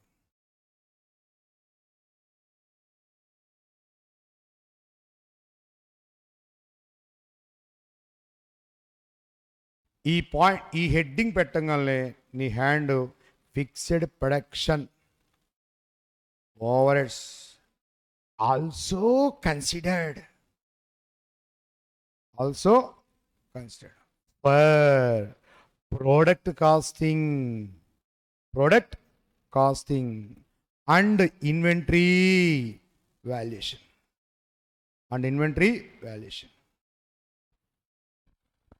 మార్జినల్ కాస్టింగ్లో ఇన్వెంటరీ వాల్యుయేషన్ 4 ఎలిమెంట్సే తీసుకున్నాం. ప్రోడక్ట్ కాస్టింగ్ కూడా 4 ఎలిమెంట్సే. కానీ అబ్జార్ప్షన్ కాస్టింగ్కి ఇన్వెంటరీ వాల్యుయేషన్ కైనా ప్రోడక్ట్ కాస్టింగ్ కైనా 5. అదే డిఫరెన్స్. ఒకే ప్రాబ్లమ్ని ప్రాఫిట్ క్యాలిక్యులేట్ చేయమంటాడు, మార్జినల్ కాస్టింగ్ మీద చెప్పమంటాడు, అబ్జార్ప్షన్ కాస్టింగ్ మీద. అప్పుడు నీకు ఆ డిఫరెన్స్ తెలియాలి, మాట్లాడాలి. Under marginal costing method direct material cost, direct wage cost, direct expense cost, variable production overheads are considered for product costing. Product costing అంటే product cost ని ఎక్స్ప్రెస్ చేయడానికి. అండ్ ఇన్వెంటరీ వాల్యుయేషన్ అక్కడతో పాయింట్ అయిపోతుంది. Under absorption costing direct material cost, direct wage cost, direct expenses cost, variable product and also fixed production overheads are consider for product costing and inventory valuation. క్లియరా? ఇప్పుడు format రాస్తా చూడు.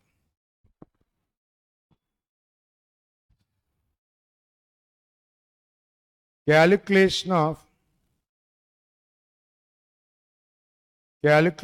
of profit by using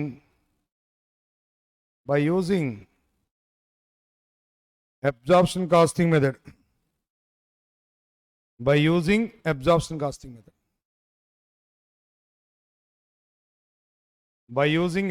costing method. First sales. ఎవరు మాట్లాడదు? Sales చెప్పు. Sales revenue నాకు వినపడతల్లా.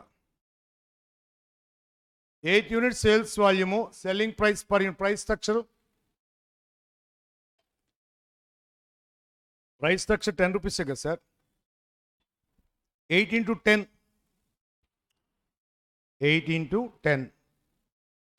80 rupees. 80 రూపీసేనా? Less.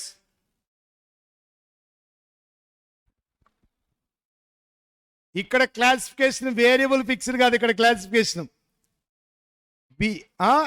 Function wise classification. Third classification. Here cost classification functional basis. Production, total production cost, total admin overhead cost, total selling and distribution overhead cost. Marginal costing lo cost classification variable cost, fixed cost. Adi variability basis. Here functional basis. Total production cost, total admin overhead cost, total selling and distribution overhead cost. ఆ total production కాస్ట్ని product కాస్ట్ని తీసుకుంటాం. Remaining 2 ఉన్నాయి చూసావా, period cost కింద తీసుకుంటాం. మరి marginal కాస్టింగ్లో variable కాస్ట్ని ప్రోడక్ట్ కాస్ట్, ఫిక్స్డ్ కాస్ట్ని పీరియడ్ కాస్ట్. ఇక్కడ టోటల్ ప్రొడక్షన్ కాస్ట్ని product cost, remaining total admin overhead cost, total selling total అంటే variable plus fixed, total admin overhead cost, total selling and distribution overhead cost, period cost కింద treat చేస్తాం. ఈ rules and regulations అని రావాలి. Formula application numbers వేయడం కాదు, ఇవి రావాలి. మార్జినల్ కాస్టింగ్ టెక్నిక్కి అబ్జార్ప్షన్ కాస్టింగ్ టెక్నిక్కి డిఫరెన్సెస్ కూడా చాలా ఇంపార్టెంట్. క్లాస్ రూమ్లో నేను డిస్కస్ చేశాను. క్లాస్ రూమ్లో. ఇప్పుడు పాయింట్స్ ఆల్రెడీ వచ్చేసింది. కొన్ని పాయింట్స్ క్లాసిఫికేషన్ డిఫరెన్స్ ఉందా? Under marginal costing technique classification of expenses variability basis like variable cost, fixed cost. Under absorption costing technique classification of expenses on functional basis, total production cost, total admin overhead cost, total selling and distribution overhead cost. Sir total production cost అంటే ఏంటి sir? 5 and R4 fixed production overhead cost. ఇక remaining అన్నీ కూడా dust particles and period cost. Period cost అంటే company bear చేయాల్సిందేగా, మన కస్టమర్కి charge చేసేదే ఇంపార్టెంట్. సార్ టెక్నిక్ ఇలా చేంజెస్ ఎందుకు sir? Some industries follows absorption costing technique, some industries follows మార్జిన్గా. మనం ఏం చేస్తాం మరి? సార్ అందరూ ఒకటే ఫాలో అయితే బాగుంటుంది కానీ నువ్వు చెప్పు వెళ్ళి. ఇండస్ట్రీ టు ఇండస్ట్రీ మారుతాయి. So here sales less product cost. Product cost అనేది ప్రొడక్షన్ కాస్ట్ అంటే nothing but COGS.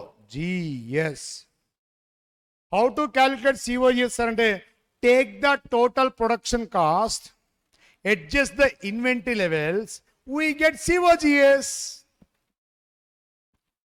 Sir total production cost అంటే 5 elements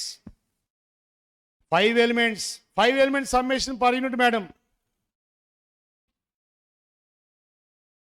direct material cost per unit, direct wage cost per unit, direct expense cost per unit, variable overhead cost per unit, fixed overhead cost per unit, fixed production overhead cost per unit, direct material cost per unit ఎంత madam? 0.5 0.5. దీంతో పాటు ఏం calculate చేయాలి? Fixed production overhead cost. Fixed production overhead cost అంటే దేని మీద depend అవుతుంది? Budgeting output. 10 divided by budgeting output, 10 divided by 10 units. 1 రూపీయేగా అంటే 5 + 1 ఎంతండి? 6 rupees. So total production cost అంటే 10 units production volume, 10 units production volume into 6 ఆ 5 ఆ? 5 అంటే మార్జినల్ కాస్టింగ్, 6 అంటే అబ్జార్ప్షన్. 60 కదమ్మా. Next adjust the inventory levels,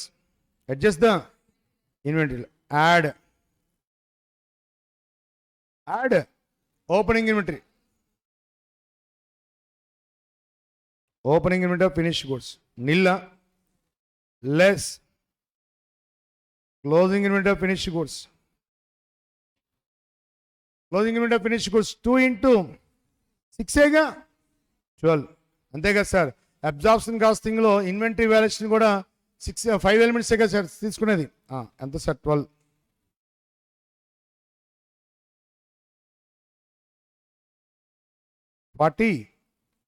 ఏంటమ్మా ఇది? CO A - B sir. ఇది A, ఇది B. This is gross margin, this is or gross profit. ఎంత? 32 రూపీస్.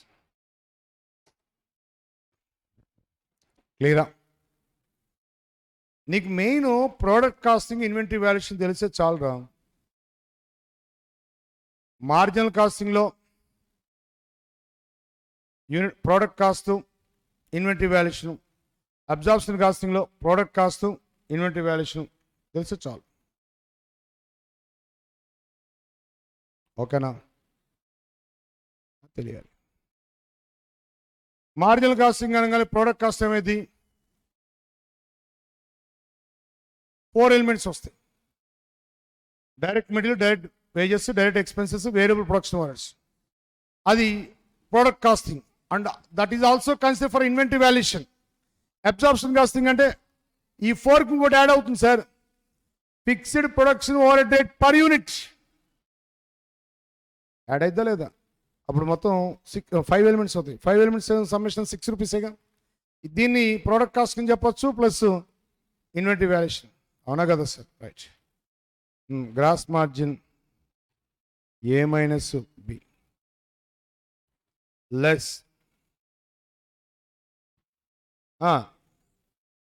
ఇక్కడ చిన్న అడ్జస్ట్మెంట్ సార్. మనకి ఇప్పుడు క్యాష్ బాక్స్ తీసి చూస్తే 32 లేవు సార్ నా దగ్గర.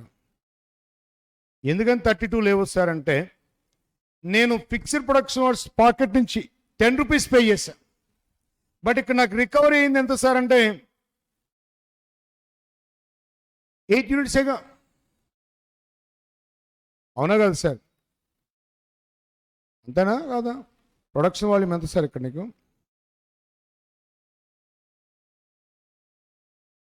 సార్ నాకు అండర్ ఆర్ ఓవర్ రాదు సార్. ఎందుకని అండర్ ఆర్ ఓవర్ రాదు సార్ అంటే production volume budget volume both are same. చూసారా? సేమ్ అయినప్పుడు నాకు మొత్తం రికవరీ అయిపోయినట్టే కదా సార్. నాకు ప్రొడక్షన్ వాల్యూమ్ అను బడ్జెటింగ్ వాల్యూమ్ మొత్తం రెండు ఈక్వల్ అయితే నాకు మొత్తం రికవరీ అయినట్టే కదా సార్. సో ఇప్పుడు నాకు ఇది కరెక్ట్ అండి సార్. ఇది కరెక్టే. గ్రాస్ మార్జిన్ ఇంత 32. ఇందులో నుంచి ఇంకా నేను లెస్ చేయాల్సిన రెండు ఉన్నాయి సార్. ఏంటి sir? Less total admin overhead cost nil కదా. Total selling and distribution overhead cost. Answer ఎంత సార్? 32నేనా? ఆన్సర్ ఎంత? 32. ఇదేంటి సార్ అంటే profit as per absorption costing. ఇప్పుడు ప్రాబ్లం తీద్దాం sir. In marginal costing problem, last problem దేని 26th CRD 26. ఇది ఓవరాల్గా మన క్లాస్ రూమ్లో డిస్కషన్ ఒకసారి చెప్పిద్దాం.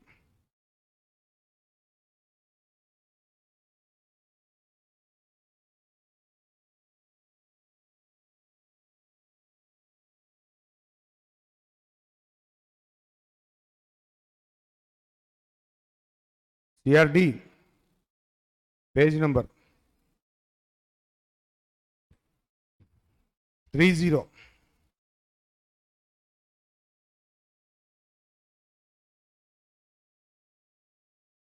దేగా sir, company has a production capacity 2 lakhs units per year. ఎంత కెపాసిటీ ఉంది సార్? నార్మల్ కెపాసిటీ 90% అన్నాడు. అంటే సేల్స్ ఎక్స్పెక్టెన్సీ 90% ఉంది. వాళ్ళ ప్రోడక్ట్ డిమాండ్ 90% ఉంది. అందుకని వాళ్ళు సెలెక్ట్ చేసుకుందంతా 90% సెలెక్ట్ చేశారు.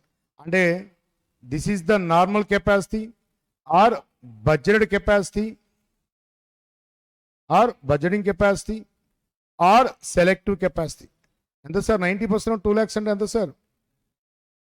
1,80,000. 1,80,000. Next sir, standard variable production cost. First variable production cost 11 rupees per unit. Srushti, it includes what are the elements? అంతేగా 4 elements. ఎందుకని వేరియబుల్ ప్రొడక్షన్ కాస్ట్ అంటే 4 elements ఉంటాయి. అదే టోటల్ ప్రొడక్షన్ అంటే వేరియబుల్తో పాటు ఫిక్స్డ్ కూడా వస్తుంది. మరి సార్ ఈ స్టాండర్డ్ అంటే ఏంటి సార్ అంటే last year experience.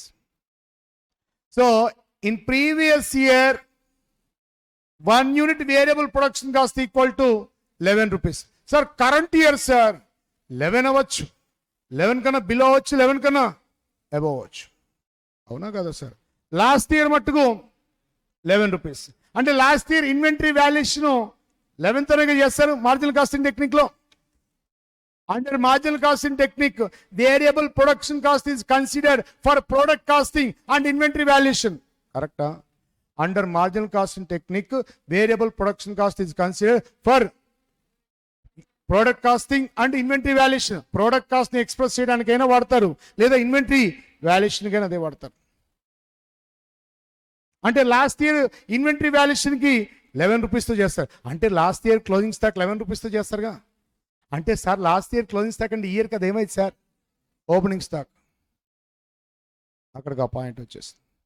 Next the fixed cost sir 3,60,000 per year. Sir doubt sir, అది ఫిక్స్డ్ ప్రొడక్షన్ ఓవర్హెడ్ కాస్తా, ఫిక్స్డ్ అడ్మిన్ ఓవర్హెడ్ కాస్తా, fixed selling and distribution overhead కాస్తా? Fixed production overhead cost. Fixed production overhead cost. Fixed production overhead cost ఎంత sir? 3,60,000. Marginal costing టెక్నిక్లో అయితే this element shall be treated as period cost. No problem. నీకు product కాస్ట్ని treat చేస్తేనే head ఏక్ వచ్చేస్తుంది. ఎందుకని ఛార్జ్ చేయాలిగా. ఛార్జ్ చేయాలంటే మేడం చెప్పారు రేట్ క్యాలిక్యులేట్ చేయమన్నారుగా. మళ్ళీ రేట్ అంటే నీకు డివైడెడ్ బై బడ్జెటింగ్ అవుట్పుట్ వేయాలి. బడ్జెటింగ్ అవుట్పుట్ అంటే ఎంత,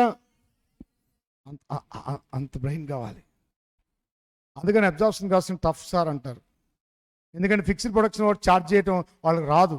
రేట్ క్యాలిక్యులేట్ చేయాలి. రేట్ క్యాలిక్యులేట్ చేసేప్పుడు fixed production work divide by budgeting అవుట్పుటే వేయాలి. బడ్జెటింగ్ అవుట్పుట్ ఎందుకు డిపెండ్ అవుతుందంటే fixed expense depend on budgeting అవుట్పుటే కదా సార్. అవన్నీ తెలియాలి వాళ్ళకి. Next, variable selling over cost per unit 3 రూపీసా, fixed selling over cost 2 lakhs అండి. నో ప్రాబ్లం, ఎందుకంటే selling expenses in both cases period cost happy, దాని గురించి ప్రాబ్లం లేదు. నెక్స్ట్, ప్రైస్ స్ట్రక్చర్ మెన్షన్ చేశాడు, ఎంత, 20 rupees. Next, in the year ended 30th June 2006, అబ్బా bad news, production volume 180,000 కాదు, 160,000. Under over వస్తే అబ్జార్ప్షన్లో. అదే కనుక అది కూడా 180,000 అయితే హ్యాపీ, ఇందాక మనకు అయిపోయినట్టు అయిపోయింది. ఇక్కడ నీకు ఎంతండి production volume 160,000, actual production volume 160,000. Entire volume సేల్డా, నో. సేల్ ఎంత సార్, 160,000 ప్రొడక్షను, 150,000 సేలు. మరి క్లోజింగ్ ఇన్వెంటరీ 10 ఉండాలి కదా, 20 ఉందండి. ఓపెనింగ్ ఇన్వెంటరీ ఉంది. Sharva, opening inventory units Sharva తెలియట్లా చూడు, చాలా కన్ఫ్యూజన్ అయిపోతున్నాడు శర్వా. దీపక్ చెప్పాడు కదా 10,000 అని. Reverse calculation, sales in quantity plus closing stock in quantity minus opening stock బదులు minus production in quantity. Sales in quantity ఎంత, sales in quantity 150,000 plus closing stock in quantity 20 minus production in quantity, difference ఎంత? Under marginal costing technique closing inventory valuation, opening stock valuation. Under marginal costing technique value of opening stock, ఈ period opening stock అంటే last period closing స్టాకేగా. Marginal casting లో closing stock valuation variable production కాస్టేగా. Last year variable production cost ఎంత, 11 రూపీసేగా. 11 into 10,000 అంటే 110,000. కరెక్టా? Next Snehith, next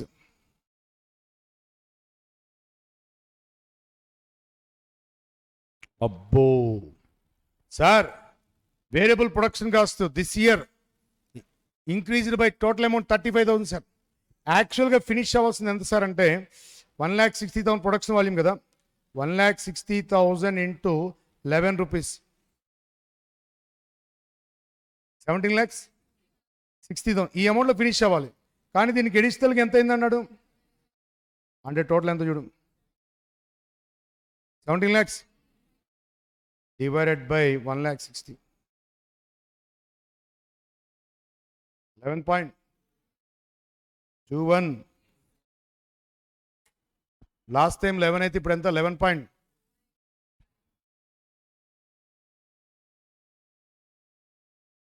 మీరు closing stock valuation this period closing stock units 20,000, value of closing stock 20,000, 11.21,875 కరెక్టా? కరెక్ట్గా 11.21. ఎందుకని కరెంట్ పీరియడ్ క్లోజింగ్ స్టాక్ అంటే కరెంట్ పీరియడ్ ప్రొడక్షన్ కాస్తేగా. Variable production cost for this year 11.21,875. Last year 11 rupees. Last year 11 rupees opening stock valuation పనికి వస్తాయి. Current year closing stock valuation గురించి. Next, అబ్బో first absorption casting మొదలు పెట్టాడా. Second ఏంటి, ముందు మార్జినల్ కాస్టింగ్ చేద్దాం, ఈజీగా ఉంటుంది మార్జినల్ కాస్టింగ్ అయితే. రైట్ రైట్ చెప్పిస్తాం, ఒక్కొక్కరు ఒకటి చెప్పాలి. రోహిత, సేల్స్ రెవెన్యూ చెప్పు. ఉండు, హెడ్డింగ్ పెడదాం ఉండు. Calculation of profit Calculation of profit by using marginal costing method.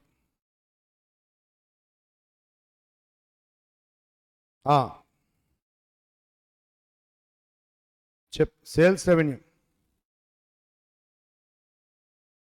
Sales revenue. Sales volume, madam. 1,50,000 units into price structure per unit. 30 lakhs less. Marginal costing, sir. Classification and variability basis. In the product cost and variable production cost, sir. Sir, under marginal costing technique, variable costing, product costing teaches. So less variable cost of sale. Less variable cost of sale. How to calculate variable cost of sale? Last bench, second person.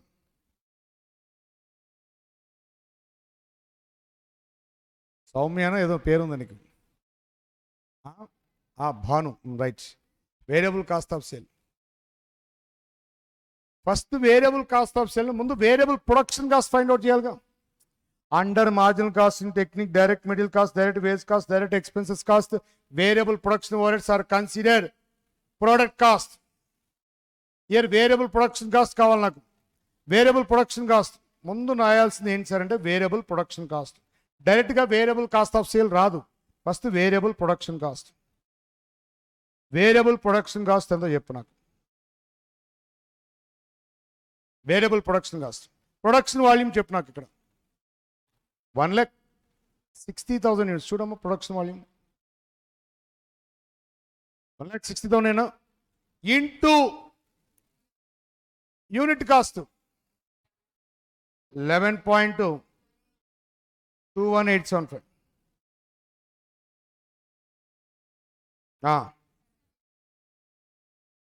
17 lakhs. Okay. ఈ production వాల్యూమ్కి adjust the inventory levels. Adjust the inventory levels. Opening should be add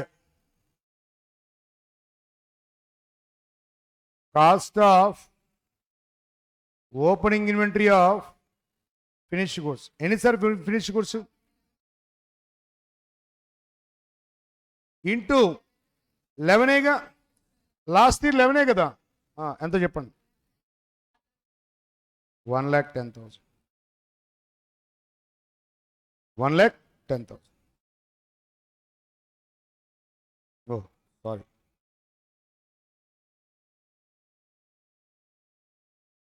1,10,000 less cost of closing inventory of finished goods. 20,000 units into 11.21.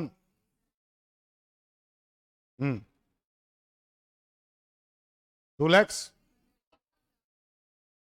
Correct ena sir? Closing inventory 20 ena sir? Mari inventory valuation ఏది వాడాలి? 4 elements summation గా. 4 elements summation current period ఎంత? 11.2185 గా. Previous period లో 4 elements summation ఎంత? 11 కదా. Adjust చేయండి sir. 16 lakhs 625. This is variable COGS. Variable COGS. ఇక వెయిట్ చేస్తూ ఉన్నాయి 2 elements. Variable admin, variable selling. Here variable admin overhead cost I think nil anukunta. There is no information about the variable admin overhead cost. Simply skip change. Next, add variable selling and distribution overhead cost at the rate of 3 rupees per unit. 3 rupees per unit. Volume. Sales volumes are 1,50,000. into 3. 4 lakhs 50.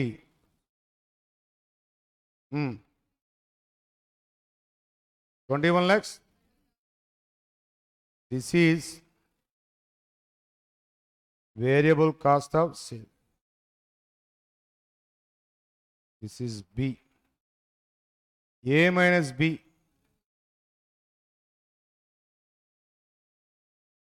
Ah. 8 lakhs.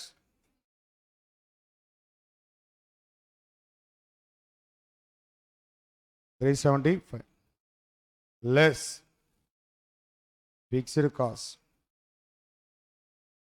Fixed production, sir, under marginal costing technique, fixed cost and period cost lega. Yes, sir, avuna? So fixed production overhead cost. Fixed production overhead cost. 3 lakhs. Next, fixed admin nil anukunta. Fixed selling and distribution overhead cost. 2 lakhs. Profit. 2 lakhs. This is, please check the answer. Correct? Unit rate అనేది చాలా important sir అది.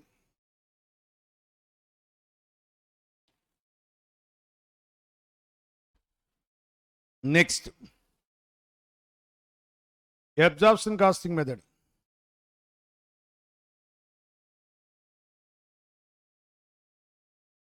Absorption costing method.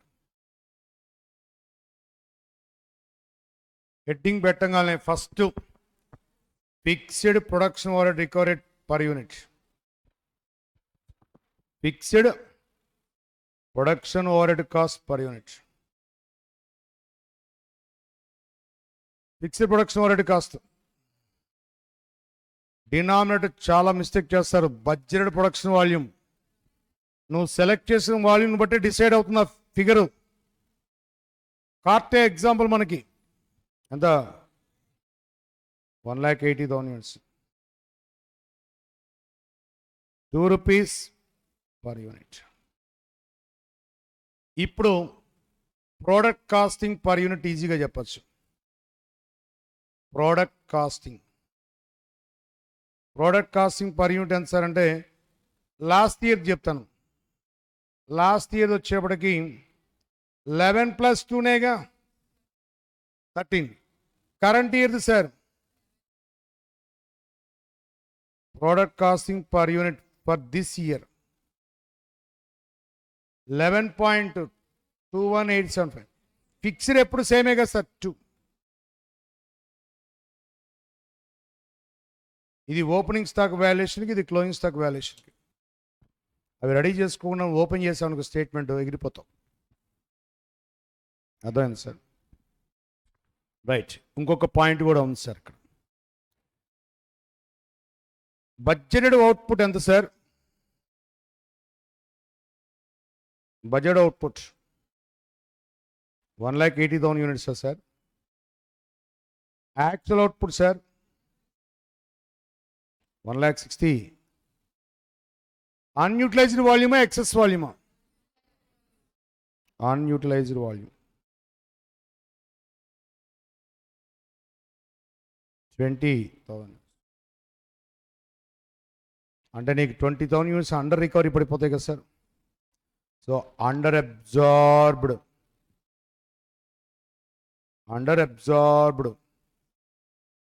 Fixed production,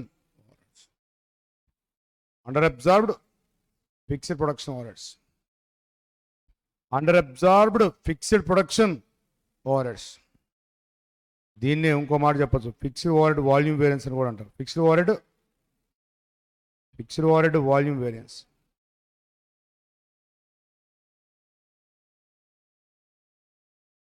under absorbed fixed production overhead or fixed overhead volume variance.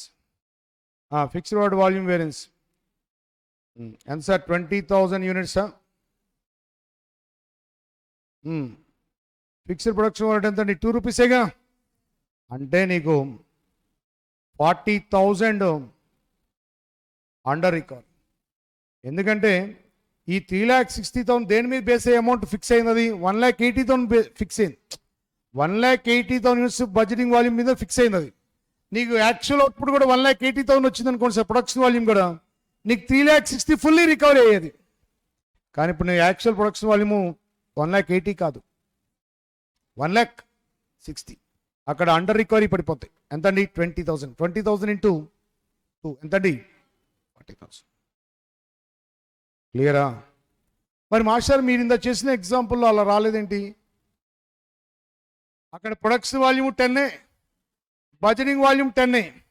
అందుకని నాకు under or over recovery రాలా. ఇక్కడ budgeting volume 1,80,000 అయితే actual production volume 1,60,000 వచ్చింది. అందుకని అండర్ రికవరీ పడింది. మరి మాస్టర్ ఇప్పుడు డెఫినెట్గా నువ్వు 40,000 డిడక్ట్ చేసుకోవాల్సిందే కదా సార్, ఏది గ్రాస్ మార్జిన్ నుంచి, ఇంకా అండర్ రికవరీ కాబట్టి. రైట్. ఇప్పుడు మనం calculation of profit, calculation of profit, calculation of profit by using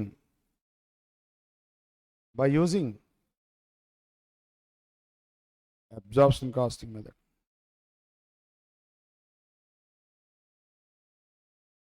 By using absorption costing method.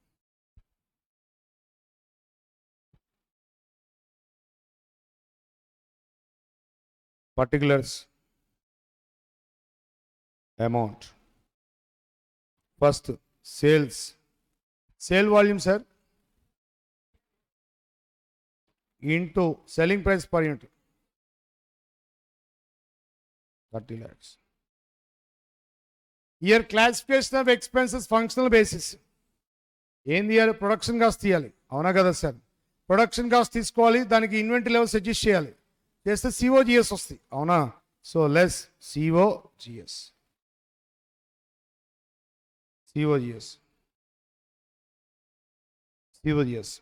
First,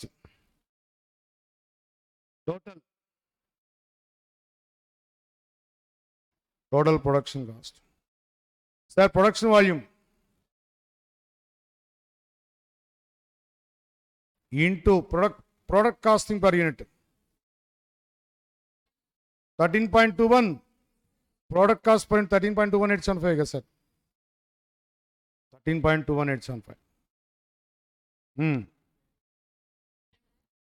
21 lakhs 15, 15,000. Adjust the inventory levels.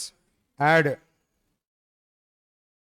cost of opening inventory of finished goods. Cost of opening inventory of finished goods. Sir, opening inventory I think 10,000 units అనుకుంటా. Last time product cost per unit 13 madam, last year 13, 1,30,000. Next, less cost of closing inventory of finished goods. Cost of closing inventory of finished goods 20,000 units, 13.21, 2 lakhs deduction, 19 lakhs 80,000. This is cost of A minus B equal to gross margin है sir, 30 lakhs minus 19 lakhs 80,625, 10 lakhs 19,000. ఇది యాక్చువల్గా రావాలి, కానీ యాక్చువల్గా ఇది amount మన దగ్గర ఉండదు. ఎందుకని సార్ అంటే ఇక్కడ నువ్వు 1,60,000గా రికవరీ చేసావు, ఇది 2 రూపీస్. కానీ యాక్చువల్గా పేమెంట్ ఎంతో తెలుసా? 3,60,000 కదమ్మా, 3,60,000. బట్ నువ్వు ఎంత రికవరీ చేసావు? ఓన్లీ ఎంత రికవరీ చేసావు? 3,20,000 రికవరీ చేస్తావు. ఎట్లా చెప్తున్నావు 3,20,000 అని అంటే 1,60,000 కదా సార్ మీ ప్రొడక్షను. అంటే ఎన్ని టూస్ వస్తాయంటే 1,60,000 యూనిట్స్ టూస్ రికవరీ అవుతాయి. ఎన్ని టూస్ రికవరీ అవ్వచ్చు సార్ అంటే గ్యాప్ ఎంత ఉంది? 20,000 యూనిట్స్ ఇంటూ 2. అది ఇక్కడ రాశాను ఆల్రెడీ, చూసా. 40,000 అంటే ఇది ఒక బ్యాండ్ పడుతుంది అనమాట. అంటే పాకెట్లో నుంచి ఫిక్స్డ్ ప్రొడక్షన్ ఆర్డర్స్ ఏమన్నా 3,60,000 పేమెంట్ వెళ్ళిపోతే ఇక్కడ ఛార్జ్ చేసింది ఓన్లీ 3,20,000. అంటే అక్కడ 40,000 గ్యాప్ వచ్చేస్తుందిగా. ఆ 40,000 గ్యాప్ ఇక్కడ కట్ చేసేసుకో. Less under absorbed fixed production overhead cost amount ఎంతమ్మా? కట్ చేయి. 9 lakhs. దీన్ని ఏమంటారు అంటే నెట్ గ్రాస్ మార్జిన్ అంటారు. నెట్ ఇక ఇక్కడ వరకు అయిపోయింది, ప్రాబ్లం అయిపోయినట్టు. ఇంకా రిమైనింగ్ ఏంటి సార్ అంటే period cost, total admin overhead cost, total selling and distribution overhead cost. Year admin expenses completely nil అనుకుంటా. Less total selling and distribution overhead cost. Total selling and distribution overhead cost variable at the rate of 3 rupees per unit అనుకోండి. చూడు, 3 into sales volume. Next fixed.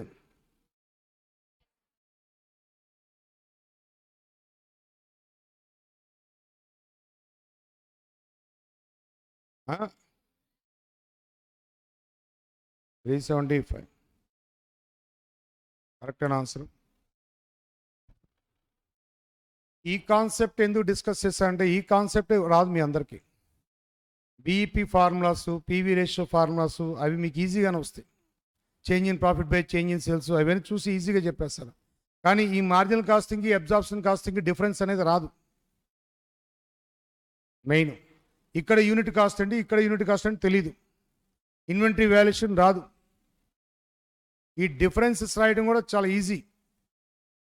ఒక 2 differences చెప్తా సృష్టి, marginal కాస్టింగ్కి Anu absorption కాస్టింగ్కి.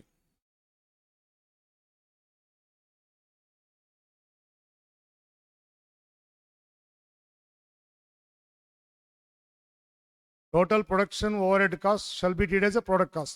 Next. There is no under or over absorbed in marginal costing. But in absorption costing, there is a chance. There may be a under or over absorbed. There may be an all. ఎందుకని అంటే ఇక్కడ నీకు ఒకసారి budgeting production equal అవుతాయిగా. Next cost classification marginal costing variability basis. Year cost classification and absorption costing functional basis. కరెక్టా? Under marginal costing basis, fixed production was treated as a period cost. Under absorption costing, fixed production was treated as a product cost. ఇంకా చెప్పచ్చు, direct material cost, direct wage cost, direct expenses, variable production overs shall be consider for inventory valuation and product costing. ఇంకా absorption కాస్టింగ్లో not only variable but also consider fixed production overs. ఇది ఇంతకుముందు మీకు క్లాస్లో చెప్పించాను ఇది. సో ఇక ఇదే మెయిన్ కంటెంట్ సార్. ఈ చాప్టర్ హైలైట్ ఇదే.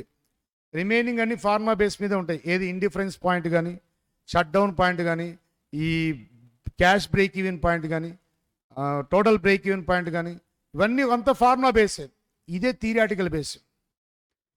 ఇది ఈ మధ్య ఇవ్వటం ఆపేశాడు ఒక 10 అటెంప్ట్స్ నుంచి. ఎప్పుడైనా ఛాన్స్ రెడీగా ఉంది ఇది. ఎందుకంటే ఆల్రెడీ ఇచ్చిన ప్రాబ్లమ్స్కి ఛాన్స్ తక్కువ ఉంటుంది, వీటికి ఎక్కువ ఛాన్స్ ఉంటుంది. అందుకని ఈ ప్రాబ్లం చూడండి. ఏది profit calculation by using marginal costing method, profit calculation by using absorption costing method. మీ మెయిన్ ప్రోడక్ట్ కాస్ట్ రాసేసుకోండి. మార్జినల్ కాస్టింగ్లో product cost per unit, absorption కాస్టింగ్లో product cost per unit. Last ఇయర్ది కరెంట్ ఇయర్ది రాసేసుకున్నా అంటే ఈజీగా కదా సార్. ఇంకా స్టేట్మెంట్స్ రావాలి, మెయిన్ ప్రొఫార్మాస్ రావాలి, ఫార్మాట్స్ రావాలి. ఇప్పుడు మార్జినల్ కాస్టింగ్ టెక్నిక్లో ఫార్మాట్ నువ్వు చెప్తావా? చెప్పు. Sales minus variable cost of, ఎన్ని మార్చావు చూడు, sales less variable cost of sale. ఆ variable cost of sale includes variable production cost, adjust the inventory levels, variable COGS, variable admin, variable selling, then we get variable cost of sale. చాలా సింపుల్గా వస్తాయి. ఇంకా అక్కడ అయిపోయింది. ఇంకా ఏముంది, అక్కడ కాంట్రిబ్యూషన్ వచ్చేస్తుంది. కాంట్రిబ్యూషన్ వచ్చిందంటే ఇది ఫిక్స్డ్ అంతా పీరియడ్ కాస్తేగా అయిపోతుంది. ఫిక్స్డ్ అంతా పీరియడ్ కాస్తే అవుతుంది. మార్జినల్ కాస్టింగ్ టెక్నిక్లో income statement format dead easy. Variable cost of sale, it includes variable production cost, inventory levels adjusted, variable COGS, add variable admin, variable selling, తీసే అయిపోయింది వేరియబుల్ కాస్ట్ ఆఫ్ సేల్. మరి absorption costing statement అని చెప్తుంది. Sales minus COGS. ఇప్పుడు COGS includes దేంతో start అవ్వాలి? Product cost, total product. ఇక్కడ total production cost. Year product cost and total production cost కదా sir. Total production 5 elements into production volume, total production cost. Adjust the inventory levels. Adjust the, we get COGS అయిపోయింది. Sales minus COGS, gross margin.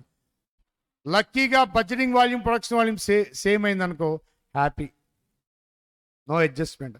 కానీ here 1,80,000 budgeting volume, actual volume 1,60,000. So డెఫినెట్గా నీకు under పడుతుందిగా, under కూడా adjust చేయాలి. చేస్తే అప్పుడు actual gross margin వస్తుంది. అక్కడికి యాక్చువల్ గ్రాస్ మార్జిన్ వచ్చిందంటే రిమైనింగ్ పీరియడ్ కాస్ట్ తీసేసి సరిపోయింది. ఏది టోటల్ అడ్మిన్, టోటల్ సెల్లింగ్. ఈ problem very very very important. ఎందుకంటే ఎగ్జామినేషన్లో కొద్దిగా అటెంప్ట్స్ ఆగిన ప్రాబ్లమ్స్ ఉంటాయి. ఒక 10 అటెంప్ట్స్ నుంచి ఆ సెక్టార్ మర్చిపోయాడు ఉన్నాయి, అవి మళ్ళీ ఛాన్సెస్ ఉన్నాయి. ఎందుకంటే మీకు ఈ ఓల్డ్ సిలబస్ ఇదే లాస్ట్. అందుకని ఇప్పటి వరకు ఇవన్నీ కవర్ చేసేస్తాడు. ఇక నా ఎస్టిమేషన్ అంతే, ఇది ఎస్టిమేషన్ అంతే. యాక్చువల్స్ మళ్ళీ వేరియన్స్ రావచ్చు, అది ఎస్టిమేషన్ అంతే అది. Okay right. ఇక నెక్స్ట్ సర్వీస్ కాస్టింగ్ చెప్దామా, process costing?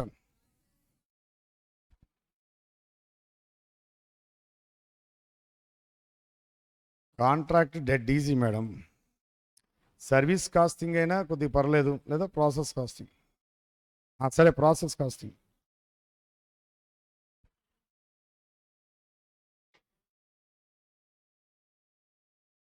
Listen sir, 3 models ఉన్నాయి sir. First all units fully completed, ఇది మోడల్ 1. అంటే ప్రొడక్షన్లోకి ఇన్వాల్వ్ అయిన యూనిట్స్ అన్నీ కూడా ఫుల్లీ కంప్లీట్ అవుతాయి. నెక్స్ట్ మోడల్ 2 ఏంటి సార్ అంటే ఫుల్లీ ఉంటాయి సార్, పార్ట్లీ ఉంటాయి, ఇది మోడల్ 2 సార్. మోడల్ 3 ఏంటి సార్ అంటే inter process profits and last problem ఉంటుంది చూసారా. నేను క్లాస్ రూమ్లో డిస్కస్ చేసేటప్పుడు ఈ 2 సెక్షన్స్ వదిలేసి ఒక student only inter process profits చూసుకొని వెళ్ళాడు, అదే వస్తుందని చెప్పాను. ఎందుకంటే ఇంటర్ ప్రాసెస్ ప్రాఫిట్స్కి చాలా ఇంపార్టెన్స్ ఉంది. ఎందుకంటే మీకు బేసిక్ లెవెల్ ఇంట్రడ్యూస్ చేశాడు కాబట్టి. ఇంటర్ ప్రాసెస్ ప్రాఫిట్స్ అంటే ప్రాసెస్ 1 నుంచి ప్రాసెస్ 2కి ప్రాఫిట్ కలిపి ట్రాన్స్ఫర్ చేస్తారు. మోడల్ గుర్తుందో లేదు మరి. ప్రీవియస్ సమ్స్ అన్ని కూడా అంటే మోడల్ 1, మోడల్ 2 కాస్ట్కి ట్రాన్స్ఫర్ అవుతుంది. Output transfer from process 1 to process 2 only at cost price. కానీ ఇంటర్ ప్రాసెస్ ప్రాఫిట్స్ అలా కాదు, కాస్ట్ ప్లస్ ప్రాఫిట్ ట్రాన్స్ఫర్ అవుతాయి. అది లాస్ట్ మోడల్ ఉన్న speciality. First model easy sir. ఏ ప్రాబ్లం అయినా సరే first design the production statement. Production statement, listen, in quantity. Production statement in quantity. Particulars. Sir, only process. ఒక process చెప్దాం sir. అన్ని process అంటే టైం సరిపోదు మనకి. ఓన్లీ 1 ప్రాసెస్ తీసుకున్నాం sir. input units introduced into the process. For example, last process అనుకోండి సార్ 50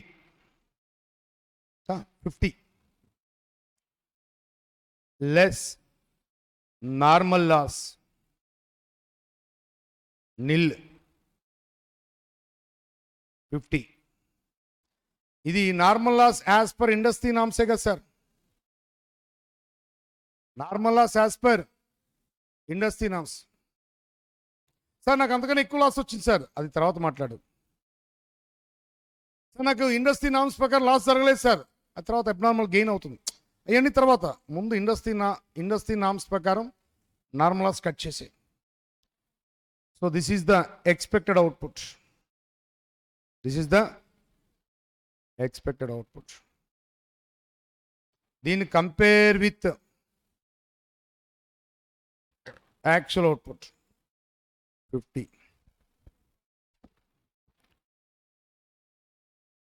abnormal loss or gain నిల్లేగా sir. Abnormal loss or gain నిల్లేగా sir. Suppose normal loss as per industry norms 10% అబ్బా 5 45. So expected output as per industry norms 45, but actual output 40 years sir. ఇప్పుడు ఎంత sir abnormal loss ఎంత sir? Brackets abnormal loss 5. Total scrapped units, total scrapped units Lata 10 as per industry norms 5, extra quantity loss 5 ante kada sir. As per industry norms 45 రావాలి sir. Worker inefficiency వల్ల కొంత wastage జరిగింది sir. Worker inefficiency అంటే అబ్నార్మలే కదా sir. Worker behaviour వల్ల ఇంకో 5 loss అయింది sir మనకి. ఇండస్ట్రీ నామ్స్ ప్రకారం 45 రావాలి, బట్ వచ్చింది ఎంత మనకి 40. సో అబ్నార్మల్ లాస్ ఎంత 5. ఇండస్ట్రీ నామ్స్ ప్రకారం 5, మనకు వచ్చిన extra quantity loss 5. Total scrapped units 10. ఇది చాలా important. Suppose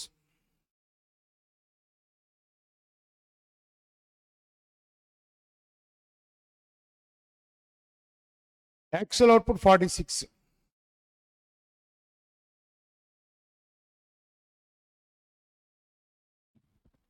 Industry norms as expected output as per industry norms, actual output abnormal loss or gain ante ఇది గెయిన్ కదా సార్. ఎంత gain sir? Scrapped units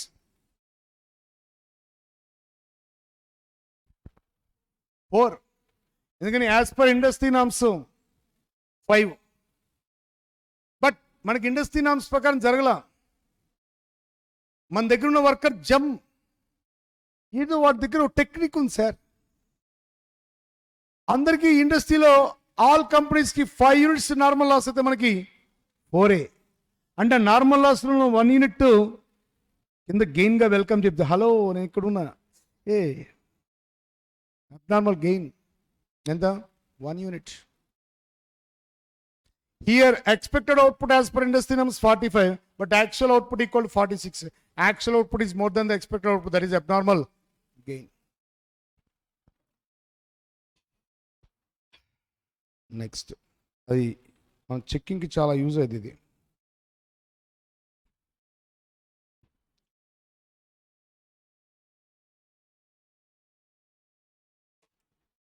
industry norms ప్రకారం ఎంత రావాలి 45, but actually వచ్చింది కూడా no abnormal loss. Year total scrapped units ఈ 3 మోడల్సే ఉండేది మీకు. నెక్స్ట్ ప్రాసెస్ కాస్టింగ్ మెథడ్లో classification of expenses functional basis గుర్తుందా? Absorption costing features, process costing features same. Here also functional basis classification. Functional basis classification ante total production cost, total admin overhead cost, these two period cost, idi product cost. While preparing the process account, only production cost elements charged. And a process cost open cheste 2 materials, 2 wage cost, 2 direct expenses, 2 total factory overheads. Total factory overheads means variable and fixed. Sir, admin radam kodtanu. Admin selling outside sitting వేసి ఉంటాయి. మరి మేము ఎప్పుడు profit and loss account bus వస్తుంది, horn కొట్టంగానే దందన్న వచ్చి debit side కూర్చొని అమ్మా అంటే ప్రాఫిట్స్ ఇక్కడ అంటే లాస్ట్ దానికి stage costing PN account debit side placement. అది ఇక్కడ రావాయి, ఇక్కడ ప్రోడక్ట్ కాస్ట్ ఎలిమెంట్సే వస్తాయి. While preparing the process accounts only consider production cost elements, material cost, labor cost, direct expenses, production overheads, include variable and fixed. So don't consider admin expenses and selling and distribution. Any చెప్పినా మన వాళ్ళు అవి చూసి debit అని రాస్తారు. జై Hind. Unit cost calculation smell వచ్చేస్తుంది అనమాట. యూనిట్ కాస్ట్ క్యాలిక్యులేషన్ చాలా కేర్ఫుల్గా చేయాలి. While calculating the unit cost, only consider production cost. Okay, right. Now start on process account at them.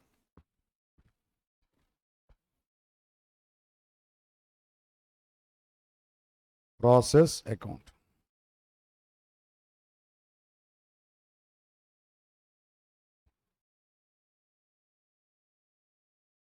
Process account. Debit, credit. Particulars.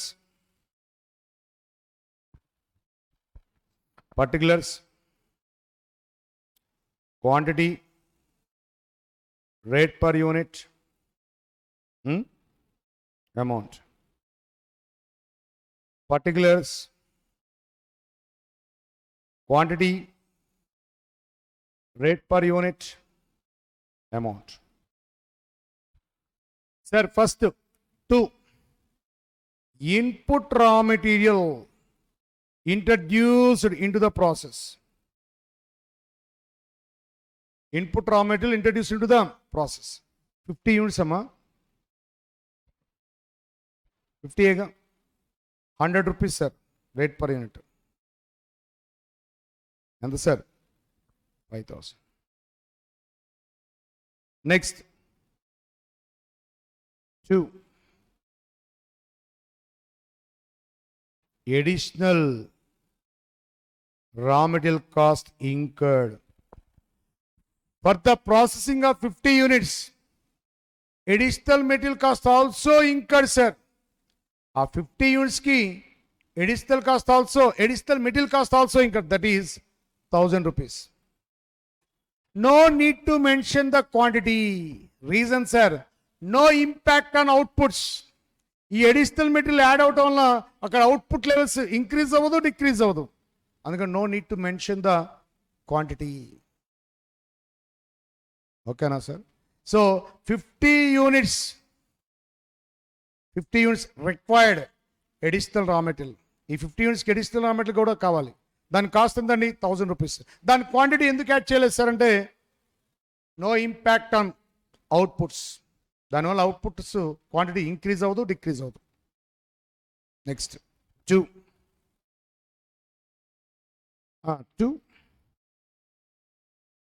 Direct wage cost 2,000, direct expenses 1,000. 2 total production overheads.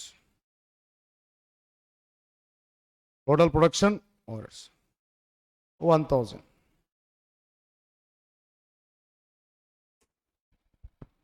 Sir, input cost study. Here input cost means all these elements summation is called as input cost. While calculating the unit cost, these elements are considered. Don't consider admin expenses and selling and distribution expenses. Admin expenses directly charged to P&L account debit side. Selling and distribution expense directly charged to debit side of the P&L account, sir. Now, as per industry norms, normal loss pass on to customer. As per industry norms, sir unit cost calculation ఇప్పుడు కూడా industry norms ప్రకారం చేయాలి. Sir మాకు అంత loss జరగలేదు sir, అంతకన్నా తక్కువ loss జరిగింది సార్, అంతకన్నా ఎక్కువ లాస్ జరిగింది. అబ్నార్మల్ ఎలిమెంట్స్ పక్కన పెట్టే unit cost calculation always follows industry norms. As per industry norms ప్రకారం యూనిట్ కాస్ట్ క్యాలిక్యులేషన్ జరగాలి. మరి ఇండస్ట్రీ నామ్స్ ప్రకారం నార్మల్ లాస్ పాస్ ఆన్ చేయాలి కదా sir. Normal loss pass on to customer అంటే by normal loss. By normal loss unit sir 5 units. Realizable value of normal loss per unit hyphen. Okay na sir, right. Therefore, average cost per unit equal to average cost per unit equal to input cost minus realizable value of normal loss divided by input in units minus normal loss in units.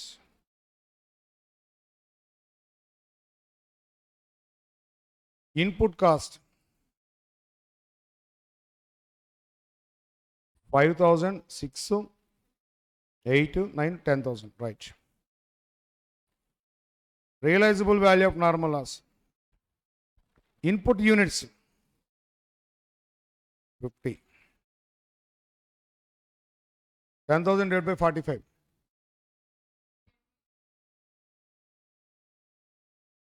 2 na? Clear? Now, close the process account. Is there any abnormal loss or abnormal gain in this process? No. Sir మీరు ఇందాక మాట్లాడేది ఇప్పుడు మాట్లాడారేంటి ఆ మాట? First we have to calculate the unit price. While calculating the unit rate, don't consider abnormal elements. అవి కూడా pass చేద్దామంటే కొడతారు. Don't consider abnormal elements. అందుకని యూనిట్ ప్రైస్ కంప్లీట్ అయ్యేదాకా నేను అసలు అబ్నార్మల్ ఎలిమెంట్స్ గురించి మాట్లాడను. ఎందుకని అబ్నార్మల్ ఎలిమెంట్స్ కస్టమర్కి పాస్ ఆన్ చేయరు. ఓన్లీ నార్మల్ క్వాంటిటీ లాస్ని పాస్ ఆన్ చేస్తారు. ఆల్రెడీ అయిపోయింది. యాజ్ పర్ ఇండస్ట్రీ నామ్స్ ప్రకారం 5 యూనిట్స్ పాస్ ఆన్ చేశాను, అందువల్ల నీకు రేట్ ఇన్ఫ్లేట్ అయింది.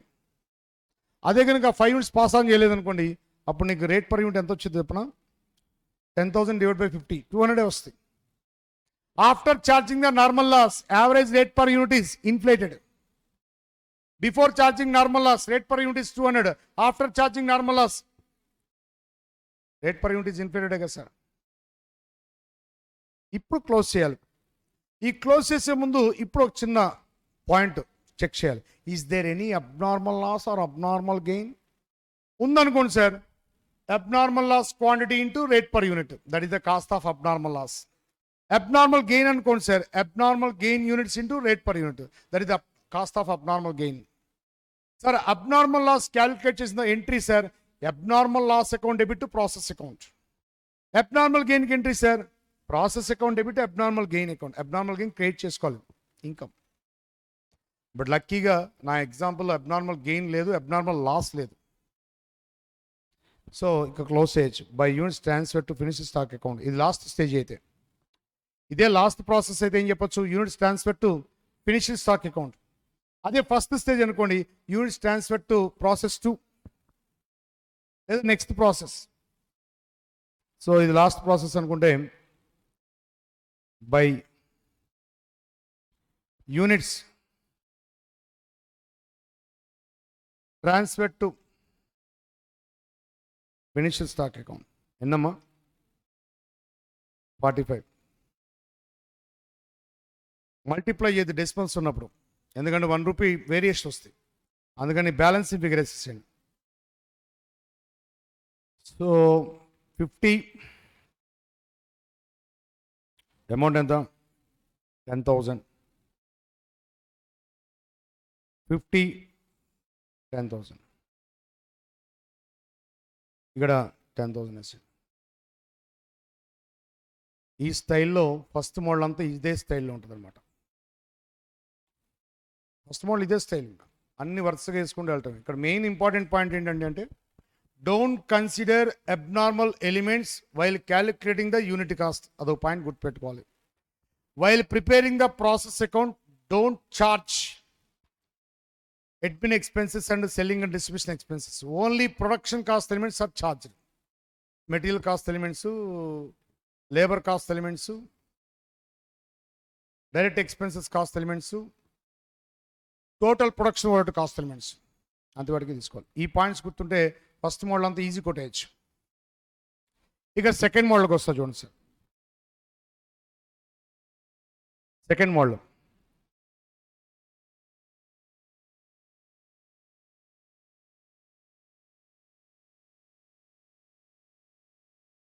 production statement in quantity. Production statement in quantity. Particulars, amount. Sorry, production statement kada. Quantity in units kada ba. Quantity in units. 50 units input quantity introduced into the process ఎంతండి అంటే 50. ఇది కూడా last stage process అనుకో. 50 input quantity introduced into the process 50 less normal loss nil 50. Out of 50 25 units unfinished units, only 60% completed, only until less closing work in progress 25. Remaining 25 ends అంటే expected output. Expected output. ఇది 60% నమ్మ completed. Actual output అమ్మ compare with actual output. Actual output 25. This is 60%. Sorry, this is 100%. This is అంతే కదా. Actual output అనేసాం కదా, అంటే ఏంటి 100% కదా sir. 100%. So abnormal loss or gain, abnormal loss or gain nil. ఈ ప్రొడక్షన్ స్టేట్మెంట్కి ప్రీవియస్ ప్రొడక్షన్ స్టేట్మెంట్కి నువ్వు అబ్జర్వ్ చేసావా? ప్రీవియస్ ప్రొడక్షన్ స్టేట్మెంట్లో all units are fully completed. In this statement 50లో 25 అన్న పార్ట్లీ కంప్లీటెడ్, 60% కంప్లీటెడ్. రిమైనింగ్ 25 అన్న ఫుల్లీ కంప్లీటెడ్, 100% కంప్లీటెడ్. ఈ సిచ్యువేషన్లో కాస్ట్ అలొకేషన్ ఎలా చేస్తారు అనేది చాలా important. Suppose total production cost 15,500 rupees incurred. Total production cost 15,500 rupees. Production cost అంటే material cost, wage cost, direct expenses, total production overheads ఎంత? 15,500 rupees. దీనికి రిజల్ట్ ఏమొచ్చింది సార్ నాకు? 25 60% completed, 25 100% completed. ఇప్పుడు నా గోల్ ఏంటి సార్ అంటే ఆ 15,500లో వర్కింగ్ ప్రోగ్రెస్కి హౌ మచ్ అమౌంట్ అలొకేటెడ్, ఆ ఫుల్లీ కంప్లీట్కి హౌ మచ్ అమౌంట్ అలొకేటెడ్. అర్థం కాదా? ఇప్పుడు 15,500 sir, certain amount allocated to closing work in progress, certain amount allocated to finished goods. అది ఎలా చేయాలి? పర్ యూనిట్ క్యాలిక్యులేట్ చేయాలి. First cost per unit calculate చేయాలి సార్. మరి కాస్ట్ పర్ యూనిట్ క్యాలిక్యులేట్ చేయాలంటే డైరెక్ట్గా ఏం చేస్తారంటే no, first equivalent units find out చేయాలి సార్.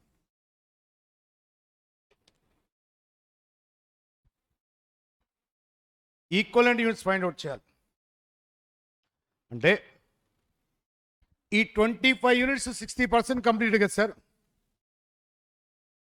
ఈ ఇంకర్ అయిన కాస్ట్కి 100% కంప్లీటెడ్ యూనిట్స్ అని ఫైండ్ అవుట్ చేయాలి. నేను ఆల్రెడీ వర్కింగ్ ప్రోగ్రెస్ అకౌంట్లో సర్టన్ అమౌంట్ ఇంకర్ అయ్యాం. ఆ ఇంకర్ అయిన అమౌంట్కి రిజల్ట్ ఏమొచ్చింది? 25 యూనిట్స్ 60% కంప్లీట్ అయింది.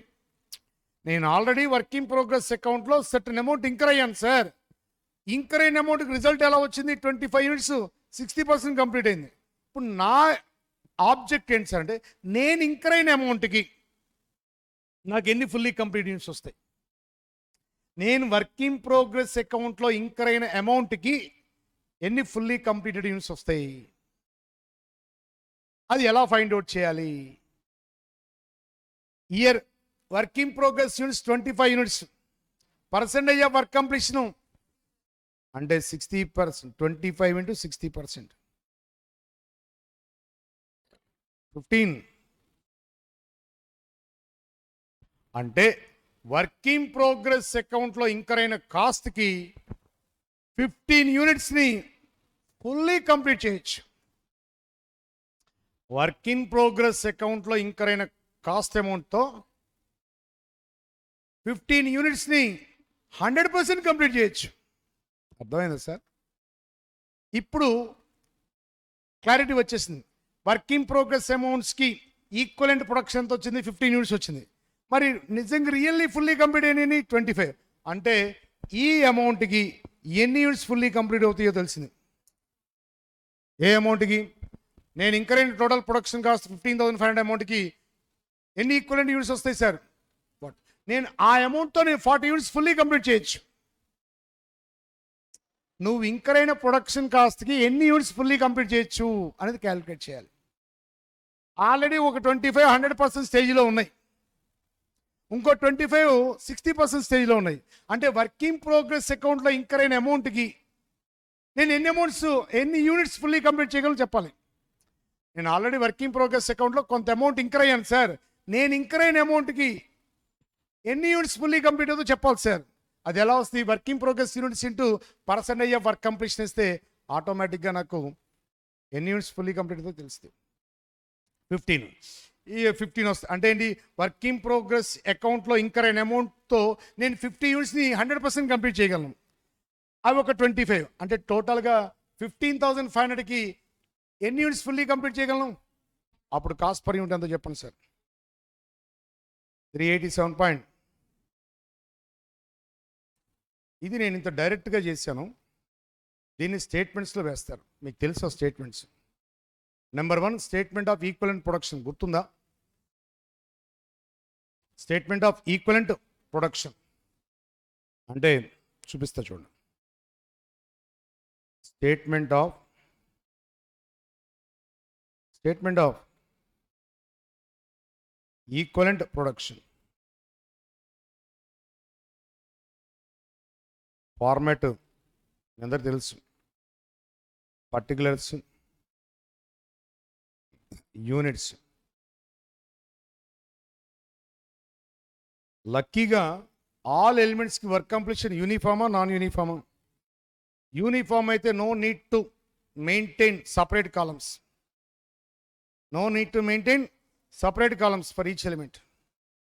ఈచ్ ఎలిమెంట్కి సపరేట్ కాలమ్స్ అక్కర్లా. అన్ని ఎలిమెంట్స్కి వర్క్ కంప్లీషన్ యూనిఫామే కదా sir. Raw material, labour and overheads. Percentage, equivalent units. Dialogue number 1.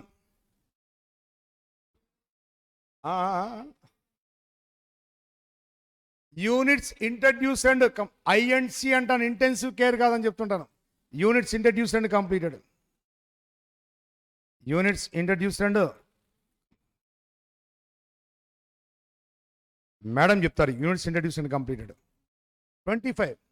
Introduced 50, but introduce and completed 25. Percentage of work completion 100%.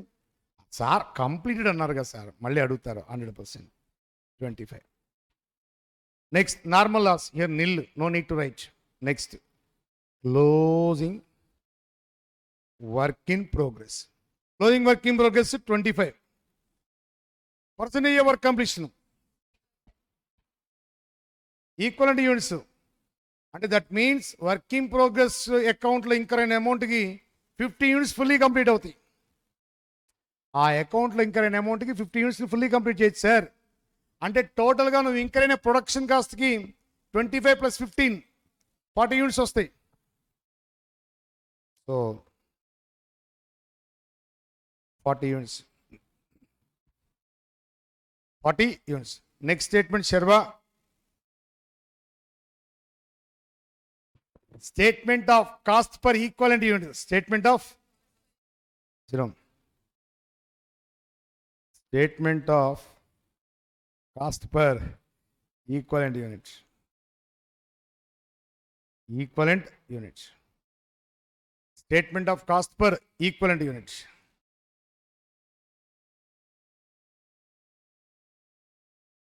Particulars. Uniform or non-uniform? No need to maintain the separate columns for each element. Raw material cost, labor cost, and overhead cost. Dialogue number 1. Cost incurred during the process. Cost incurred during the process. How much, sir? 15,000. B. ఈ అమౌంట్కి equivalent units ఎన్ని వచ్చినాయి sir? So A by B వేస్తే cost per equivalent unit A by B.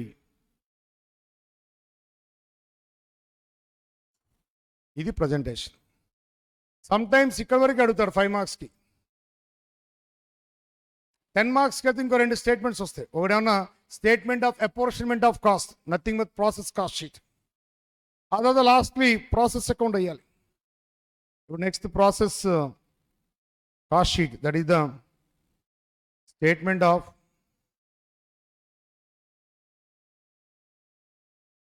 అపోర్షన్మెంట్ of cost. Statement of apportionment of cost. Particulars, amount. Tulsiram, dialogue number 1. Cost of finished goods. Align right. Cost of finished goods. Leda cost of units completed. Cost of units completed. Align right. Good. Cost of units completed.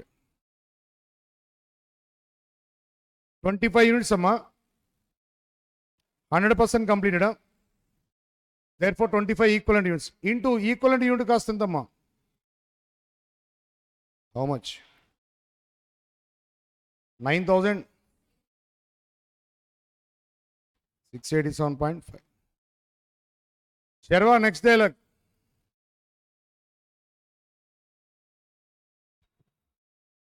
Sharva, next dialogue, cost of closing work in progress. Sharva, cost of, sit down, cost of closing work in progress.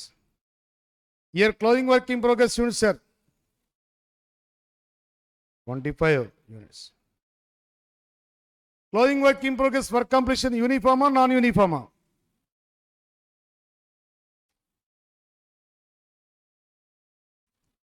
Closing work in progress work completion, uniform. Here uniform madam. All elements 60% madam. Material work 60% completed. Labor work 60% completed. Overheads work 60% completed. Uniform adi. So uniform అన్నప్పుడు డైరెక్ట్గా apply చేసేయచ్చు. So closing work in progress units 25 units into 60% work completed, therefore 15 equivalent units into equivalent unit cost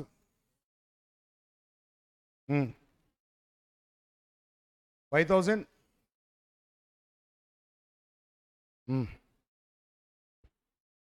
9687.5, 5812.5.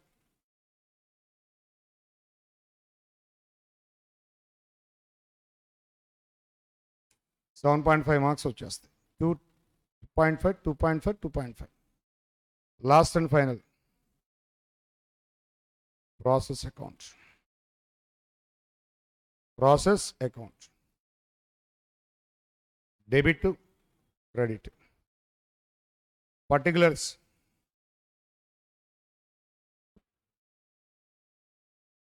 Two,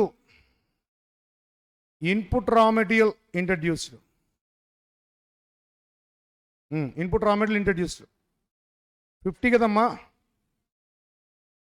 50. Amount to 7,500. 7,500 divided by 50. 150. Good. 2, wage cost. 2,000. 2, overhead cost 8,000. 8,000 kadamma. 6, ఒకసారి చూడమ్మా. 6,000 6 plus 2 8. 8 plus 7,500 15,500 కదా sir. నేను టోటల్గా 15,500 ఇచ్చాను sir. By normal loss నిల్లేగా. ఈ example లేదుగా madam. ఇది ప్రొడక్షన్ స్టేట్మెంట్ లేదుగా. నార్మల్ లాస్ లేదు. ఈ ఎగ్జాంపుల్ లేదు sir normal loss. Next sir ఇక యూనిట్ కాస్ట్ క్యాలిక్యులేట్ చేద్దాం. Already done. Unit cost already అయిపోయింది సార్. నెక్స్ట్ ఇక సీదా అపోర్షన్ కాస్ట్ షీట్ చూడండి sir. Statement of apportionment 2 elements ఉన్నాయి. వాటిని యాజిటీస్గా తీసుకొచ్చి రాసండి sir. By closing work in progress. By closing 25 5812 5812.5. No need to express unit rate sir, ఎందుకంటే అది వర్క్ ఇన్ ప్రోగ్రెస్ కదా, ఇన్కంప్లీటెడ్ కదా. No need to express the unit rate. Next by units transfer to finish stock account. Units transfer to finish stock account 25. Unit rate apply చేసి ఇక్కడ 387.5 value 687. Thallium. So 15,000.